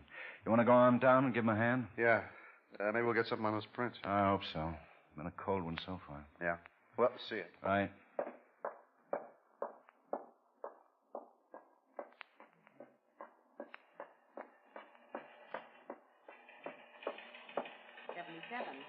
At Parkway Market. See the manager. KQAR 915. 20K code 6. 245 code 6. How's the neck, Pete? Oh, still stiff. 3 days now it's been this way. Did you see McMasters? No, not yet. If it isn't any better by tomorrow morning, I'll go see him. You should have seen him when it first started. That's what the wife says. Oh, I looked this over. Oh. Those the crime reports on those filling station jobs? Yeah. The MO's identical on all 3. Oh. Rise says the bandit drove in and asked for a tank full of gas. While Rise was filling the tank, he got out and went inside the station to use the phone. Rise got a good look at him then. He got another good look at him under the light inside the station. Size, coloring, build, general description matches up in all of these reports. Mm-hmm. Ben, this bird doesn't care if we know what he looks like. Sounds like a new boy to me, just starting out. Yeah. And from what all 3 victims have said about his attitude, the uncertainty and nervousness, he hasn't had much experience. Yeah. Lieutenant Guthrie. Your boy's getting ambitious, Ben. Now, what now? Just held up another gas station. 253 Pearl. 253. Thanks, Dave. Let's go, Pete.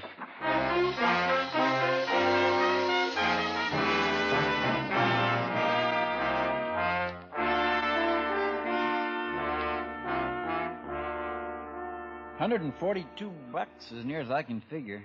He didn't bother with the change. Mm-hmm. $142. Well, now let's check this back. You say it was a green Nash, late model, license number 37J6778. Yeah, that's it. I wrote it down when he drove away. And he's about 6 feet, dark brown hair, sport shirt, gray slacks, medium build. Yeah. Do you remember anything outstanding about him, Mr. Todd? No, he was a nice-looking guy. Didn't look like no stick-up artist. I thought he was a nice fellow. About 25, would you say? Well, I'm not very good on ages, but around there, I guess. Now, he got out of the car and said he wanted to use the phone, right? Yeah, that's it, Sergeant. I filled the tank. He walked inside the station here. He was still on the phone when I finished. I came inside, and he hung up and turned around, and he had a gun in his hand. Well, I seen it right away. What kind of a gun? Little thing, a 25 or a 32, something like that. He didn't say anything at first. He just sort of stood there shaking a little. Then I began to shake. Well, I was scared that thing was going to go off. Well, he walked over to me, set it right in here. Man. He said, I want all the money you've got. He may have been nervous, but he meant it. I didn't argue with him either. Oh, I got a customer. All right, go right ahead. Hey, Pete. You got any change? Oh, yeah, I think so. Yeah, here you are. Thanks. I'm going to call in. Hey. What are these things for? Bugs. Stick them on the radiator ornament. Keeps bugs off the windshield.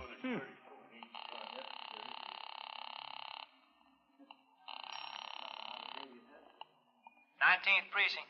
Sergeant Quine, please. Investigation, Quine. Anything on that Nash yet, Quine? Yeah, I got to make on a few minutes minutes ago, Ben. A Jack Myers reported it stolen at 4 o'clock this afternoon. Good. Okay, thanks. Oh, anything else? No, pretty quiet right now. Well, hope it stays that way. See you. Right, Ben. Anything? Got to make in the car. Stolen. You think you'll ever get this guy, Lieutenant? We're going to try. Say, look, did you happen to hear anything he was saying on the phone when you walked in? No, gee, I can't think of anything. Maybe he said goodbye to someone. You know, I really don't think he was talking to anybody on that phone. I think he just pretended he was using it so he could get me in here by the register. I got to give this guy his change. Okay. I think I'll get me one of these things. Seems a good idea. Well, if you're driving on a long trip to swell, Pete. A 32's a woman's gun. Anybody's gun, Ben. Yeah. You know, I was held up once before in 1946. Police never caught the guy. I don't think they even cared. We care, Mr. Todd. Might ask you to come down and look at some suspects tomorrow. Tomorrow? Oh, gee, that's my day off. Oh, we'd like to get this guy. Sure appreciate your help. Well, okay, I'll talk to the wife, but I don't see how you're going to get him. He could be in China now. Oh, hey, that's a police car, isn't it? Asher. Yeah. Hi, Ben. Hi. This is Thelma Lacey. Works at the Pearl Street Pharmacy over there. How do you do, Miss Hello. Lacey? Thelma, tell him what you told me. I saw that man drive in here tonight, the man who held him up. Go on. He was in the drugstore before that, sat down at the fountain for maybe an hour. I didn't think anything about it until a little while ago when this officer came in. How do you know it was the same man, Thelma? Well, he had this green car parked out in front. It's a spiffy-looking car. He just wheeled it around and came right in the station. I saw him from inside the store. Cased it from the drugstore, Ben. Yeah, sounds like it. Did you talk to this man, Thelma? Oh, yeah, we talked. You've known him before? Oh, no. Tonight's the first time I ever saw him. He said his name was Roy. Did he tell you his last name? No, but I think I can find out for you. Oh, how? Well, I told him I was married, but when he left, he kind of laughed and said he'd keep trying. Said he'd drop in again and see me first chance he got.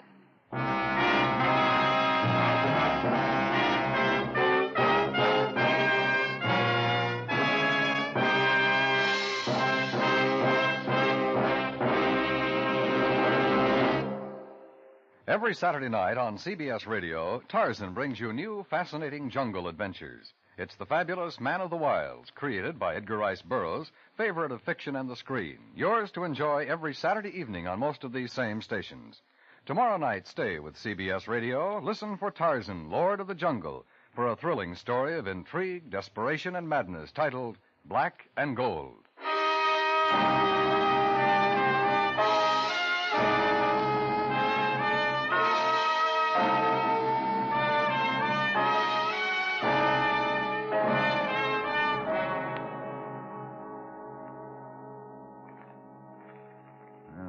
Which one is this? Number 13, Cherry Hill Station. $64. Yeah. And what's the total? $1,348. Not bad for 2 weeks' work. He's a one-man epidemic, Ben. He's making monkeys out of us, Pete. 13 jobs in 2 weeks, and we can't even get a line on him. We know exactly what he looks like and how he operates. We have his description on every bulletin and a half a dozen good prints from those cars he's stolen. Still, we can't stop him. Well, he hasn't pulled a job for 2 nights now. Maybe he's left town. I doubt it. He's been doing too well around here to quit now. AID wants to know if you know anything about these. Uh-uh. Now, how about this one? Let me see. Yeah, Small and Crockett handled it. Okay if they go over to work on it? Well, yeah. You can put them on the night watch. Okay, Ben. Hey, wait a minute, Quine. Huh? While you're at it, we might as well get the rest of this stuff assigned. All of these filling station jobs have been pulled in suburban residential areas. Cherry Hills, Park Hill, Pershing Heights, Capitol Hill, Arvada, Lindale, and Monarch. Now, right in here. He doesn't move from this kind of area. We'll bank on that. And we'll bank on the fact that he'll keep right on picking off these stations. Now, starting tonight, I want an extra car in every one of these districts. 2 men a car. Okay. It'll be up to the officers assigned to locate every filling station in their particular area. To keep special watch on those stations, including the ones that have already been held up. He might come around twice. Oh, what hours, Ben? Pete, what's the time incident? None of the holdups have been pulled before dark, none later than midnight. We'll start them at 7 and keep them on till 1, Quine. Okay. Every man should have a sheet from the stats office on this case. General description will be enough.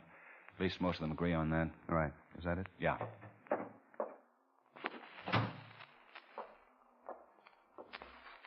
He's got 13 stations in those areas. About 82 more to go. Don't remind me. We'll split everybody's shift, but we'll try it this way until something happens. Yeah, he's bound to make a mistake sooner or later. He's already made it. What? When he held up that first station.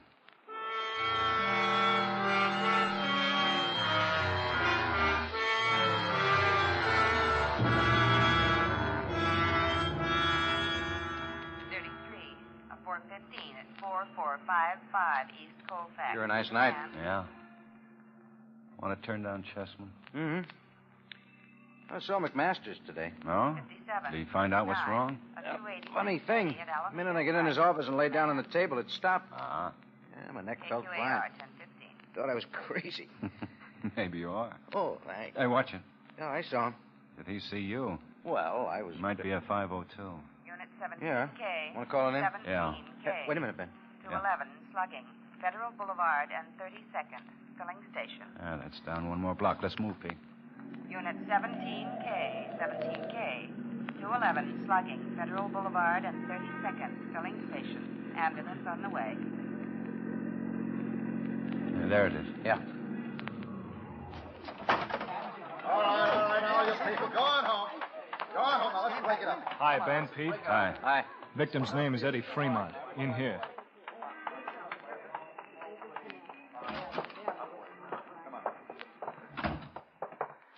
How is he?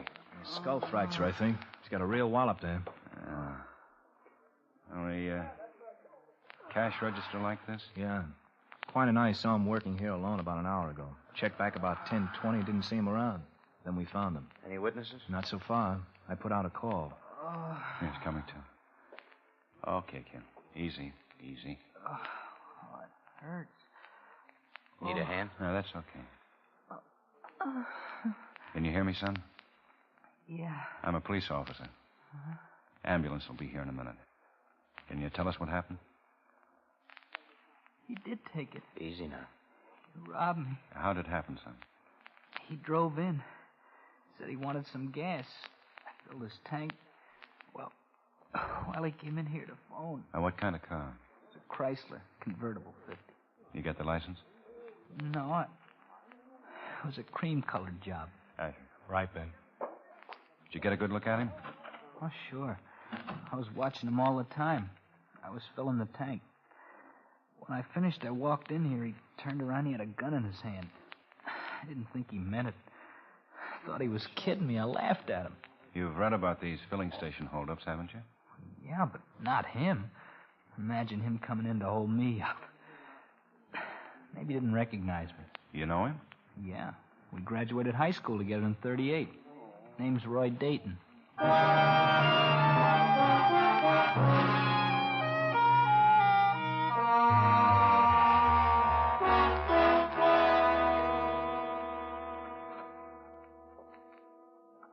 Yes. What is it? Now, how do you do? We'd like to see Roy Dayton, please. I'm Roy's mother. What is it you want? Is he home, Mrs. Dayton? I'm Mrs. Courtney. Roy's not home. If you'll give me the message, I'll see that he gets it. This is Sergeant KARGER, Mrs. Courtney. I'm Lieutenant Guthrie. We're police officers. How do you do? How do you do? Did you say police, Lieutenant? Guthrie, ma'am. Yes, ma'am. Is it something important? We'd like to know where we can get in touch with him. Well, he's out of town. I'm late for an appointment right This now. is important, Mrs. Courtney. I'd like to talk to you. Oh, dear. Will it take long? No. I don't wish to appear impolite, but I am late. Come inside, please. Thank you. Thanks. In here. Sit down, please. What is so urgent? Why do you want to see Roy? A routine investigation, Mrs. Courtney. You say he's out of town? Yes, he's in Chicago. Is Roy in trouble? Where's he staying in Chicago? I don't know. He'll probably be back in a few days. I'll have him get in touch with you when he gets home. What is it, a traffic violation? When did he go to Chicago? He left 2 weeks ago. Lieutenant, you have an annoying habit of disregarding my question. Why do you want him? We have reason to believe your son is connected with a series of holdups we're investigating. Positively absurd, Lieutenant. Absolutely the most absurd thing I ever heard. And we're just trying to get all the facts, Mrs. Courtney. We have to follow every lead. It's our job, you understand that? Of course. But doesn't this home and the obvious environment he's had influence you at all? Well, as I say, we have to follow every lead. Is Roy in Chicago on a visit, or is it business? Just a visit. But you don't know where he's staying? No. Did he go by train or plane? I have no idea. He left one night while I was out. I came home. All of his things were gone. Did he have a car? No. Roy always used my car. What kind of work does he do? You're making me terribly late. Sorry. Roy works for me, managing the estate and the ranch. Have you heard from him? Not a word. Well, seems strange he'd go away and not... That's an impertinent thought. Mrs. Courtney, understand. We have to find him, and we will find him. Our job is to get as much information about his habits and where he might be as we can. You act as though he were a fugitive. What is this all about? We can tell better after we talk to him. Well, I'm certain I can't help you then. Well, here's my card. If he gets in touch with you, would you mind giving me a ring, please? Not at all. What connection do you think Roy has with these holdups? We think he's the man who's been pulling them. Holding people up? With a gun? Yes, ma'am. Well, thank you for your time. Yes. Thank you. Good day. Lieutenant, Yes? Roy is not in Chicago. He's here in the city. Where he's living, I don't know. I've seen him on the street twice. He didn't even speak to me. His own mother. I don't know how he's living. He's always depended on the estate, me, for everything. That's why I've been worried this time. When we've argued before and he's left, he's always had money with him. When it runs out, he comes back. This time, he took no money with him. He hasn't touched the account. Can you think of any friends he might be staying with? I've called all of them. Unless they're lying, he's not with any of them. How about his wife? You know about her? We found out he was married to a girl named Corinne Hellman in 1945. The marriage was annulled. You know where we can locate her, Mrs. Courtney? I understand she lives in New York City now. Roy never should have married her in the first place. Oh, why do you say that? His place is here. I can't delay any longer. It's past 11. You'll have to excuse me. Oh, certainly, and thank you for your help. Not at all. I'm certain this is all a mistake. I can't think of any reason Roy would go out and hold up a person. I can think of one. What? He hasn't touched your account.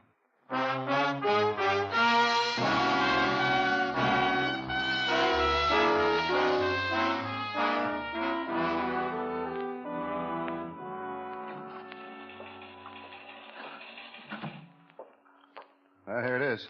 How'd it come out? Well, the picture's 12 years old. The three of them were positive dating a guy. Want some of this? What is it? Iced tea. No, thanks. Ben? No, thanks. Quine, we'll have to print that picture if we don't get a line on him pretty soon. Who's watching that house? Small and Ollinger. Crockett will go on a 4 with Murphy. Okay. You better keep one man free to watch Mrs. Courtney. Lieutenant Guthrie. I don't think you'll remember me, Lieutenant. This is Thelma Lacey at the Pearl Street Pharmacy. Well, sure, I remember you, Miss Lacey. What can I do for you? That Roy fellow that we were talking about, Lieutenant, he's in here now, having double malted milk.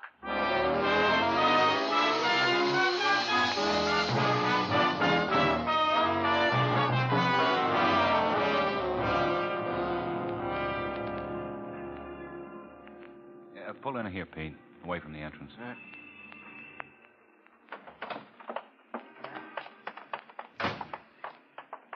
be careful, Ben. He's a newcomer. Nobody's given him any trouble yet. Can't tell what he might do if he has that gun on him. Yeah. Well, stay close to the door.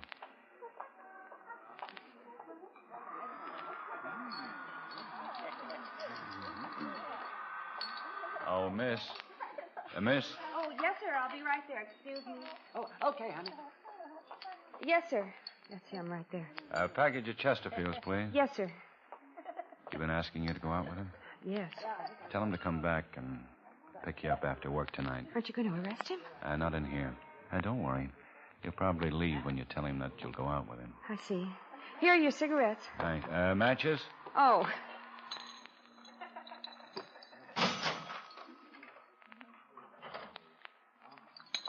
Okay, thanks.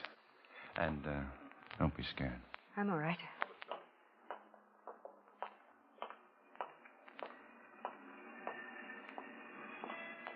That him, Ben? Yeah. A lot of kids in there. I don't want to take any chances. I'll walk on down to that dry cleaning store. He's wearing a gray flannel suit, dark, straw hat, sunglasses. Might be out in a second. I got it. Paying his check, man. Be careful.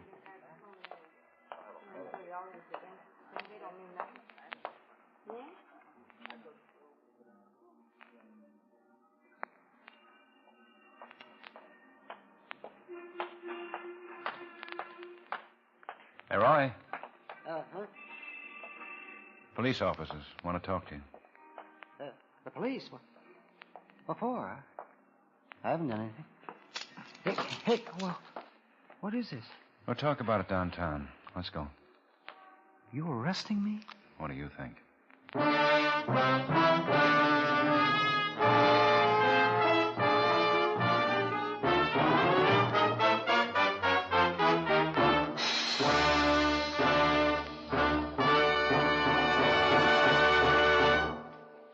The lineup, where before you pass the innocent, the vagrant, the thief, the murderer.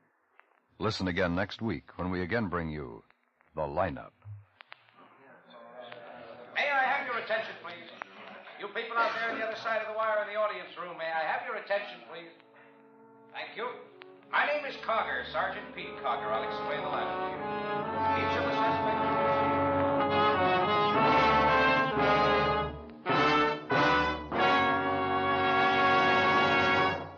The lineup, starring Bill Johnstone as Lieutenant Ben Guthrie, with Jack Moyles as Sergeant Pete Karger, was written by E. Jack Newman with music by Eddie Dunstetter. Featured in tonight's cast were Hy Everback, Peter Leeds, Parley Bear, Gil Stratton Jr., Howard McNear, Virginia Gregg, and Lee Patrick. The lineup was transcribed in Hollywood by Jaime Del Valle.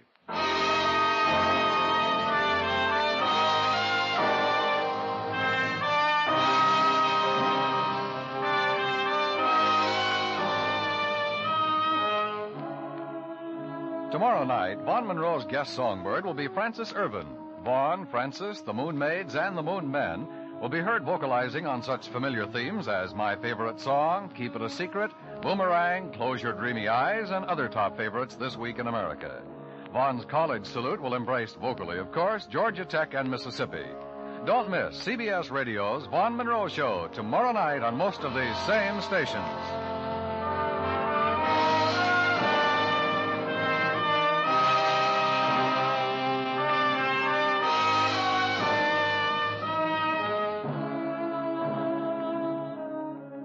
Dan Cubberly speaking. And remember, America now listens to 105 million radio sets and listens most to the CBS Radio Network.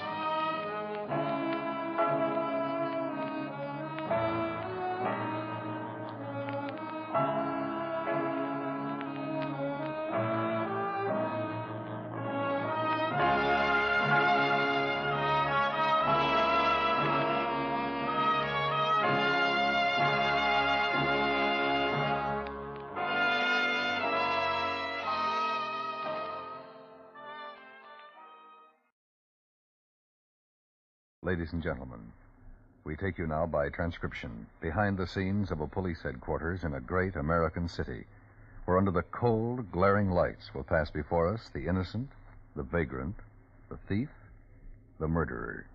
This is the lineup.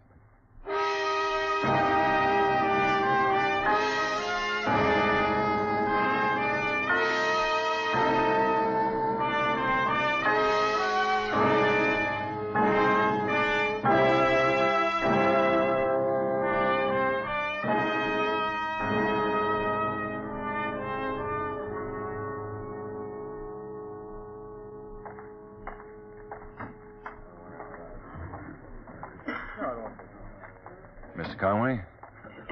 Yes? Yes, I'm Conway. I'm Lieutenant Guthrie. I talked to you on the phone this afternoon. Oh, yes, Lieutenant. Well, do you think you have them? Well, we don't know, Mr. Conway. I'd like to have you tell us. I do my best, but it was a year ago. Yes, I know. Any particular place you'd like to sit? Oh, this will be fine. Okay. Well, you people really stay on it, don't you? Hmm? Well, I mean, it happened a long time ago. I thought you'd forgotten about it down here. Well, we don't like to forget anything like that, Mr. Conway. Oh, didn't I meet him once? Sergeant Karger? Yeah. He was on the case. Oh, yes, I remember now. May I have your attention, please? You people out there on the other side of the wire in the audience room, may I have your attention, please? Thank you. My name is Karger, Sergeant Pete Karger. I'll explain the lineup to you. Each of the suspects you will see will be numbered. I'll call off a number, their name, and charge. If you have any questions or identifications, please remember the number assigned to the prisoner as I call his name. At the end of each line, when I ask for questions or identifications, call out the number. If you're sure or not too sure, the suspect, have him held. The officers who took your name will assist you. They're seated among you. Please be prompt with your questions or identifications. When the prisoners leave here, they're sent to the washroom and dressed back into their jail clothes. Makes it quite difficult to bring them back after they leave here. The questions I ask these suspects are merely to get a natural tone of voice, so do not pay too much attention to their answers, as they often lie. Okay, bring on the line. All right, move it right along, boy. All the way to the end of the stage. Lieutenant. Yeah? There's the man up there. Which one, Mr. Conway? The tall one in the dark suit. That's one of them. Well, let's wait till he's questioned. But I wondered if I'd know him if I saw him again. That is him. Keep your eyes straight ahead. When I call your number, step out to the circle. Your address is the last place you slept in town. Number 1, Thaddeus Newcomb, burglary. Where do you live? 141 West Colfax. What do you do? Plumber. Work for yourself, do you? No, Consolidated Plumbing Outfit on Bixby Avenue. You own a car, Thaddeus? Yeah, got a Chevy. What year? What color? 49. Sort of a gray-green. Anyone with you when you were arrested? George Trujillo. George Trujillo. Number 16. How long have you known George Trujillo? All my life. Is this your home? Since I was 14. Lived here all this time. You own a gun? No. Are you married? No. Okay, number 2, Henry Parch, robbery. Henry. Yes, Sergeant. Where do you live? West Side. The address, Henry. 233 Zender. A hotel, apartment, what? Zender Hotel. How long you lived there? 3 years, off and on. Any weapons when you were arrested? Yeah, I had a gun. What kind of a gun, Henry? 44 Smith & Wesson. Chrome, blue steel, what? Steel horn handles, nickel-plated. You have a car? No. What's your profession, Henry? Trucker. Don't look at me. Look out there through the screen. Take your hands out of your pockets. You always wear a mustache? Yeah. Anybody with you when you were arrested? No. What about Carl Engels? Don't know anybody named Carl Engels. That's him standing right back there, Henry. Take a look. Well? Which one? End of the line. He told me his name was Jack Cannon. He was with you, wasn't he? Yeah. Why'd you say no one was with you at first? It's your lineup, cop. I like to see your work. Back against the wall, Henry. Yeah. What was that? Nothing. Number 3, Chester Abrams, open charge. I know that's him. All right, Mr. Conway, just a minute. Holloway Hotel on 3rd Street. 4, 5, 6, 3rd Street? I think so. Only been there a couple of days. Where'd you come from? Winnipeg, Canada. You a Canadian citizen? No. Just been living in Canada last couple of years. Before that? St. Louis. A little louder. Don't think they can hear you. Where you from again? St. Louis, Missouri. That's better. You own a car. I've been certain that's him ever since he walked on the stage, Lieutenant. Profession? He's one of the men who killed my wife. Okay. Sergeant Karger. Yes, Lieutenant? Number 3, hold for interrogation.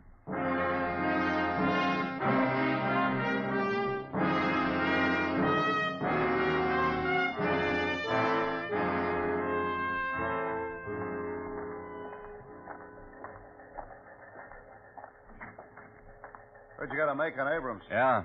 Conway spotted him right away. Here's the card. Okay. Ben, the officer responsible for the arrest is here. Huh? Yeah, his name's Pritchard. Been on the force 3 years. He's in your office. Okay. Yeah, Pritchard? Yes, sir? I'm Lieutenant Guthrie. Glad to meet you. Same here, sir. Well, that was good police work picking up Abrams. What's your unit? 405. Captain Edison? Yes, sir. Long memory like yours helps a lot. Maybe it's because it was one of my first, Lieutenant. I had a beat near the Strand Theater. I was about half a block away when I heard the shots. I came up, found Conway slug cold and Mrs. Conway dying. She was the one who gave me the description. The one filed in the crime report? Yeah. I remember her telling me what the man looked like. And she was a pretty brave woman, and I hated to see her die like that. It's gotten personal with me. I've been looking for Abrams ever since, I guess. Well, we've got him now, Pritchard, thanks to you. You'll be hearing from me. Yes, sir. Nice to meet you. Same here. See you, Sarge. Yeah. St. Louis has some stuff. Fingerprint classification. Check. FPC, key 19, primary 32/32, inner over outer, final 15/17. He's our boy. Yeah, but his name isn't Abrams. Real name Chester Cully, alias Jack Rourke, alias George Fremont, alias Victor Adams. 13 arrests, 2 convictions, both armed robbery. Last one, July 19th, 1947. Got out 18 months ago. Parole? No, he did it all. Hold on, Ben. All right. 213, quiet. Yeah. Yeah. Right, fine. Conway thing happened 13 months ago. Cully could have been in town for it. All we have to do is prove he was here and find out who he was working with. We're closer than you think, Ben. Hmm? That was Asher. He went through Cully's hotel room, turned up an Army 45 hidden in the mattress. Well, Mrs. Conway was killed with a 45 slug, wasn't she? Yeah.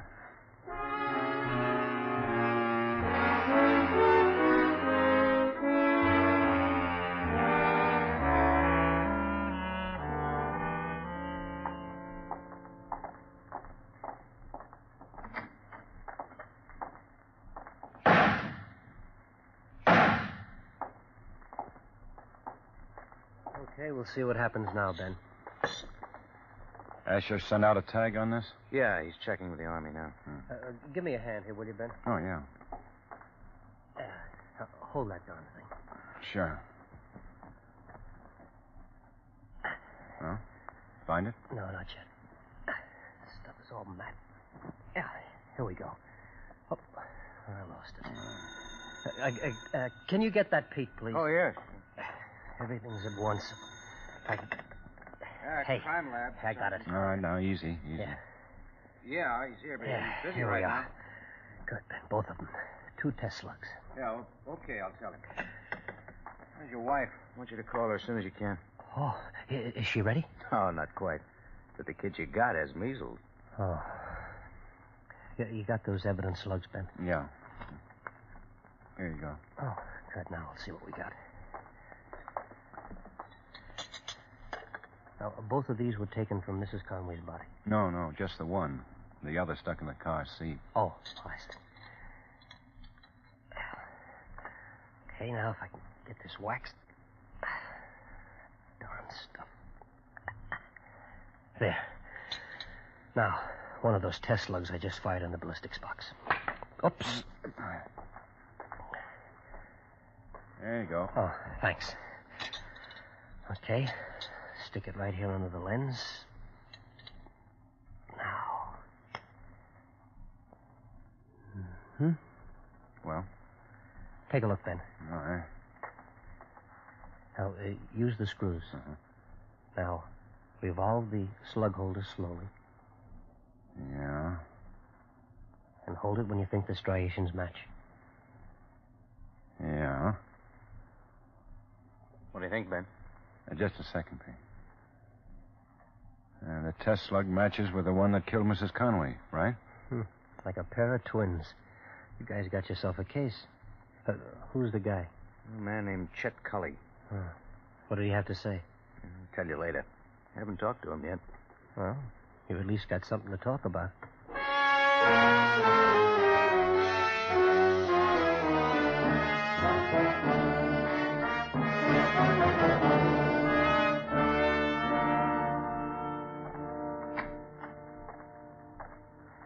Hi, Ben. Pete. Hi. Stuffy in here.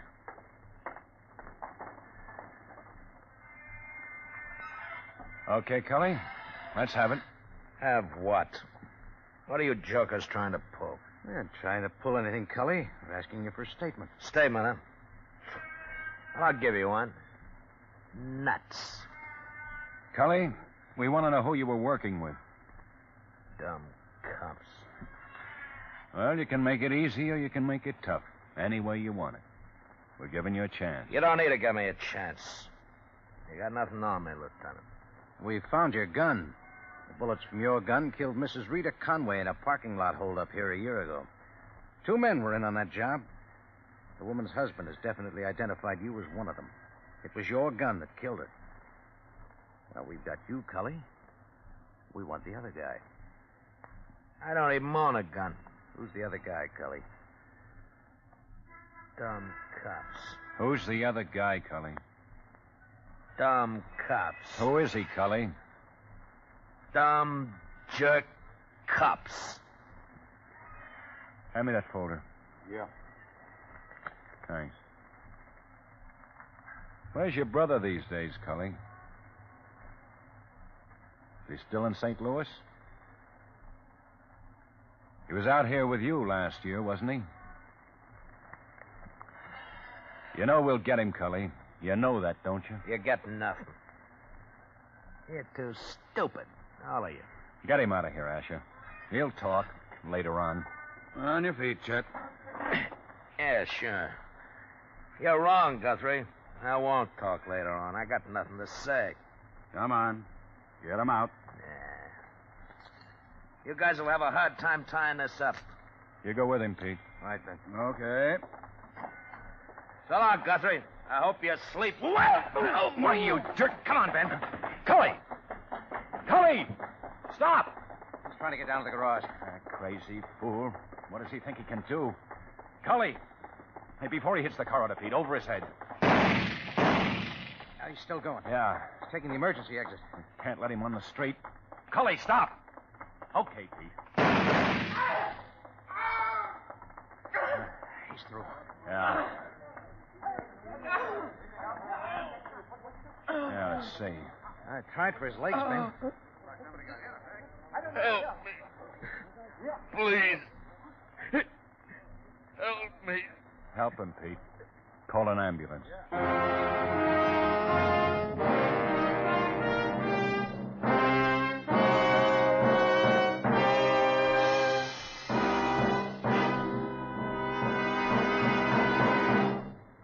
When America's schools are in trouble, all America is in trouble, because a strong, enlightened democracy has its roots in good, free education.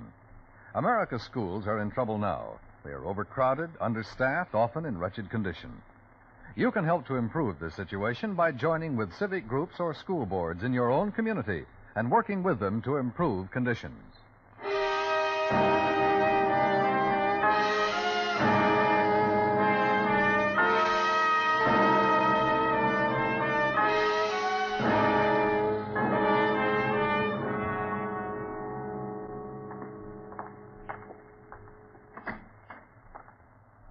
How's the head, Asher?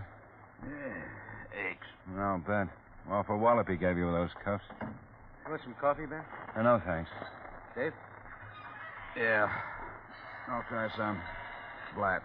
Well, let's see. Cully's got a wife in St. Louis. She's on her way out here. Yeah?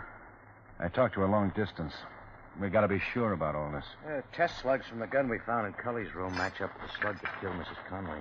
Conway himself made a positive identification on Cully. Yeah. Mrs. Cully's going to have to know all these things, and she's going to have to know them right. She's only been married to him 6 months, and she's talked about false arrest and suits. Anything in the hotel room yet? Been staked out ever since we picked him up. No visitors, no phone calls. How about his mama sheet? Here you are, Ash. St. Louis had a good file on him. We sent them a description of the man who pulled the job with him. Police there looked up everyone in Cully's sheet. Not a possible in the whole bunch. They're still looking, though. It could have been somebody he tied up without hair. Yeah, looks that way. Stats office is running through again. All we got's a medium-sized man, dark, young. And tough. I wish it'd been Cully's brother. Make our problems simpler. Huh? He was killed in an accident in Toledo 6 months ago. Came in while you were out of the hospital. How about the Army? Oh, nothing from them yet on the gun. Well, we know that gun was the one used on Mrs. Conway, but we don't know which one of them did it. Conway was out of the picture when the shooting took place. It's Pretty good bet it's Cully's gun, since it was in his room. Well, there's only one way to be sure. How's that? Find the man who was with him.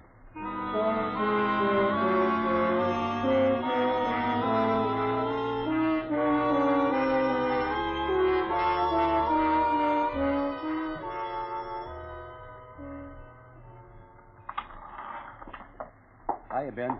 Pete. Hi, Doc. Time. Hi, Doc. He came to about an hour ago. He was doing nicely after we got the slug out of him. My nurse was in there giving him intravenous. She said he opened his eyes and sat right up, knocked the equipment down. Then he tried to climb out of bed. Yeah? Yeah, the hemorrhage started right away. No way to stop it. He was doing pretty well until then. Think you'll make it? No. He asked for a priest. I got Father Hanson over here. You know what Cully did? He broke a glass and tried to shove it in his face. Boy, he's a real one. Yeah. You said anything? He had a lot to say. The kind of filth you hear only once in a lifetime. Yeah. It's down here. Better lose that cigarette, Pete. Oh, yeah.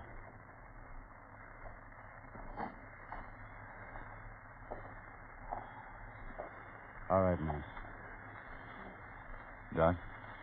Yeah.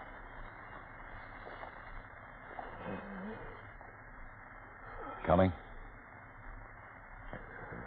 Cully, can you hear me? Sure, Guthrie. That's your name, Chester Desmond Cully? Yeah. Where do you live? Oh, this... You understand you're seriously hurt, Cully? You're on the wrong place. You did this. Cully, you're on your way out, you know that?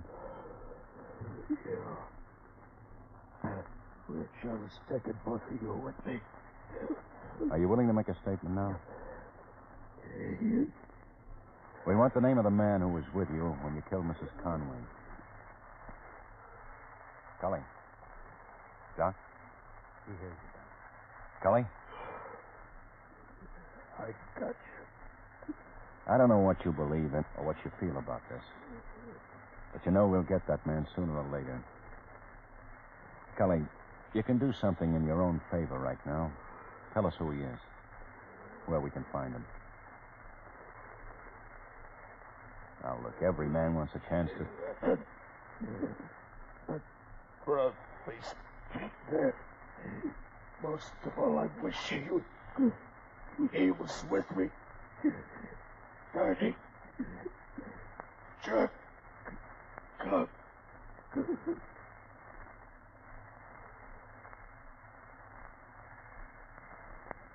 Okay, Miss Allen. Get an order.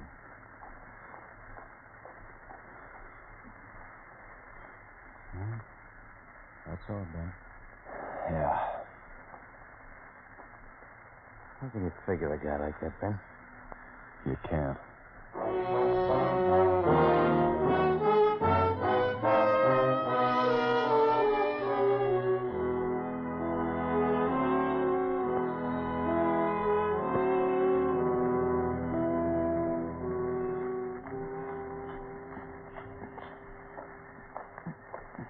Morning, Van. Hi, Quine. Pete around? Oh, no, not yet. Anything new?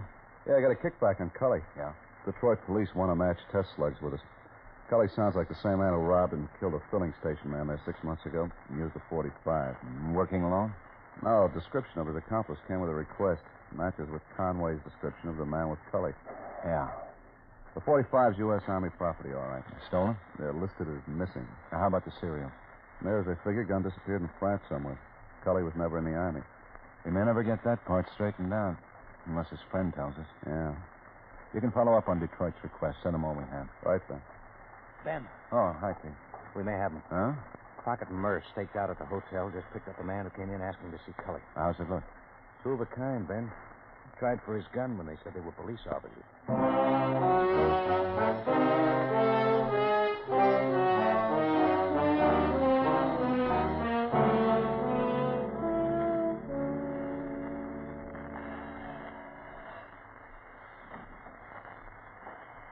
Okay, Rogers. Inside. Sit down, Roger. Are you in charge, Your Honor? That's right. Sit down. Now, what's the idea of picking me up? What's the big... Down. You have a permit for the gun? You kidding? Now you know why you're here. Look, you haven't done anything to hold me on. I haven't done anything. What are you worried about? Now, listen, you, I don't take smart talk from nobody, cop or not. Why'd Now, you just try keep- to pull the gun when the officer stopped you? I didn't like their looks. How do I know they were cops? They told you. They showed you their badges. They... Why the gun? I use it for business. What business? I travel. I sell things. Jewelry. How do you travel? What do you mean, how do Car, plane, train, what? Train. This your home? No, Kansas City. What's your address there? 4516 First Avenue. How long have you been in town? A couple of days. What train did you come in on? Santa Fe. What time to get in? I don't remember. You don't remember? No, I don't remember. Where you staying? Rogers? Oh, look, I don't have to go through this kind of stuff. Now, book me if you want to. Book me for whatever you want to book me for. I'll be out of here in 24 hours. Habeas corpus? Oh, just book me. It wouldn't work, Rogers. We're talking about a murder. A what? A murder. Okay, Lieutenant? Yeah. All right, Mr. Conway. Hello, Lieutenant. Mr. Conway? Sergeant. Hi. Sergeant. Mr. Conway, have you ever seen this man before? Turn on that light, please. Yeah. Now, come on, stupid. Have you ever seen me before? I've seen him before, Lieutenant. Where, Mr. Conway? In a parking lot by the Strand Theater about a year ago. You're certain? I would never forget his face, Lieutenant. He and that other man killed my wife in cold blood.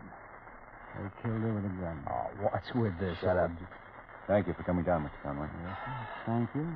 Goodbye, Sergeant. Sergeant. Lieutenant. All right, now what's all that supposed to mean? Means you're it, Roger. You're tied up with Cully. That's enough for us. Tied up with who? Chet Cully. The man you went to see at the hotel when the officers picked you up. Come off it, Rogers. We got your cold. You worked stick-ups with him. You killed a filling station man in Detroit. You killed that Conway woman out here a year ago. You've just been identified. Be smart. I don't know what you guys are talking about. I'm a salesman, not a stick-up. That won't get you anywhere. Cully was just a name on a card to me. I was told to go see him. Who gave you the name? I forget. And Cully told us everything. Cully hasn't told you anything. No? No. I don't even think you've got it. We've got him, Roger. Well, you got to show me, copper. Okay. We'll show you.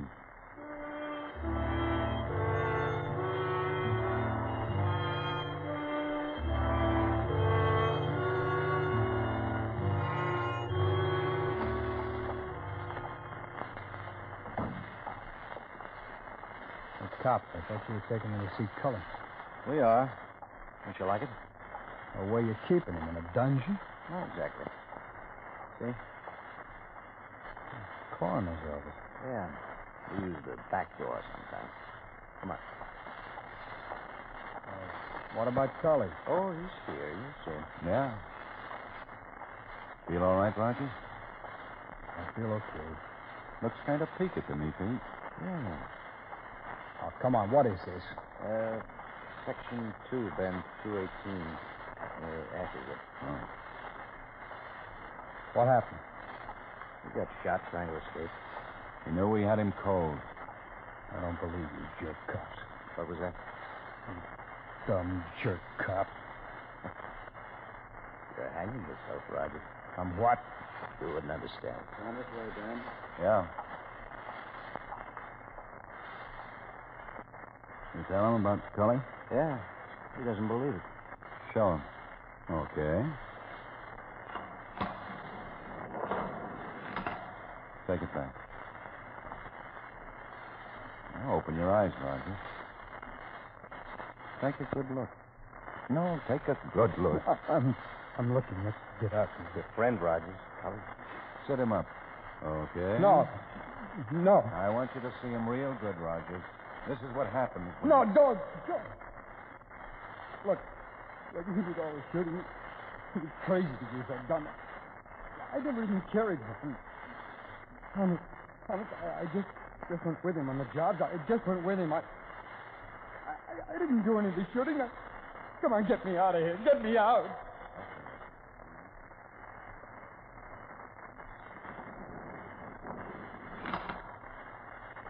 Look, I didn't do any of the shooting. You can't hang that on me. Okay, we'll try. You won't? You said you were with him, that's enough. You're as responsible as he was.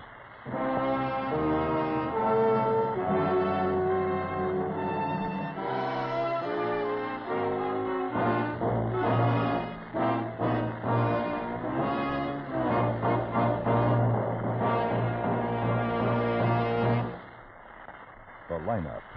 For before you pass the innocent, the vagrant, the thief, the murderer. Listen again next week when we again bring you the lineup. May I have your attention, please? You people out there on the other side of the wire in the audience room, may I have your attention, please? Thank you. My name is Carger, Sergeant Pete Carger. I'll explain the lineup to you. Each of the suspects you will see will be numbered. I'll call off a number, their name, and charge. If you have any questions or identifications, please remember the number assigned to the prisoner as I call his name. At the end of the line, when I ask for questions or identifications, call out the number. If you're sure or not too sure of the suspect, have him held. The officer...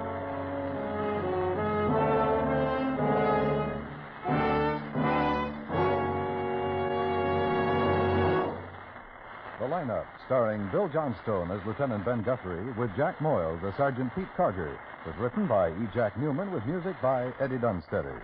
Featured in tonight's cast were Howard McNear, Bob Sweeney, Clayton Post, Bill Conrad, Hy Averback, Dave Young, and Stacey Harris. The lineup was transcribed in Hollywood by Jaime Del Valle.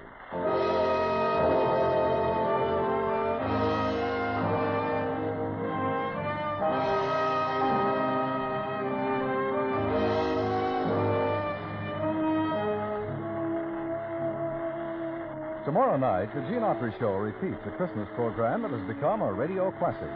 On the drama portion of the program, Gene tells a neighbor boy the story of the Yuletide in truly delightful Western fashion. And the rest of the Melody Ranch gang join Gene in bringing you Christmas songs all the family will be anxious to hear. Don't forget, one and all, it's the Gene Autry Show, and it's tomorrow night on most of these same stations. Another holiday observance at the Star's Address, presented by CBS Radio.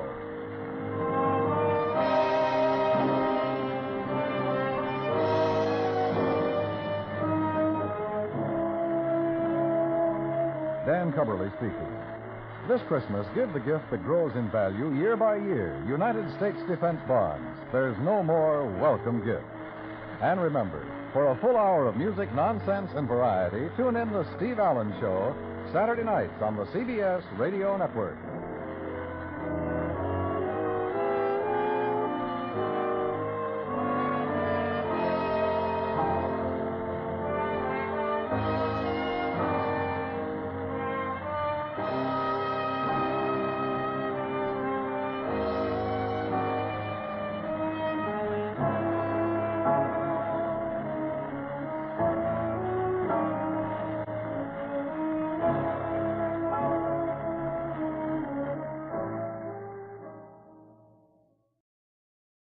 Ladies and gentlemen, we take you now by transcription behind the scenes of a police headquarters in a great American city, where under the cold, glaring lights will pass before us the innocent, the vagrant, the thief, the murderer. This is the lineup.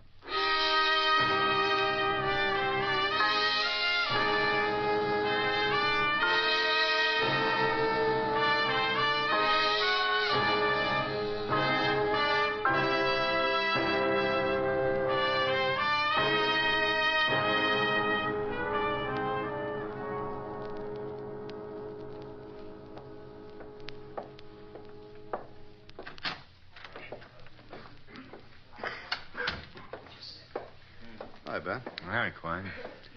What you doing? Well, I got Mr. Forbes over there. I didn't think there was much need of it, but he wanted to come in. Well, it'll give you something to do. Yeah. I got started taking care of Little Rock, sending someone out to pick him up. No trouble? No. He finally calmed down. You going to stick around? Yeah, might as well. Here.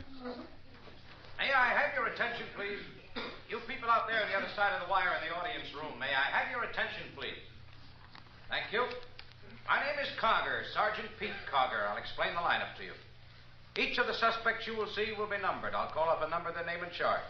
If you have any questions or identifications, please remember the number assigned to the prisoner as I call his name. If you're sure or not too sure of the suspect, have him held.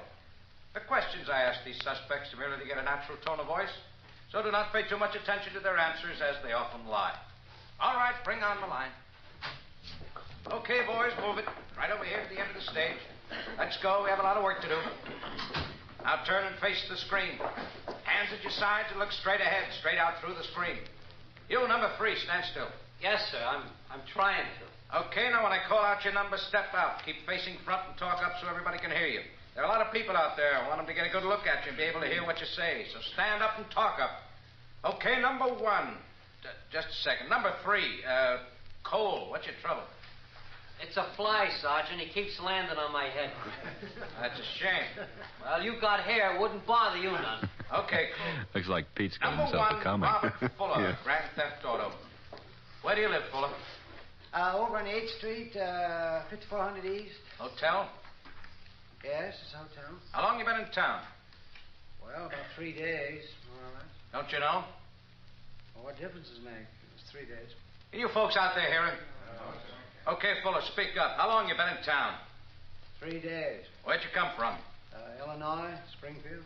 You ever been arrested before? You mean here? Anywhere. Well, back there, I was arrested a couple of times. What kind of a car were you picked up in? 51, Pontiac. Anyone with you? No. Have any friends here in town? No. Where'd you get the car you were picked up in? Well, what are you asking me silly questions for? You know where I got the car or stole it. Okay, Fuller, step back. Number 2, Albert Wilson, robbery. Where do you live, Wilson? 1330 Arlington Avenue. How long you lived there? Well, must be nearly 4 years. You ever been in trouble before? No, sir. What happened last night? I got into trouble. We know. How did it happen? We needed some extra money, and we figured the whole thing out. Jimmy and I never been in trouble before. We just made a mistake. Jimmy? Yeah, Jimmy Swain. You must have him there on the list. James Swain? Yeah. He's right down there. 1, 2, 3, 4, 5, 6. Number 6. You married? Yes, sir. Both Jimmy and I got wives. That's what's worrying us most. They ain't gonna like this. You own a car? Nope.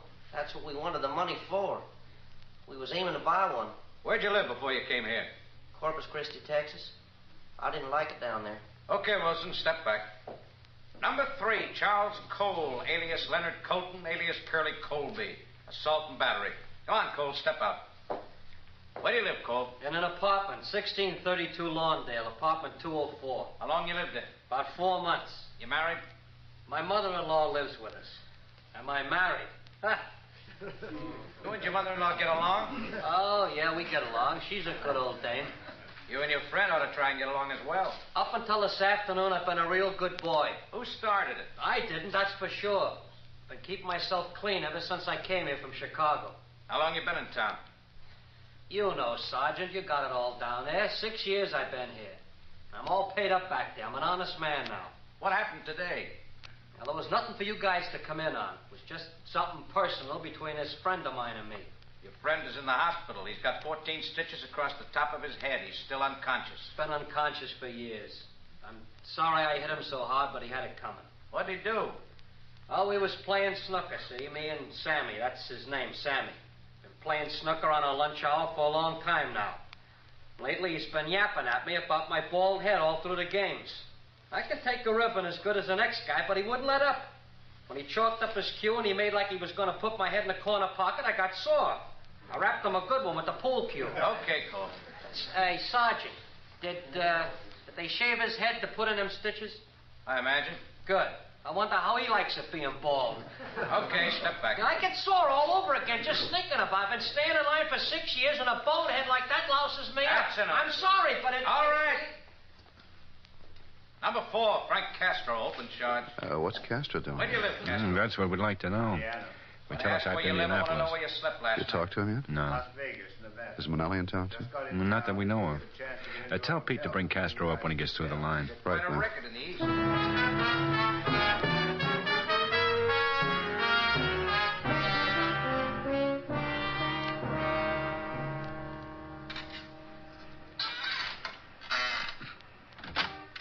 Here's Castro, Ben. Thanks, Pete. Have a chair, Castro. What for? I'm in a hurry. Yeah, you can spare a few minutes. You're getting old. I'll humor you. Thanks. You know, Guthrie, this is a waste of time. I got nothing to say to you. How are things in Indianapolis? Well, you tell me. I ain't been there for 2 months. Where have you been? Florida, Vegas. Do any good? Little. Made what your salary would be for a couple of years. Seen Manelli lately? Well, why should I tell you? Because I asked you. Have you seen Manelli? No. You know where he is? No. You want him? Why don't you find him? I didn't say we wanted him. That's right. You didn't. How long you planning on staying in town? I don't know. I'm on a vacation. Might move here. We don't want you here, Castro. I didn't ask you. As long as I keep clean, I don't even have to say hello to you. That's right, Castro. As long as you keep clean. I'll let you and me get a few things straight, Guthrie. I've done enough time in Indiana. I don't plan on getting sent up here. I'm straight now. I don't care if you believe it or not. As far as you're concerned, I'm just a plain citizen. I got a paper that says I'm paid up. When I get out of line, you come after me. But be sure it's me that's out of line when you come. I don't like you, Guthrie. I never have. So don't start pushing me around. I'm impressed, Castro. That's practically the same speech you made 5 years ago. Now you get this straight. Guys like you never have scared me. You get out of line just once and you've had it.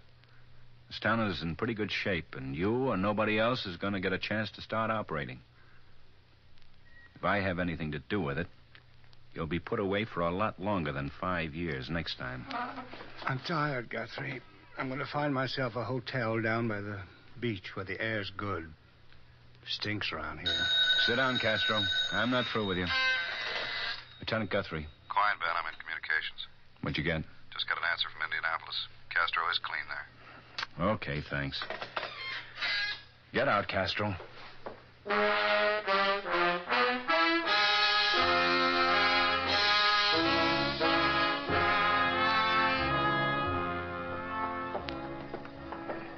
Oh, you really ought to go with us, Ben. Do you good. Oh, Pete, you know I never did like picnics. Well, Asher and his family are going. Lots of fried chicken, potato salad. Well, that part sounds good. Even if you don't like picnics, the food's worth it. I suppose. I'll let you know, Pete. I hope you can make it. Maybe.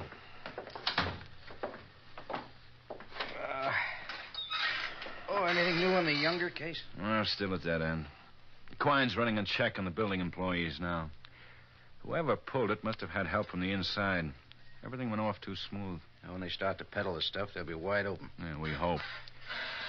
Want some coffee? No, I don't think so. Castro been behaving himself? Sure. He always does for a while. You know where he is? No. When we finally get a line on Manelli, we know where he's living. Hi, Ben. Pete. Hi, Quine. Here's a report on the employees in the Younger case. Oh? Anything? I doubt it. The janitor, Vern Harrison, he's got a record. Served 2 years on a burglary charge in Indiana.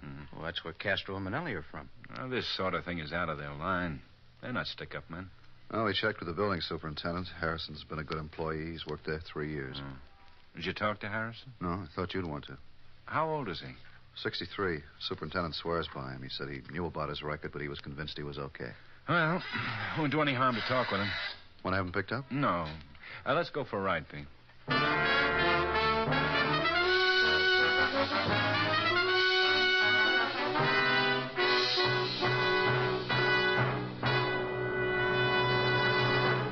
The time, December 26, 1944. The place, a battlefield in Belgium. The 4th Armored Division was fighting to break through to the besieged 101st Airborne Division at Bastogne. When the unit of Sergeant James Hendricks was stalled by fire from artillery and small arms, he climbed down from his half-track and started toward 2 troublesome 88-millimeter guns. By fierce rifle fire, he caused the gun crews to surrender. Later in the battle, Hendricks left his vehicle once again to help 2 wounded soldiers who lay helpless in a blaze of machine gun fire. He silenced 2 machine guns and held off other attackers until the wounded men could be moved to safety. When another soldier was trapped in a burning half-track, Hendricks raced to his aid through heavy fire. As ammunition exploded in the burning vehicle, Hendricks pulled the wounded man from the half-track and extinguished his flaming clothing. Another American fighting man had been saved by the heroism of James Hendricks. Later, the Medal of Honor was awarded to the courageous sergeant. James Hendricks of Lepanto, Arkansas, who asked not what his country could do for him, but what he could do for his country.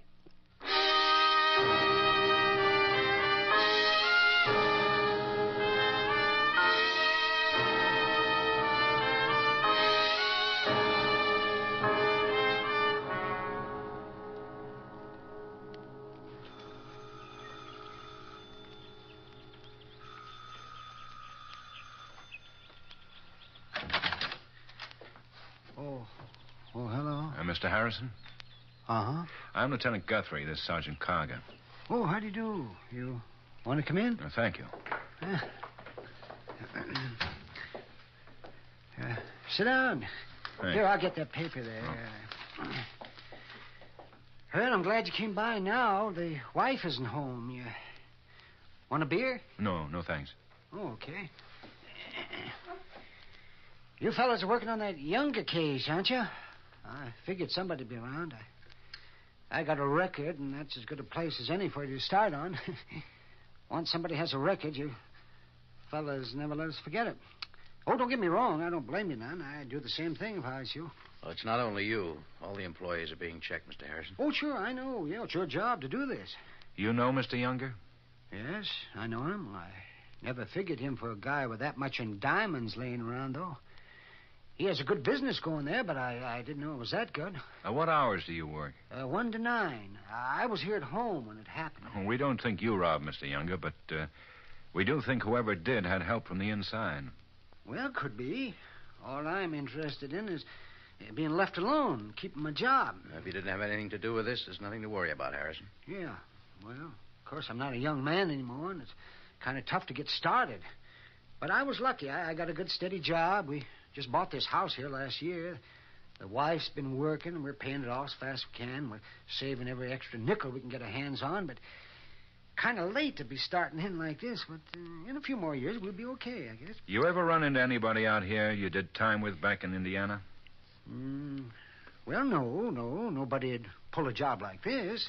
Did you ever know Frank Castro or Anthony Manelli back there? Yeah. Yes, I did. They was doing time when I was. I never knew them very well. I got out before they did. Mm-hmm. They're both in town now. You haven't seen them? There's no use lying to you. I suppose you'd find out anyway if you wanted. Yeah, I saw them both a couple of weeks ago.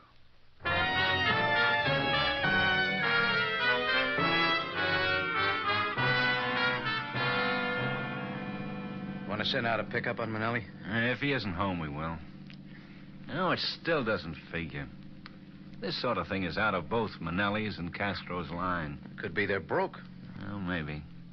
1, 2, 1, 2, 1, 2, 1. Yeah, there it is.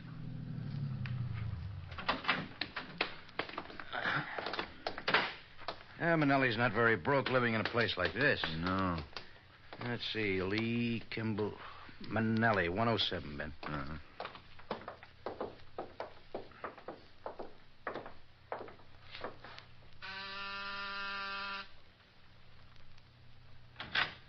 Hello. Guthrie. Hello, Manelli. Remember Sergeant KARGER? Yeah, sure. I want to talk to you. This a pinch? No. That's good. Okay, come on in. Sit down. You want a drink? No, thanks. Castro was telling me you and him had a run-in, Lieutenant. You might call it that. I don't pay too much attention to Frank. He flies off the handle once in a while. I know. You seen him? No, not for about a week. And where is he? How should I know? He don't live with me. What are you doing for a living? Nothing. How do you pay your rent? Frank lent me some money. Why? Just wondered. Well, looks like I might have to go to work. you know, you guys ought to help me rehabilitate myself. You know Vern Harrison? Vern Harrison. Where's he from? Indiana. Vern Harrison. No, I don't think so. What did he do? Nothing recently that we know of. You sure you don't know him? I don't know him by name. I might if I seen him. Frank may know. I know a lot of guys by seeing them, but I don't know their names. You know how it is. Yeah, I know. He knows you, Manelli. Well, it could be. He said he talked to you a couple of weeks ago. So? Well, maybe he did. I don't remember his name. I ain't saying that I know him, but what if I do? What's so important about it? He's a janitor in the building where Younger was held up. Oh, yeah. Yeah. I read some of the papers about that. Hey, now, wait a minute. You trying to tie me and Frank in with that Harrison guy on a stick-up? Maybe. What, are you ribbing me or something? What night was Younger held up? I didn't say it was at night. The paper did. It was 4 nights ago. I was with a girl I know, Frances Longworth. 1644 East Blake, apartment 3. You can check with her. We will. You better come along with us, Manelli. What for? Hey, I thought you said this wasn't a pinch. I wasn't sure it would be.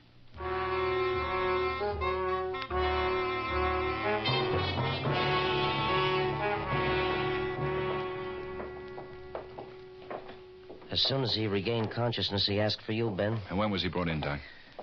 2 hours ago. He's in pretty bad shape. Skull fracture, cuts and bruises. Who found him? His wife, I guess. She's been around here. Look, you'd better not stay too long.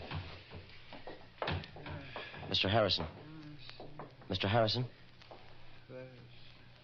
Mr. Harrison? I don't know, Ben. Mr. Harrison? Yes? Hello, Lieutenant. I got to talk to you. Yes? Right after you left me, he came to see me. Who? I told him, I didn't say anything. But Who came to see you? I just wanted to be left alone. He said he'd kill me. I'm too old for fighting. I told him I didn't tell him anything. Who was it, Mr. Harrison? I met him like I told you, only I told him where I work and about Younger, and they threatened me then. Castro and Manelli? Yes. I don't know where Manelli was. He meant to kill me. Said he'd make sure I kept quiet. And Castro, Castro beat you up? Yes, that's all I had to do with it. I was home. I should have told, maybe, but I saw. It's enough for now, Ben. Okay. How is he, Doctor? You're Mrs. Harrison? Yes, how is he? We're doing everything that can be done. Poor Vern. He's tried, but... Oh, here, Mrs. Harrison, sit down. Oh, thank you. I'll be all right. If you could answer a few questions, I'd appreciate it, Mrs. Harrison. I'm Lieutenant Guthrie. All right. If it'll help any. Well, tell me, did you see anybody leave your house? No. I just came home from work, and there Vern was. Did he tell you anything then? No. He was unconscious. I called the ambulance. Vern never had enemies. Mr. Harrison never mentioned anyone by the name of Castro or Manelli to you? A couple of weeks ago, he did. I told him he'd better not have anything to do with them. Vern knew them back home. Yes, I know. They did this to Vern? Your husband told me one of them did, Castro. I don't know them. Vern told me he'd seen them at the wrestling matches. I told Vern then that... Is there anyone you'd like me to call? No. Can't I see him? I don't think you'd better right now. He's got a sister in Missouri. I should call her. But I can't now. I don't know what to do. We don't have anything those men would want. Why didn't they leave us alone?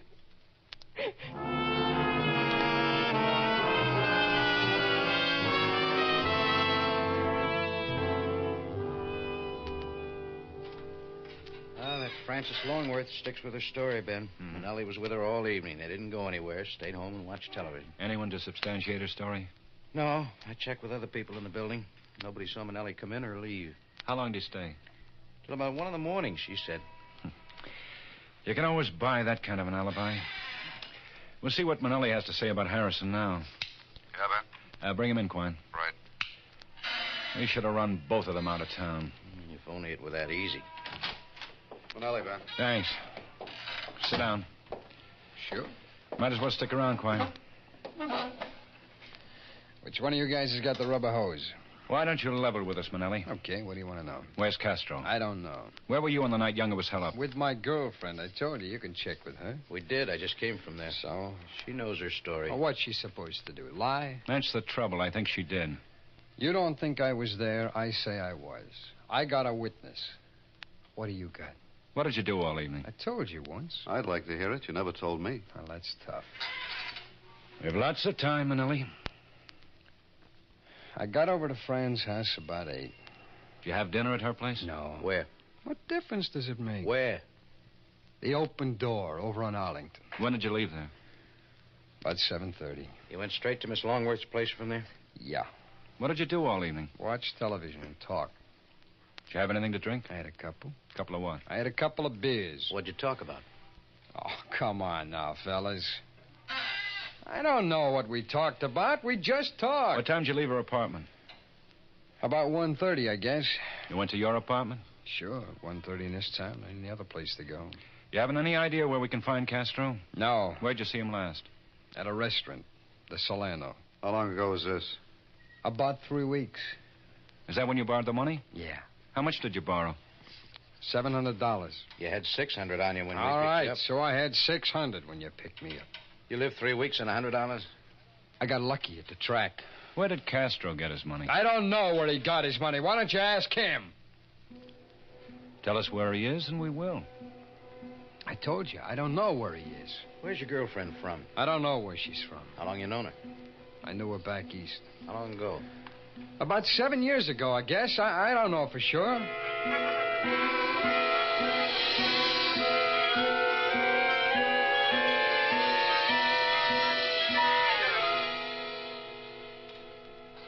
Does Castro know anyone else in town? I don't know. How often do you go to the racetrack? Whenever I feel like it. How often? A couple of times a week. You ever go to the wrestling matches? Yeah. Very often? I've been a few times. You ever see anybody there you know? Sure. Who?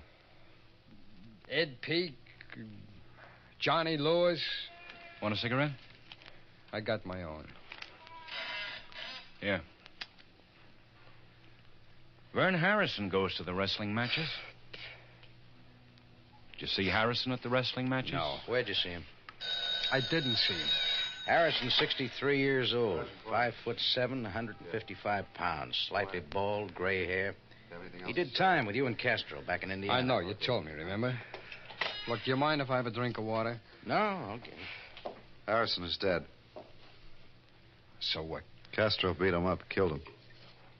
Get Castro. Don't tell me about it. Harrison told me about meeting you and Castro at the wrestling matches.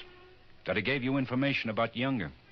Castro was afraid Harrison would talk and took it on himself to shut him up. Where is he, Manelli? Oh, what good will it do me? I had to get some kind of a break.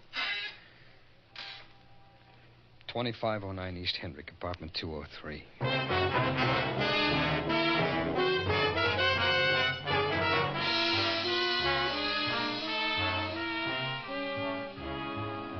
T67. 507 at 5820 East NS. Yeah. T23. A 459 at 1. Hey, you going on that picnic with us? That should be quiet. Who's he bringing? Randall. T73. Hi. Turn that thing off, will you, Pete? Oh. You and Randall cover the rear. Asher and Morgan the back. There's a fire escape. You may try to use it. Right. Don't take any chances. Pete and I'll go in. You take care.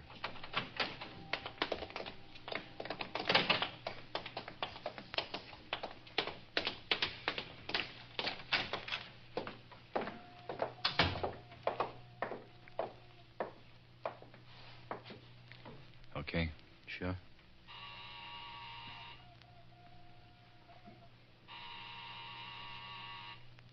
Who is it? Guthrie, Castro. What do you want?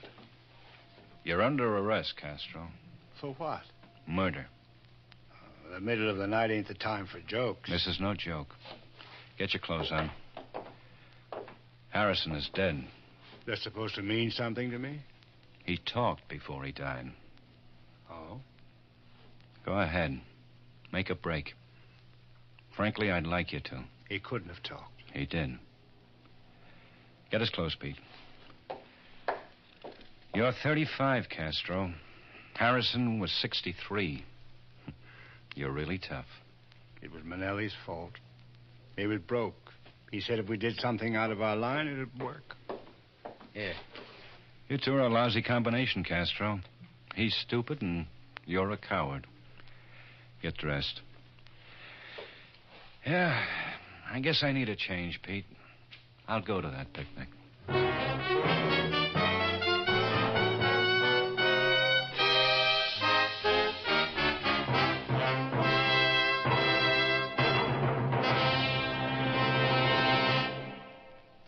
The lineup, where before you pass the innocent, the vagrant, the thief, the murderer.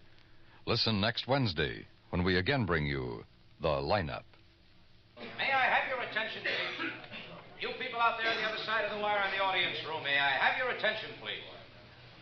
Thank you. My name is KARGER, Sergeant Pete KARGER. I'll explain the lineup to you. Each of the suspects you will see will be numbered. I'll call off a number, their name and charge. If you have any questions or identification,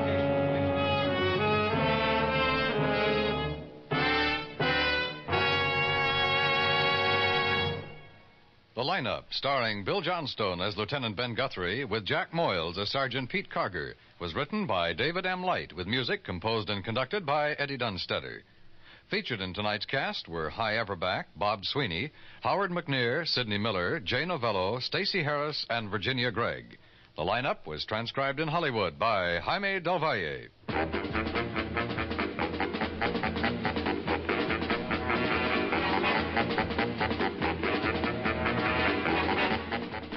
Lineup has come to you through the worldwide facilities of the United States Armed Forces Radio and Television Service.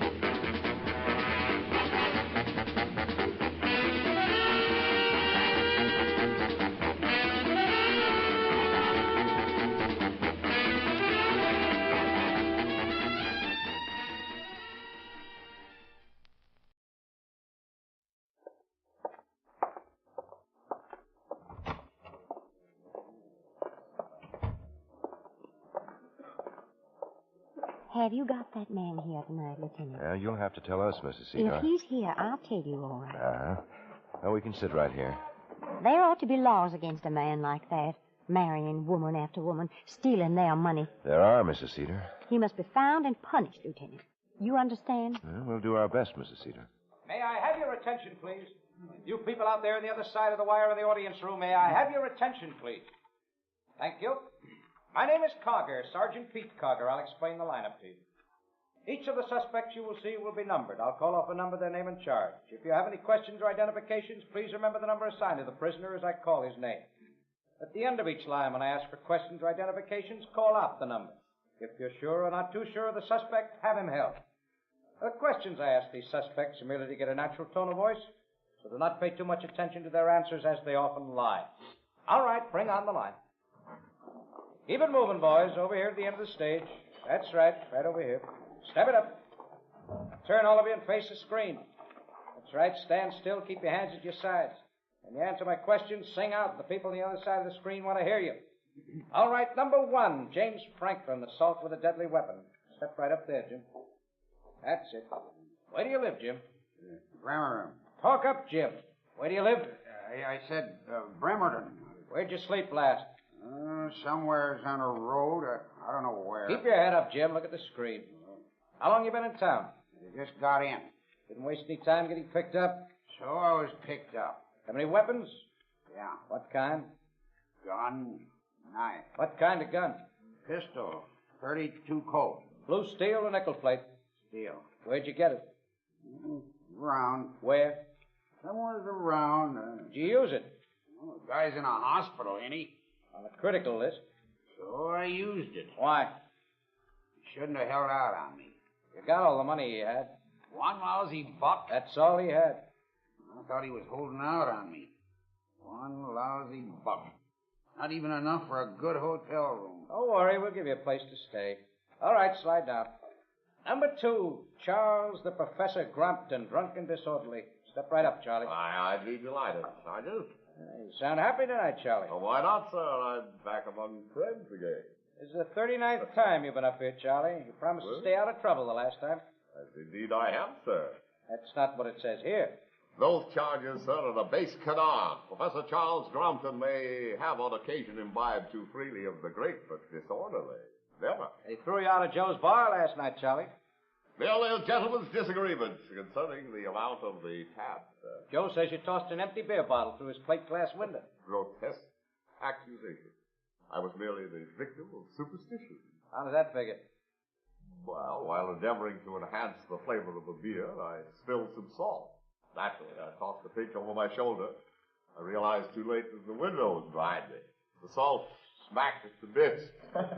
How could a pinch of salt break a big window like that, Charlie? Well, obviously, sir, the glass was of inferior quality. Okay, Charlie, move down. Number 3, Harvey Davenport, Grand Theft Auto.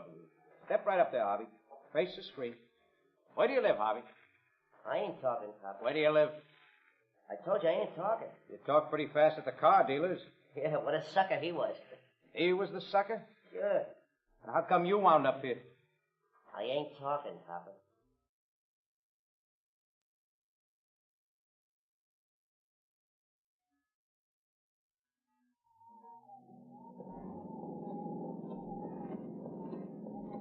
Oh, lousy night.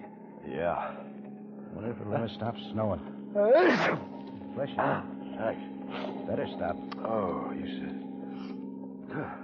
What's your time, Ben? It's a little after 2. Be glad when I get home. This late shift's killing me. 211 Not at to mention that Harrison and Mrs. Main Sador. Street. Uh-huh. 211 at Seen Harrison you, Ben. and Main Street. Haven't said 10 words. Something on your mind? Yeah. Charlotte Evans. What made you think of her? Weather, I guess. Same kind of night. Over a year ago, wasn't it? January 3rd, 1952. Oh, fill me in, will you? I wasn't working homicide then. Well, nothing much to it. He was a young kid. Stormy night like this. Deserted streets. She was coming home alone. They found her the next morning. Buried in a drift. Throat cut. You never got anywhere with it? No. No witnesses, no motives, nothing. Just a young kid buried in a snowdrift with a throat cut. Period. Car Sounds like a 23A, call your station. Well, that's what Doc Gorson Car said. 3. Call your You station. can't get them all, Ben. Yeah, I know. But I'd sure like to. Call 32B. Investigate missing persons report. 67 Thanks for the lift, Ben. Right. Dorothy Shelton. Oh, what time did you pick me up? Car 32B. Wait a minute. Investigate a missing persons report at 6720 Hartford. A Dorothy Shelton. This is 13K Guthrie. What's the dope on that missing persons assignment to 32B? Hold on, 13K. We'll check. It's got you all steamed, Ben. That address on Hartford. What about it? Well, it's just... Car 13K. On that missing persons report. Clocked in at 2:17 a.m. this date. Name Dorothy Shelton. 21, single, Caucasian. Reported missing since 7:45 p.m. by Father Thomas. Want the description? That'll hold me, thanks. Want to take a ride, Pete? 6720 Hartford? Yeah. Why? It's a block and a half from where Charlotte Evans was killed.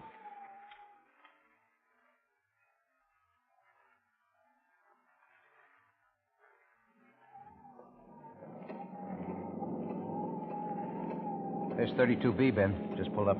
Yeah.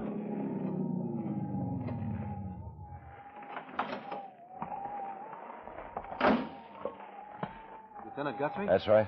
Officer Randall, car 32B. We got an amended flash on that missing persons investigation. Said you'd take over. Yeah, cruise the neighborhood, Randall. All-night restaurants, drugstores. Find out if anyone's seen the Shelton girl. I'll check with you when we get through here. Right, Lieutenant. Come on, Pete.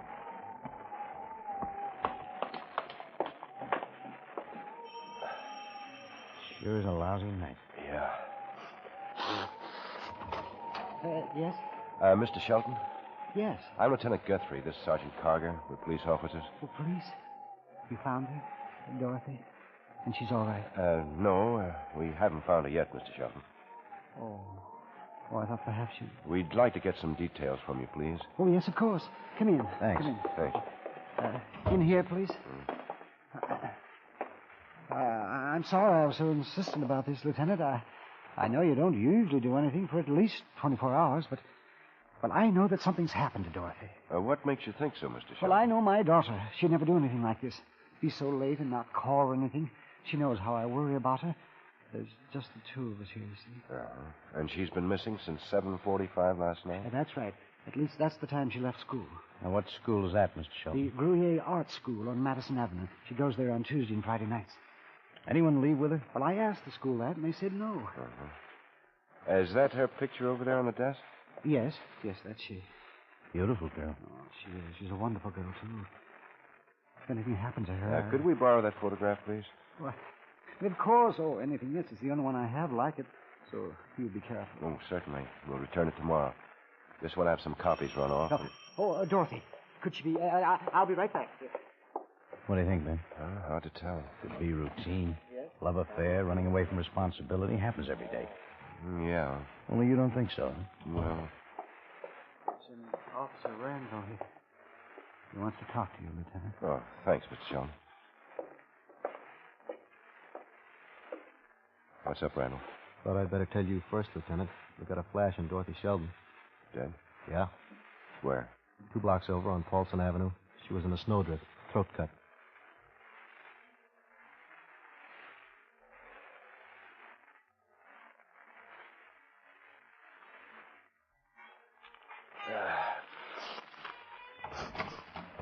Oh, come in, Pete. Anything new, Ben? It stopped snowing. That's all, huh? Just about. Dorothy Shelton left the Gruyere Art School around 7:45, all right. Got on a streetcar at Madison and Fulton at 8:03. Got off at Paulson and Hartford, 2 blocks from home, about 8:57. Those times exact? Motorman says they are. Snowplows had been through a couple of minutes before. Car was traveling on schedule. Mm-hmm. Did the motorman know her? They remembered her by that bright plaid scarf she was wearing. Oh. She started up the street alone. And that's the last anyone saw of her until 2:43 a.m. Except the guy who killed her. Yeah. What about that woman who found her? Nothing there. She's driving home with her husband and a couple of friends. Headlights picked up the body when they turned in the driveway. Want some coffee? No. Have something to keep me awake. Mind if I come in, gentlemen? Oh, make yourself at home, Doc. Looks like you're holding awake. We are. Want some coffee? No, thanks. Dorothy Shelton? That's right. Mm-hmm. And include Doc Gorson among the mourners. Why you? I knew it was going to happen. Oh, that's an interesting statement. What do you mean, Doc? Remember Charlotte Evans? Yeah? Same man killed both girls. Well, how do you know? Look, it's a classic example of compulsive homicidal mania. It's all right here. Oh. This is practically a book, Doc. Boil it down for me. Okay. 2 crimes virtually identical. The victim's a young, slight girl. Cause of death, a slashed throat. Circumstances, a snowstorm. Girl walking home alone at night from a streetcar. Same time, same neighborhood. Same lack of obvious motive. All adds up to one thing. You're after a repetitive psychopathic killer. Well, there have been a lot of snowstorms the past year. Plenty of young girls out on the streets alone. How come he hasn't hit again before this? Must have been something special about those 2 storms. I don't know what it is. Your job to find out. You'd better get that guy. Given the same conditions, a similar circumstance, he's going to kill again.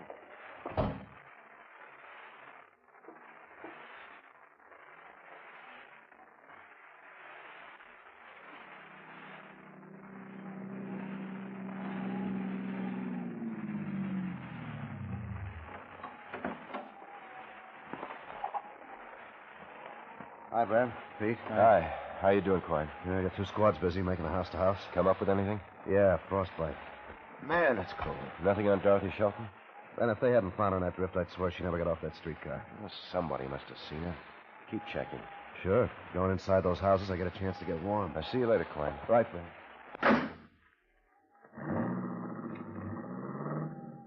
Well, that's a big help. Yeah. Think you'd come up with anything? Somebody had to see her. Her or the guy who killed her. Yeah, maybe not. Well, somebody had to. Oh, letting this thing ride you pretty hard, Ben. Remember what Doc Gorson said? Sure. Now, how much sleep you had the last 4 days? How much have you had? Okay. Where to now? Let's stop at this restaurant. Great. I could use some coffee.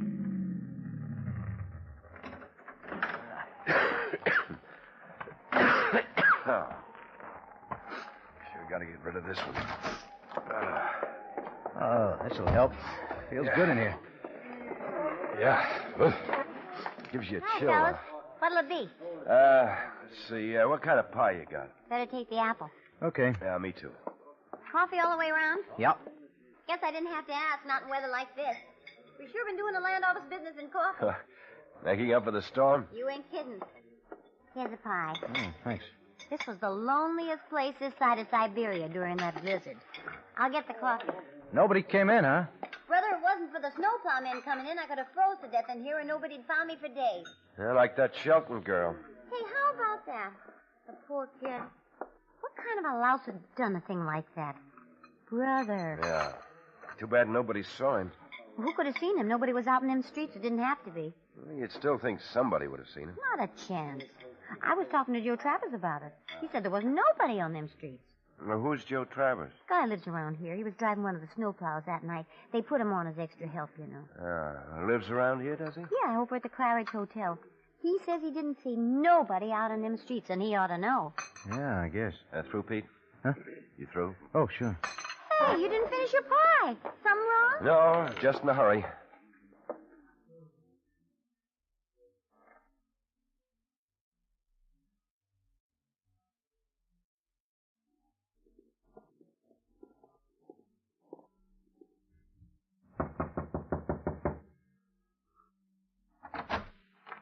Oh, hi there. Mr. Travers?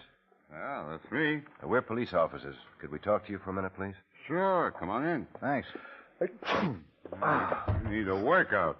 Don't knock them sniffles. Have to excuse how the joint looks. I've been working out with the weights. Yeah, I can see. Keep in shape that way. 2 hours a day really builds a guy up. Yeah, I'll bet. Say, I still got 10 minutes to go. You mind if I work out while we're talking? No, go right ahead. Thanks. Yeah. What'd I do, officer? Forget to pay a parking ticket or something? Oh, nothing like that. We're investigating the murder of Dorothy Shelton. Yeah, I read about that. Real tough. Pretty good, huh? Weighs 200 pounds. Takes muscle, boy. I'll bet. You were driving a snowplow the night she was killed, weren't you, Travers? Yeah, that's right. I don't do it regular. I'm on the extra list. Yeah. You covered this neighborhood? Yeah. Did you happen to see Dorothy Shelton? No. See anybody at all on the streets? A couple of people, not her, though. How do you know? All men. Watch her. Get down on one knee now. Do you notice anything peculiar about anything? Too busy driving. Do you notice anything peculiar about any of them? No. Now watch. Let's straighten up. Press overhead. Sorry, I had to go back.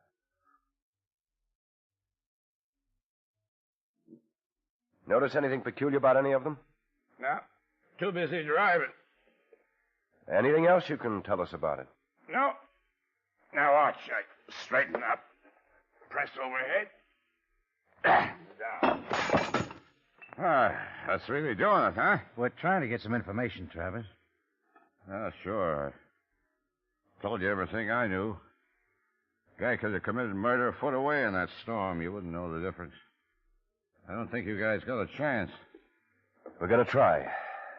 Well, drop around again sometime. Watch me work out. I'm entering the Mr. America contest next summer. How do you think I'd be as Mr. America, huh? Just great.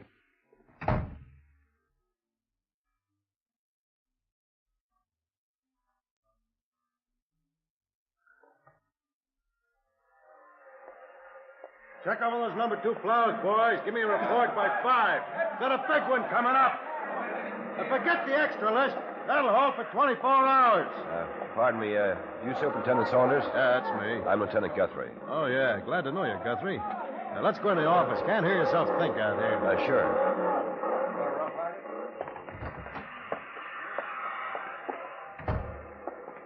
There. That's better. Thanks. Sit down.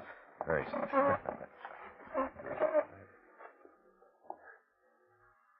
That's better. Sit down.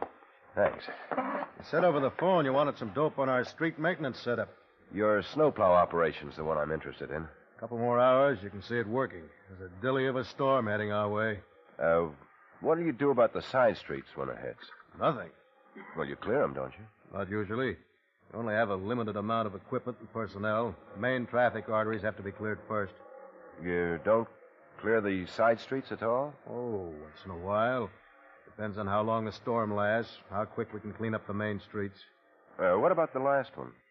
Yeah, we had some details on side streets toward the tail end. What about the neighborhood around Paulson and Hartford? Hard to remember. I don't think so, but let's take a look. Okay. Let's see. Paulson and Hartford. Yeah, we did send one unit in there on the last night. Did you ever send any in there before? Yeah, January 3rd last year. Medium rotary plow. Same type we used this year. Well, tell me, have you any idea who drove it? Same man who was on it this year. An extra. Name of Joe Travers.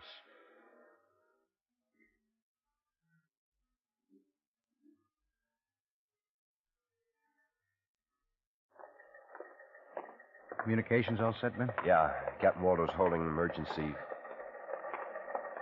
Communications all set, Ben? Yeah, Captain Waldo's holding frequency 4 open for us. There'll be a straight 2-way radio between the cars. How many cars have we used? 2, ours and Quine's. 3 square blocks to cover, 2 cars? Can't be helped. Even 2's pretty risky. Yeah, I guess. Quine. Yeah, Ben. That policewoman get here yet?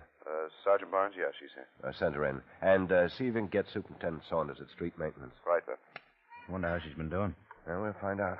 Think it's going to work? Doc Gorson does. Take his word for it. We have to.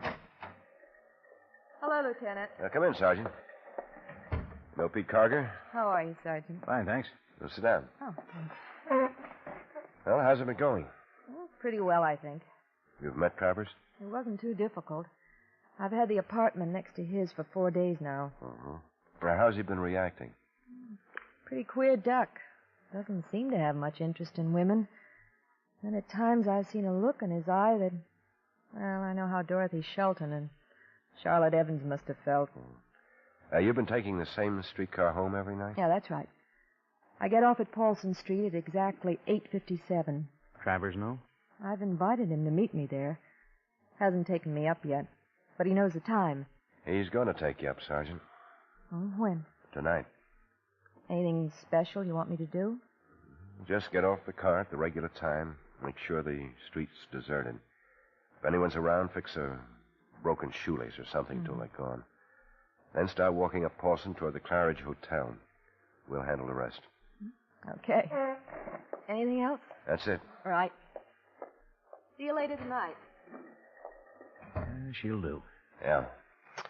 Now, here's the diagram of the location. Quine's car will be here on Paulson. Halfway between the car line and the hotels. Stick out like a sore thumb, won't it? Oh, it's buried in a drift. It looks like a park job caught by the storm. What about mobility? We handle that. We park here. The alley on the next block. Quine keeps us posted. When Travers makes his move, we make ours. Sounds okay. It better be. Guthrie. Saunders, Lieutenant. I've assigned the medium rotary to the Paulson-Hartford area. Travers driving. How'd you take the assignment? Jumped at it. Not suspicious? No reason to be. 5th night of the storm, main arteries cleared. Same conditions as last time. Yeah. Well, thanks for the assist, Saunders. Forget it. Just let me know how you make out. All set? Yep. What time we get there? 8:30. Only 5 now. Yeah. Gonna be a long 3.5 hours.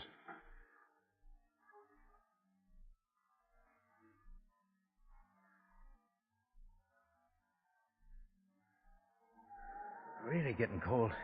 Yeah. Storm's not letting up any. No. Almost time, isn't it? Yeah. 8:55.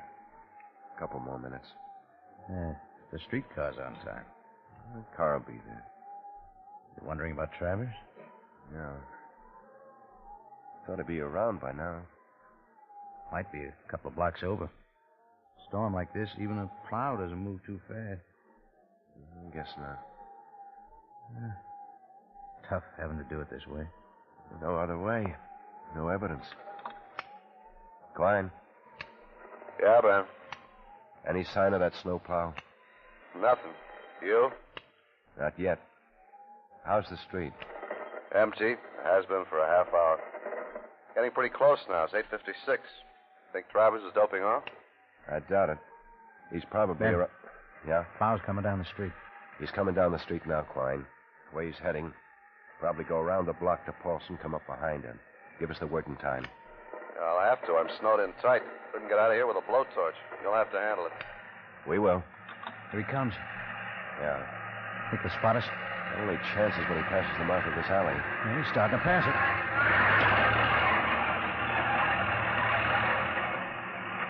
What do you think? Hard to tell. Probably not. He's got things on his mind. Yeah. Did you recognize him? No, storm's too heavy. It's him, though. Has to be. What's the time? It's 20 seconds past 8:57. Where's that streetcar? It'll get there. Hey, Ben. Yeah, Klein. The streetcar's stopping at the corner. Doesn't look like anyone's getting off, though. What's that mean? Just stopping there, Ben. Can't see what's going on from here. Oh, wait. Somebody's getting off now. Can you tell if it's Barnes? Not from here. Looks like a woman, though. Walking this way along. Yeah, it's a woman. Must be Barnes. Hit the starter, Pete. Yeah, sure. What about the snowplow? No sign of it yet.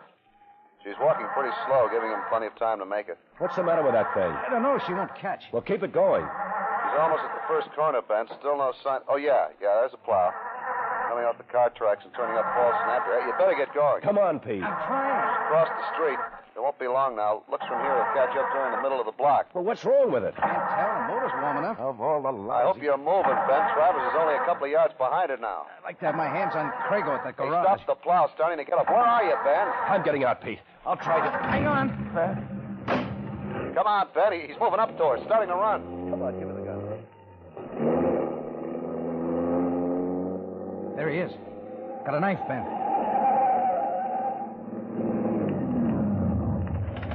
Hold it, Travers. What the... Where the devil did you come from?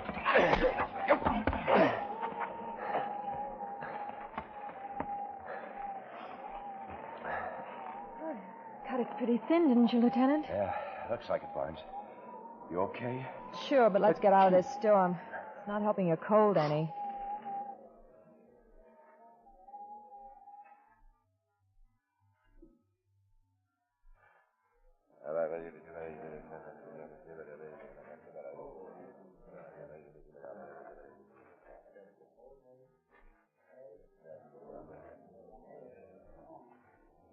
May I have your attention, please? You people out there on the other side of the wire in the audience room, may I have your attention, please? Thank you. My name is Karger, Sergeant Pete Karger. I'll explain the lineup to you. Each of the suspects you will see will be numbered. I'll call off a number, the name, and charge. If you have any questions or identifications, please remember the number assigned to the prisoner as I call his name. At the end of each line, when I ask for questions or identifications, call out the number. If you're sure or not too sure of the suspect, have him held. The officers who took your name will assist you. They're seated among you. Please be prompt with your questions or identifications. When the prisoners leave here, they're sent to the washroom and dressed back into the jail clothes. It makes it quite difficult to bring them back after they leave here. Now, the questions I ask these suspects are merely to get a natural tone of voice, so do not pay too much attention to their answers.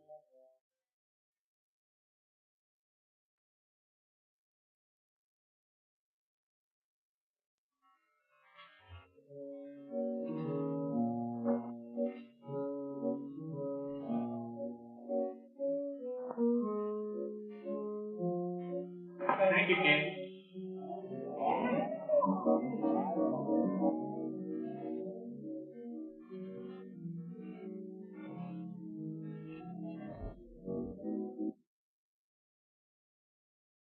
Ladies and gentlemen, we take you now by transcription behind the scenes of a police headquarters in a great American city, where under the cold, glaring lights will pass before us the innocent, the vagrant, the thief, the murderer. This is the lineup.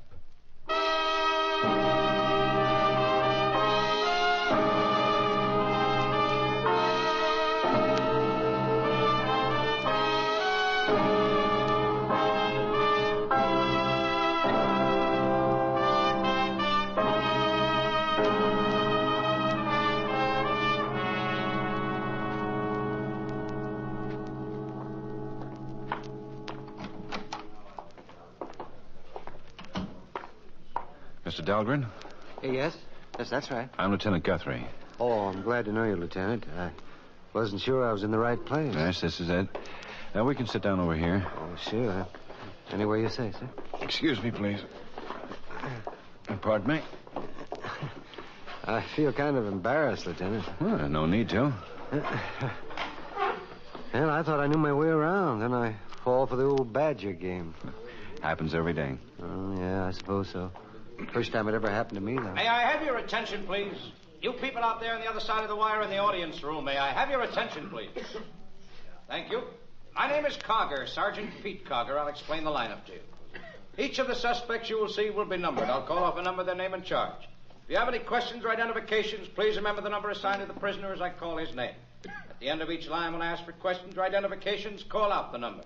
If you're sure or not too sure of the suspect, have him held. The questions I ask these suspects are merely to get a natural tone of voice, so do not pay too much attention to their answers, as they often lie. All right, bring on the line.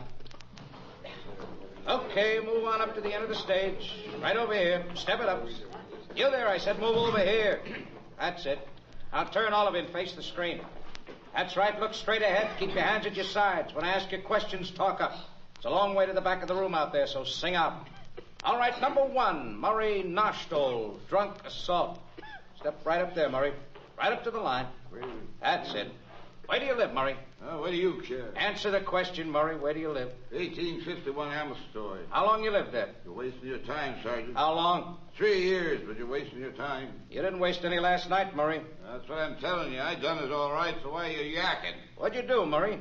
Socked her in the puss, that's what. Who'd you sock? My mother-in-law. Why'd you hit her, Murray? She had it coming, that's why. 3 years we lived with that dame all the time. Yak. Drive a guy nuts all the time yakking. So I shut her up. Did a pretty good job of it, Murray. She's in the hospital. She won't be there long. It's not what the doctor says. 2 broken ribs, broken nose. Her jaw ain't broken. Wait till she starts yakking at the doc. You kick her out fast enough. All right, Murray, slide down. 3 years we lived with that dame all the time. I said slide down. All right, number 2. Wesley Humperdinck, armed robbery. Step right up there, Wes. That's it. Where do you live? Sawyer Street. Talk up, Wes. What number on Sawyer? I don't know. Some kind of flop house. I don't know the number. How long you lived there, Wes? Couple of days. Where'd you live before that? Some other joint. Where? I don't know where. Some other joint. What kind of work do you do? I ain't working. When you do work, what do you do? Nothing special. Pick up a couple of bucks here, there. How much did you pick up last night, Wes? Didn't pick up nothing. Hyman Rosenberg says different. Who's he? Owns Rosenberg's Delicatessen on 14th Street. I never heard of him. He was held up last night, Wes. That's no skin off of me. Arresting officers picked you up half block away. Stinking bulls pushing guys around. Where'd you get the gun? What gun? You had a .32 caliber Colt on you, Wes. I didn't have no gun. It was in your pocket when you were arrested. I don't know nothing about no gun. Let's hear you say Bandicap put him up or I'll blow your lousy what's head up, off. I don't know, but he's got Doug Dorson in his office. Heard him say something about wholesale Louder, manslaughter. Wes. Be right Put up. him up or I'll blow your lousy head off.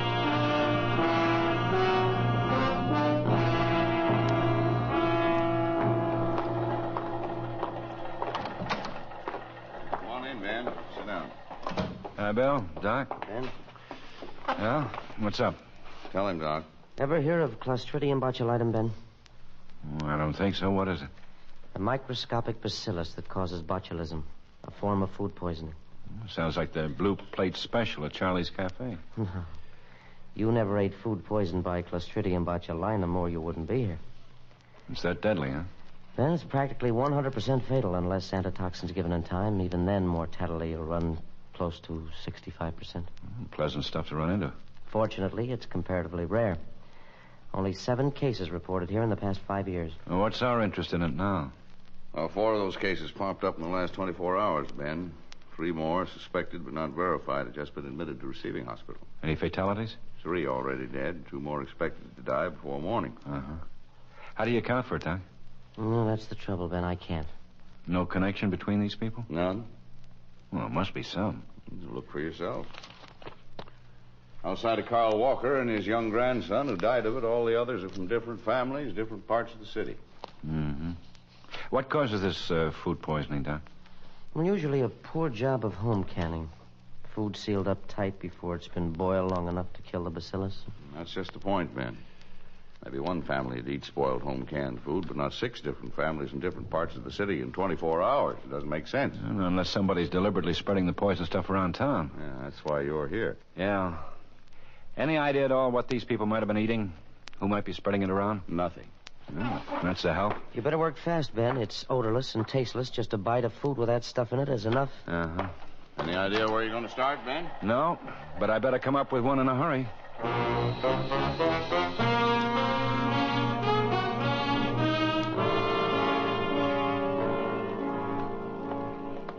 Hate a job like this. Yeah. Bad enough with 1 death in a family, but 2. Can't be helped. Careful of that wreath on the door. Oh, yeah.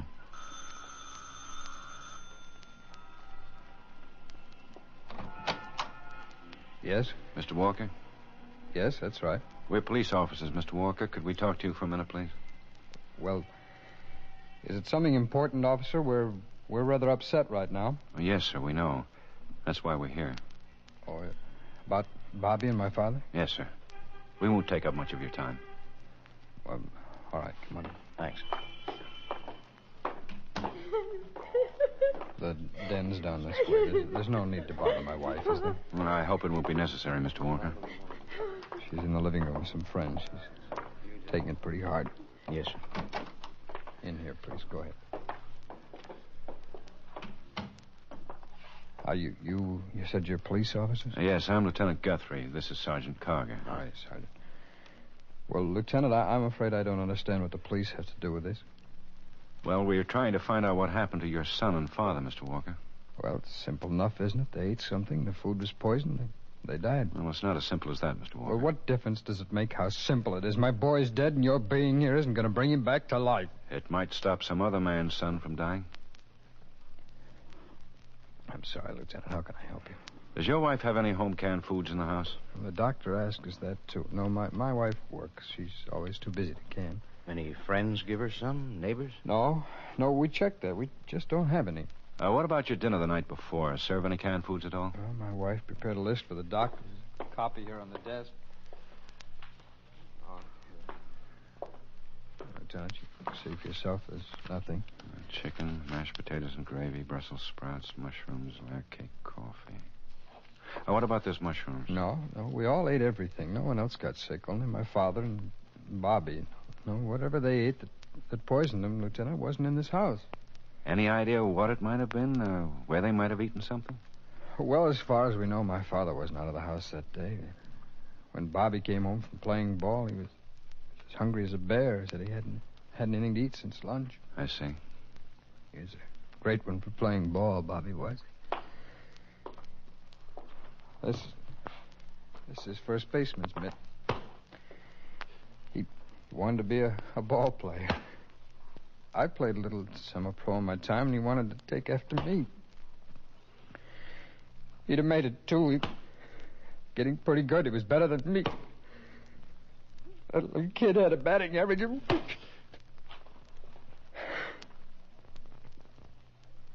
Well, I guess that's all I can tell you, Lieutenant. It's all we know. It hit us out of a blue sky. I just hope you can stop it from happening to any other families. We're going to try, Mr. Walker.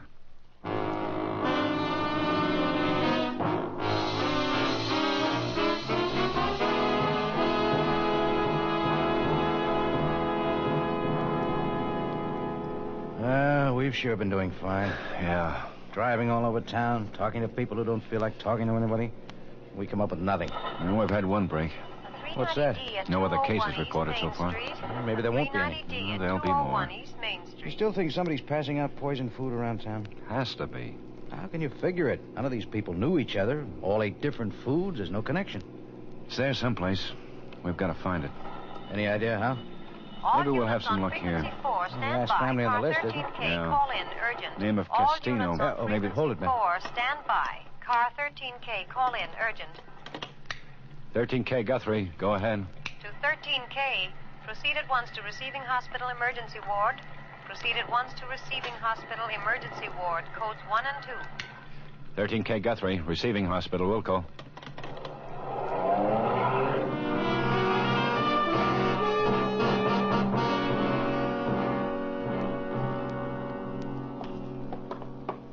It's getting rough, Ben. 5 more cases in the last 2 hours. Prognosis unfavorable in 3 of them. Any more information, Doc? That's why I had the call put out for you. In here. Mm-hmm. We drew the usual blank with 4 of them, Ben, but I wanted you to talk to this man.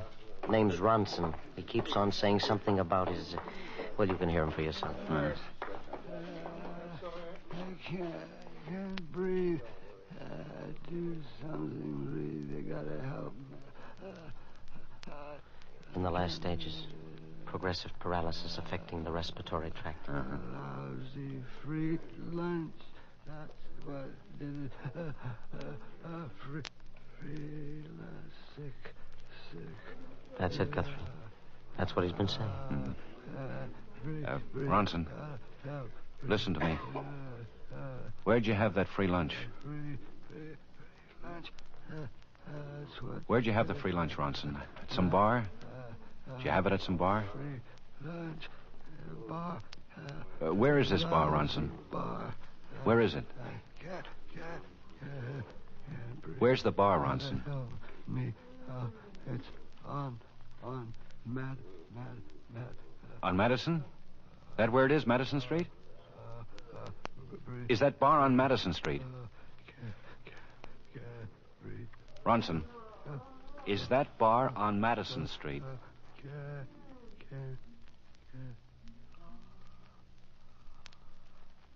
Ronson? That's it, Guthrie.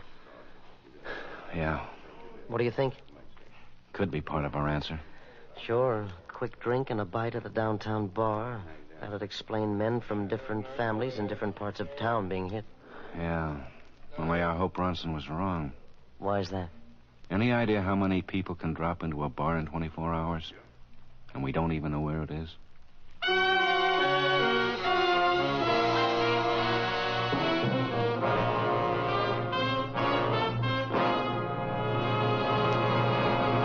The time, February 8th, 1944. The place, Carano, Italy.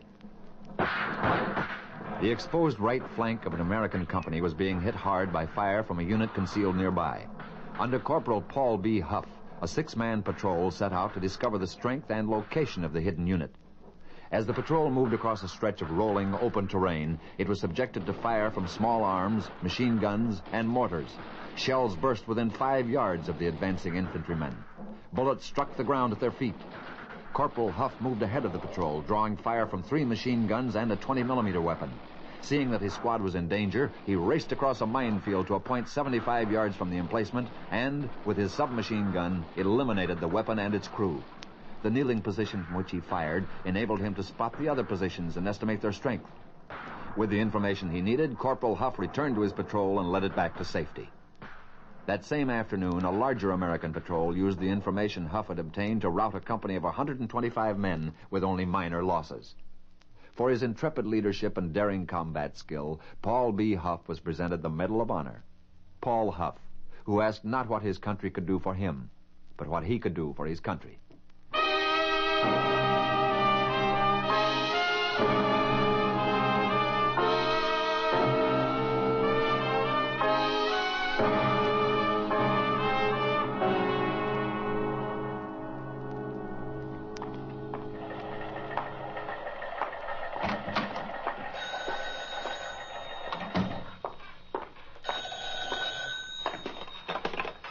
Lieutenant Guthrie. Waldo, Ben. Oh, yeah, Bill.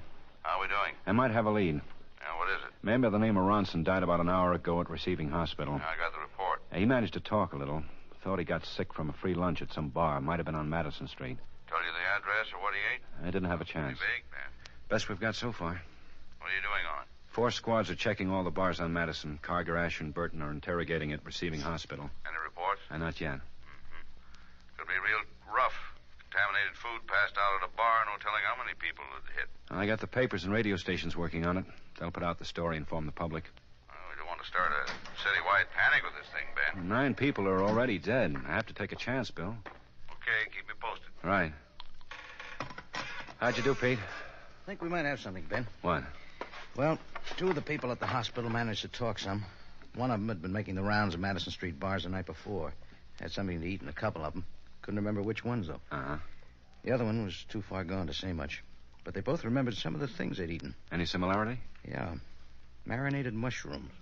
Mushrooms? That's right. Quine? Yeah, Ben. Get me Finley Walker on the phone. You'll find his number on that list of families hit by the food poisoning. Okay, Ben. You think it ties in? Only point of similarity we've had. Walkers don't fit in, Ben. Had mushrooms for dinner. The boy and his grandfather died. Neither one of them could have been at a bar. The rest of the family ate them, too. Well, there's a tie-in someplace. There's gotta be. Yeah, Quine? Finley Walker's on the phone, Ben, and we got some reports on Madison Street bars. Bring in what you've got, Quine. Right, Ben. This is Lieutenant Guthrie, Mr. Walker. Yes, Lieutenant? Those mushrooms you had for dinner the other night, you sure they weren't canned? Yes, I'm positive, Lieutenant. I told you that. Why? How were they served, Mr. Walker? Plain, marinated, how? Well, we had them both plain and marinated, Lieutenant. Mrs. Walker and I like them plain. Well, that is sautéed a little, and my father had the marinated ones. Why do you ask? What about your son, Bobby? Bobby had them plain. You sure? I'm positive. He doesn't... He didn't like them any other way. I remember my father coaxed him to try the marinated ones, and he didn't like them at all. Then he did taste them. Yes, I can still remember the face he made. You think those mushrooms were poison? I'm sure of it. Remember where you got them? No. I don't do any of the shopping, Lieutenant, but my wife would. Would you mind asking him, Mr. Walker? Well, she isn't home right now. She went for a ride with some friends to kind of get her mind off of things. Well, have her call in the minute she gets home, Mr. Walker, and check your refrigerator and shelves right now for any leftover mushrooms. I'll send a man out to pick them up. All right, Lieutenant, but I still can't believe there's anything wrong with those mushrooms. Just don't try tasting any. No, I won't, Lieutenant. Goodbye. Those reports, Quine? Yeah, Ben. The boys have covered about 35 bars so far. Only 4 of them served any kind of free food. Well, let's see the reports on those. Oh, here's the one you want to see, Ben. Happy Hooligan, 1427 North Madison Street, owner Carl Schweigert. Reports dispensing the following free foods the evening of Monday, February 9th. Pickled beets, Swiss cheese, rye bread, homemade marinated mushrooms. That the only one? That's it. Okay, let's go.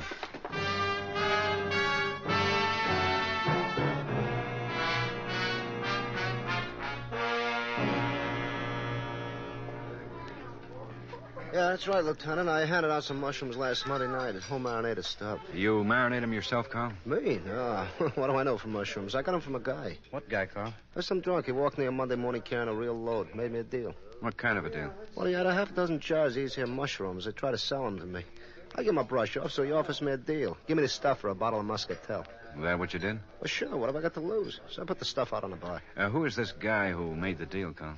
There's some drunk, like I said. I never saw him before. Now, what's he look like? Like a drunk. Dirty, needs a shave. I see hundreds of them. Who knows what he looks like? Any idea where he got those mushrooms? They were homemade, that's all I know. How'd you know? What's this? I want a jars. There was a label on them? No label, just a hunk of paper pasted on with writing. Well, what did it say? Well, something about somebody's homemade mushrooms. I don't know, Lieutenant. I didn't pay no attention. How many jars of the stuff did you use, Carl? Well, only one. You know, that kind of stuff don't go here too good. It's strictly a salami and cheese joint. See, what's the beef about these here mushrooms anyway? Got the rest of those jars around? Yeah, back here. I'll show you. You know, like I said, stuff don't go so good here. So I dumped the 5 jars I got left in the trash can this morning. Trash can? It's nothing to worry about. Jars are right on top. You can look them over easy.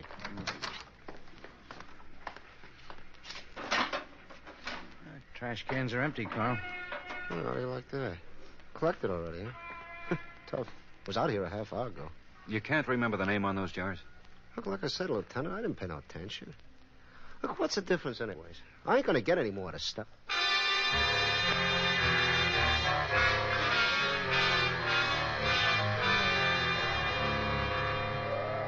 All right. Back it right on this side.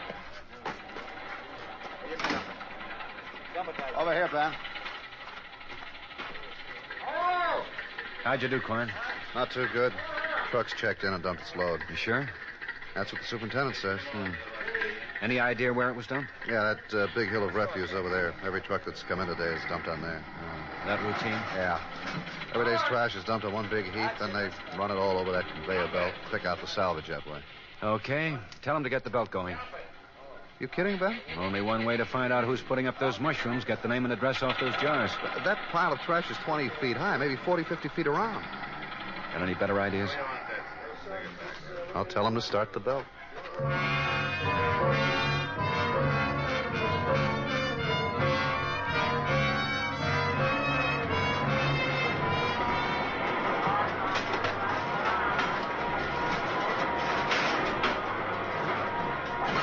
What's the time, Ben? It's 4:15. Been working 3 hours already. Yeah. The pile of trash looks bigger than it was before. Well, we'll whittle it down.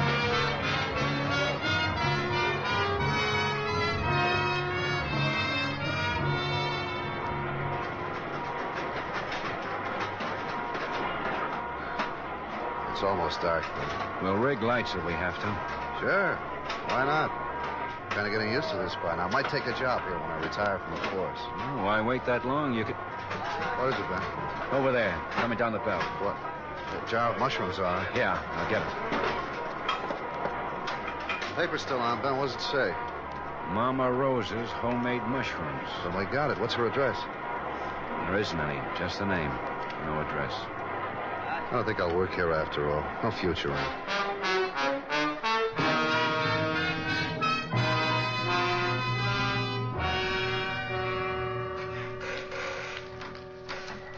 Oh, come in, Pete. How'd you do in the line? Oh, we ran 87 of them through, Ben. Winos, drunks, vagrants, nothing. Carl Schweiger swears he's going to sell his bar. Can't stand looking at another drunk. Yeah. How'd you do? Doc Gerson put the mushrooms through the lab. Oh, did it pan out? Enough botulism toxin in that jar to kill an army. Doc know why? Mushrooms not cooked. Jars sealed tight. The stuff thrives on treatment like that. Well, at least we know what happened. Now all we have to do is find Mama Rosa. Any suggestions? Beats me. Yeah. Want some coffee? No, thanks. Gotta be some way to find her, Ben. Well, papers and radio stations are with us. Every cop in town is working on it. Should be only a question of time. Time ran out for 9 people already. I guess. I hate to think this Mama Rosa's cooking up another batch of the stuff somewhere in town. 8 to 5 she is. Probably. Once she starts peddling it around again. Yeah. I'm going down to R&I. Check through the Pure Foods violations. Already been through them once, haven't you? Well, I have to do something. Blow my top just sitting around here. I'll get it. Lieutenant Guthrie. Lieutenant, this is Finley Walker. Oh, yes, Mr. Walker. Your wife come home? No, not yet, but I just talked to her on the phone. She remember where she got those mushrooms? Yes, our cleaning woman was over that day. She was quitting to go into some kind of business for herself, and she brought them as a sort of a farewell present. What's her name, Mr. Walker?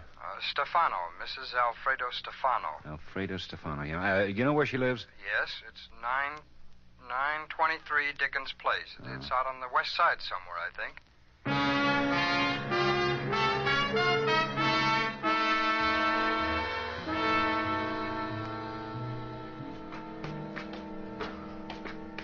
You sure build these tenements a long way up. Yeah.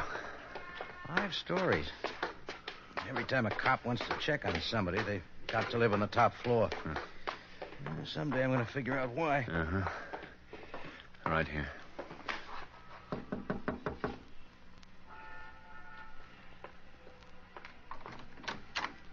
Si.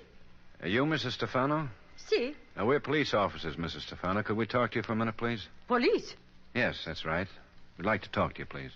Mi fratello. What's that, Mrs. Stefano? That's my brother, Andrea. He's so drunk. Has he been arrested? Well, nothing like that, Mrs. Stefano. We'd just like to ask you a few questions. Oh, sure. Come on. Si, come in, please. Thanks, ma'am. You come in the kitchen. I'm a cook in there. You excuse me, huh? Well, that's all right, Mrs. Stefano. Oh, that brother, that Andrea. Always the vino.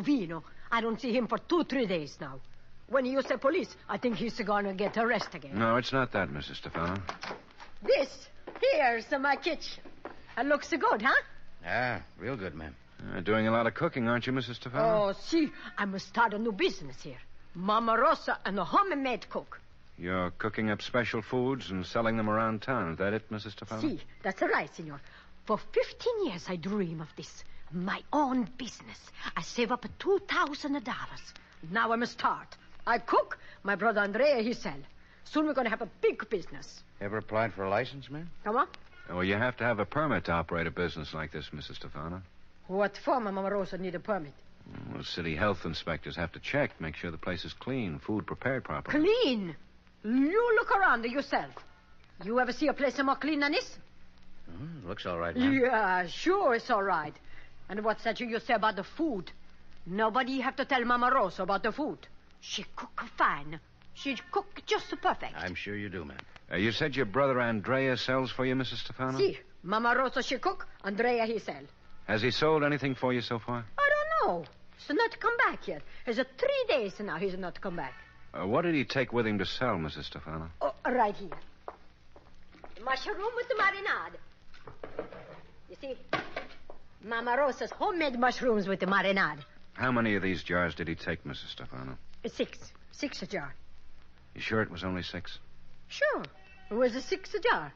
That's what you call a sample, huh? How much more of this have you got around, Mrs. Stefano? Oh, I put up a 20, 30 jar.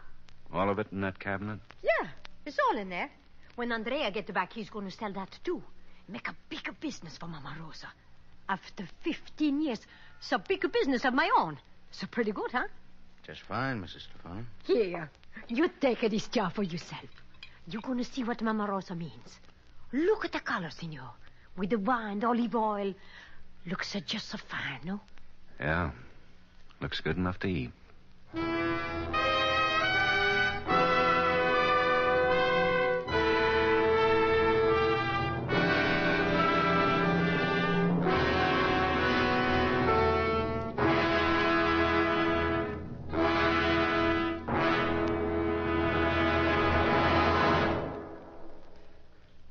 The lineup, where before you pass the innocent, the vagrant, the thief, the murderer.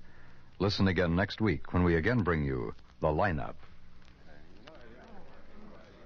May I have your attention, please? You people out there on the other side of the wire in the audience room, may I have your attention, please? Thank you. My name is KARGER, Sergeant Pete KARGER.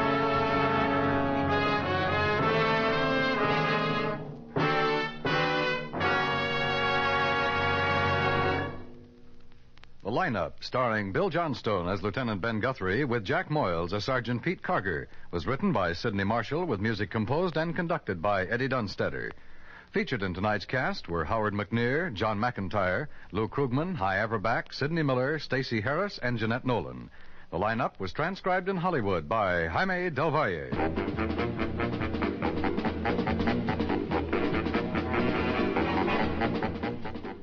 Lineup has come to you through the worldwide facilities of the United States Armed Forces Radio and Television Service.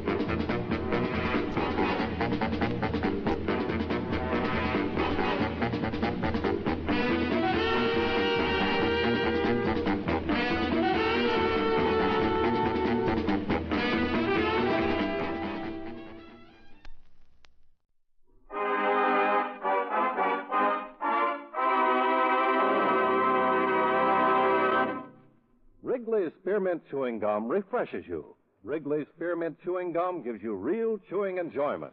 Yes, for chewing enjoyment plus refreshment, it's Wrigley's Spearmint Chewing Gum. The lively, delicious flavor of Wrigley's Spearmint cools your mouth, helps keep your throat moist, and gives you a nice little lift. The good, smooth chewing of Wrigley's Spearmint helps keep you feeling fresh and alert, adds enjoyment to whatever you're doing. So for chewing enjoyment plus refreshment, treat yourself often to Wrigley's Spearmint Chewing Gum. Healthful, refreshing, delicious.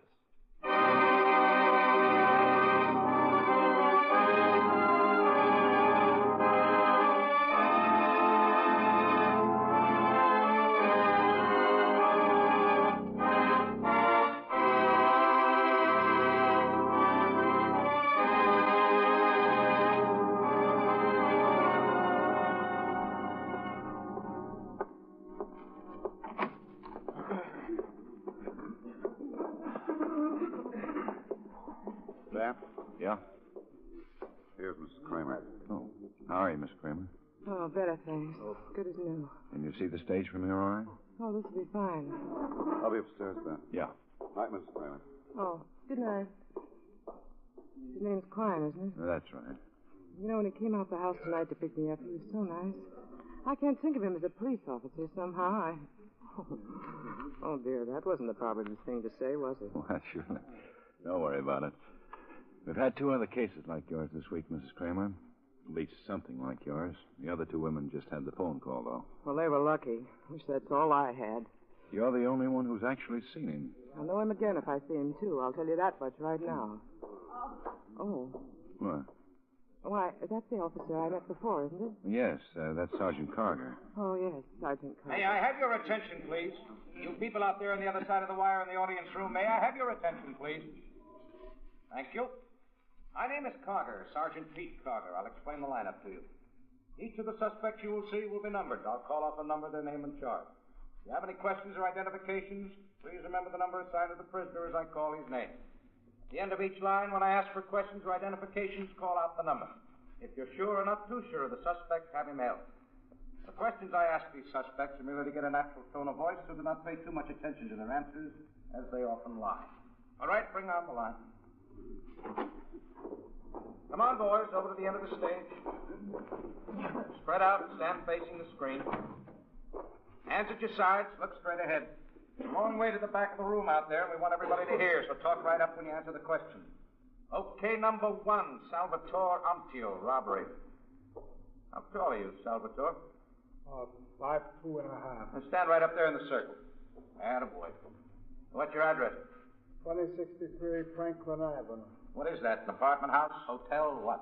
I board in a room there. It's a boarding house, I guess. This city your home, Salvatore? I didn't get that. What'd you say? You come from someplace else, or is this your hometown? No. I'm from Philly. My wife lives there. What are you doing here? Oh, just looking around. For work? Sure. I work. What do you do, Salvatore? Greenhouse man. I trim trees sometimes. Good money this time of the year. Were there any weapons? Yeah, a gun. What kind of gun? Tell me about it. You hear me? It's a Lugar. I don't know what caliber it is. Sure good gun, though. You have a car? No, I've... Okay. Number 2, Maxwell Stearns, Grand Theft Auto. I didn't steal no Hudson. Having me here's a mistake. Well, when we find out that's true, we'll be the first to admit it, Max. Tell us the last place you slept before you were arrested. 4425 Lafayette Street. Louder, Max. People can't hear you. 4425 Lafayette Street. All right. How long you lived at that address? What do you mean, how long have I lived there? How long have you lived there? That's what I mean. Well, I don't see what difference it makes. Just answer it, Max. 2 hours. Where'd you live before that? Norman, Oklahoma. How long in town before you were arrested? 2 hours and a half. I didn't even get a chance to unpack my suitcase. Well, we unpacked it for you, Max.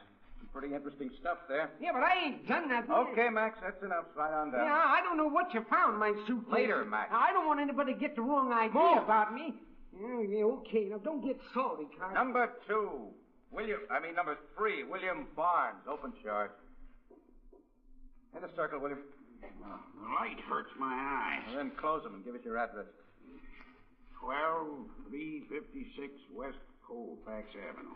That the last place you Yeah, slept that's what before I you was were trying arrested? to tell you. I don't know what they're trying to do. That's the one we want, William. Yeah, we'll see when we get to 238 Marie Street, Apartment 10. Well, I don't Going know to that. just a minute. Max! Yeah, Sergeant. Stand against the wall there and keep your mouth shut. I don't want any talking up in that stage. Well, I was just telling Charlie here. Charlie's got his own troubles. Just do as I tell you. Yeah, well, okay.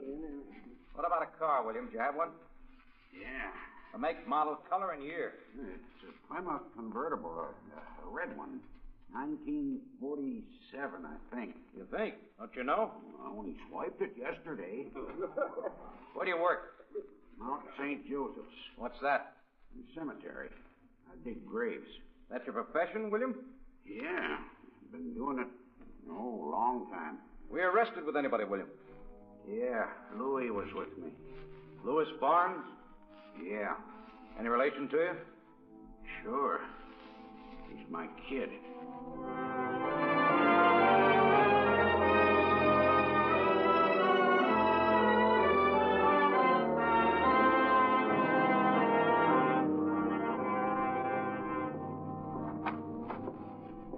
Oh, I was just looking for you, Ben. Mrs. Kramer spot anybody? No luck. Yeah, these came up from the stats office. R&I has some other things. MO's about the same on all of them. Guy calls up, won't give his name, asks the girl to meet him, uses a lot of vile language, threatens her. Descriptions aren't too close. No, it was pretty dark. She could be wrong. You find out Mrs. Desmond's maiden name? Yeah, Rachel BAMG. I checked it with Ruth Forbes. They never heard of each other. Neither one of them known Mrs. Kramer. Mrs. Desmond worked out of the Prentice Agency on 16th Street, and Ruth Forbes handled by an outfit called the Fairview. He sure likes models. You know, who doesn't? Yeah. Well, this bird's having a lot of fun, and we aren't even close to him yet. Better cover all the agencies that handle these girls and tell them what's up. Right. Oh, I'll take those. Oh, sure. We'll have Mrs. Kramer look at him anyhow. Is she still here? In my office. When Pete comes up, shoo him up. Yeah. I don't, How long's it going to be, Lieutenant? Oh, 10 minutes. 10 minutes, darling. Oh, yes, downstairs. Bye. Hope you don't mind me using your phone. No, not at all. Hi. Hi, Pete. Remember Mrs. Kramer? Oh, sure do. How are you? Oh, Sergeant. I remembered where I saw that picture. Oh? Calendar, year before last. Knew I'd seen you before the other day. Well, I'll do. Still working at that? I mean, posing for calendars? Well, I'm still a photographer's model when I get a call. I played those voice recordings back from Mrs. Kramer, Pete. She didn't recognize any of them. Oh, I wish I could be more help. I know I'd recognize his voice again, the same as I recognize his face. Oh, what an awful person. Just awful. Well, we're glad he didn't do any worse than he did. Oh, I guess I screamed so much and made so much noise he was afraid he'd be caught right there. I've been modeling off and on ever since I was 16, and Lord knows I've had my share of wolf calls and cranks and smart boys. But when I got that phone call, I thought it was just another one, although the language he used was pretty raw. Well, tell me, Miss Kramer, have you thought of any possible way he could have gotten your phone number?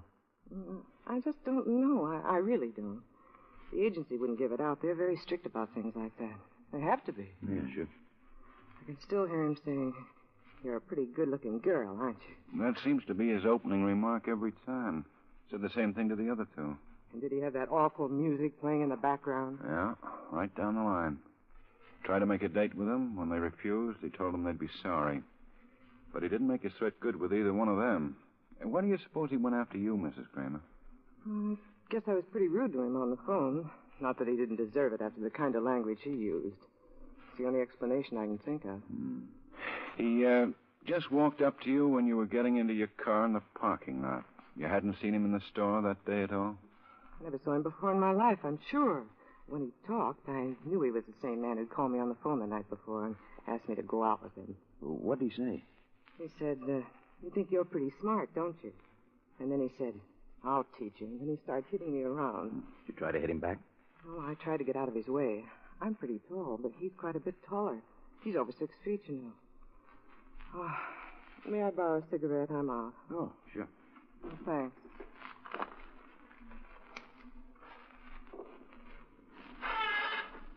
Oh, thank you. Sure. Now, it's possible, but a little out of line in a case like this to think that You've never met or seen him before anywhere. I'm almost positive. I can't say for sure because I meet so many people all the time. But his face was entirely unfamiliar to me, and his voice, too, of course.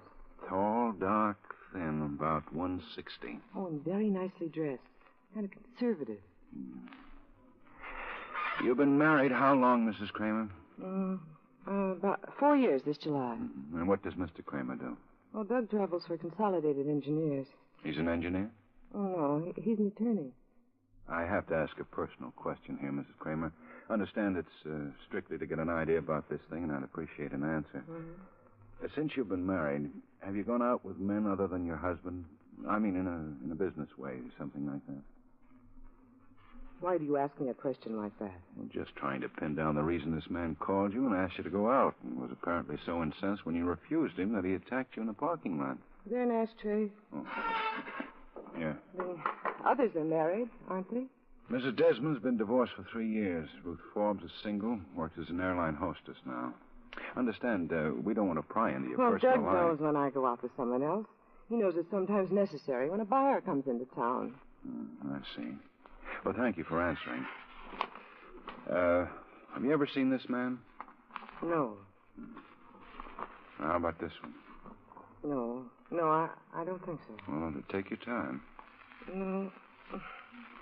Well, I just don't know. If he had a hat on, I guess not. But you aren't sure.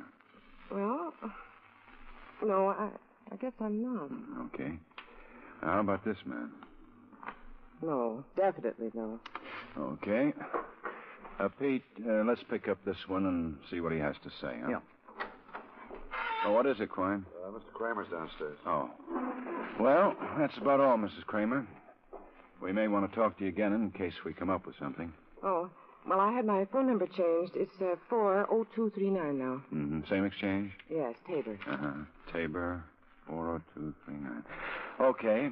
If you don't mind, we're going to put a man with you and your family for the next few days to keep an eye on things till we get this cleared up. Oh. Well, we hardly think he'll come back and try to get at you again, but we don't want to take any chances either. And we don't want you to be frightened by any policemen you see loitering about. I see. Well, goodbye then. Oh, I sure hope you get him. Well, so do we. Thanks for all your trouble. Goodbye, Mr. Kramer.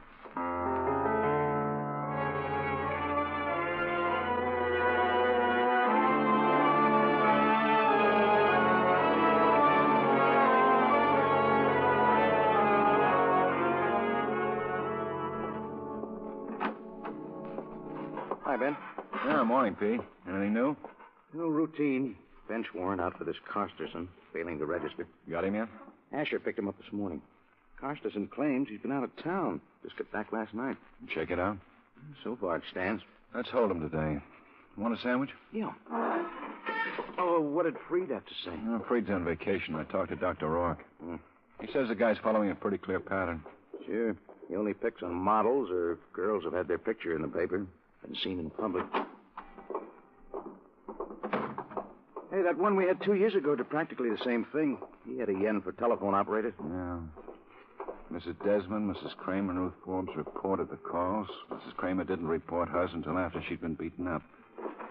The language he uses when he talks to them, some women just wouldn't be bothered reporting it at all. They might tell their boyfriends or husbands, but that's about it. No telling how many he's called. Yeah, I guess so. This is a different operation. How's that, Ben? Rourke thinks this bird's building up to something. He might kill the next girl if he has a chance. Charlie. Oh, yeah, he's just coming in. Lieutenant? Yeah? Your office. Okay. Guthrie. Quine, Ben. Better hold it up. Just got another complaint. A model? No, her name's Adelaide Harvey, a receptionist at Universal Television Station. She played it smart and it looks hot. How's that? She made a date to meet him tonight.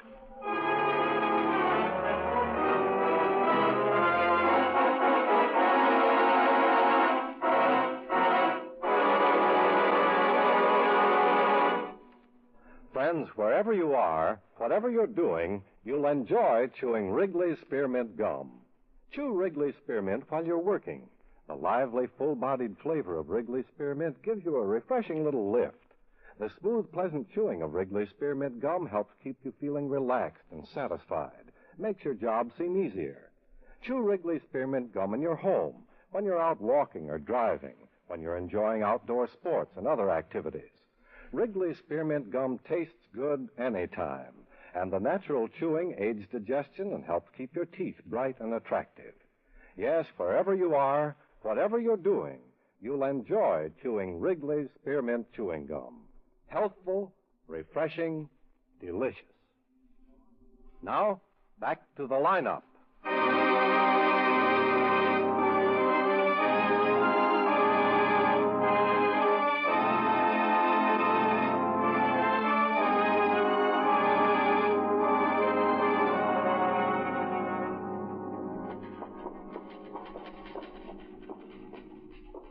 Are you Adelaide Harvey?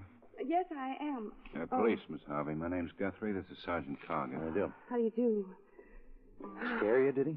Well, not so much when I was talking to him on the phone, but now, after I've had a chance to think it over, gosh, the officers who came up and told me what he did to that other woman, did you hear of that? She'll be all right.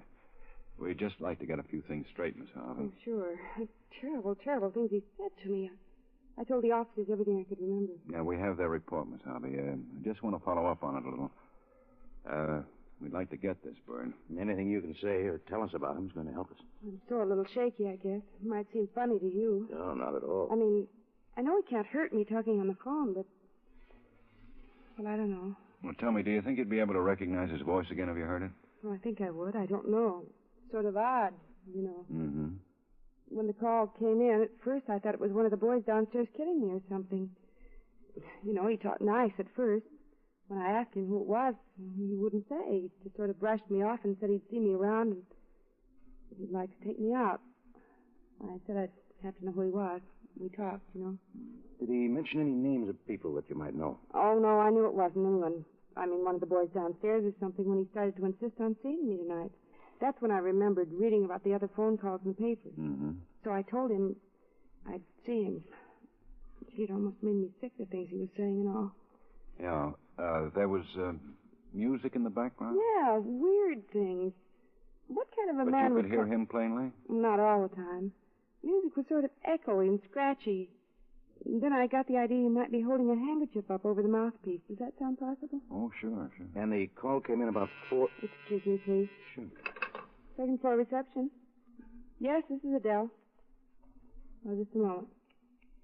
On to it, Janie. Right. The call came in about 4? Yes, I'd just come back from having a Coke. Where do you get your Cokes? There's a machine at the end of the hall. Anybody around the machine when you were there? I don't remember. I don't think so. The lobby of the Ellsworth, that's where he said he'd meet you? Yes, 7 o'clock. I told him I'd be there. Well, you did the right thing. Maybe we can get our hands on him. Yeah, I hope so. There ought to be a law against a man calling up like that. There is. Did you ever model, Miss Harvey? No. Photographic work, something like that? No. Wait. I'm not a professional, but the station used my picture for publicity last week. Miss TV on the billboard out front? Yeah, that's me.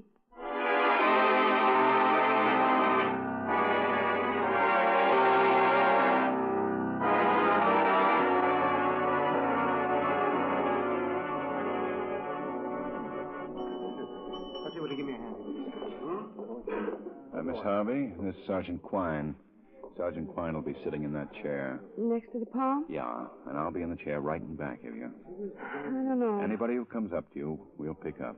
Well, I suppose I have to go through with it now. All right, Quine, you can go ahead. You think he'll show up? Well, we hope he will. You can go over and sit down now, if you like. Well, all right, here goes nothing. Be over in a couple of minutes. Okay. Hi. How's it look? 2 couples at the bar, another couple in one of the booths. Man sitting at the end of the bar doesn't answer the description. Mm-hmm. How about the dining room? It's filled. Crockett's at the entrance with Murph. Okay, keep your eyes open. Yeah. Hey. What? Lend me your paper. Huh? Oh, sure. Thanks. It's after 7. Guess I better get over there. Yeah.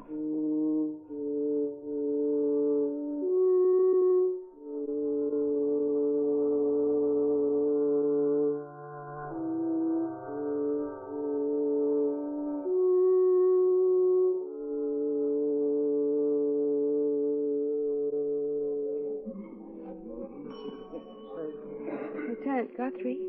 Yeah? There's a man looking at me. Hmm? He's been glancing at me ever since I sat down here. Well, where is he? He's standing over by the desk now. The tall one in the gray suit. Oh, yeah. You see him? Yeah. Doesn't he look suspicious to you? Yeah, he sure does. That's Sergeant Asher. Oh.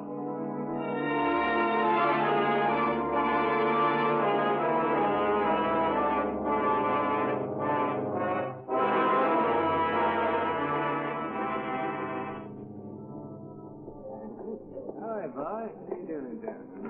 What do you think, Ben? 8:30. Looks like we struck out. Yeah, he'd be here by now if he was going to be here. You'd think.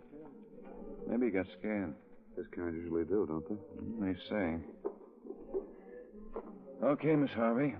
I guess he didn't want to see me so bad at that, huh? Yeah. All through for the night? Mm-hmm. Sergeant Quine will take you home. Quine, I'll send someone out later. Okay. You ready, miss? I'm tired. Yeah, I'll bet. Well, Ben? Hold it. Pete's signaling. Oh, yeah. Ben. Black Buick Cedarnet 41, circle the block 3 times. Man driving. Plenty of parking space out front? Yeah, guy looks possible. Know anybody who owns a car like that? Buick Cedarnet? 41. I don't know. Come on. Should be coming around. Now, let's take a chance outside. Yeah.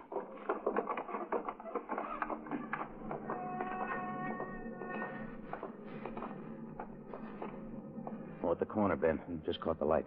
4E1978? Yeah. All right, Miss Harvey. You see the car? Yeah, I see it. Take a good look when he comes by. I'm scared. Well, nothing to be scared of. Here he comes. You see his face? Yes. Well? Anything familiar about the car, about his face? I'm trying to think. There is something. I'm not sure. He was wearing overalls and he was driving a truck, but it could have been him. You've seen that man before? Yes, I think it's the same man who came out to fix my television set.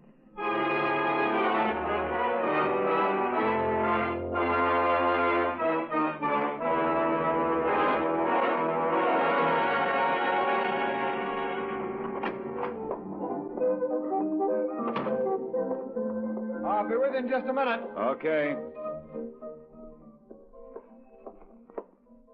Sorry to keep you waiting. I got a job there. I asked to get out before I close tonight. Well, pretty busy, are you? Yeah, more than I can handle. What can I do for you, gentlemen?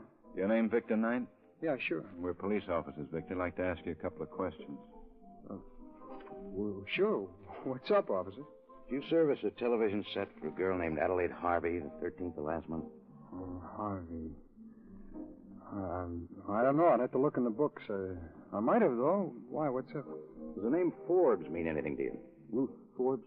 Forbes. No, I don't think so. How about Rachel Kramer? No. Lives out on South York Street? No. I don't get it. What All do you guys three of these people say you serviced their television sets at one time or another. Is that true? Well, could be. I don't know.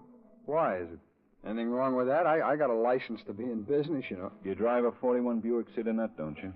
Well, sure. It's parked out in back. Hey, look, I don't understand. You must have something wrong coming in there and asking. Oh, well, just a second, will you? Victor Electric. Oh, hello, honey. Yeah.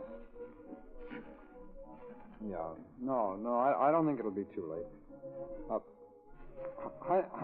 Honey, I got some people waiting. I'll call you back. Yeah, bye. I remember now I did service a set for some people who lived out on South York. It must have been last year sometime. It was the 10th of February, Victor. Oh? Where were you last night, Victor? Where was I? Well, I was home. All night? Yeah, why? Can you prove it?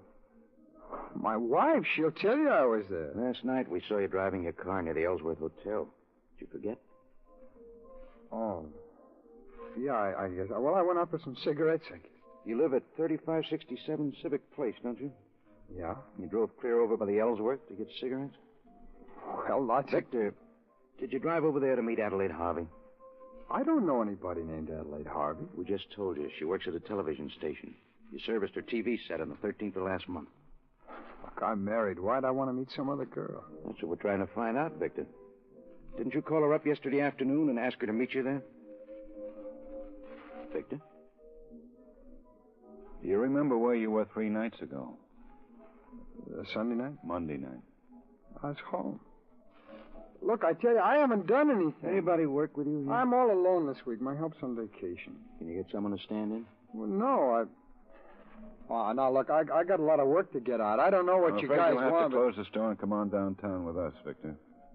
Oh, no, wait, I never heard of such a thing. I haven't done anything. I've never been in any trouble. We just want to get something straightened out. Well, I won't go. We have a warrant, Victor. I tell you, I haven't done anything. You can ask my wife. We'll Now, ask look. her if it's necessary. Right now, we'd just like to have you come downtown with us. There's a lady going to be there, Mrs. Kramer.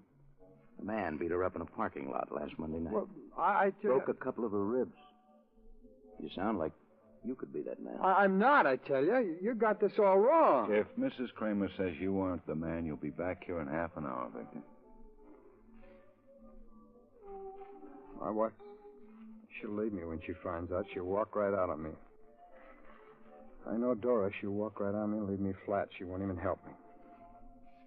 She'll walk right on me. We've been married 9 years. Did you think about that when you made the phone call? No. I guess I didn't think there was any way you could catch me. Well, you should have thought of that.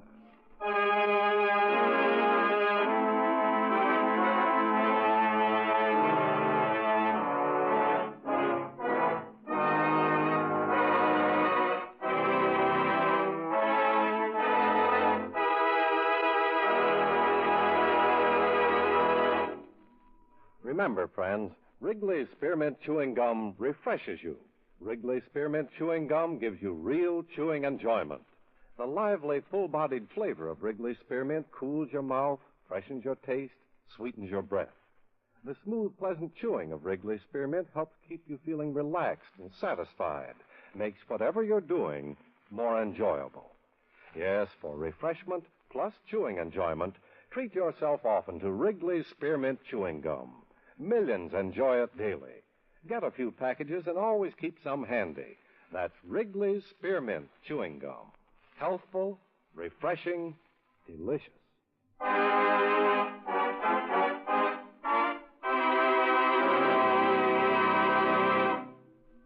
The lineup. For before you pass the innocent, the vagrant, the thief, the murderer. Listen again next week when the makers of Wrigley's Spearmint Chewing Gum again bring you the lineup. May I have your attention, please? You people out there on the other side of the wire in the audience room, may I have your attention, please? Thank you. My name is Karger, Sergeant Pete Karger. I'll explain the lineup to you. Each of the suspects you will see will be numbered.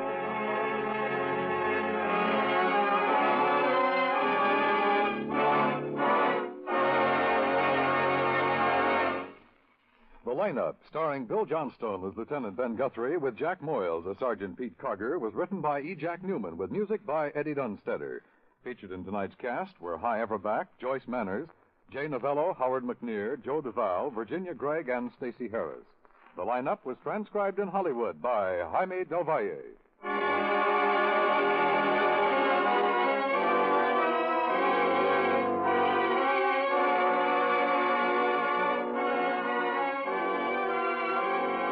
This is the CBS Radio Network.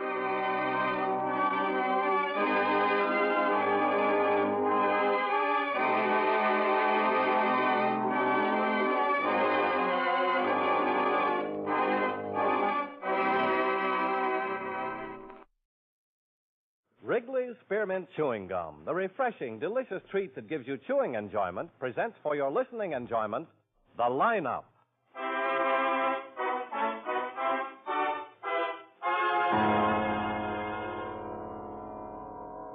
Ladies and gentlemen, in just a moment we will take you by transcription behind the scenes of a police headquarters in a great American city, where under the cold, glaring lights will pass before us the innocent, the vagrant, the thief, the murderer. This is The Lineup.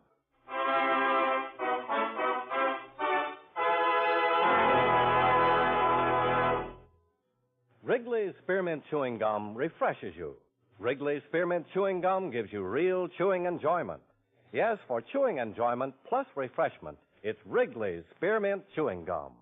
The lively, delicious flavor of Wrigley's Spearmint cools your mouth, helps keep your throat moist, and gives you a nice little lift. The good, smooth chewing of Wrigley's Spearmint helps keep you feeling fresh and alert, adds enjoyment to whatever you're doing. So for chewing enjoyment plus refreshment, treat yourself often to Wrigley's Spearmint Chewing Gum. Healthful, refreshing, delicious.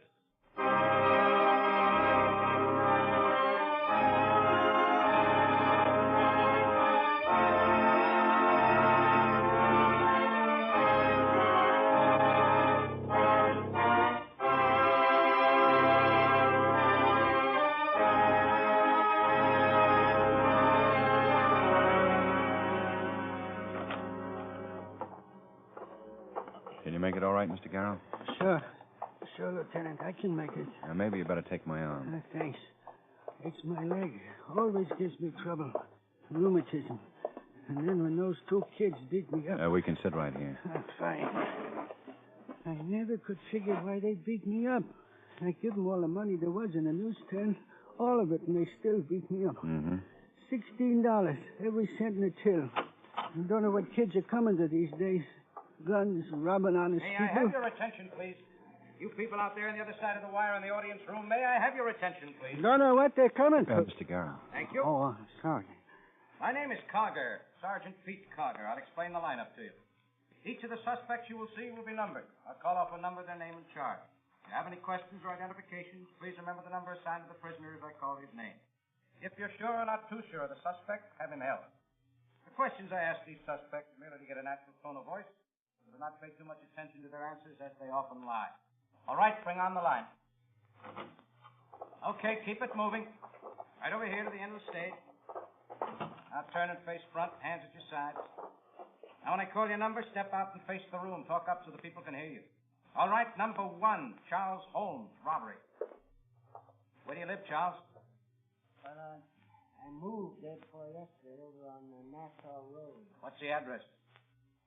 Well, I can't remember. It's new. It's on Nassau Road. 654 South Nassau?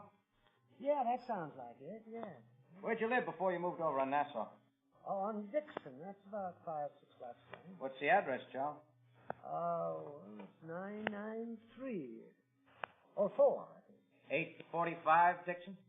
Yeah, it's funny. I thought it was 900. How long did you live there? Well, it was a couple of months, I think.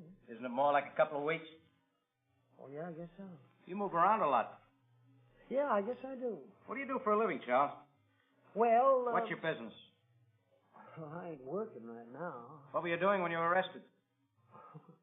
I was picking a guy's pocket. That's a habit of yours, isn't it, Charles? Oh, yeah, I guess so. Step back. Okay. Number 2, Irv Adkin, drunk and disorderly. Where do you live, Irv? 6323 Henry Lee Street. Rooming house, hotel, private house, what? Landlady, she says it's a private house, but it don't seem so private to me. How many people live there besides you? Who cares? 5, 6, I don't know. What time did you get home last night, Irv? What's with all these questions? You got no What right. time did you get home last night? 2, maybe 3 o'clock. I don't keep track of time when I'm relaxing. Must have been relaxing pretty hard last night. I had a few with the boys. Not many, just a few. The people in your house say you kept them awake for 2 hours with your noise. Did you? I didn't make no noise. I was singing only. Besides, the landlady, she stopped me. Your landlady says you used abusive language to her. What do you mean abusive language? Called her names. I call her a few names. That's not what she said. Okay, so I call her a lot of names. She got a lot of nerve. You should get a load of some of the ones her old man comes up with. Okay, step back. Number 3, Phil Carter, suspected robbery. Where do you live, Phil? 620 Alameda Street. You people out there hear him?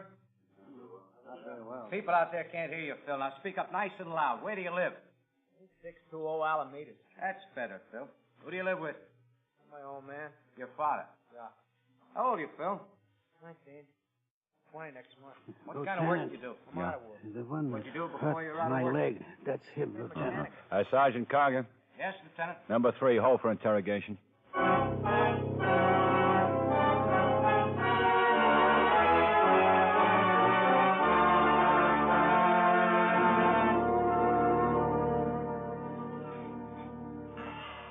Comfortable, Phil? I'm all right. You know why you're arrested, don't you? Should I know? Sergeant Karger, tell Phil why he's here. There's a gang of kids, Phil, all about your age. They've been robbing grocery stores and newsstands for the past 6 months. What's it got to do with me? Last night, 2 boys held up a man named Garrow. You were one of those boys, Phil. That's a dirty lie. Don't get tough with me, son. It won't help you. Who was with you on the job, Phil? I don't know what you're talking about. You had a partner. What was his name? Look, why don't you pick on somebody else? You had a whole line of guys out there. Why you bring me in here? Because we know you robbed that newsstand. It makes you pretty smart. Now tell me how you know. Mr. Garrow identified you. Said you were one of the 2 boys. He's crazy. How can an old man like that identify anybody? How'd you know he was old, Phil? Well, isn't he? How'd you know? He runs a newsstand, don't he? Who ever heard of a young guy running a newsstand? The report here says you were running down 5th Street toward Elm. That right, Phil? Were you running? Maybe I was. I don't remember. Why were you in such a hurry? It's late. Just going home. Where'd you say you lived, Phil? Ask him. He got it on the paper. I asked you. 8620 Alameda. Mm-hmm. Officer who arrested you said you were running toward Elm. That's the opposite direction from Alameda. So what's that prove? It proves you weren't going home. Okay, so I wasn't going home. What were you doing on 5th Street? I was at the movies. What movie house? Pimlico. What picture did you see? The Scar. Good picture? It was all right. Tell us about it. Huh? Well, the story. Tell us what the picture was about. Look, what is this? I don't have Tell us the story. Oh. There was this guy. He went up to this dame's place and Go ahead, Phil. What happened then? I don't remember what happened. I guess I fell asleep. You must have been pretty tired. Well, sure, I was tired. I don't get no sleep at home. Freight trains all night. You'd be tired, too. Why don't you tell us the truth, Phil? What do you mean? I am telling you the truth. You didn't see any movie last night? Sure I did. I saw the Scar. You don't even know what the picture's about. You know why, Phil? Because you didn't see it. Because you were too busy beating up Mr. Garrow. That's a lie. I was at the movies and I fell asleep. Who was your partner on the job? I didn't have any partner. I didn't do any job. How many times I gotta tell you? All right, Phil. Yeah, Ben. Come in here, will you, Quine? Right. You gonna let me go now? I'm sending you back to your cell. What for? You haven't got anything on me. Hi, Pete. Hi, Quinn. Lock him up. All right. Come on. You can't keep me here. I haven't done anything. Come on, come on. How long will it take us to get over to Alameda Street? Oh, maybe 15 minutes. Something on your mind? Phil's father. Let's go.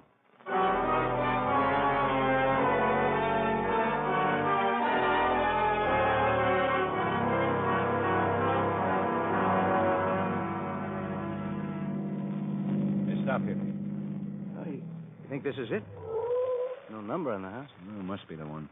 That was 8600 back in the corner.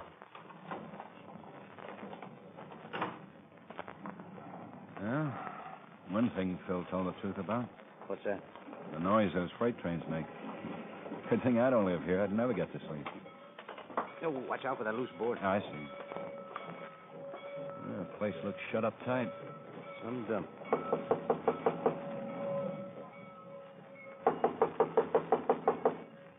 Try it. Open. Doesn't look like anybody. Oh, I beg your pardon. Didn't see you sitting there. You, Mr. Carter? The bill collector got out of luck. We're from the police, Mr. Carter. Police? What do you want with me? Just a few questions about your son, Phil. You want a drink? Wine. No, thanks. We, You don't want a drink, you don't have to. Mind if I have one? Go right ahead.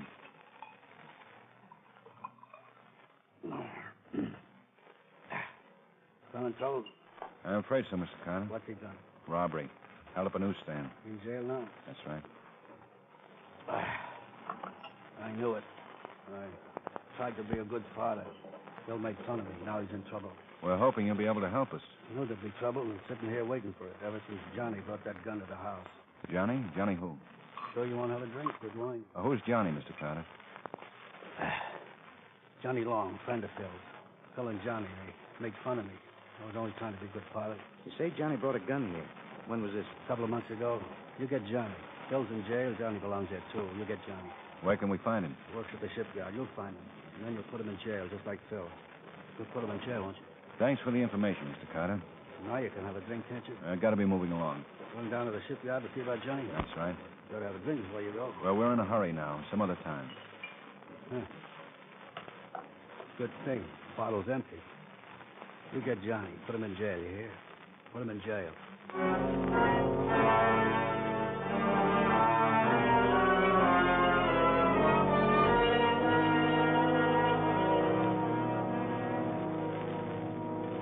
Yeah, I knew Johnny. He's a nice kid. Lazy, though. He quit a while back. About a month ago, wasn't it? Let me see. Yeah, just about a month ago. Have you seen him since then? Me? Any idea where he lives? Didn't the front office have his address? We checked the one they gave us. Johnny moved out last month.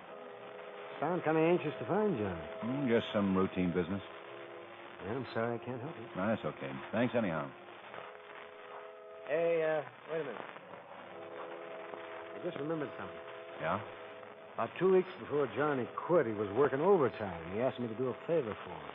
He was a nice kid. He didn't mind doing things for him. And what kind of a favor? He wanted me to call his girl. Tell her he'd be late. You called her? Yeah, over at the Mohawk Beauty Shop. She works there. Remember her name?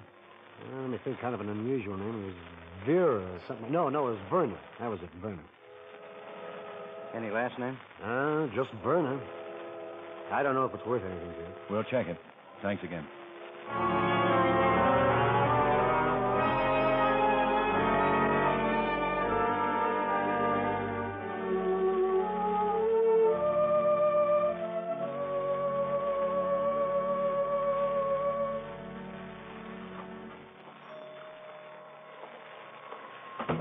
I can do for you, gentlemen? We're looking for a girl who works here. Her name's Verna. Oh, I'm Verna. Verna Winton. Well, this is Sergeant KARGER, Miss Winton. I'm Lieutenant Guthrie, police. How do you do? How do you do? We'd like some information. Maybe you can help us. Well, I'll be glad to if I can. Oh, dear, I forgot all about Mrs. Cobb. She's been under the dryer much too long. Excuse me, just a minute, please. Surely. Pretty girl. Mm-hmm. I'm sorry. You were saying you wanted some information. We'd like to ask you about Johnny Long. John Brown? You do know him, don't you, Miss Winton? Oh, yes, I know him very well. You see him often? Well, not as often as I'd like to. Only about 3 times a week. But that'll all be changed after we get married. You and Johnny are going to get married? Yes, Sam. Johnny works in the shipyard. He told me we'd get married as soon as he got a raise. And the other night he said he'd get it in a couple of weeks. Did you know Johnny quit his job at the shipyard?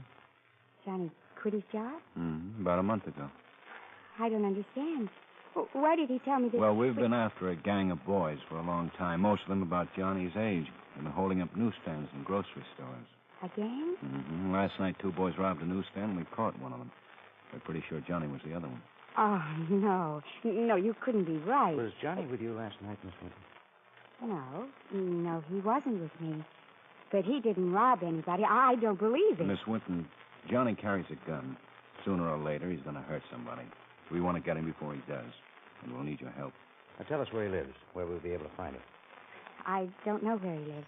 You're engaged to him? You don't know where he lives? Johnny never told me. I didn't think it was important for me to know. How about photographs? You have any of Johnny? Just a small one. I keep it in my bag. Mind getting it? No, it's right here. Here you are. Mm-hmm. Well, thanks. Lieutenant, are you sure that it's this Johnny Long you're after? It's a very common name, and... We're sure, Miss Winton. I see. What else do you want me to do? Give Sergeant KARGER your home address. We'll be in touch with you. I can't believe it. Not Johnny.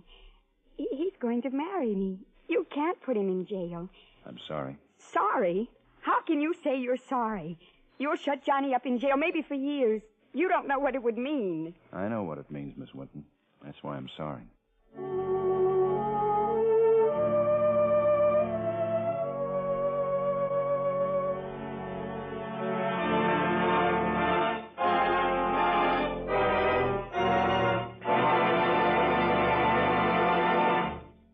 Friends, wherever you are, whatever you're doing, you'll enjoy chewing Wrigley's Spearmint Gum.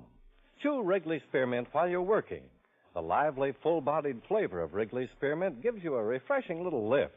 The smooth, pleasant chewing of Wrigley's Spearmint Gum helps keep you feeling relaxed and satisfied, makes your job seem easier. Chew Wrigley's Spearmint Gum in your home, when you're out walking or driving, when you're enjoying outdoor sports and other activities.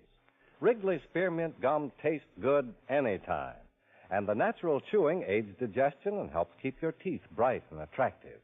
Yes, wherever you are, whatever you're doing, you'll enjoy chewing Wrigley's Spearmint Chewing Gum. Healthful, refreshing, delicious. Now, back to the lineup.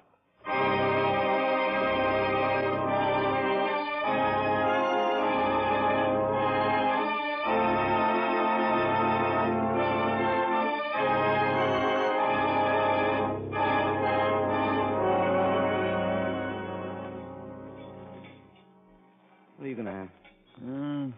Spare ribs, maybe. I think I'll have the lamb.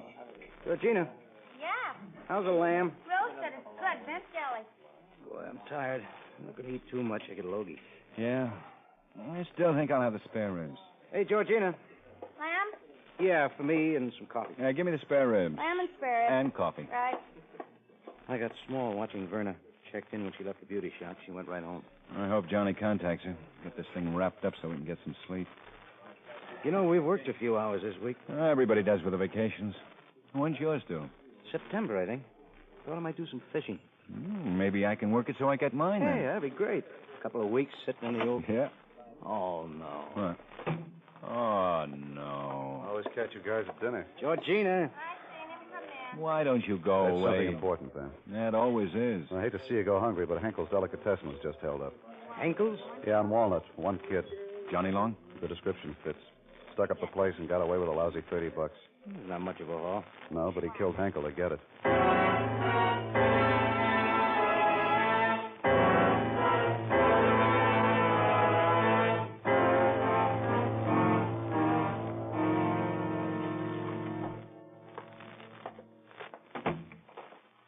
I'm Lieutenant Guthrie, Mrs. Henkel. I'm sorry about your husband. Yeah, Is someone coming over to stay with you? Man's sister. They said Man's sister would be here. Well, fine. I know you don't feel like talking now, but it's important that I ask you a few questions. Question? Really?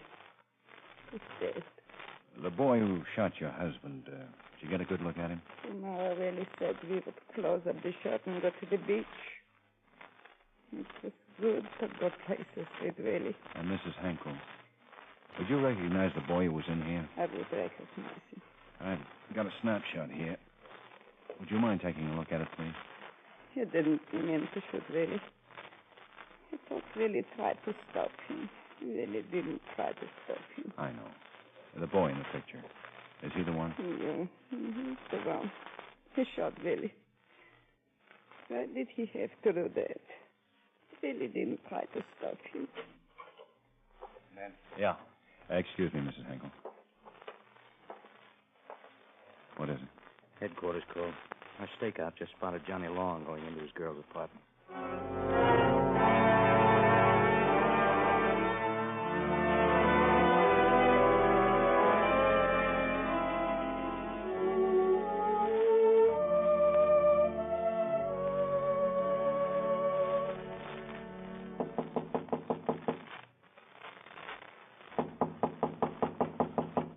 Maybe she won't answer, man. She'll answer. Could be Johnny won't let her. Try again.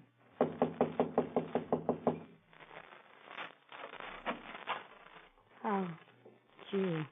We want Johnny, Miss Wilson. Yes, I thought you'd know. I wish you'd given us a little time together. Where is he? He acts so strange. Won't say anything. Just stares. Lieutenant, has Johnny...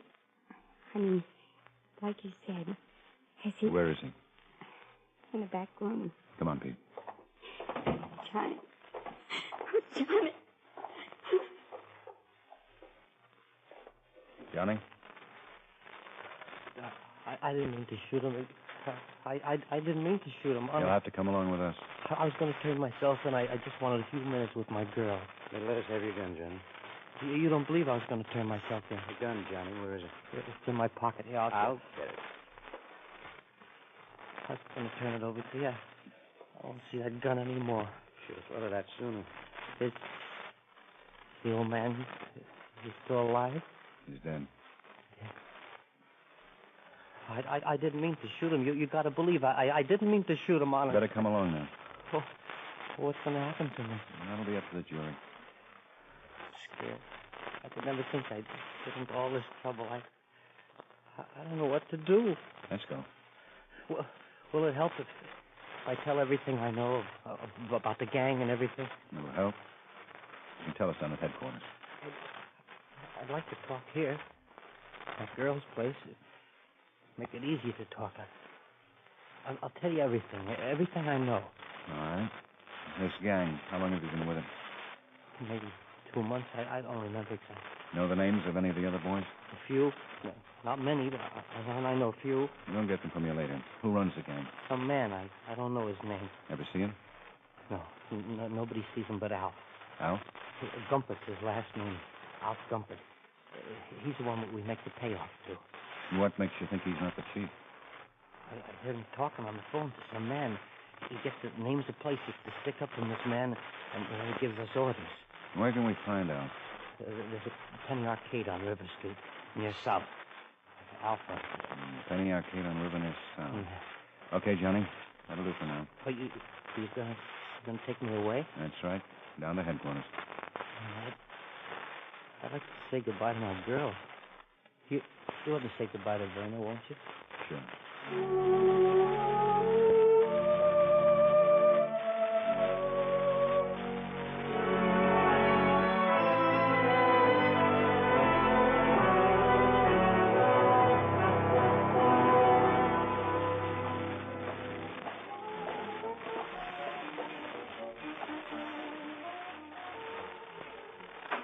Howdy, gents. Be with you in a minute as soon as I finish this game.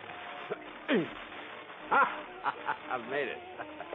What can I do for you, gents? We're looking for Alf Gumpert. You found him, gents. Somebody tell you old Alf had the finest penny shows in town? It's the truth, gents.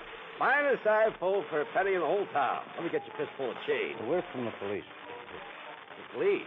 Well, what's the matter? My license is okay. Says I can stay open till midnight. What's it say about robbing newsstands? I don't know what you're talking about. I never robbed no newsstand. No, you didn't have the guts. So you got a bunch of kids to do it for you. What are you trying to frame me with? Kid.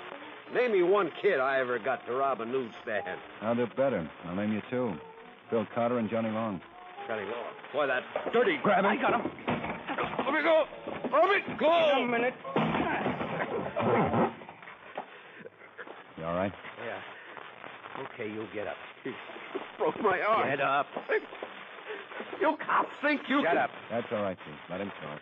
I got nothing to say. Who gives you your orders? I got nothing to say. You better tell us, Alf. Who's the big boy? I don't know what you're talking about. I don't know no big boy. Why don't you leave me alone? As soon as you tell us. Look, you fellas got it all wrong. You're the one who's got it wrong, Alf. And it's going to cost you 10 years. Huh? Long time. You want to do it alone? I ain't going to do nothing. Who gives you the orders? Nobody. Come on, Alf. Nobody. Okay, let's get him done. You can't hold me in like this. I'll be out in an hour. Who's going to go bail? I'll be out. Who's behind you, Alf? We want him. You know, you're in a hole. Johnny Long killed a man tonight. We can get you for withholding evidence, accessory, complicity. Well, wait a minute. Who is it? You take it easy? We'll try. His name's Jeffries. He hasn't been around for a long time. Stan Jeffries. Yeah, I know him. Con man. Yeah, you got a package on him. He's been working in another state. This is small time for Jeffries. Not so small. We've been doing all right. Where can we find him? I don't know. Al. I don't. He'll be in my office tonight after the arcade's closed. What time? After 2. Yeah, it's 11:30 now. Close up the arcade, Al. We'll go back to your office and wait for him. Oh, you won't get him. Stan can smell cops a mile away. We'll take that chance, Al. Come on.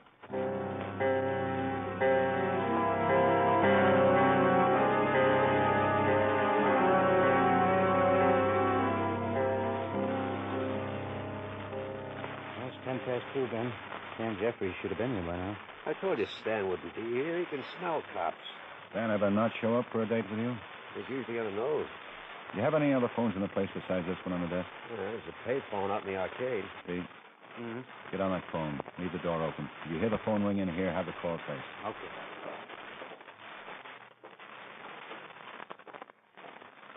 That's waiting's making me nervous. I'll tell you what you can do. Write me the names of the other kids who work for you and Stan. I wrote you 23 names. How many do you want? All of them? That's all of them. I bet you could remember some more if you tried. That's all of them. How many times do I have to tell you? I got it. Now, wait a minute. You ready, Pete? Yeah. Answer it. Hello? Yes, Stan. Yeah, I'm alone. Where you been? I've been waiting for you. Well, yes, Stan, yeah.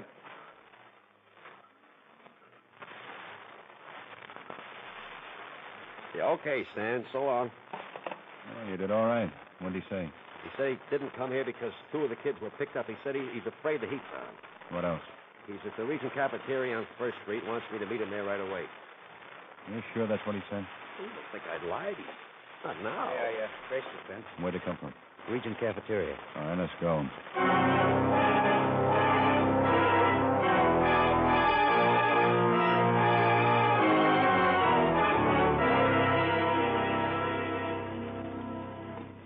Hold it. Let's see if we can spot him through the window. Only 3 people in the whole crew. How about the corner table?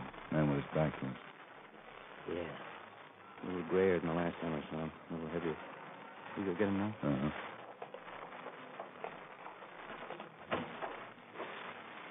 Stay by the door. Watch it, Ben. He sees you. Stay where you are, Stan.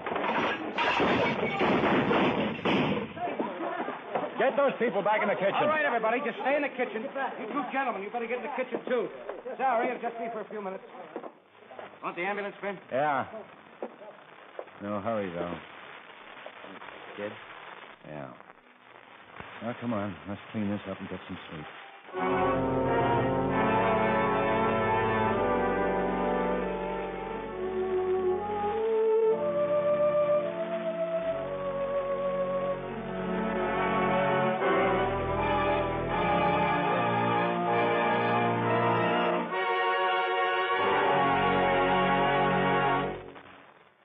Remember, friends, Wrigley's Spearmint Chewing Gum refreshes you. Wrigley's Spearmint Chewing Gum gives you real chewing enjoyment.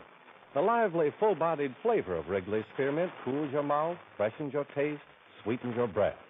The smooth, pleasant chewing of Wrigley's Spearmint helps keep you feeling relaxed and satisfied. Makes whatever you're doing more enjoyable. Yes, for refreshment plus chewing enjoyment, treat yourself often to Wrigley's Spearmint Chewing Gum. Millions enjoy it daily. Get a few packages and always keep some handy. That's Wrigley's Spearmint Chewing Gum. Healthful, refreshing, delicious.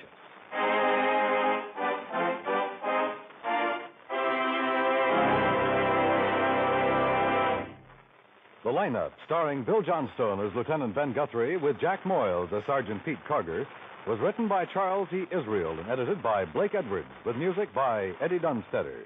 Featured in tonight's cast were Herb Butterfield, Howard McNear, Hal March, Tony Barrett, Hy Everback, Sammy Hill, Virginia Gregg, and Bob Sweeney.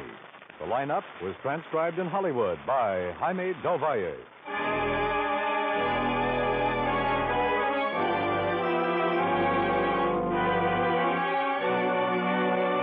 This is the CBS Radio Network.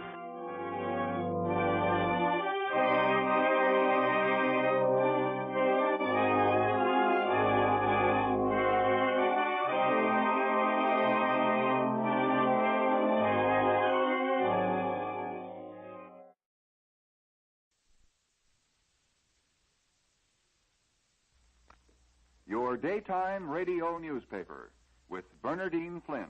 Hello, friends. This is Bernardine Flynn bringing you another of our news programs, Your Daytime Radio Newspaper. Derwent Kirby is going to tell you about the big, important news.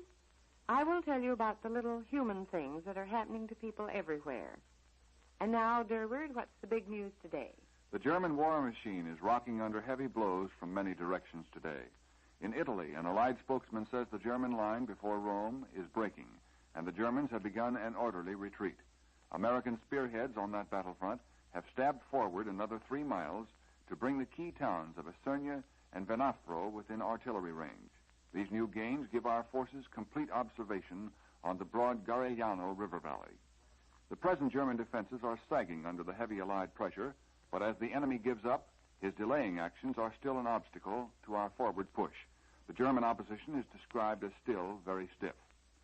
On the Adriatic side of the Italian peninsula, the British 8th Army has pushed across the Trino River to establish a second bridgehead on that stream. In the air, Allied flyers yesterday knocked down 37 enemy planes, their biggest bag in weeks. 30 of these were destroyed by the Flying Fortresses and Liberators, which raided Wiener Neuest, just below Vienna. That raid, incidentally, is described as one of the most successful ever carried out in the Mediterranean theater. Meantime, we learned that on Monday, American medium bombers knocked out an Italian cruiser, which had been seized by the Germans. Reconnaissance pictures showed the cruiser lying on its starboard side in a big patch of oil in Ancona Harbor on Italy's Adriatic coast. At the time of the attack, the Yankee flyers thought they had hit a large merchant ship. American Marauder bombers based in Britain roared out over the English Channel this morning to blast German airfields in northern France. And today, the largest force of American heavy bombers yet dispatched from Britain raided northwest Germany. First reports give no indication of their targets. A new note on air war comes from Yugoslavia. Partisan sources say Russia is preparing to send planes to aid the partisan air force, which is being organized by Yugoslav pilots using captured enemy planes. As for the fighting in Russia, that continues to go well. Cossack cavalrymen are pounding across the Nogaysk steppes to round up more remnants of beaten German armies. The complete annihilation of the enemy is expected within the next several days. The Russians are cutting through the disorganized enemy columns with almost bewildering speed. Informed military observers in London say Germany stands to lose at least 100,000 men in this present fighting in South Russia. The Germans are still putting up their bitterest resistance in the Kryvyi Rog area, where they are holding open a narrow corridor of escape for German troops in the Dnieper Bulge. Even in that area, the Russians are advancing relentlessly. In Cairo, diplomats from Turkey and the allied nations are gathering for a conference which may determine very definitely Turkey's future status. Some observers expect the United Nations to hand Turkey a virtual invitation to war. Meanwhile, a note of discord in the allied camp has been sounded in Algiers. French General de Gaulle has demanded that France be given an equal role with the other major allied powers in the settlement of world issues arising out of the war. Around the world, Admiral Halsey describes the American invasion of Bougainville as our greatest venture yet in that South Pacific area, and he adds, the Japanese know they cannot halt us. There are few new details on the Bougainville fighting today. It is revealed, however, that Japanese cruisers and destroyers attempted to attack our positions Monday night. They were intercepted by an American naval task force, and after an apparently heavy engagement, fled northward. Results of this naval action aren't known in full, but the fact that the Japanese warships hightailed it out of the area indicates that they probably suffered another beating. The Tokyo radio, by the way, speaks of naval and air battles to come in the showdown battle for Rabaul, New Britain. That's just what American leaders are hoping for. They would love to get the Japanese fleet in a free-for-all scrap. An insight on Japan's war effort is available today from American reporters who are among those nationals being brought back to this country on the liner Gripsholm after almost 2 years of Japanese internment. The Gripsholm reached Port Elizabeth, South Africa, this morning. The American correspondents say the Japs show no sign of cracking morale. They report wartime fanaticism, tight army control, mounting shortages of food, and doubled living costs. But they also report that the Japanese people are accepting these hardships as part of the game and are prepared to back the war effort for at least 5 more years. Here in this country, scattered state and city elections have given Republican candidates a number of victories over their Democratic opponents, and the GOP is eyeing the results as indicative of a trend which they hope will lead them back to the White House in 1944. This morning, the deadline passed for coal miners to return to the mines under President Roosevelt's directive. Generally, that directive has been ignored in the major producing states as the miners continue on strike. Well, that's the top of the day's big news, and now let's turn to the colorful human interest side of the news with Bernardine Flynn. Somewhere in Britain, thousands of American soldiers are going through invasion exercises at the American Assault School, which prepares men for the time when they will have to storm the shores of Europe. The practice sessions are very realistic, with real bullets and live bombs. The other day, United Press correspondent Dudley Ann Harmon paid a visit to this school. She is one of 2 women allowed to witness recent exercises, and I'd like to tell you her reaction to this specialized training. Miss Harmon says, at a quiet English town, a group of correspondents found the nearest thing in existence to the European invasion coast, a model of the enemy's defenses, with concrete pillboxes, booby traps, and barbed wire entanglements. Waves of boys from every section of the United States tried out these defenses under real bullets and explosives, landing from the same boats they will use to invade Europe. Casualties occur even in this practice. Before Miss Harmon was allowed to watch American infantry slam into German defenses, she and the other correspondents were warned of the danger. Colonel John Horton, who was in charge of the operation, told them, "All possible precautions have been taken for your safety, but we can't guarantee that you won't be killed. Yesterday we had a general with us, and a bomb landed 40 feet behind him." Then the infantry exercise got underway. This is how Miss Harmon describes it. First, the barrage started. The noise shut out everything else in the world, and the ground shook. A pall of smoke from mortars hid the ridge ahead. We started forward. The barrage increased, and I hid in a sand dune. A pillbox ahead blew up with a terrific roar. Then we went on again. A Spitfire above whined and dived to send machine gun fire into the ground.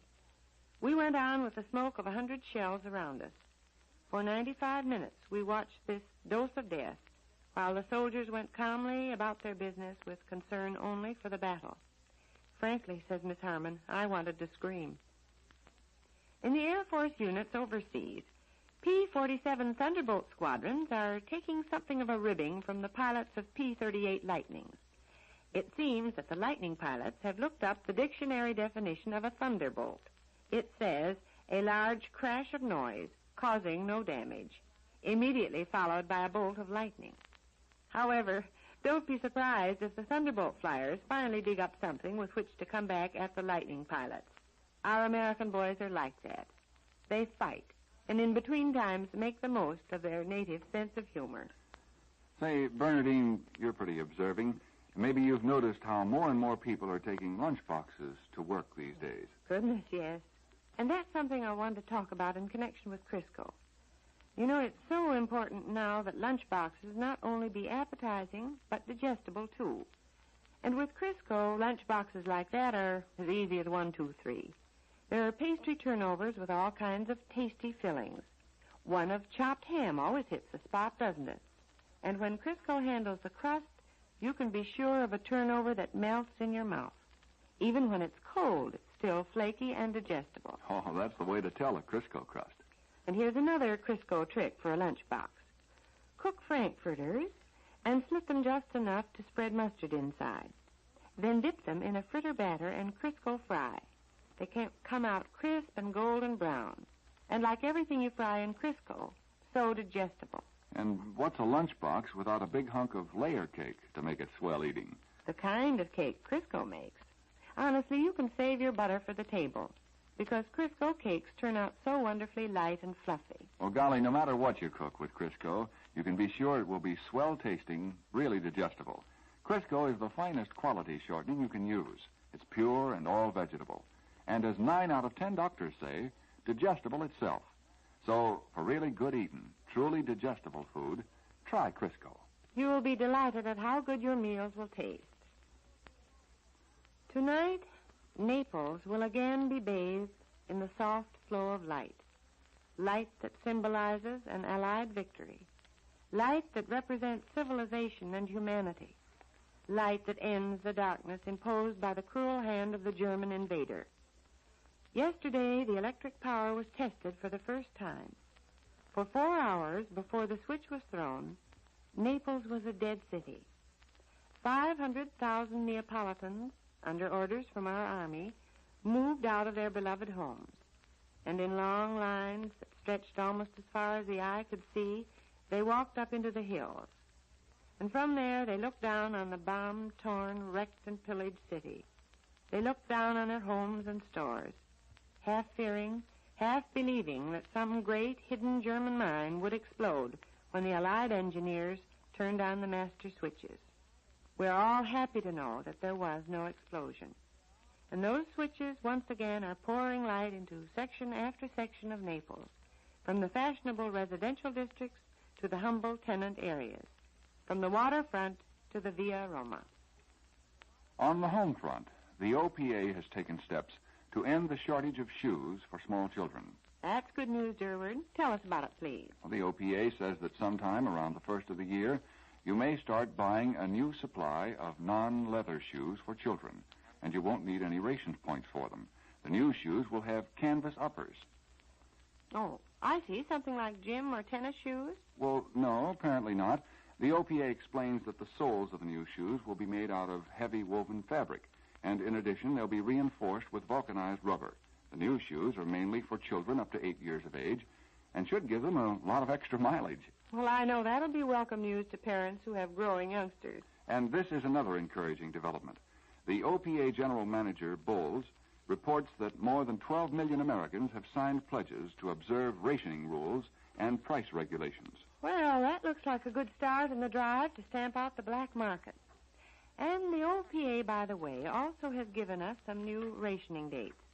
For meats, fats, and so forth, 4 brown stamps in War Ration Book 3 will soon be good.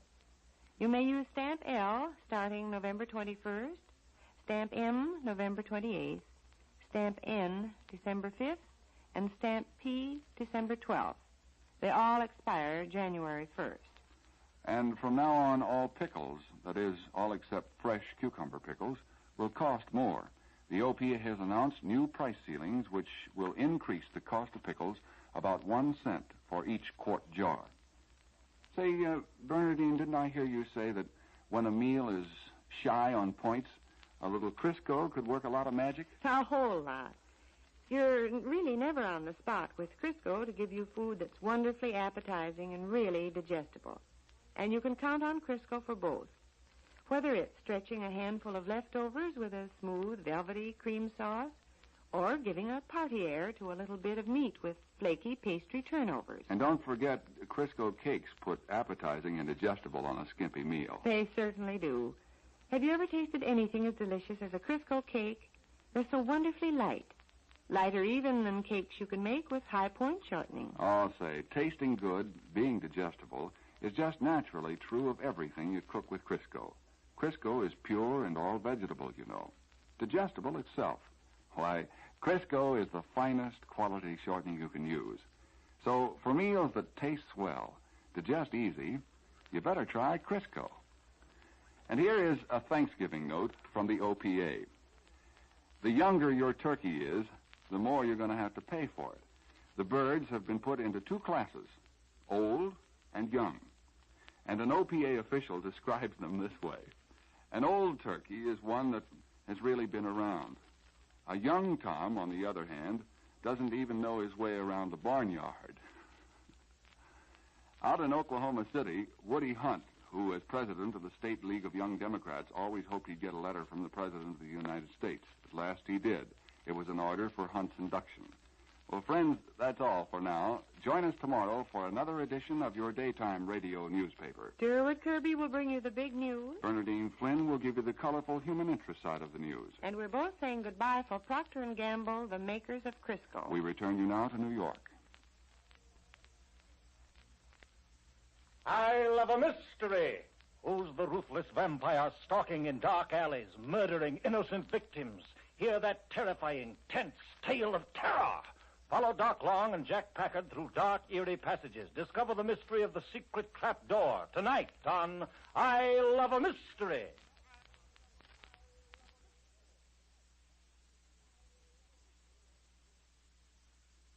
Crisco's radio newspaper with Bernadine Flynn. Brought to you by Crisco, the pure all-vegetable shortening.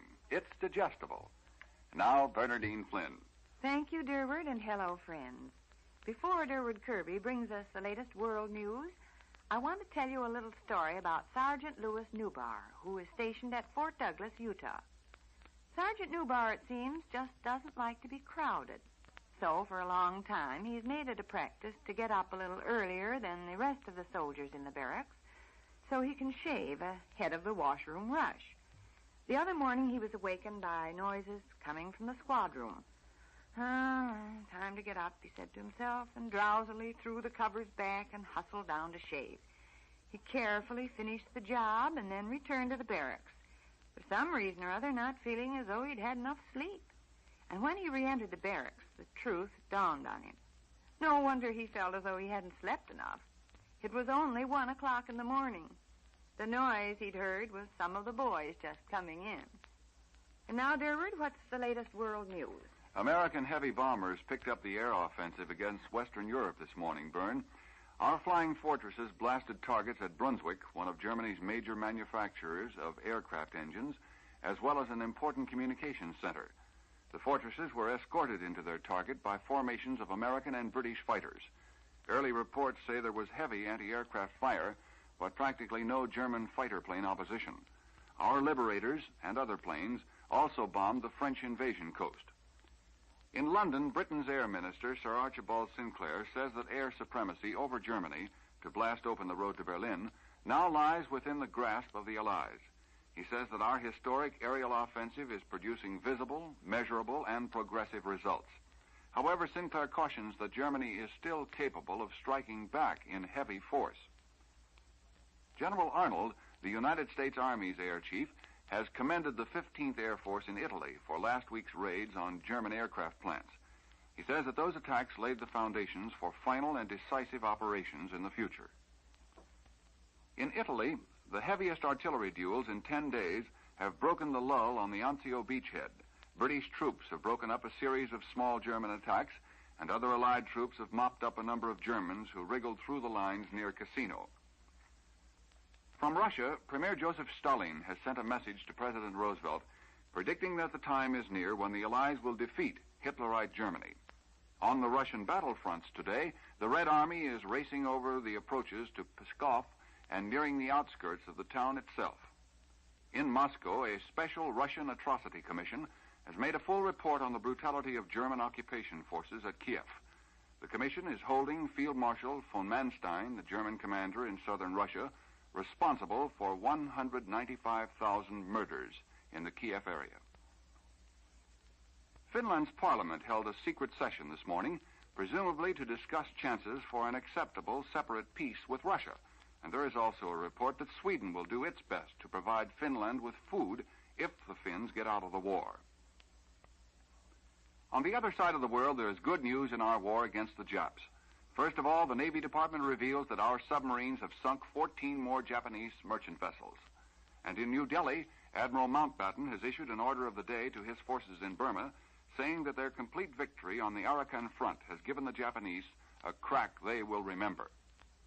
In the Southwest Pacific, American air and naval forces have delivered another heavy blow to Japanese shipping, destroying or damaging 29 Japanese planes, 34 barges, and 2 cargo ships.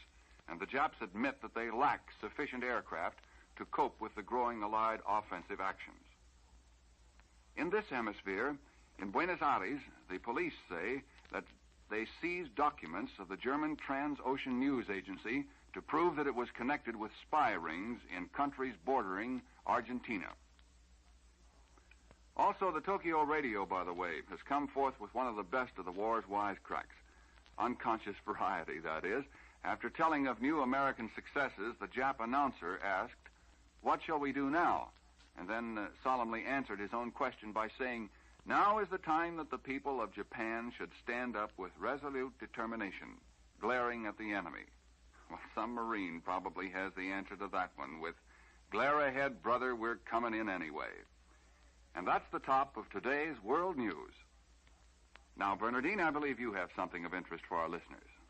The other day I was talking to a woman who runs a cooking school, and we got to comparing notes, particularly about Crisco. She said she'd just never seen so many dyed-in-the-wool butter users who were being won over to Crisco for cakes. Well, that wasn't any surprise to you, was it, Fern? No, but I'm glad I'm not the only one who's noticing it. Really, friends, don't you think butter for cakes got to be kind of a habit? Why, with Crisco, you can make some of the best-tasting cakes you ever put in your mouth. Full of flavor, wonderful texture, and light as a feather. Like the maple walnut cake I made yesterday. You just add chopped walnuts to a regular yellow layer cake batter. And for the frosting, use a boiled icing with maple syrup in it. Anyway, the cake was delicious.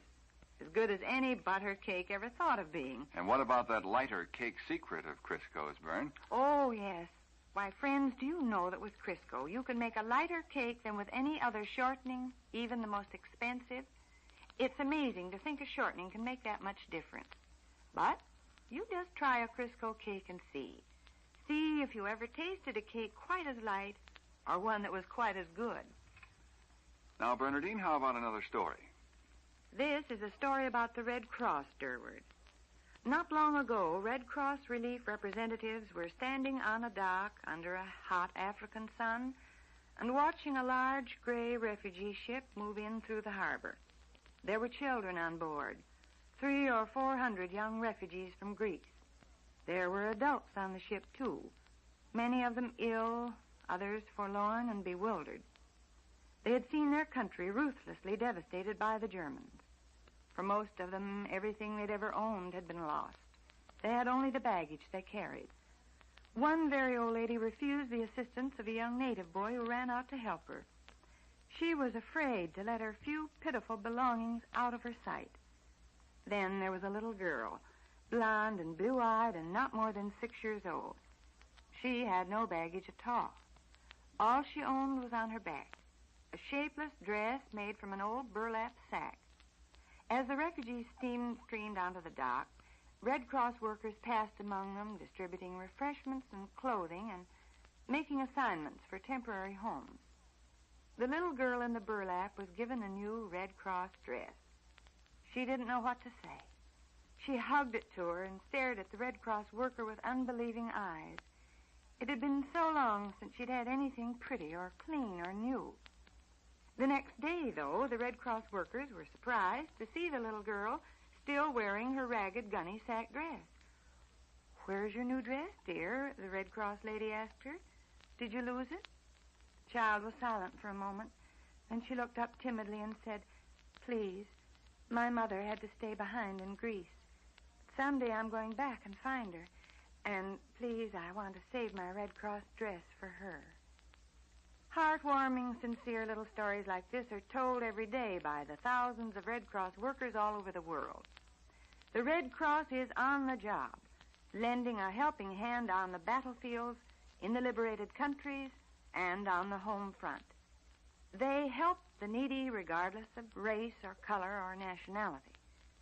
Tomorrow, friends, the Red Cross begins its annual membership drive. The goal is set high this year, for there is much work to be done. That means we must back the Red Cross more than ever. You and I, and the people who live up the street, and those around the corner, and on the other side of town. Each one of us must do all we can to see that this great organization is kept going at full strength. When one of the volunteer workers calls on us, let's give and give again, for the Red Cross needs our help. You're very right, Bern. Our contributions couldn't go for a better cause. By the way, Durward, how was your trip to New York last week? Oh, it was swell, Bern, just swell. It was a bond-selling trip, you know, and we really sold the bonds, approximately $10 million worth in all. Wonderful. And it was the first time I'd been to New York in 10 years. Oh? And believe me, it sure has changed. The thing that struck me most was the number of different uniforms you see on the sidewalks of New York. I saw fighting men and women from every one of the United Nations and from every branch of their armed forces. It was really a wonderful sight. And it sort of set my spine to tingling to know that all those people, New Zealanders, Canadians, British, French, Dutch, Russians, and all the others are fighting shoulder to shoulder with us to help make the world a happier place in which to live. And just to look at their faces, you just know we can't lose. Oh, it must have been thrilling, Durward. It surely was. You know, I also got a big kick out of going up to the top of the Empire State Building. A stranger in town, you know. Uh-huh. We were 1,028 feet above the street, 102 stories, and the wind that day was blowing 55 miles an hour at that height. Ooh. And listen, when you get to New York again, Bern, you don't want to miss a ride on the Staten Island Ferry. It's a half-hour trip for just a nickel. Wow. And the subways, you can ride all over the city for 5 cents. You really get your money's worth in transportation out of a nickel in New York. Well, how are traveling conditions, Durward? Pretty crowded. You know, I couldn't get a plane reservation Sunday night, and I was lucky, very lucky, to get train tickets. I tell you, the government means it when it says very sincerely, please don't travel unless you have to, because everything is jam-packed. And now, Durward, what's the latest on the home front? Well, the OPA announced just about 2 hours ago that the point values of pork and many beef cuts will be sharply reduced starting Sunday. The pork reductions will range from 1 to 3 points, and only spare ribs will remain unchanged. The beef cuts used for roasts, rib steaks, and stews also will be reduced 1 to 2 points. The OPA says on the average we will get 8% more meat next month. However, point values for veal, lamb, mutton, butter, cheese, lard, and other dairy products will be unchanged in March. Durward, what's the latest on the draft today? Reports from nearly every state in the Union show that draft quotas are not being met. What's the answer to that, Durward? There are various opinions. Senator Johnson and Senator Wheeler disagree with President Roosevelt's medical commission and think the armed forces should lower their physical standards to take more 4Fs. And others point out that about the only substantial manpower pool left, that is outside of the fathers, is the group of 2 million single men with occupational deferments. And, of course, you know that President Roosevelt has ordered all occupational deferments reviewed. Elsewhere on the home front, the Commerce Department says that 1 out of every 3 American families now has an income of more than $3,000 a year. That compares with only 1 in 10 families between 1935 and 1940. And another survey shows that it takes at least $13.23 a week to buy food for a family of 5 in New York City. And that's $2.16 more than last year. Say, Bern, someone asked me why ration tokens are needed. Can you explain that? Oh, easily. You see, red stamps and blue stamps in Ration Book 4 will each be worth 10 points. Instead of getting your change in stamps, you now get tokens which are good indefinitely. Do you ever experiment when you're cooking? You know, make up recipes? Well, last week I had some bologna, and I thought, well, now that would be grand for dinner if I can just think of some new way of cooking it. I think I smell a recipe coming along. Well, I did put together a dish I thought was good. It's very simple. Bologna and noodle put together, I called it. Maybe you'd like to try it. You just fry cubes of bologna, chopped onion, and some sliced mushrooms in piping hot Crisco. When the bologna and onion have a nice crisp brown look, mix in the cooked noodles and heat thoroughly. Then serve. I think your family will like it. Mine cleaned up every last speck. And, ladies, don't forget that with Crisco in your frying pan, you don't have to worry about upset digestions either. I should say not. Why, Crisco fried foods are so digestible, even the youngsters can enjoy them. You see, Crisco is pure and all vegetable, digestible itself, and it's the finest quality shortening you can use. Now, remember, with Crisco, everything you cook tastes better, and it's digestible. And now, Durward, what's our last story? It seems that Navy chaplains never forget themselves, even though they do travel in an atmosphere of, shall I say, purple vocabularies. Take, for instance, Chaplain Lonnie Meacham of Virginia Beach. As the story goes, he was standing in the chow line when someone accidentally spilled hot soup on him. The dignified chaplain didn't say a word for a moment, and then he slowly turned around to the men behind him, and he said, "Would some of you fellows say a few appropriate words, please?" Well, friends, that's all for now. Join us again tomorrow for another edition of Crisco's radio newspaper. Durward Kirby will bring you the latest world news. Bernardine Flynn will give you the colorful human interest side of the news. And we're both saying goodbye for Crisco. It's digestible.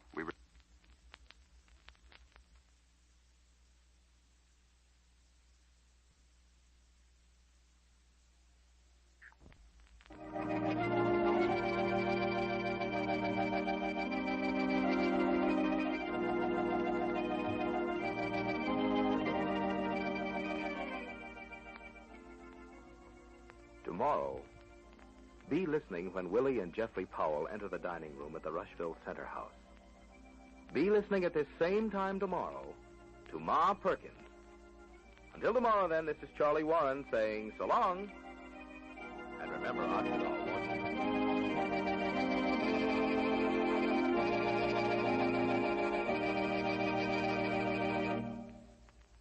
This is CBS, the Columbia Broadcasting System.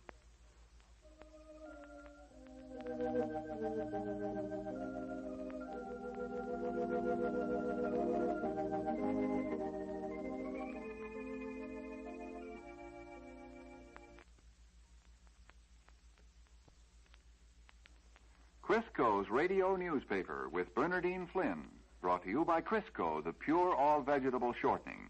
It's digestible. And now, Bernardine Flynn. Thank you, Durward, and hello, friends. In just a moment, Durward Kirby will bring us a report on today's world news. But first, Let me tell you about the happy homecoming of a group of American servicemen. Yesterday, some 1,500 sun-tanned Navy Seabees arrived in San Francisco, as happy as youngsters with a piece of candy at seeing American shores again.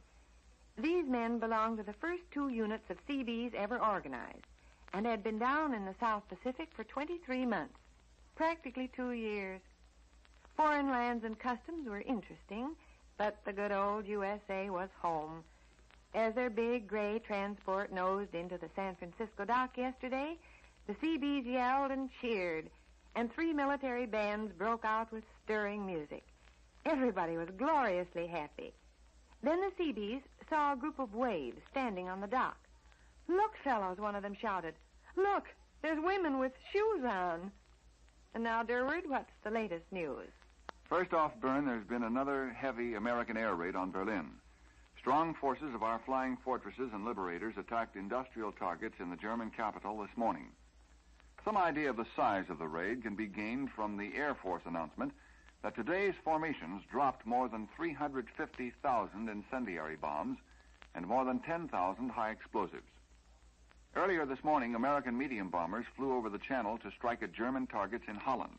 Last night, RAF bombers made a heavy raid on railway targets about 100 miles southwest of Paris.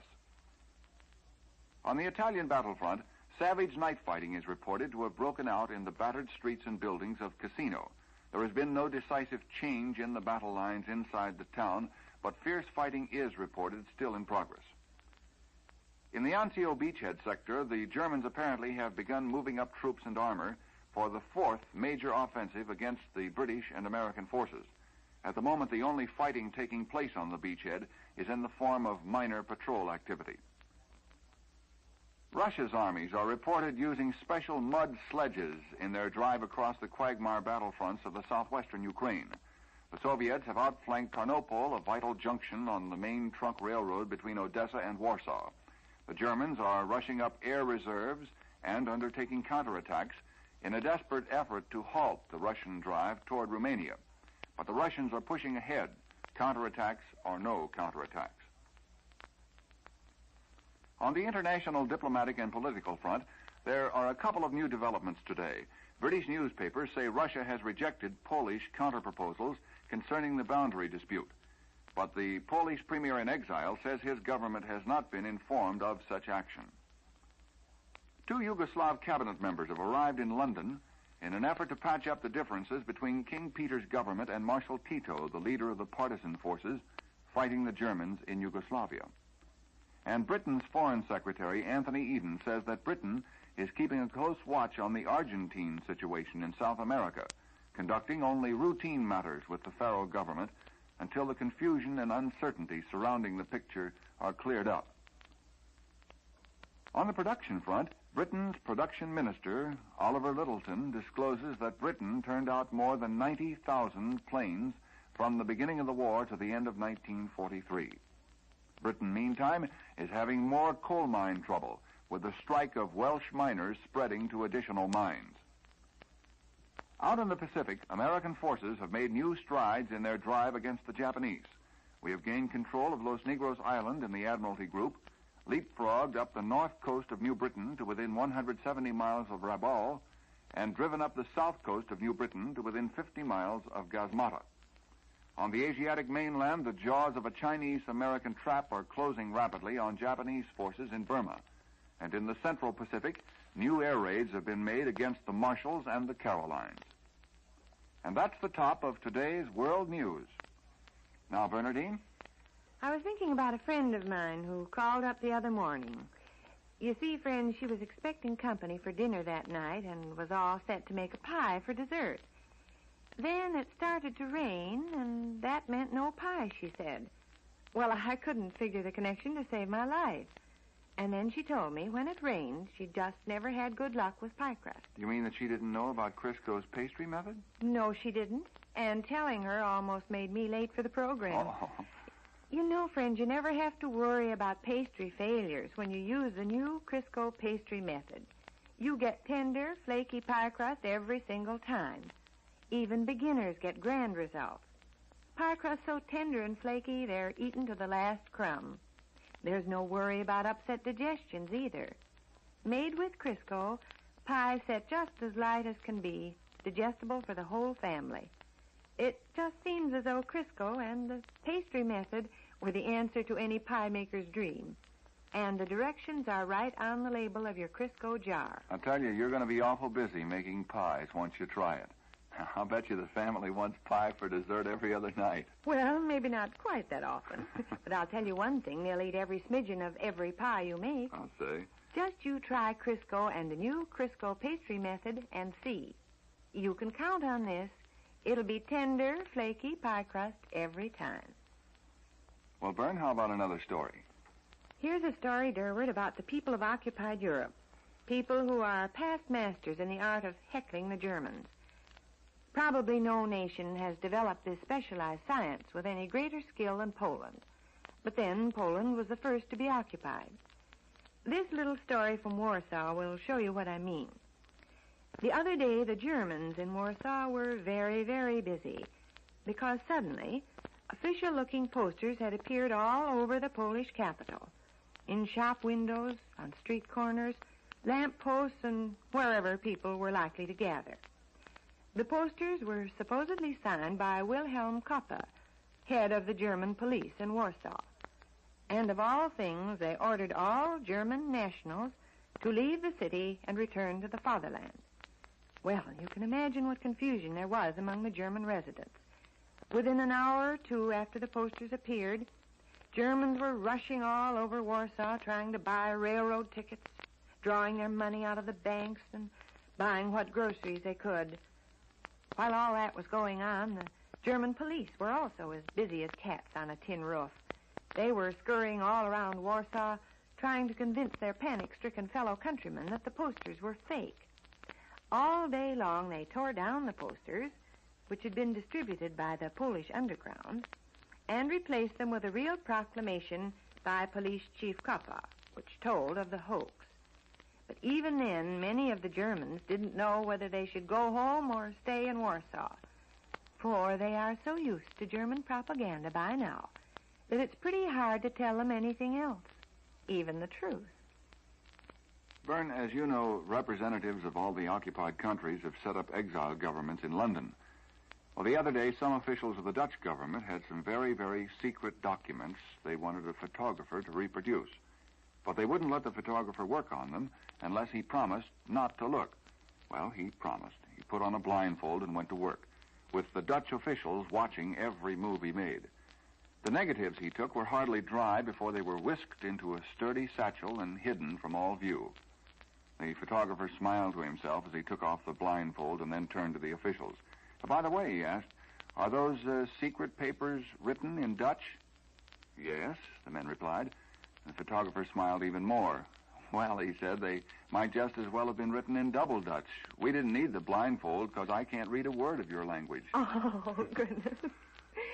And now, Durward, here's a story that disproves the belief that all Army sergeants are tough and hard-boiled. The Army sea ration hardtack, as you may have heard from your soldier friends, is usually known by the more familiar name of rock. The soldiers, it seems, think that name describes the food very appropriately. Well, for a number of days, cases of that hardtack kept piling up outside of an American mess tent in Italy. Nobody wanted it, of course, as long as there was anything else to eat. In fact, few soldiers even bothered to take the hard candies, which are included with all sea rations. But then, each night, Corporal John Scavetta of North Bergen, New Jersey, began appearing at the mess tent and collecting all the hardtack and candy that were left over. Corporal Scavetta is a very quiet young fellow, so you can imagine how he jumped when a burly sergeant caught him taking the food one night and gruffly asked him what he thought he was doing.